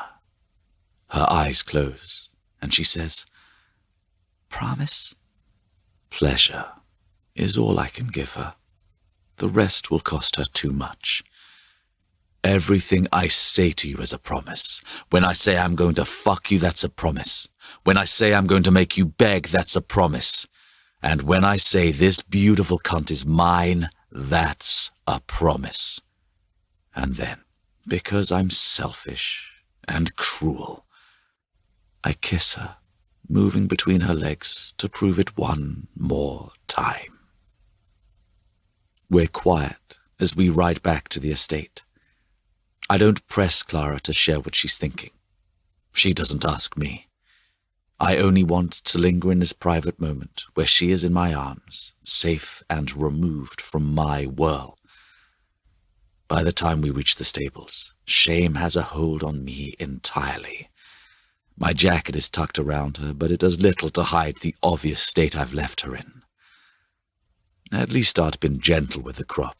Otherwise it might not only be her clothes showing signs of my filthy deeds. I keep a hand on her back as a bumbling stable hand helps us. He averts his eyes, but he saw enough to know what I did to her. She clutches my jacket like a life preserver as we walk hand in hand toward the house. When we reach it, I stop her and peek inside. The last thing I need is a confrontation with my father. The corridor is empty, and I gesture that it's safe. She takes one step inside and panic seizes me. It's as though I hear the clock being wound. I'm not ready for it to begin its countdown. My lips find hers and the answers I want to believe. I'm lost to her, until her fingertips graze down my shirt and linger on my scar. I grab her wrist, yanking away like I've caught a snake. "No, Clara," I snap. Tears well instantly in her eyes, but she plasters a smile on and tugs against my hold on her. "I'll see you at dinner." "Clara, don't." I tighten my grip. "Not here, not in this place. I can't explain it to you." "Try," she says, losing patience. Until now, I'd been concerned she came with an unlimited supply of it. "I can't. I'll never be able to. I won't ask her to carry my burdens or bear out my vices." "It's not you, Clara," she sighs. "It never is. I thought after this afternoon—" "You need to change for dinner, Poppet." I interrupt, some sense of self-preservation kicking in. There's an itch in my brain. If I admit it, if I let her talk about us, it will cost her everything. "Maybe I should just go home," she says. I think it's a bluff, so I answer, "No." Her eyebrow quirks up, and I know I've responded incorrectly. Can't she see how precious our time is now? Can't she feel the sands slipping away, each already spent? "I want you to stay, but I'll understand if you go. I'd leave if I could." "Then leave with me." Her voice is coated with fear. She does feel it, but she doesn't understand it. It's not that simple, Clara. This has to play out. If she leaves now, before our time is up, before my father's threats can be carried out, before I can ruin everything between us, I won't be able to let her go. I need more time. I can't run from this. Not anymore. But there's something you should know. She stares at me, waiting for what I have to say. I'm not even certain what to expect until it slips out of my mouth. If you run, Clara, I will follow you. Only my family is staying in the North Wing, which is why I'm momentarily surprised to see David quietly slip out of a room, until I realize it's Edward's. He turns, startling to find me standing there. He takes a deep breath and relaxes. David shoves his hands in his linen trousers, his toe tracing a line on the tile. This must be his innocent act. I needed to borrow... I wave off whatever concocted excuse he plans to give me. I know, remember? Actually, I'm leaving. I came by to say goodbye, but he's not here. Do you want me to pass a message? I ask. What's the point? David shrugged. If he cared.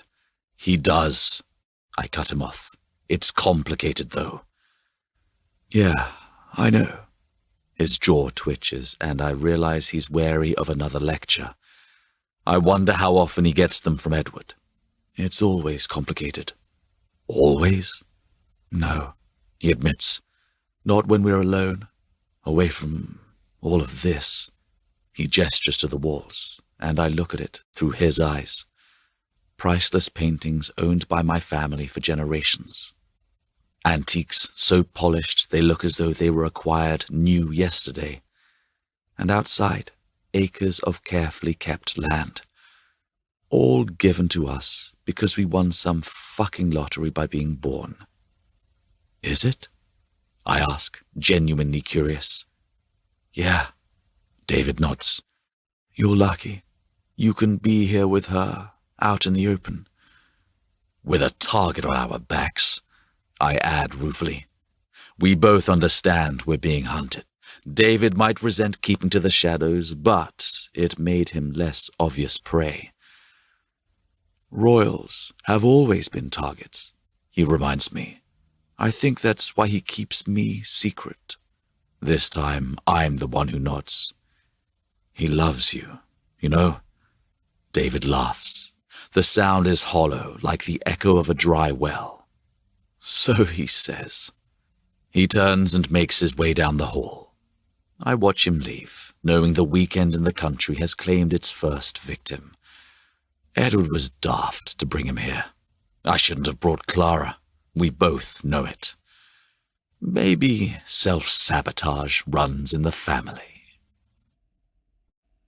Chapter 34.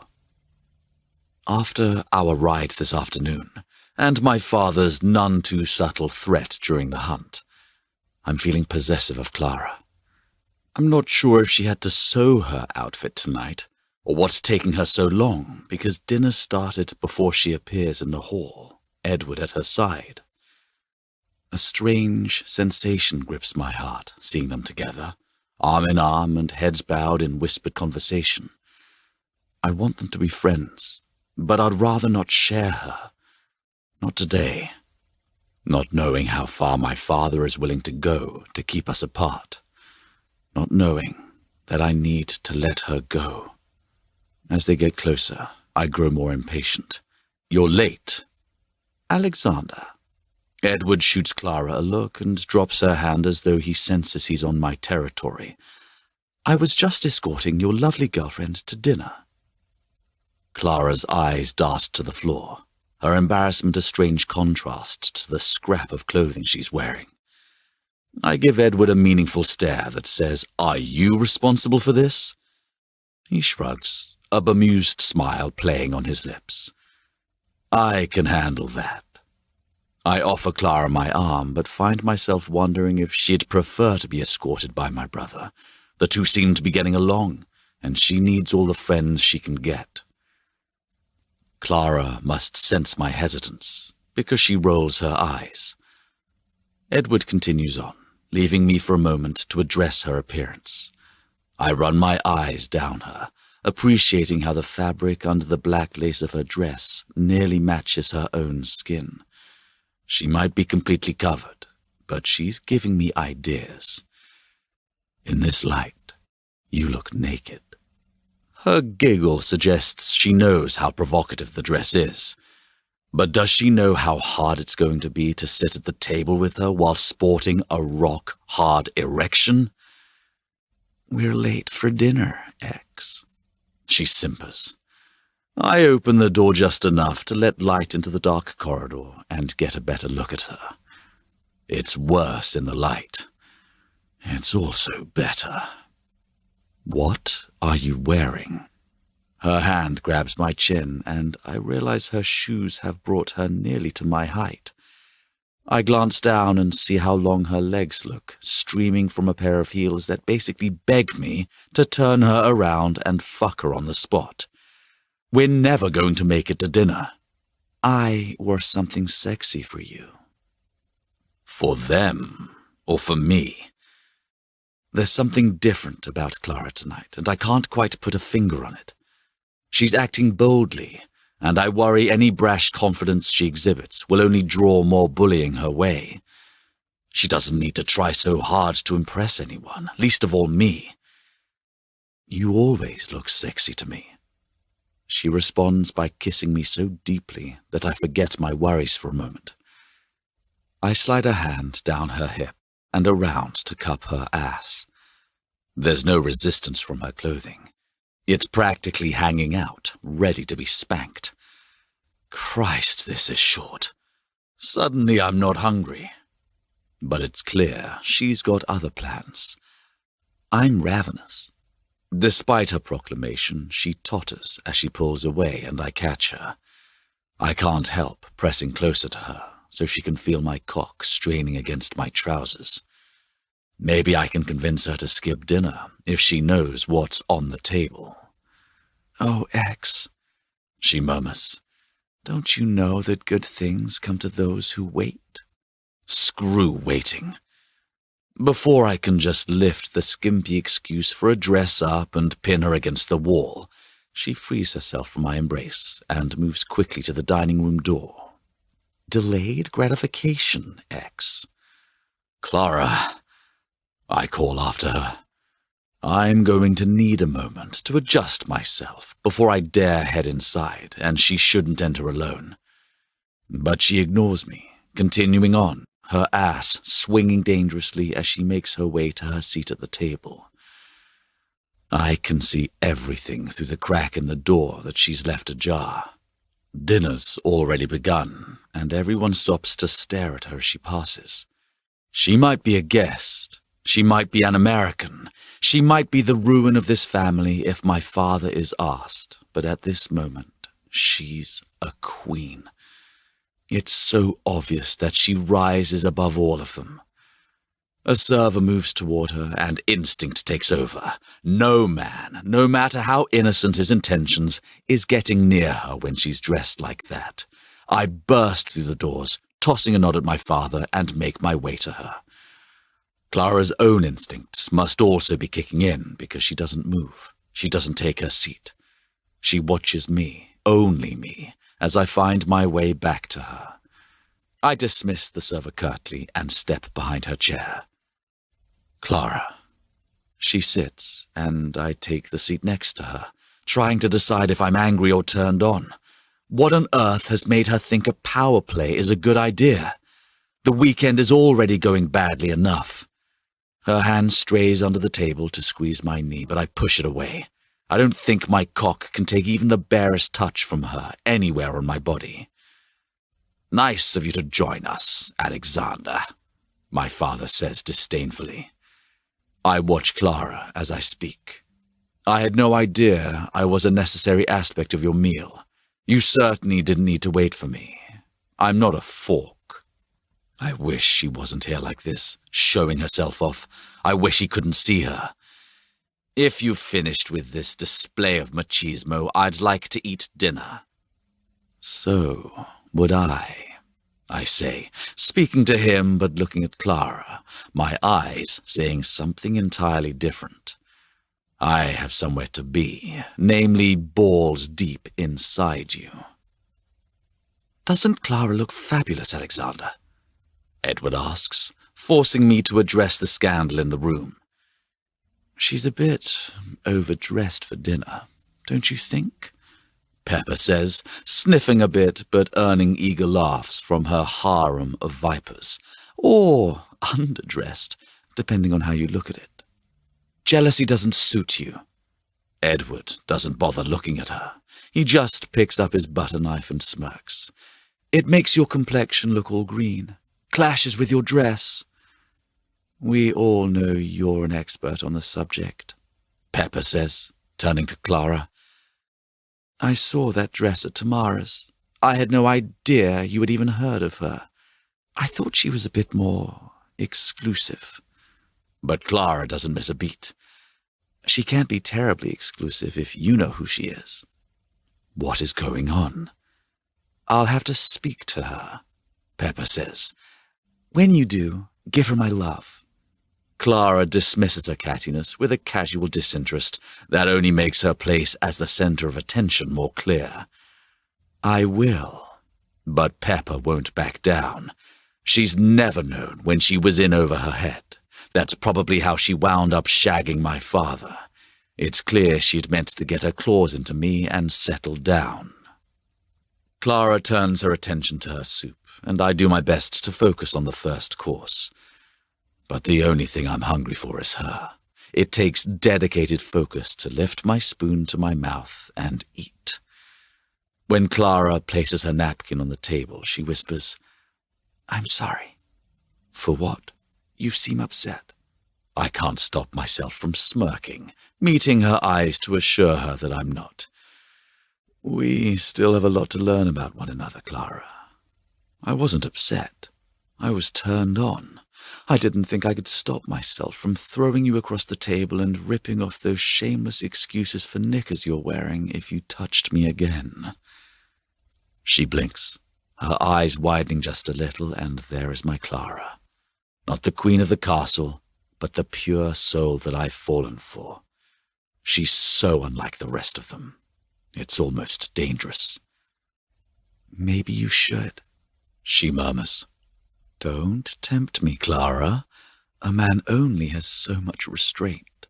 I grin again, wondering if she'd even stop me if I spread her across the table and had her for dinner. It would certainly put a stop to all the ridiculous gossip going on around us. Clara's hips wiggle in her chair, and I know I've made her wet. I know she's picturing the same thing. Soon, Poppet.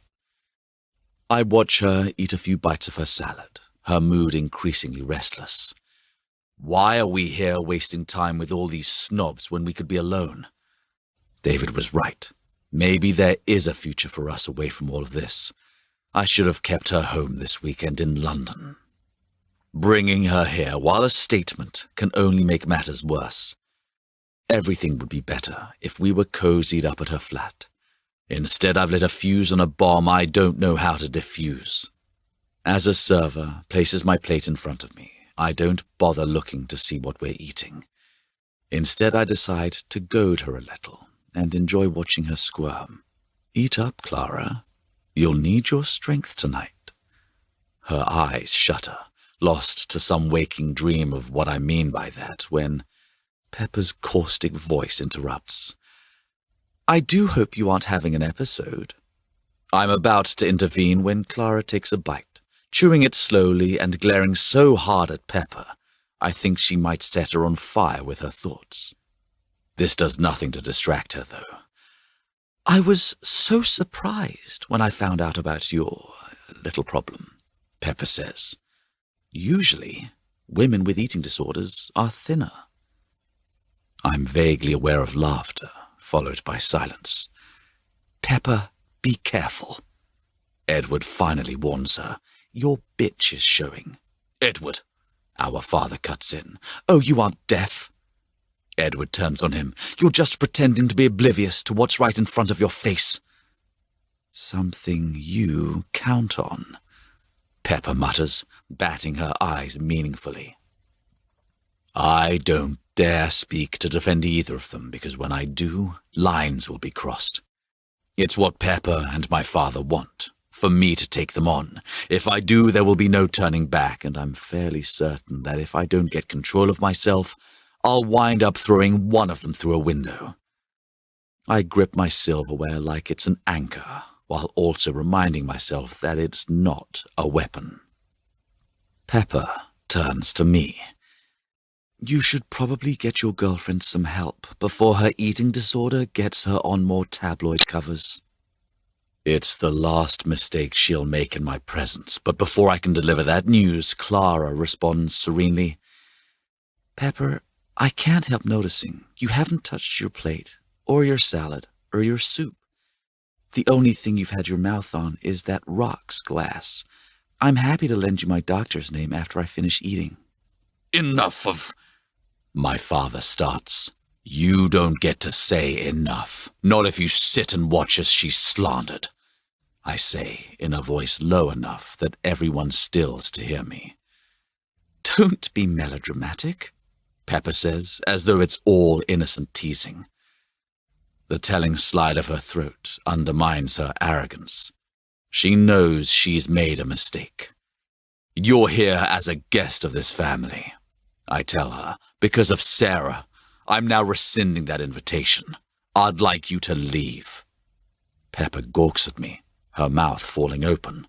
Around her, everyone starts talking at once. This is my house!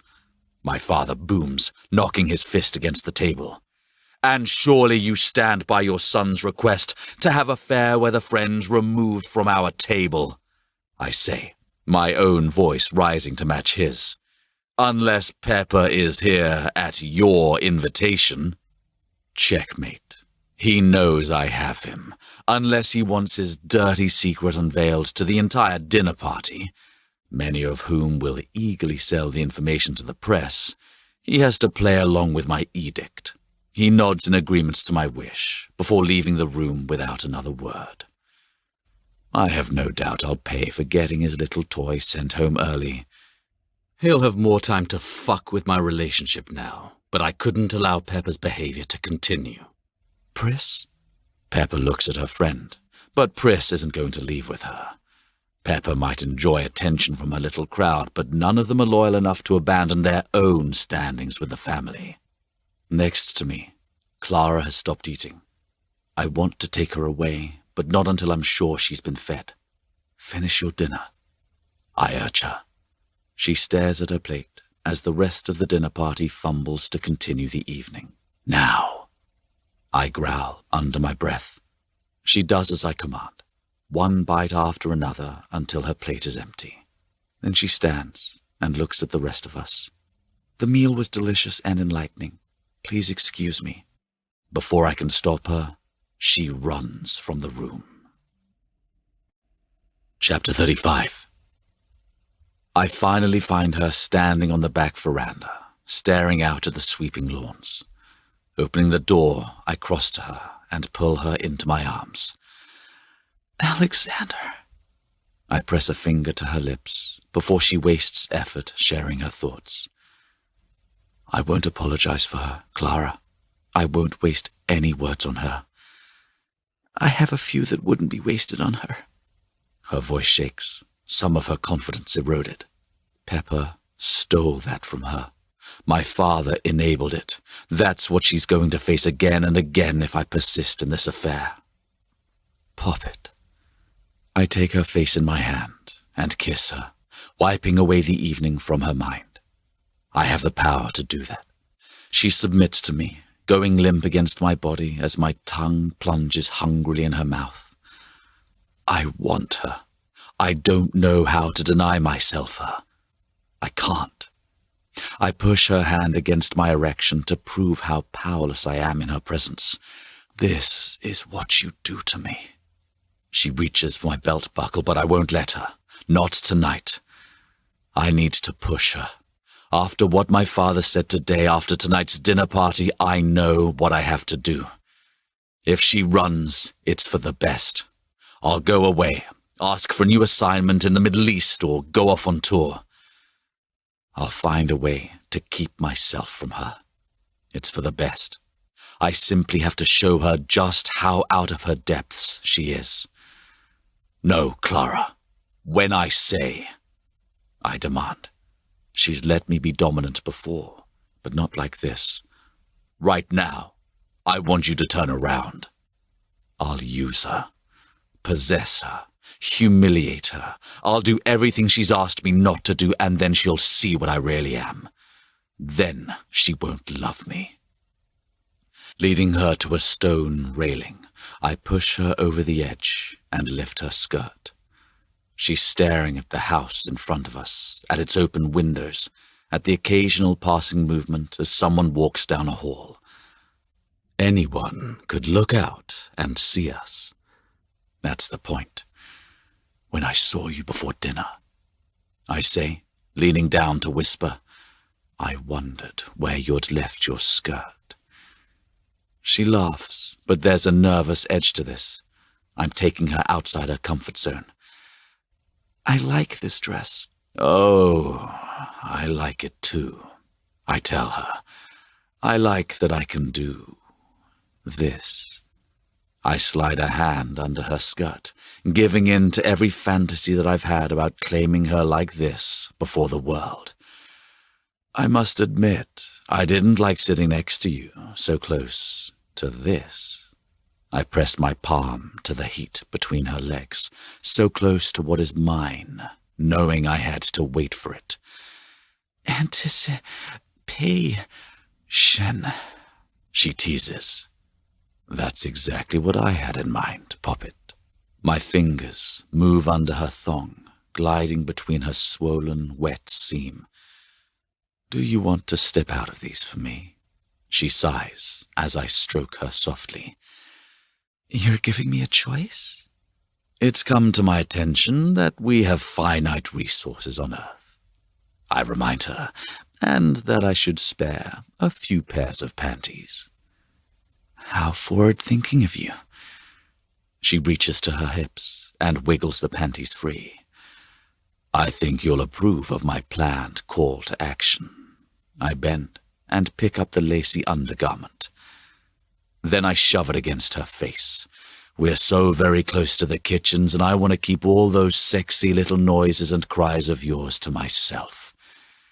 I expect her to cringe as I push them into her mouth, but she whimpers instead. Fuck. That's not how this is supposed to happen. I'm actually jealous, Poppet, I say, stroking my free hand down her neck. I'll bet you can taste that sweet little cunt of yours in those panties, something I've been dying to do all night. I suppose I need to do something about that. I push her high enough on the railing that her feet come off the ground, her ass rising in the air. She's completely on display, and I force her legs farther apart, leaving her exposed to the world around us. She continues to moan, and I realize that she's enjoying this. I'd expected her to be shyer this close to a house full of people.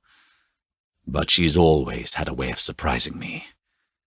How much farther can I push her?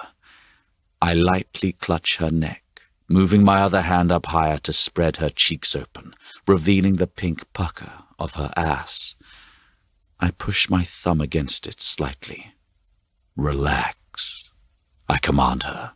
You belong to me, Clara, and I want you. All of you. Her body tightens, tensing despite my order.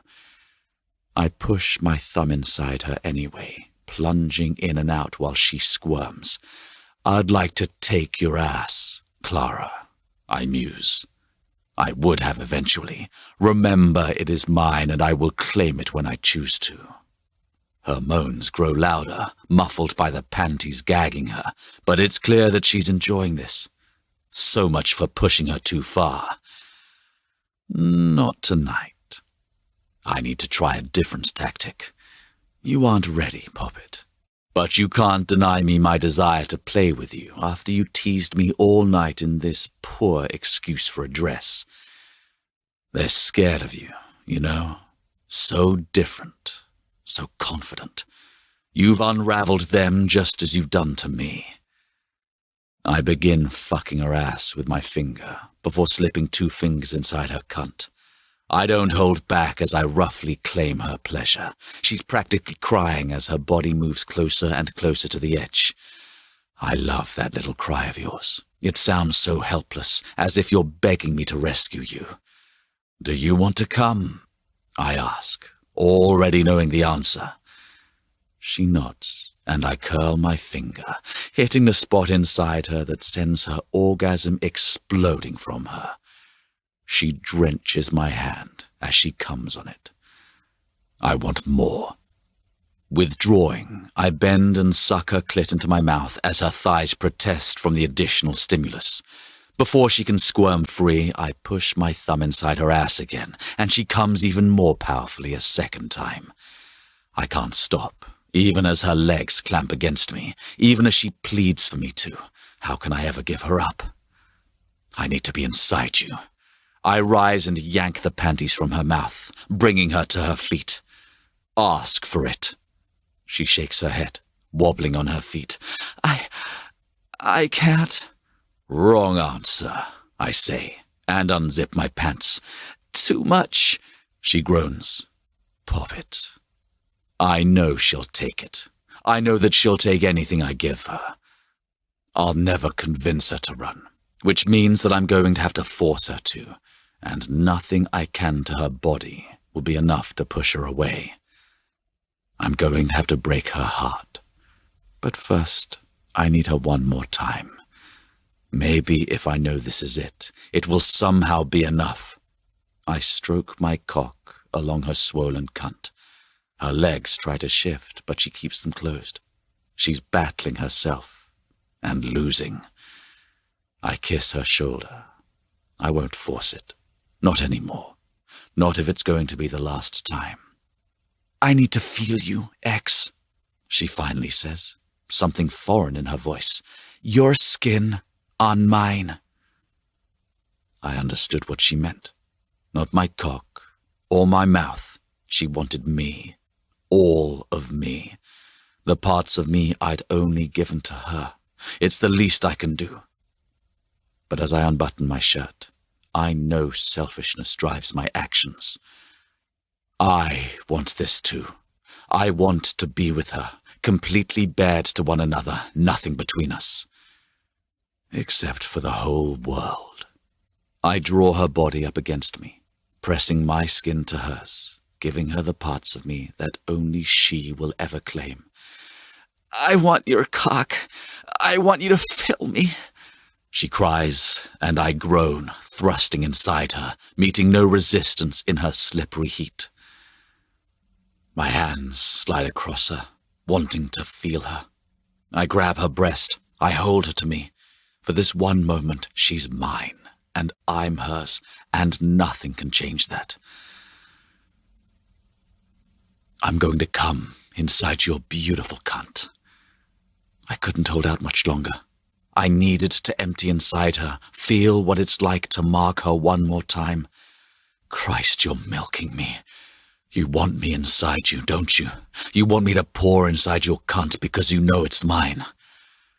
Only you, she promises. Only you. It will only ever be her.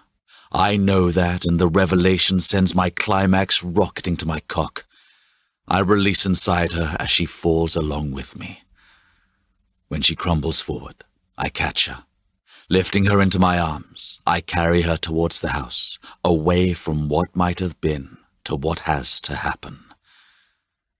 I carry her inside to break her heart. Chapter 36. I watch Clara wander around my bedroom.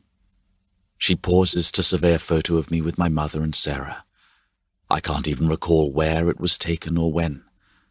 Most of the memories waiting for me in this room feel as though they belong to a different man living a different life.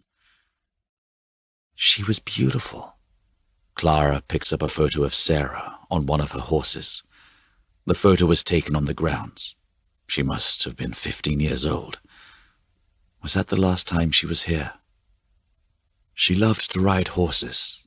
I share, trying to remember the last time I saw her ride. What happened? She asks softly. I've been waiting for Clara to ask me about the accident since the morning after we slept together the first time. I know all too well how many women will get in bed with a prince to get a peek at the family's secrets. But Clara never presses. She waits. She offers. She means it when she says she wants all of me, and she's willing to wait for me to give myself to her. I wish I could. Clara, I honestly wish I knew. I hesitate. Why tell her this so near the end? It's not how I want her to think of me. But part of me feels she has to know this, as though it might help her see why she doesn't belong in this world. She's too precious to risk to the reporters and the courtiers and my own flesh and blood. I remember flashes. That's why I continued to invite Pepper to events. She smiles, not a radiant, bright smile, but a small, understanding one. She's listening. I was drinking, and my sister showed up. She was underage, and I yelled at her for being at a bar. I shake my head. The night is so blurry, even after all these years. I've replayed it over and over in my head. Her palm moves to my shoulder. For some reason we left. I don't remember much after that. And what I do remember I can't burden you with. Nothing between us, X, she murmurs. No secrets. No secrets.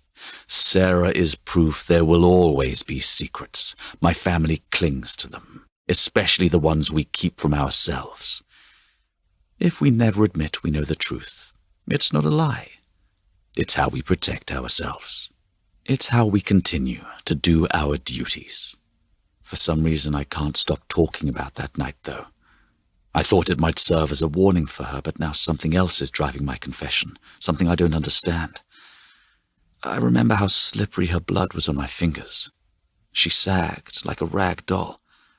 I remember the heat of the fire as it blazed across my skin, but I couldn't leave her there, even though I couldn't carry her. I was so scared that I didn't even feel the frame of the door in my side. I'd been impaled, but I wouldn't leave her, so we burned together. Clara clasps a hand over her mouth, and I hear her sob of horror. Aunt Pepper? She'd been flung from the car, broken bones. I say, if she remembers more than me, she's never admitted it. X, what happened was horrible. She brushes the hair from my forehead, trying to get me to look into her eyes, but I won't. But it wasn't your fault. Why don't you see the monster when you look at me? I ask. Everyone else does. They don't see you like I do. She takes a deep breath before plunging forward. They don't love you like I'm sorry. I cut her off. I just need a minute. I move to the loo, locking the door behind me, and sag against the wall. She had almost said it. I'm not sure I could let her go if she did. I haven't heard those words since they died. Not from someone close to me, someone who knows me. Girls shouted at me on the streets, but behind closed doors, no one loves me. And I love no one. Sarah rarely said it, and usually only out of formality. I haven't truly heard those words from anyone since I was a child. Clara is wrong. I'm the reason Sarah was there that night. She had followed me. She had a crush on Jonathan. I should have let her stay, dance, have fun. But I demanded we leave, knowing what the papers would say the next morning. I was already fighting with my father about university. I didn't need any more attention paid to me. Instead, the morning's papers told a different story. One that changed my life forever.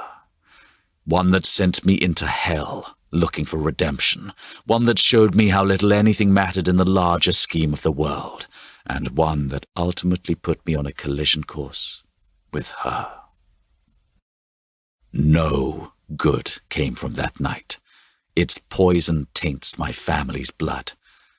Leading me to her was only its final temptation. Would I damn her soul along with mine? I can't. I will never hold Clara on blood-soaked pavement. I will never dictate her every waking hour to duty and ceremony and all the other bullshit a royal has to deal with. I will never take her freedom to steal joy from this half-life I've been born to. I will let her go. A low voice floats, muffled, through the door. My father's arrived, come to seek me out for another round. I resist the urge to open the door and save her. I can't do that anymore. Letting him threaten her is the first step in my plan. The only way to save Clara is to break her heart. I wait for a minute, or an hour. It hardly matters. I open the door to hear my father say, "You're his toy, and when he tires of you, he'll get a new one. There's nothing you can do to secure your place in this family." Has it ever occurred to you that I'm not looking for marriage? She asks, her voice pitching up a bit. Or a place in this family? He laughs at her, and my blood runs cold. All women are looking for marriage, whether they know it or not. Clara turns, spotting me in the door. She starts towards me, but I narrow my eyes, lifting the veil to the rage that always simmers just below its surface. I see that since you couldn't sway me with your threats, you switched tactics. I speak to him, ignoring Clara as much as possible. We both know how this ends. He meets my glare with one of his own. The tart's quite pretty, but you aren't serious about her. Why do more damage to her reputation? I force myself not to look at her. I tell myself I can't show her I care about his cruel barbs. It will undermine everything. You know the expectations, he says. I've given you far too much latitude since you returned, but it's time to accept your role in this family. And then I play my final move. I let him win at last. I know. I can't bring myself to look at her as I sacrifice the match to save the queen. I should leave you two, he says, his eyes ticking back and forth between us. Good evening. He closes the door, and a second later, a book flies across the room. I still don't look at her. I keep my eyes on the door. Walk through it. Walk away. Escape. When I finally turn a cold gaze on her, she collapses to the ground. I do nothing. I command my limbs to stay locked in place, to ignore my heart crumpled on the ground. She blinks up at me, waiting, the last gasp of hope on her face. My eyes flicker away. There's movement. and when I look back, she's standing. Her eyes pierce through me, and I know she sees me for what I really am, cruel and controlling and irredeemable. She stands in front of me, effectively forcing me to look at her. She doesn't touch me, and her voice trembles when she finally speaks. "I love you, Alexander." I close my eyes as the words hit me. Had I thought I could stop her from saying them? Had I even tried? My heart closes around them, tucks them away, and locks them in the darkest, deepest space inside it. It will be enough to know they're there. I can't let this change anything. It's proof that I'm doing the right thing. She deserves a life I can never give her at my side, a life I can only give her by letting her go. I summon all the hatred I feel towards this place, towards the past, towards my birthright, and I let it overtake me before I open my eyes. That wasn't part of our arrangement. I don't stop her when she turns to run. I don't go after her, even as I hear her wrenching sobs. This is always how it had to end. I'd known that from the beginning, and I'd been too selfish. Now she had to pay the price. I wouldn't take any more from her. After a few moments, I leave the room and walk across the hall, knocking softly on the door. Edward opens at a crack, and I spot a note on the bed. "Alex, I found a note from David. I think I really He trails away, tilting his head to study me. "What happened?" I broke her. I won't lie to him. He needs to know. He needs to see. There are no happily ever afters for men like us. That's the stuff of fairy tales. "Find her. Get her home. Are you okay?" he asks in a low voice. For some reason I laugh. It doesn't matter. It's done. I turn away and walk into the darkened corridor, disappearing into the shadows. I watch as Edward leaves to go after her. When he's out of sight, I follow, sticking close to the many corners and nooks in Norfolk to hide me. Coming around one, I stop and move back into the shadows as Edward leans over her and whispers something. From the darkness, I see her lift her head. "I fell in love with him." She doesn't have to say more. Edward picks her up and carries her off, away from me and this world. I continue to follow behind them, watching as he helps her throw clothing into her bag. I lurk as he hugs her and places her in a car bound for London.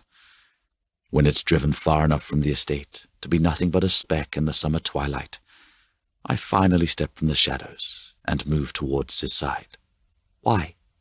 he asks, not looking at me. "You know why," I say gruffly, not trusting myself to talk this through. "You can still go after her," he says, sensing my thoughts. Why prolong it? I turn from him back to the house where my future waits, my duty and my punishment. Edward calls out before I take another step. "Do you love her?" I pause. I hear what he's saying. This isn't only about her and me. This is about this world. Does it matter? I leave him there and return to my prison, ignoring the hollow space in my chest as my heart races back to London. It's for the best. Chapter 37. So we're back to this. There's no hint of disgust in Edward's voice. Instead, he joins me, dropping into a chair across from me and grabbing the bottle of scotch. I hadn't bothered with a glass. He doesn't either. After a long swig, he stretches it out to me. I accept and take another drink. "David's still not talking to you?" I ask. I'm not entirely certain where the saying, "misery loves company" comes from, but it's only half wrong. Misery doesn't mind company, mostly because misery doesn't give a fuck. That's the point. He'll come around. I envy his certainty. Edward looks better than I do. He's dressed in real clothes, or at least fresh ones. His hair is combed, and his face clean-shaven. He pushes his horn-rimmed glasses higher as if he's performing a similar inspection of me.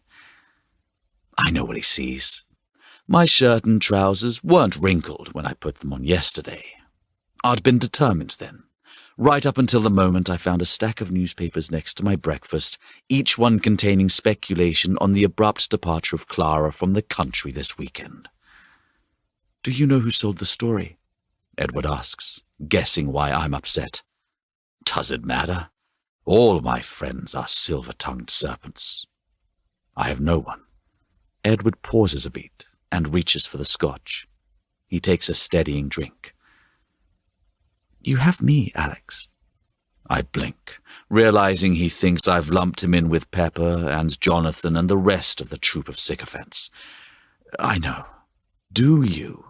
he presses. I swallow and force myself to confront the truth. During my days on the front, I had friends, close friends. They were scattered to the four winds now, vanishing to different lives. I knew better than to think a man like me would ever have a family like that again, makeshift and ragtag as it was. But I never really considered how alone my brother must have felt all these years. He'd been a kid when I left. Part of me had persisted in seeing him that way. But he's not. He's my brother, a friend, a place to start building a new family of my choosing. I do. "So we're friends?" "Yeah," I say, slowly. "Good." He settled into the chair, dark eyes narrowing like a hawk. "So, how are you going to win her back?" "I'm not." My jaw clenches, and I wonder if all of this is some manipulation. But for what end? Clara will never want to see me again. She offered her heart, and I ripped it to shreds. I hadn't even had the decency to see her safely home. Why? The question is pointedly simple. Because I'm no good for her. I growl. "You are not your title," he says in a soft voice. "You sound like Mum," I say wearily, and wish I could swallow it back. "Edward, It's okay. I suspect that's a compliment." He'd never met our mother. She had died giving birth to him. No one had expected, especially our father. "It is," I say carefully, but that doesn't mean I'm wrong about being no good for her. Edward didn't know about the darkness that consumed me. He didn't understand my affection came tainted with a brutal, consuming need to possess. If I expect sympathy, my brother delivers the opposite. He shoots to his feet, his voice shaking. "What is your fucking excuse, Alex?" "What's wrong with you?" I look up, surprised by the volatile outburst. It's not like him to take such a strong turn toward anger. "I live every day in secret. I keep my boyfriend hidden. We sneak around. We endure snide comments because we aren't an approved set. And you sit there, a man and a woman." "Thanks for the anatomy lesson." He ignores my snide interjection. "I live in two worlds, but you..." He points a trembling finger at me. "You can walk down the street with her, dance with her, kiss her, marry her." "I don't want to marry her," I bite out. He barks a laugh. "You do, and you know it. She's the one, and you aren't too stupid to see it." "I'm not." Fury seethes from me, but I put the bottle down before I throw it at him. "You see it. You feel it. It's there every time you look at her. It's why our father has been acting like a toddler for weeks. It's why every tabloid is hanging on your every move. You're not stupid or blind. You're punishing yourself." He pauses, his chest heaving from his tirade. "Still, stop punishing yourself. You can be happy. Be happy." That's a ringing endorsement, I say dryly. Standing up, I shrug my shoulders. Why would I punish myself? He only hesitates for a second, but the pause gives him time to soften. "I know everything about Sarah and after." "Everything?" I lift a brow. I doubt that. You don't deserve pain, he says in a quiet voice. I don't deserve happiness. It slips out before I can stop it. Edward throws his hands in the air as if giving up. He stalks toward the corridor that leads to his apartment. Take it anyway. One of us should. I want to yell after him, demand he takes the advice he so easily throws at me. Instead, his words stir inside me, mixing to form an idea. I never wanted this world. It's poison. Even now with my brother, my friend, it sullies everything. It taints me. It cages me. I told myself I'd never let it do the same to Clara. But I've never stopped to consider there might be another way. I don't want this world. I never have, but I've never had a reason to make my own world. I do now. Chapter 38. It's the longest night of my life, waiting for dawn. I should have put a time on the note I sent, but somehow I'd known the more I demanded, the less she might come. I wait for her until dawn cracks along the horizon and seeps through the windows of the house. Our house, if she'll have me. I push against the thought, and the swell of hope it sends ballooning in my chest. If she comes, that means I have a second chance. This time I'll get it right. I'll demand less. I'll protect her more. I'll separate her from my world so we can build our own. I just need her to show up. Instead of lingering on the clock, I get up, toss on jeans, and pull a shirt over my shoulders, not bothering to button it. I should shave, but tea seems necessary, given how little sleep I'd managed. I place the kettle on the hob and glance out the window. A splash of crimson catches my eye, and without thinking, I find a knife in the drawer and head outside. The house in Notting Hill is lovelier than the pictures. I hadn't stepped foot inside until the papers had been signed, and Norris had arranged a private security team, all necessary measures to keep the matter as anonymous as possible. It's meant as a gift, or rather, an olive branch. It will be our private sanctuary, tucked in a discreet corner of her favorite neighborhood. I can't help marveling as I pad down the steps and into the garden at the sheer freedom. The stone path is warm underfoot, not yet heated by the summer sun, but the flowers are opening, spreading in welcome toward the daylight. A warm morning breeze carries their perfume as if to say hello. I find the rose that caught my eye from the kitchen window and clip it.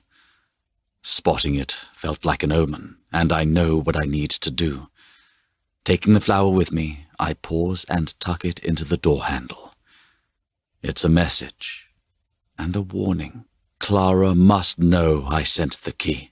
I'd used my seal even if I hadn't signed my name. But if somehow she didn't, the rose will confirm it for her. One final choice, one final crossroads. I return to the stove to find the water boiling in the kettle. I turn off the flame as a car door shuts on the quiet street. My heart stops, knowing before I do. I dare to look out the window again and it restarts. She's standing at the gate. She looks at the key. She looks at the house.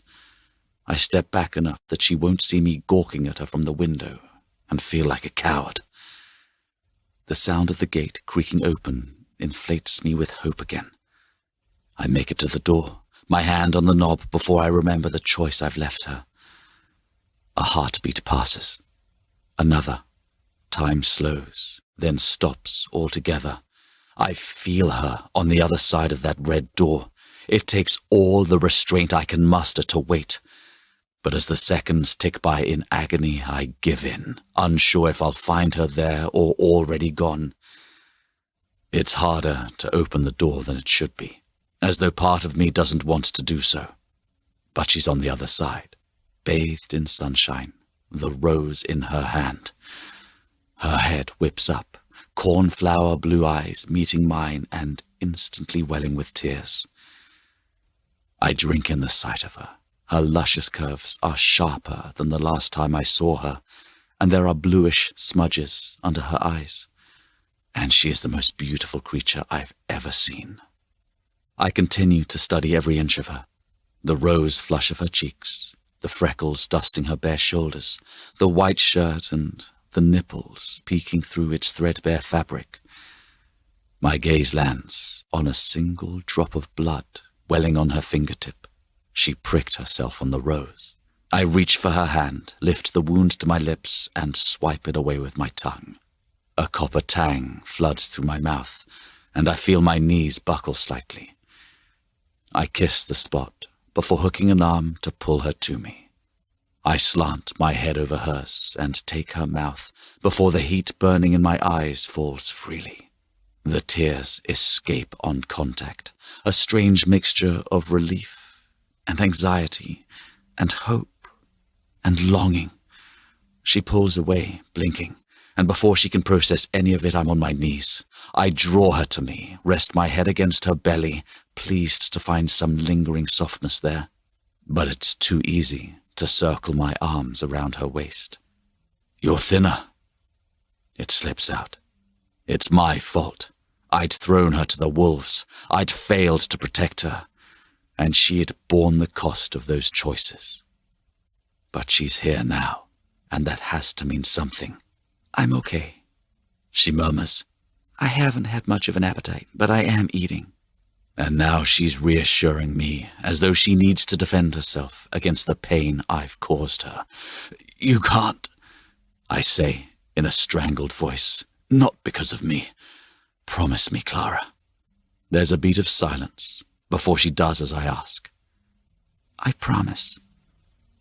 I linger there, holding her, afraid that if I move, she'll slip away once more. Finally, she breaks the silence. "Where are we?" I take it as an invitation. Standing, I weave my fingers through hers and lead her into the house, not yet trusting myself to speak. Part of me wants her inside, as if a stupid door is obstacle enough to keep her here. I watch as she takes in the living area. It had come mostly furnished, but I'd managed to trick Edward into helping me choose the rest of the decor on the pretext of giving a shit about my own apartment at Buckingham. I suspect he realized the truth, but he didn't press for answers. My brother is good like that.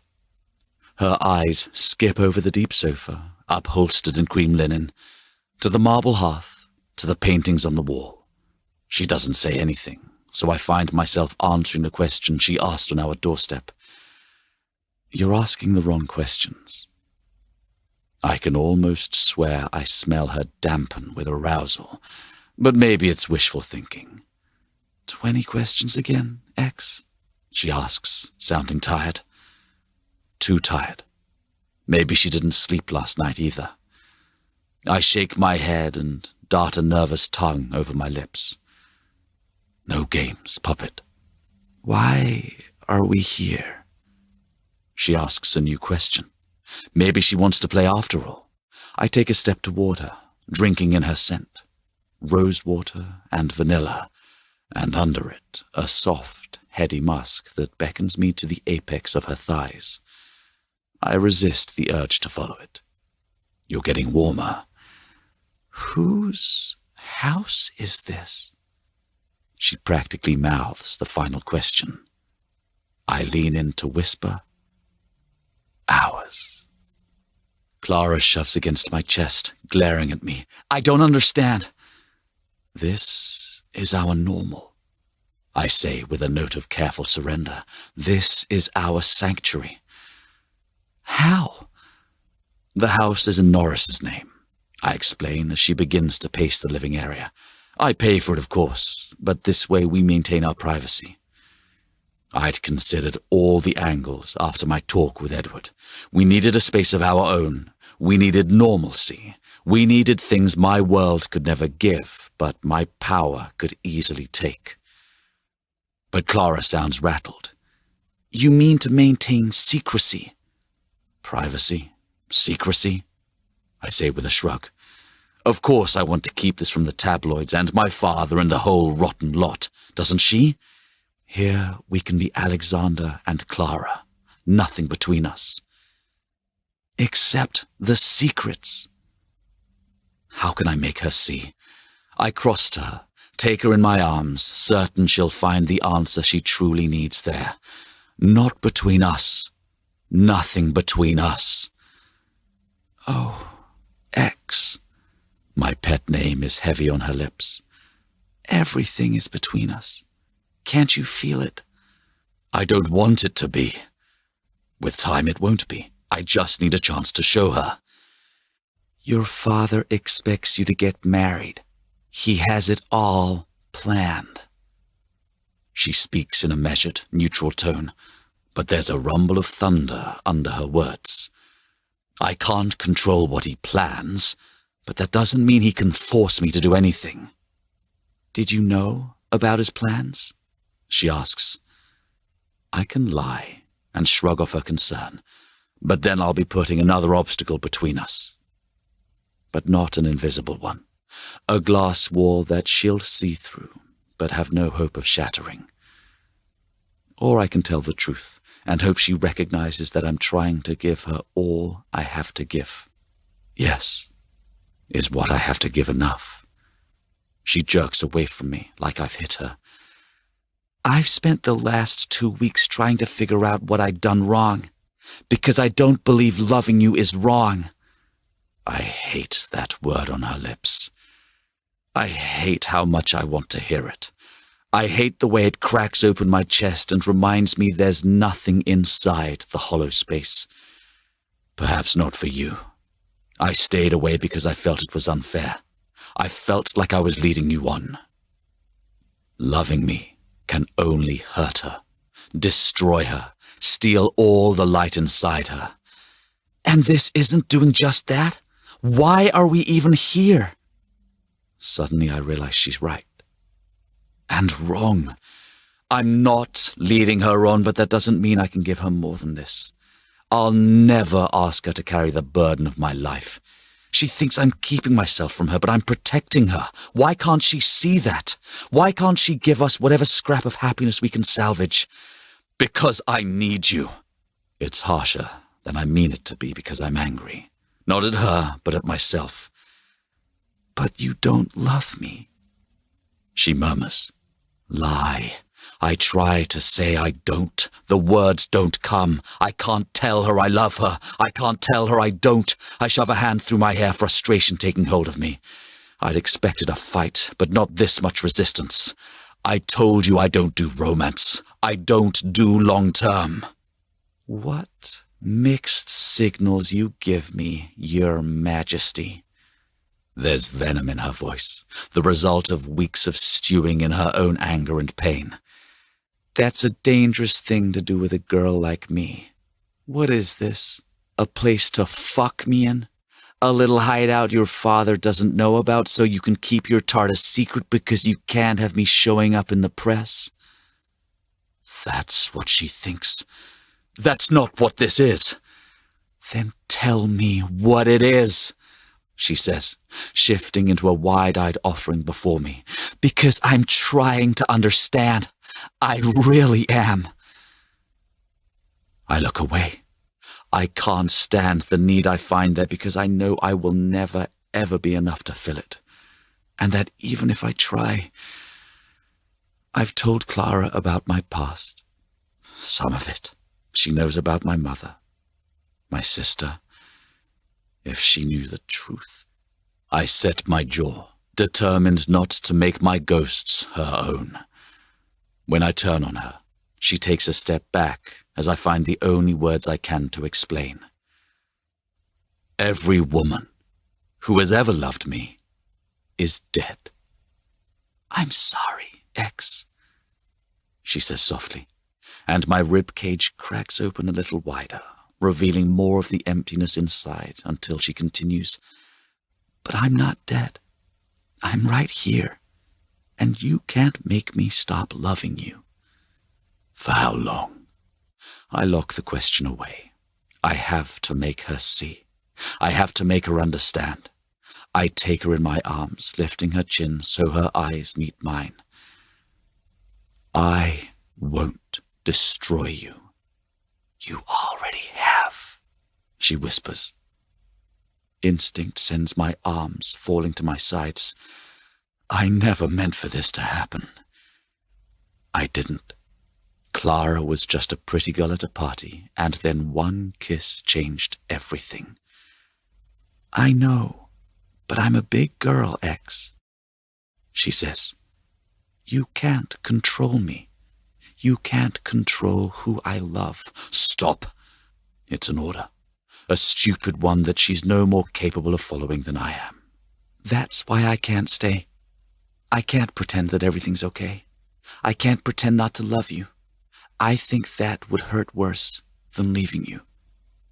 I'm sorry, X. I can't be your secret.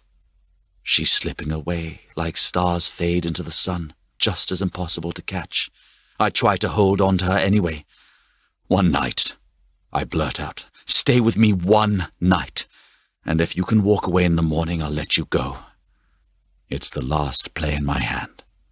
I've shown her all my cards, but she can't resist.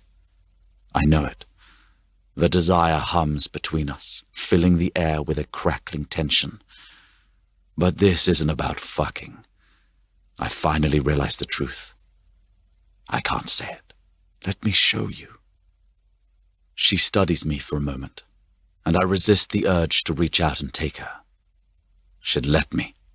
Her body is as much mine as hers now. But that's not the way to show her that I can't even think it. Finally she answers, but not with words. She pulls her shirt over her head, discarding it to the floor, followed by jeans and a bra.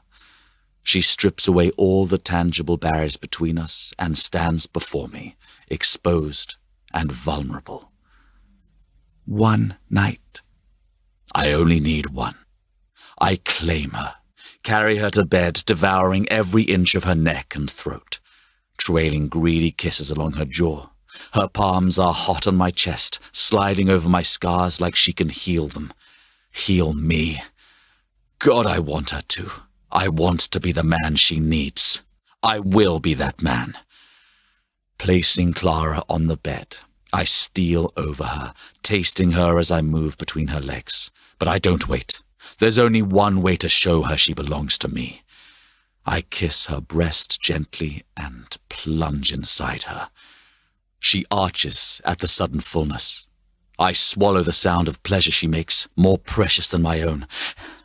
That's when I realize my mistake. Clara Bishop doesn't belong to me. I belong to her.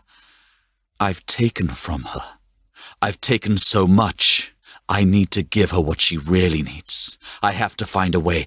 I sit back, and her eyes flash, a frustrated cry escaping her at being abandoned. It takes every effort to bite back a grin. I love to drive her crazy, but that's not what this is about. If I only have today and tonight, I will give her everything I am.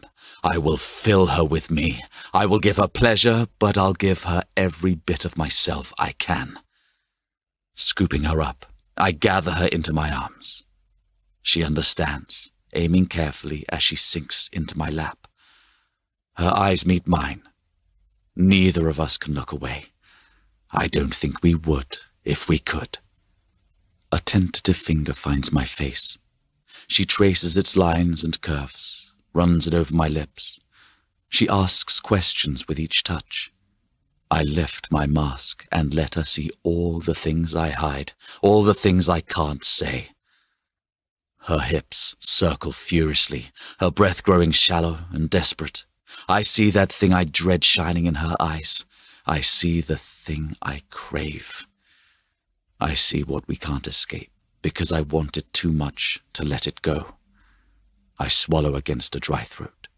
Say it, Clara. Alexander. She murmurs my name like an incantation and then casts her lovely spell. I love you. I break at her words, erupting into her as she shatters on my cock. I love you. Another surge. I love you. Another. I love you. I collapse at the final spurt, dragging her onto the bed with me, our bodies still entwined. She says it again and again until the spell fades to a whisper and finally gutters out. A strange sensation grips me as I hold her. I will it to take shape. I carve each letter in that vacant hole in my chest. I bid them to travel up my throat, but they don't spill out. Others do. I will never have my fill of you. The words are halting and slow. The wrong words.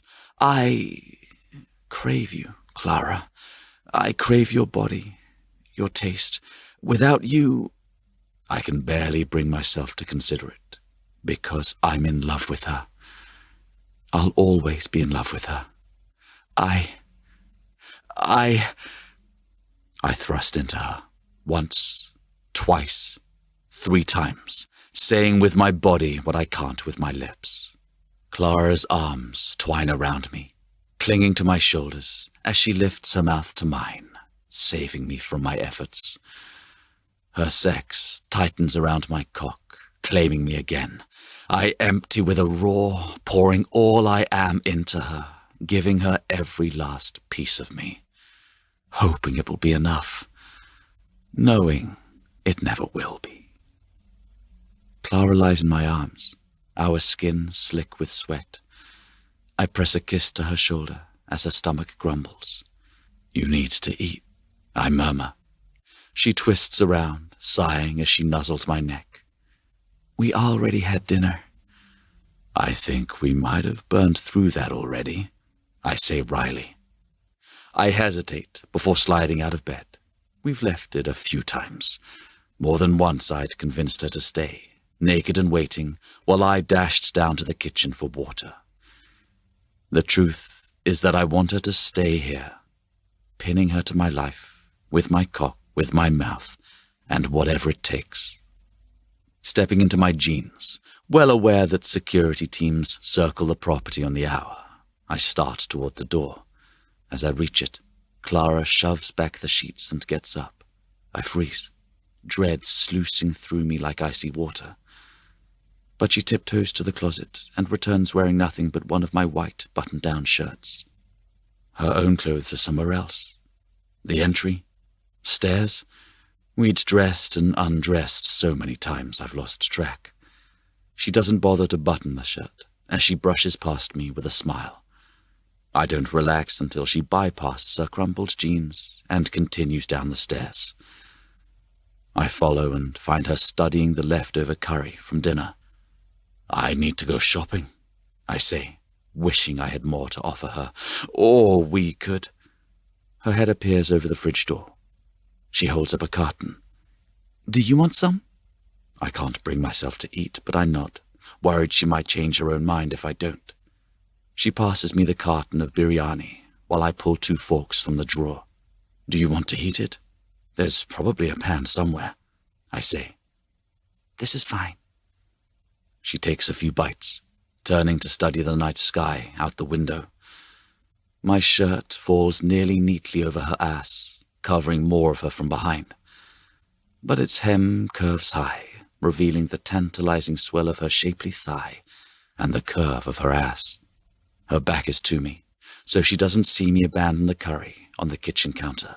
I move slowly so as not to startle her and gently place my hand on her hips. Clara releases a contented sigh as I wrap my arms around her. What are you looking at? I ask in a low voice. The night. I used to be scared of the dark when I was little. I refused to sleep without a light on. She admits, leaning the back of her head against my shoulder. It drove my mother crazy.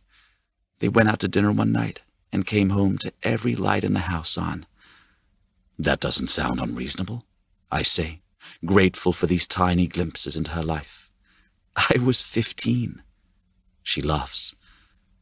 The sound plants itself in my chest, and suddenly I feel less hollow. Oh, I kiss her ear. And now? Are you still scared of it? She hesitates. Now I see it's beautiful. I swallow at the meaning carefully hidden in her words. She's not scared of the night or the darkness. She's a woman now. That's the simplest explanation. Or maybe beautiful, but terrifying, she adds softly. I still wonder if I'll get lost out there. I'll find you, I promise her, sliding my palms to her hips.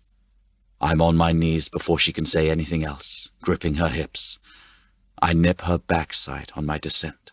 The gesture startles her, so I kiss the spot in silent entreaty. She seems to understand, because she widens her stance. My tongue dips and licks a stripe down her center. The container falls into the sink, and Clara clutches the counter, a loud moan spilling from her. I'll always find you, I vow, before covering her sex with my mouth. I continue my assault with long, slow strokes and nips to her clit until her legs begin to shake. She unspools on my tongue, flooding my tongue with the sweet taste of her arousal. I devour her until her mutinous thighs clamp tightly around my head. I push to my feet, finding her eyes bright, despite her shaky limbs. I grab her shirt, my shirt, and pull her to me. There's no resistance as I lift her and carry her up the stairs. We make it to the top before I can't wait a moment longer. Pressing her against the wall, I kiss her slowly, grinding against the cradle of her hips. The arms coiled around my neck tighten with each teasing circle. Pants! She gasps out the one-word command. I brace her carefully and reach to unfasten the jeans I've thrown on. She shoves at them with the heels of her feet. They fall to the floor, and I step out of them with deliberation as she unwraps one hand from my neck. It finds my cock, stroking it until I take over and angle it at her entrance. I nudge inside her, but Clara pushes her hips so impatiently, I nearly lose my hold on her. Smashing her against the wall, I sheath myself in her fully. She meets every thrust, taking me deeper and harder with each one. It will always be like this, I murmur, burying my face against her neck. Her cunt clamps down hard like she's locking away this promise, and I spill inside her. Then I carry her to bed to make more promises. Cold realization wakes me. The bed is empty. No note. Warm sheets. I strain, hoping to hear her in the bathroom, but somehow knowing I won't. A million memories flood through me, but only 2 words. One night. I'd been too stupid to hear them clearly yesterday, too blinded by the words I couldn't bring myself to say, to translate what she was really saying then. Goodbye. I'm out of bed in one bound, grabbing a pair of jeans I'd left on the stairwell as we made our way up from the kitchen after midnight. I push against the memory, not wanting to stain the happiness I'd felt then with the truth I face now. I'd been foolish enough to think her smiles and laughter, her breathy moans and kisses meant more than farewell. Had she even felt what I was trying to show her? Or was she too busy saying goodbye? The kitchen is across from the stairs, and as I move down them, I see a pad of paper resting on the counter. And her key. I nearly collapse. One night. Why did I think it would be enough? Before I crash down the last few steps, I regain my footing and make it safely to the hall. Clara stands at the door, dressed with her back to me. I refuse to feel the hope that tries to spark inside me. Instead, I set my shoulders and drop the jeans still in my hand. This is it? I ask. She whirls around me, her eyes widening slightly to find me there. They rake down me, naked, vulnerable, an offering like the one she made yesterday, one I'd taken. She hesitates, and I let myself believe she'd take my offer too, until she lifts her hand in warning. I'm sorry. No. No. No. The word screams in my head, but I lock it up. Clara. Her name tastes bitter on my lips and sweet. Its possibility, its plea. I fill my next with all the words I can't say and pray she hears them. Please. Her eyes close, and an eternity passes before she delivers the final blow. I can't be your secret. Gone.